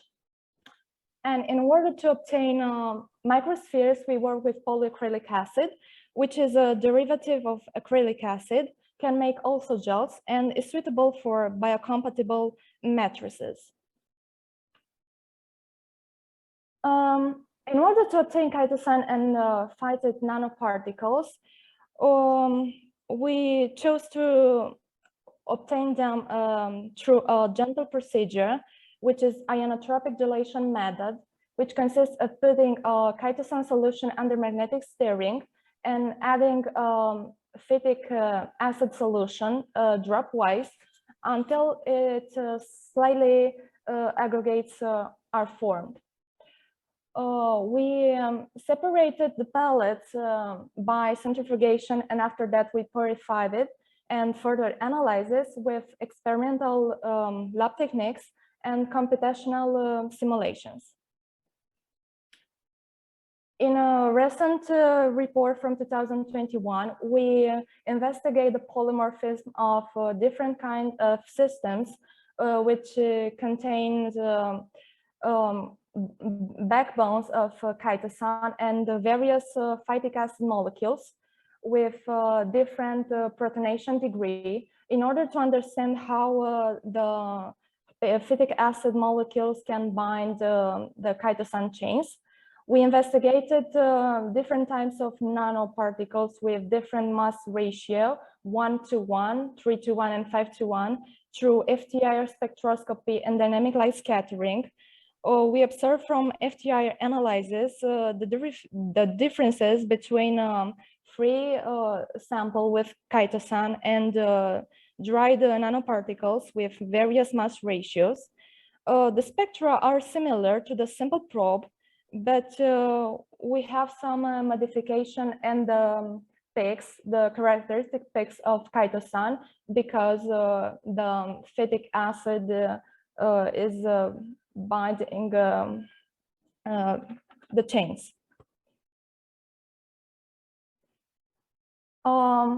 We also synthesized chitosan polyacrylic acid microspheres, started from 2 concentrated solution of chitosan and polyacrylic acid, which were let overnight and mixed together in order to obtain a thick liquid. We added some drops of hydrochloric acid to make the solution crystal clear. And after that, the complex was added to drop-wise in a coagulation bath, which contained a basic medium formed by sodium hydroxide and ethylic alcohol. After 2 hours, the beads were formed, bleached, and straightened. We washed the microspheres until the pH was neutral, and we further analyzed also. We analyze this type of microspheres with FTI spectroscopy. In the figure 6 are shown the chemical structure of chitosan investigated and compared with dried microspheres with different mass ratio, 2, 5, and 10 chitosan and polyacrylic acid. Chitosan has characteristic bands for the primary amine and hydroxylic groups, but the spectra of microspheres are similar to the simple probe because the amount is always higher than the concentration of the polyacrylic acid. The most important structural changes are when the polyacrylic acid concentration is higher and the amine-2 band is more prominent for the system with 2 chitosan and polyacrylic acid, followed by 5 and 10. We also investigate the rheological behavior of wet microspheres. In all cases, the elastic compound, which is G prime, was higher than the viscous one, which is G double prime, in function of friction force applied to the every wet microsphere of interest. The system with 10 chitosan and polyacrylic acid had the lowest amount of polyacrylic acid, but shows the best resistance. Here is a scanning electron microscopy micrograph of in which we can observe the surface morphology of wet microspheres with different mass ratio. The system with 5 and 10 chitosan and polyacrylic acid have a relatively smooth surface, and the pores are irregular, but we can also observe little scratches on the surfaces. Our conclusion for the both studies, we successfully synthesized chitosan-based materials, both nanoparticles and microspheres, with several mass ratios, in order to do future investigation on drug delivery and enzyme immobilization on supported materials. This work was supported by a government project. Thank you for your attention. Thank you for your nice presentation. If there are questions from online, please, questions. I would like to ask you about what type of chitosan you use. Molecular mass. Medium molecular weight. The source was sourced from the chitosan was originated from?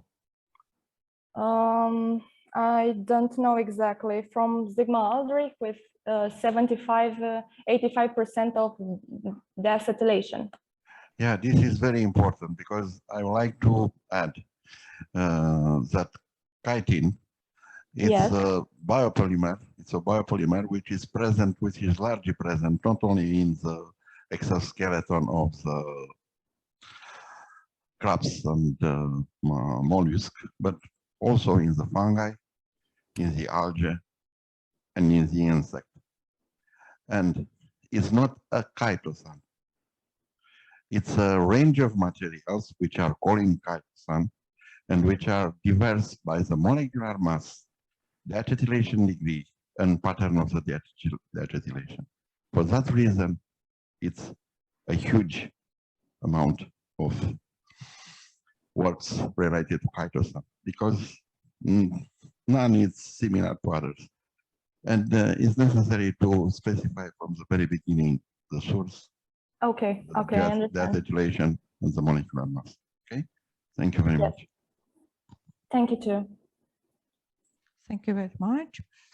Now I'll pass to the next presentation, wastewater treatment with microalgae bacteria consortia grown as biofilms on moving bed biofilm reactors by Eliza Gabriela Mihaila, Daria Gabriela Popa, Corina Moga, Corina Roman, Grigore Mihai Stan, Maria Daria Dima, Diana Constantinescu Aruxande, and Florin Wancea.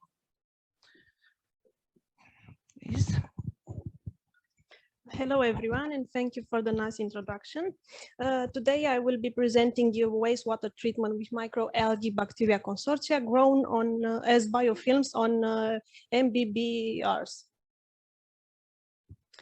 Firstly, wastewater, they come mainly from human activity, such as industry, agriculture, and even from our own houses. Also, rain waters from the urban areas are considered the wastewaters.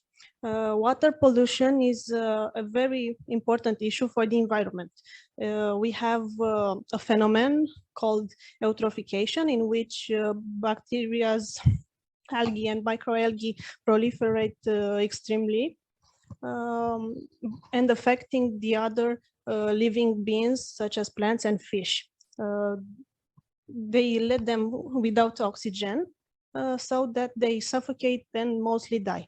Another problem is the contaminated drinking water, which can bring a lot of health issues for humans, such as blue baby syndrome, even more recently found the microplastic with cancer possibility.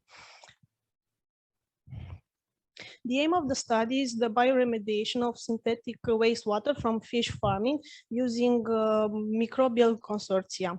For a faster process, we use moving bed biofilm reactors.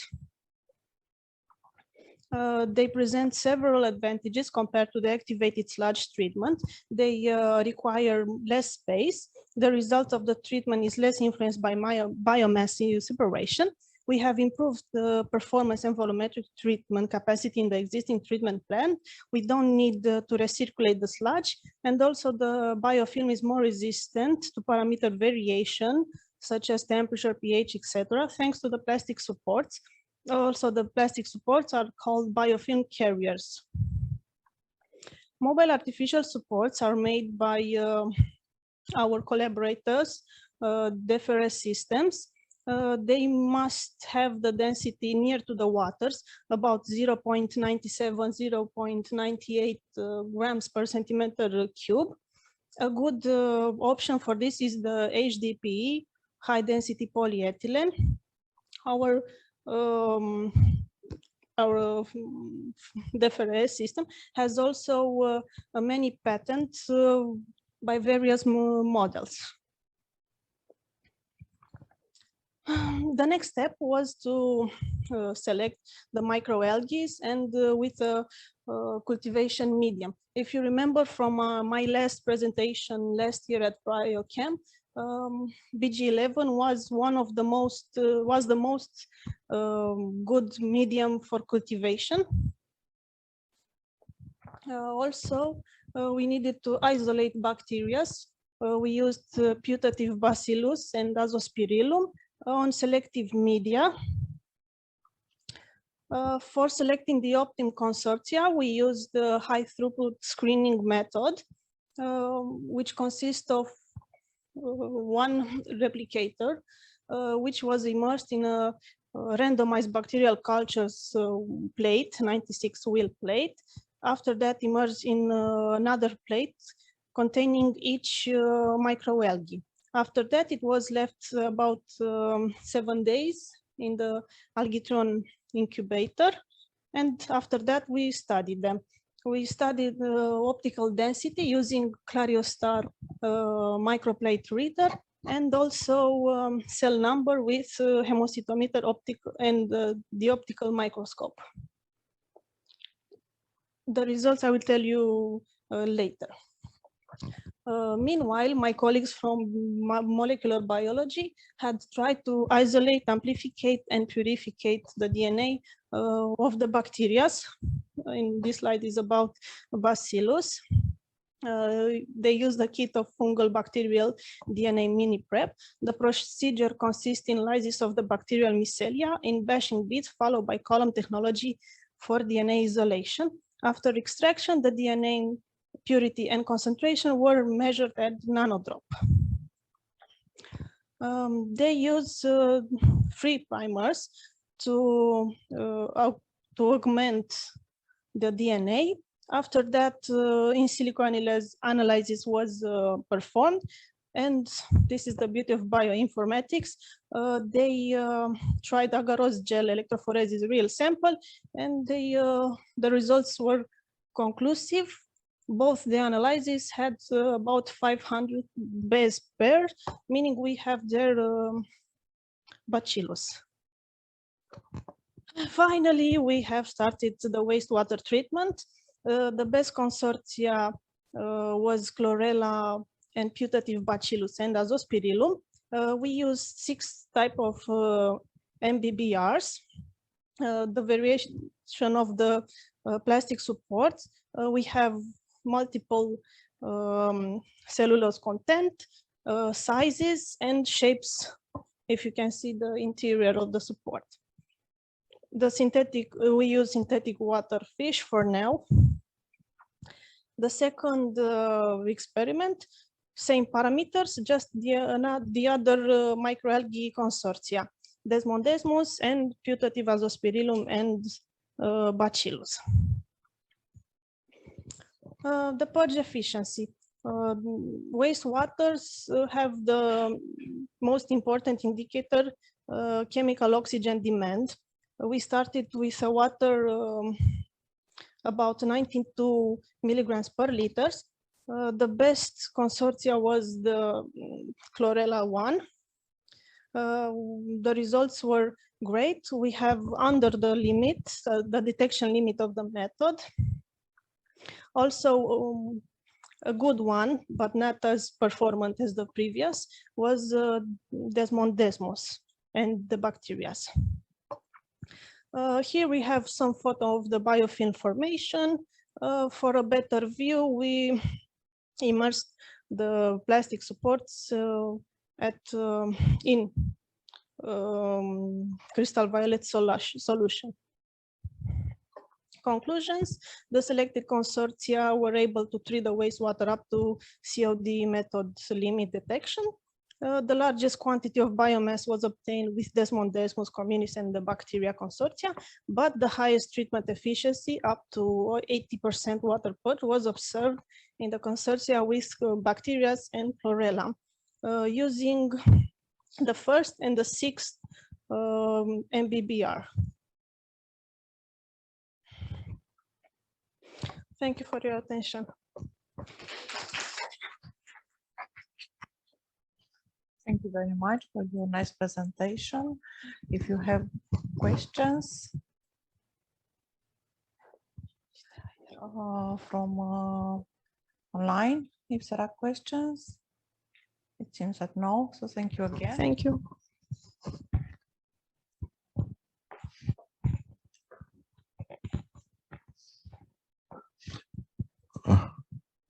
Next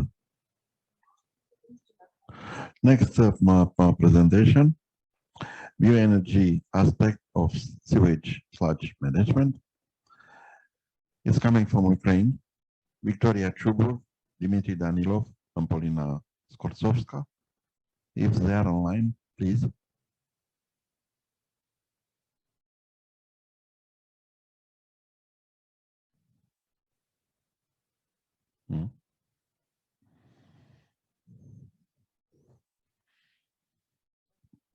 Yeah, we are sorry for that. Welcome later. If not, we are going to the next presentation related to the stimulation of the trichoderma sporulation by physical-chemical factors. It's a presentation to be done by Ioana Bala and the other team members which work on this work. It's NeXT-Chem, Corina Roman, Grigore Mihaiță Stan, Cristian Andy Nicolae, Diana Constantinescu Alexandri, and myself. Take the floor, please. Hello. Okay, today I will present few considerations concerning the stimulation of trichoderma sporulation by physicochemical factors.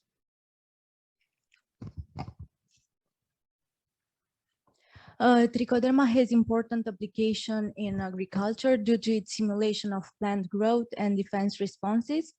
Trichoderma species can be found in soil and roots as free-living fungi and can produce three major types of propagules, like conidia, mycelia, and chlamydospores. Conidia are used as beneficial fungal commercial formulations and can act as biocontrol agents against some phytopathogenic organisms. Conidation is also influenced by environmental conditions like the type and level of nutrients, pH, light, and mechanical injury. Chlamydospores are thick, well-large spores that can be more resistant to adverse conditions and could be more useful than conidia.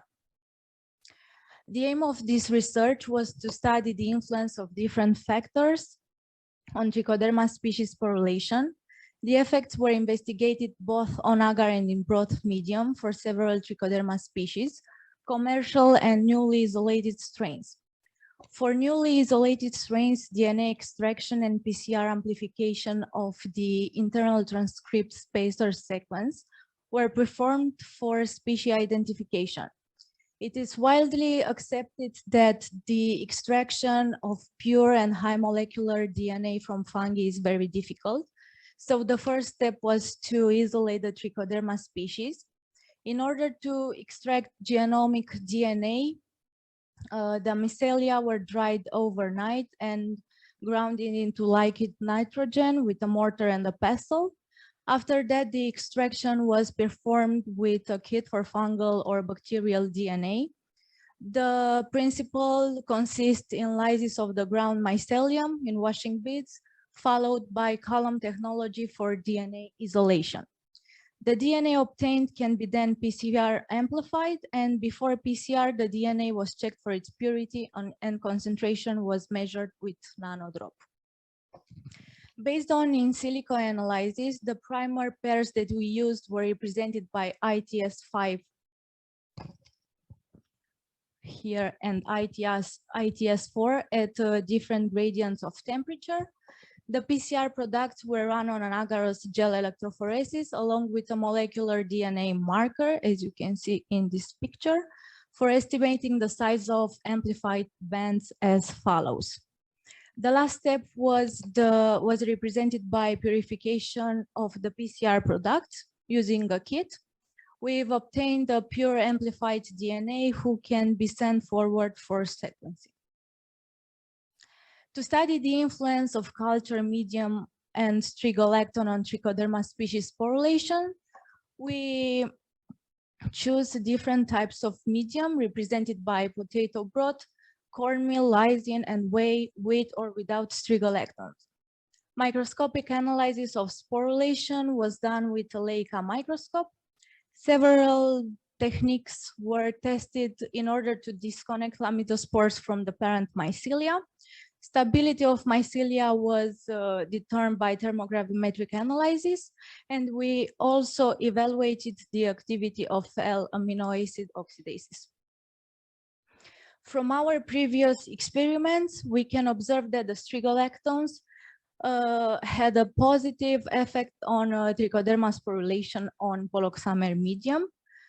Our next goal is to investigate the influence of these strigolectons on chlamydospore production in different media types. Here we can see the chlamydospore produced by one of our strain in different culture media. Here is in potato broth with without or with strigolecton. Here is in cornmeal without or with, and here in whey. Here we can see also the chlamydospore produced by another strain. After the microscopic exam, we can say that the cornmeal induces more abundant and bigger chlamydospores than PDB and lysine media. Strigolectans seem to stimulate the chlamydospore formation, but medium and strain dependent. And L-amino acid oxidases activity seems to be correlated with chlamydospore formation. Light is known to induce sporulation, but less is known about the effects on chlamydospores. We tried to study the influence of light on Trichoderma species sporulation. The effects were investigated both on agar and broad medium. The light effect was investigated by using a blue and a red laser for 60 or 300 second irradiations. The colony were grown on PDA, and to reduce the sporulation, the petri dishes were maintained in the dark. Okay, here we have another strain growth in broad medium, and in the case with no laser treatment here, we can observe a lower number of chlamydospores compared to the strains that were irradiated at different times at a different intensity. We can observe that the number seems to increase with the incubation time, and our results indicate that laser light stimulates the production of chlamydospores. We tried different methods to separate the chlamydospores from the parent mycelia, but none of them seems to be worked. And here we have the thermogravimetric analysis that suggests higher thermal stability of irradiated mycelia or spores. In this, as shown in this figure, the percentage of mass loss of up to 161.5 Celsius degrees, which is the evaporation of water, including water bound, which is increasing in irradiation. Also, we can see an increase of temperature that suggests the fact that water binding energy is higher. That fact we can correlate with the induction of the formation of the chlamydospores. Is it interesting to note that the mass loss decrease in this region for the irradiated samples, and that fact could be due to a lower accumulation of polysaccharides or thermostable proteins. Another influenced parameter is mineral residue, who is increased in the irradiated samples. Further investigation will be carried on, and we will try to explain more better the mechanisms. As conclusion, we compared and it identified new physical chemical factors that stimulate trichoderma sporulation, increase the number of chlamydospore, and improve the stability of mycelia structures. In some cases, there was a correlation between the L-amino acid oxidases activity and other observed effects, such as chlamydospore formation. And it's not clear if these effects follow a common pathway, or is the mechanism, or if the mechanism are different, more in-depth analyzing being necessary. Thank you for your attention. I want to thank to Team 6 for trichoderma strains, and my colleagues Corina and Mihai for molecular biology part. Thank you.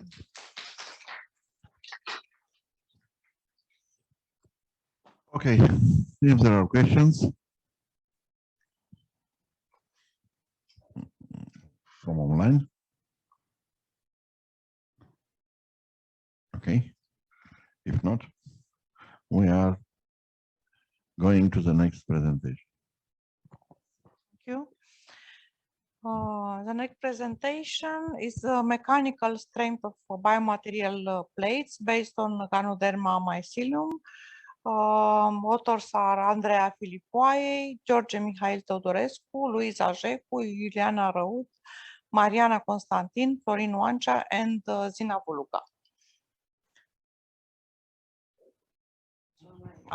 Good afternoon, everyone. Okay, please. Due to the problems it creates for the environment, increased efforts have been made to replace the traditional oil-based plastics with natural renewable resources materials.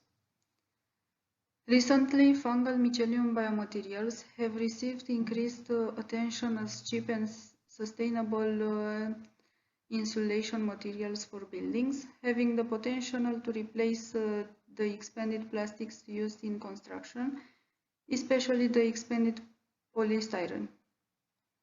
Insulation materials play an essential role in ensuring the optimal comfort for occupants and in improving the energy performance of a building, acting as a barrier against cold and excess heat. However, the insulation materials must meet certain characteristics. The main drawback of the fungal mycelium biomaterials is their poor mechanical properties.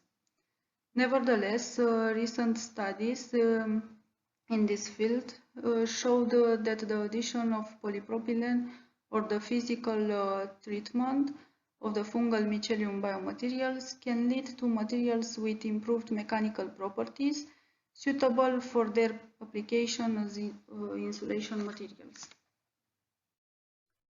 The purpose of this work was to study the effect of the polypropylene addition and the mechanical treatment on the flexural strength of biomaterial plates based on Ganoderma mycelium. Biomaterial plates with 10% and 20% polypropylene were used for testing. A biomaterial plate without polypropylene was used for comparison. The plates were obtained according to the method described in the article published by the group of authors. The components with straws, polypropylene, and mycelium fragments of Ganoderma were mixed under certain conditions and ratios, and plates such as those shown in the images were obtained. After incubation, sterilization and drying, the plates obtained were subjected to mechanical treatment, in this case compression by pressing at room temperature, up to a thickness of 4 millimeters. Flexural strength was determined according to ISO 1209 using specimens with thickness of 8 millimeters, respectively 4 millimeters, before and after mechanical treatment. The results are presented in these graphs. We studied the influence of the addition of polypropylene and the concentration of polypropylene, and it is found that in general the flexural strength of the biomaterial increases by the addition of polypropylene. With 10% polypropylene, the flexural strength of biomaterial increased by approximately 58% compared to biomaterial without polypropylene. Increasing the polypropylene content to 20% does not further improve the flexural strength, probably due to the inhomogeneity in the plate. After the mechanical treatment, it is observed that the same behavior was maintained, the best value being obtained also for 10% polypropylene. After the mechanical treatment, the flexural strength increased 5 to 7 times compared to the values obtained on the initial plates.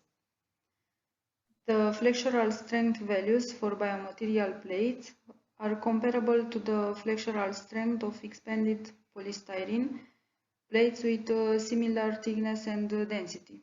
From data sheets of expanded polystyrene, this is of about 0.9 to 1 megapascal.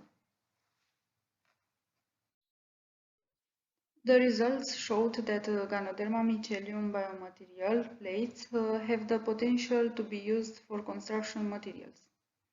Additional work is needed to improve the homogeneity of the biomaterial and to investigate other properties required by the field of use, such as thermal conductivity, dimensional stability, compressive strength, and water absorption.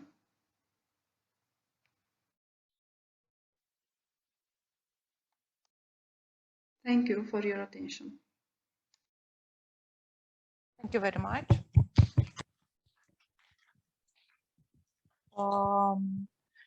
You obtained very nice results and promising. So good luck to the further experiments.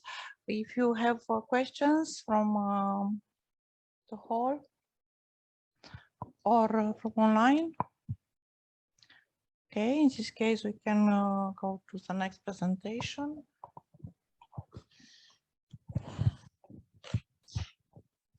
The next presentation will be Denisa Ioana Gheorghe. It's online. It's online. Denisa Ioana Gheorghe, Victoria Bânzari, Carmen Lupu, Bogdan Trică, Diana Constantinescu, Alexander, and myself, regarding the biological activity of thyme essential oil on plant germination and phytopathogens. Please, Denisa.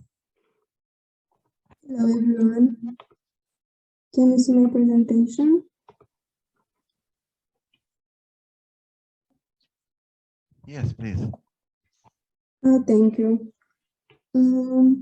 So I would like to thank you for the opportunity to present today. My name is Denisa Gheorghe, and I'm a scientific research assistant of Team 4, NeXT-Chem, and today I will present you biological activity of thyme essential oil on plant germination and phytopathogens. The application of essential oils as antifungals has several advantages. They have a natural origin, do not affect the environment, and present a low risk of inducing resistance in the phytopathogens, giving the variety of phytoconstituents as activity substances. Essential oils can help increase the protection of foods and feeds and can improve their shelf life. Thymol is the major constituent of some thyme varieties like Thymus vulgaris and Thymus zigis. Thymol has some important bioactivities such as antioxidant, antimicrobial, anti-tumor, anti-inflammatory, analgesic, antipyretic, and so on. The aim of this study was to evaluate the possibility of using thyme essential oil for seed disinfection. For materials and methods, the fungal strains we used in this study were Fusarium graminearum, Rhizoctonia solani, Phytium ultimum, and Botrytis sali. The antifungal assays were performed by biofumigation using filter paper discs soaked with corresponding thyme essential oil dose and applied on the inner surface of plate lid. The minimal fungistatic dose was the dose with zero fungal growth. The minimal fungicidal dose was determined by transferring the mycelium disc incubated to fresh PDA to assess their viability. The effect of thyme essential oil on plant seeds was determined for Sorghum saccharatum, Lepidium sativum, and Sinapis alba by two methods: biofumigation and direct contact between thyme essential oil and seeds. We know the minimum fungistatic dose was the dose at which the growth inhibition was 100%. The growth of all the strains tested was inhibited by thyme essential oil, but the inhibitory dose was dependent on fungal species. The most resistant strains was Phytium ultimum with a fungistatic dose 0.244 microliter per cubic centimeter, and the least resistant was Rhizoctonia solani with minimal fungistatic dose 0.54 microliter per cubic centimeter. The residual fungal growth was monitored by measuring the radial growth on the fungi and the minimum fungicidal dose was determined as the dose for which there was zero residual fungal growth. The minimal fungicidal dose was from 20 times higher minimal fungicidal dose than minimal fungistatic dose in the case of Botrytis alii, to identical to minimal fungistatic dose to Rhizoctonia solani and Phytium ultimum, with intermediate difference between minimal fungistatic dose and minimal fungicidal dose for Fusarium graminearum. The highest minimal fungistatic dose for Phytium ultimum was 4 times higher than the lowest minimal fungistatic for Rhizoctonia solani, and the highest minimal fungicidal for Botrytis alii was almost 40 times higher than the lowest minimal fungicidal dose for Rhizoctonia solani. This dose, 0.244 and 2.193 microliters per cubic centimeter, were tested as the highest fungistatic and the highest fungicidal dose for biofumigation on the plant seeds. The direct contact, we can see in these images the plants after 4 days of incubation in the dark. The two methods used for a dose of 1 microliters per centimeter per cubic centimeter for biofumigation and also for direct contact. They are illustrated by comparison. The direct contact of seeds with the Team Essential Oil showed the lack of selectivity by partially inhibited the germination and more significantly, more than 18%. The root and shoot development, but biofumigation improved selectivity, but not for all the seeds. As you can see, fumigation helped in some cases, reducing the difference between control and Team Essential Oil.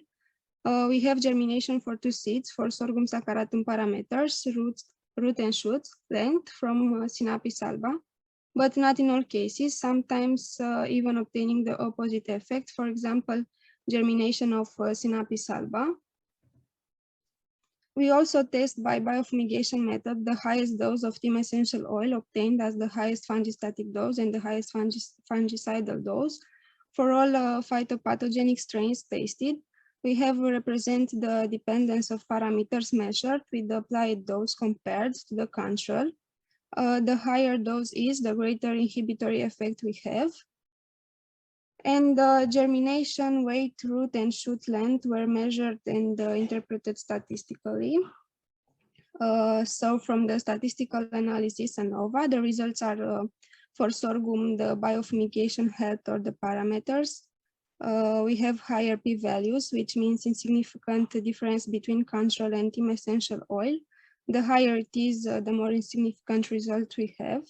For Lipidium biofumigation helped, the p-value increased compared to direct contact, but there is still a significant difference between control and Team Essential Oil, with a p-value less than 0.05. For Sinapis alba, it also helped the root and shoot, but it had the opposite effect on germination. In fact, it is not clear why, but will be investigated further. And the goal is to have a higher p-value, and we see the biofumigation method reduce the phytotoxic effect of Team Essential Oil. And in conclusion, Team Essential Oil has both fungistatic and fungitoxic effect. The most sensitive fungal species both to fungistatic effect and fungitoxic effect was Rhizoctonia solani.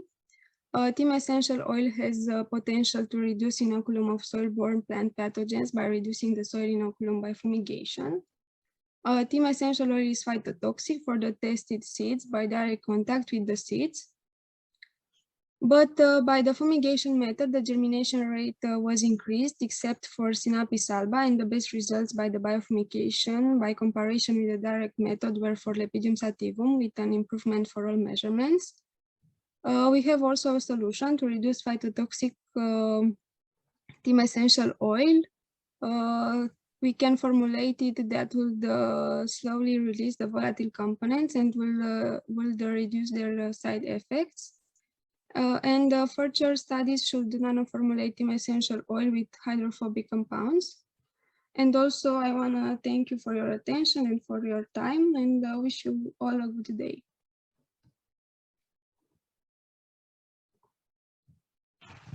Okay, thank you very much. Question from online? There are questions? If not, I will pass the floor to other chair. Thank you. So we arrived to the last, but not the least, presentation from our workshop entitled Study and Optimization of Ultrasound-Assisted Extraction of Lipids and Carotenoids from Microalgae via Surface Response Methodology. Authors Mihaela Câlțea-Udrescu, Grigore Pșenovski, Luisa Mărț, Alexandru Vlaicu, and Cristina Eneșcuță. So please, I understand. Can you hear me? Yes, yes, please, Grigore. Hello, ladies and gentlemen. Thank you very much for introduction. The aim of this work in the study and optimization by surface response methodology of ultrasound-assisted extraction of lipids and pigments, specifically carotenoids from two species of microalgae, especially Chlorella vulgaris and Porphyridium purpureum. In this study, I will make an introduction, discuss materials and methods, experimental design results, and make a conclusion based on research we made. Microalgae have become recently more widely used in food supplements and products due to their high content of beneficial biocompounds such as polyunsaturated fatty acids, proteins, and antioxidants.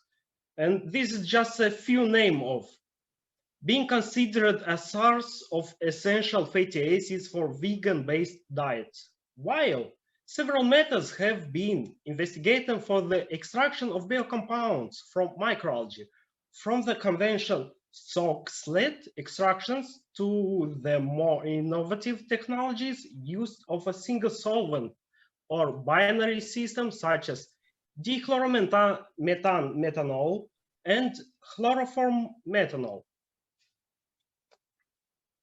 For this study, 3 solvents with different polarities have been used: water, ethanol, and hexane, and experiments have been carried out in an ultrasonic bath coupled with an external cooling device.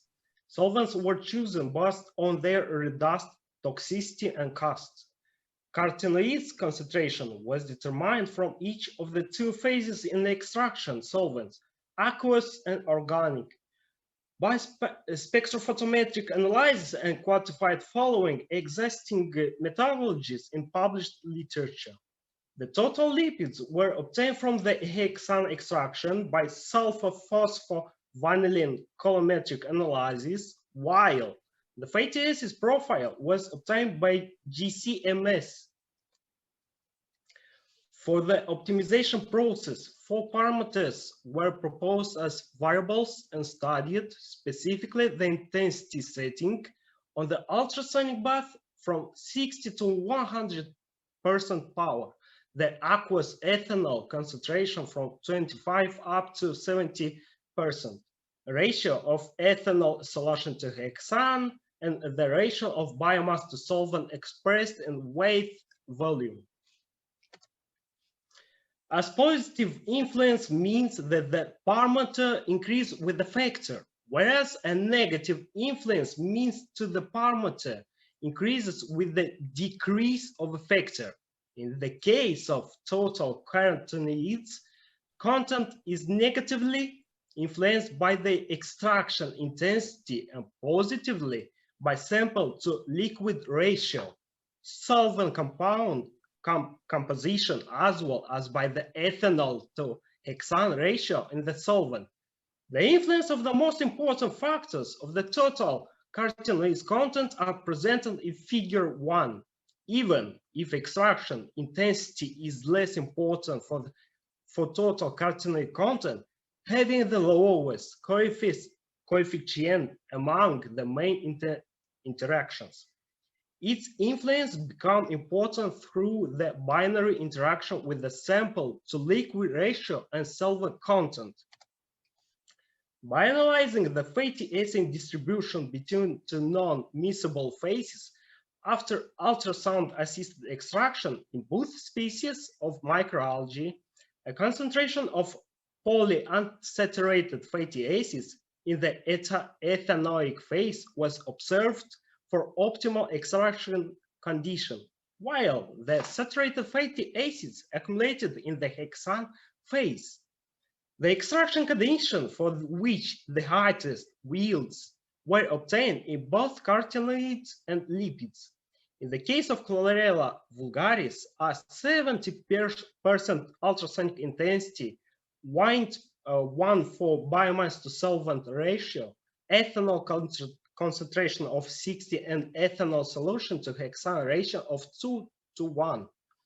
The optimal parameters determined was applied for the extraction of biocompounds from Porphyridium purpureum, with results showing a total carotenoid content of approximately 1 milligram to gram and 21.6 milligram to gram lipids.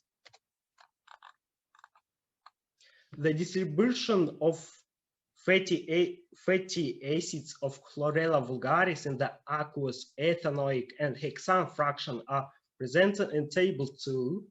As can be seen, the major content of the ethanoic extract after ultrasonic consist in unsaturated fatty acids are approximately 81%, from which 17.72 omega-3 fatty acids, like you can see in the table, linoleic acid, and 25.64% omega-6 fatty acids. In the case of Porphyridium purpureum, the distribution of fatty acids in the ethanoic phase and hexane is shown in table 3. In hexane, the distribution of saturated fatty acids is approximately 41% palmitic acid, while in the ethanoic extract, the concentration increases to 55%.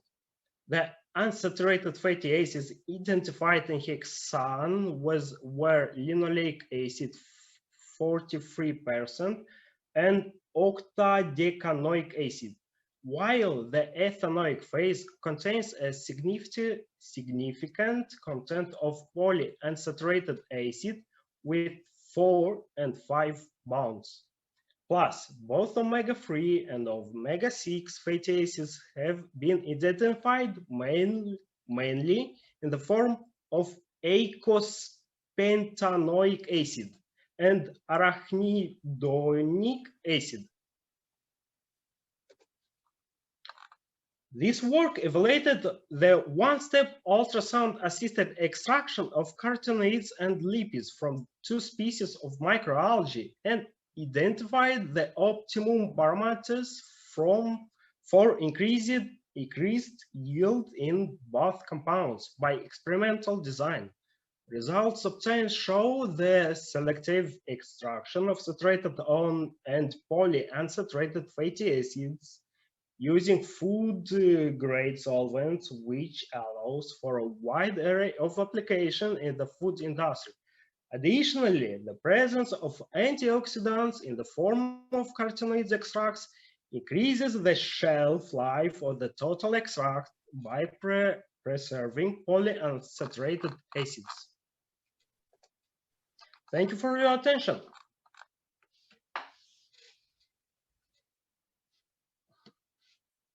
Thank you very much, Grigore, for your nice presentation.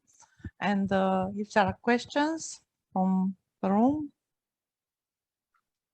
No? Or from the online? No, thank you very much.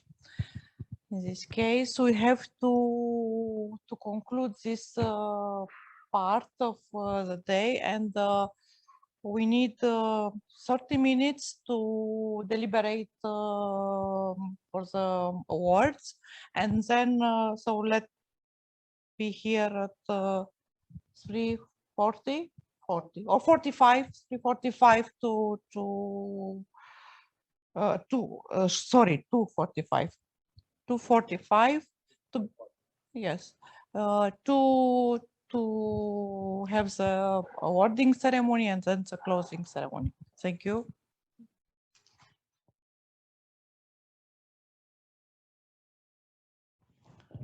Thank you again. We are here now to the awarding ceremony. We have Dr. Fiersko presented at the beginning of our workshop. We have several awards. We have two awards from the Romanian Chemical Society for one for each section. These are very prestigious awards, and it's better to start with these awards. So for section 1, the award of Romanian Chemical Society is granted to Cezara Marina Bolocan for the work cobalt-based metal organic frameworks containing dichromat and chromat anions as spacers. I think that she is online.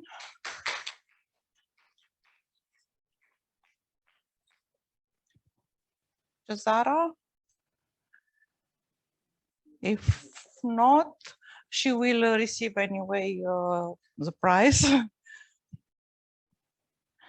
And the second prize for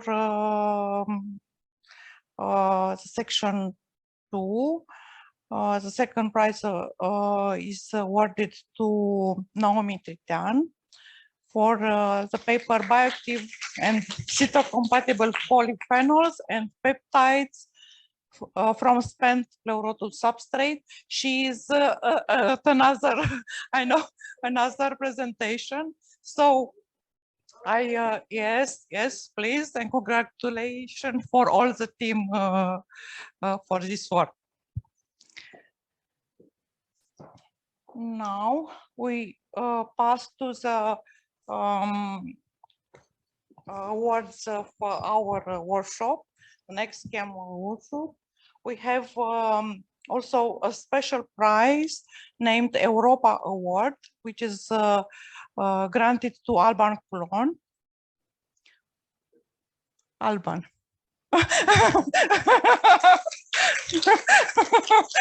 Sorry, because okay, so you have this prize, and also it is a voucher to participate to our Biochem symposium in October. So we wait for you in October. Congratulations for this prize.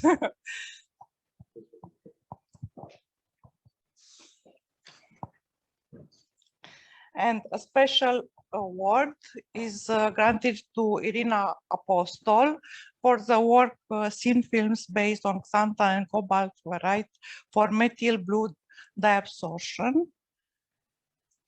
Is online? Yes, I'm online. Thank you. Thank you so much. You will receive also the diploma and the voucher to participate to the next workshop to the NeXT-Chem or to the Biochem? To Biochem. To Biochem. So we wait you in October to participate to our international symposium. Congratulations. Thank you so much. Okay. And the second award also for the section 1 is an award entitled Innovation Award for the inventivity. It's granted to Roxana Ioana Brazdic for the work absorption studies of ibuprofen and phenol from aqueous samples using phosphatic materials. So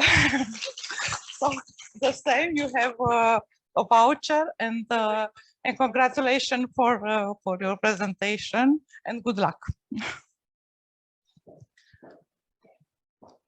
Now, for the section 2, the special award is granted to Grigore Mihaița Stan for computational analysis of the presence of selenocysteine in the chloroplast genome of land plants. Is the same situation. He is congratulations.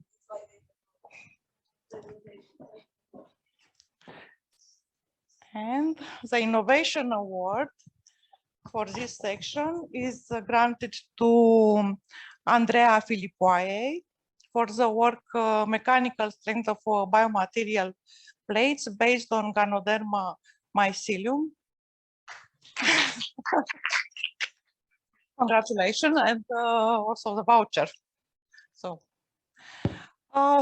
we finished this very nice part, I think, and weighted part for all the participants. I want to thank you very much for your participation to this workshop. It was really nice. Also, the other invited persons told me that they were impressed by your participation, and they are willing to come in October to participate here in person. I want to give also the floor to Dr. Fiersko to say some words. Thank you very much. First of all, I want to congratulate all the participants, all our young colleagues who presented works these 2 days. All the works were very, very good. So it was a very hard job for us to select from them. But as you know, in every competition, there has to be some works that will be awarded. So congratulations to everyone. We are waiting for you to present the works in Biochem also, because at the International Symposium, we also have prizes, which mainly goes to the young researchers.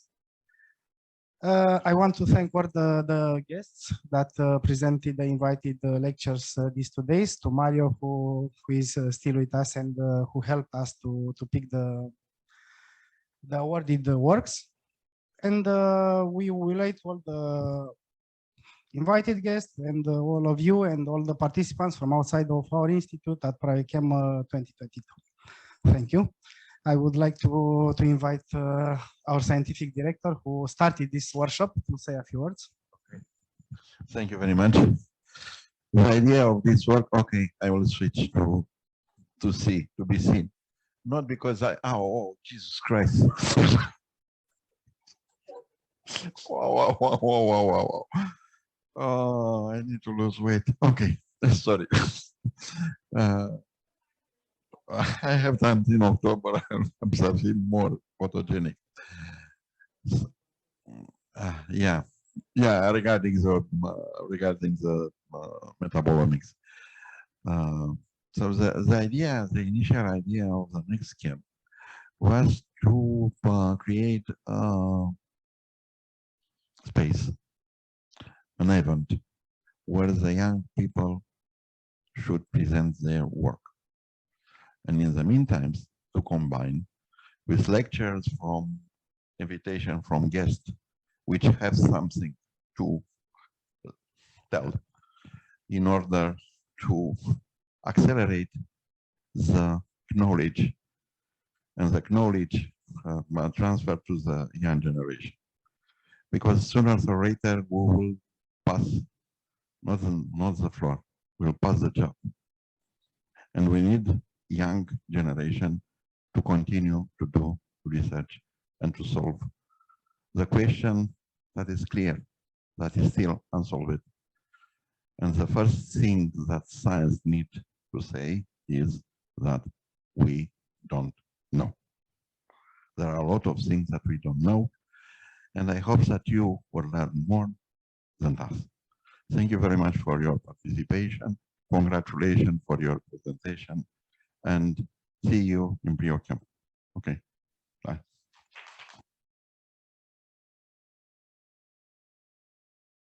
Thank you and goodbye. Have a nice afternoon, day, and see you in October.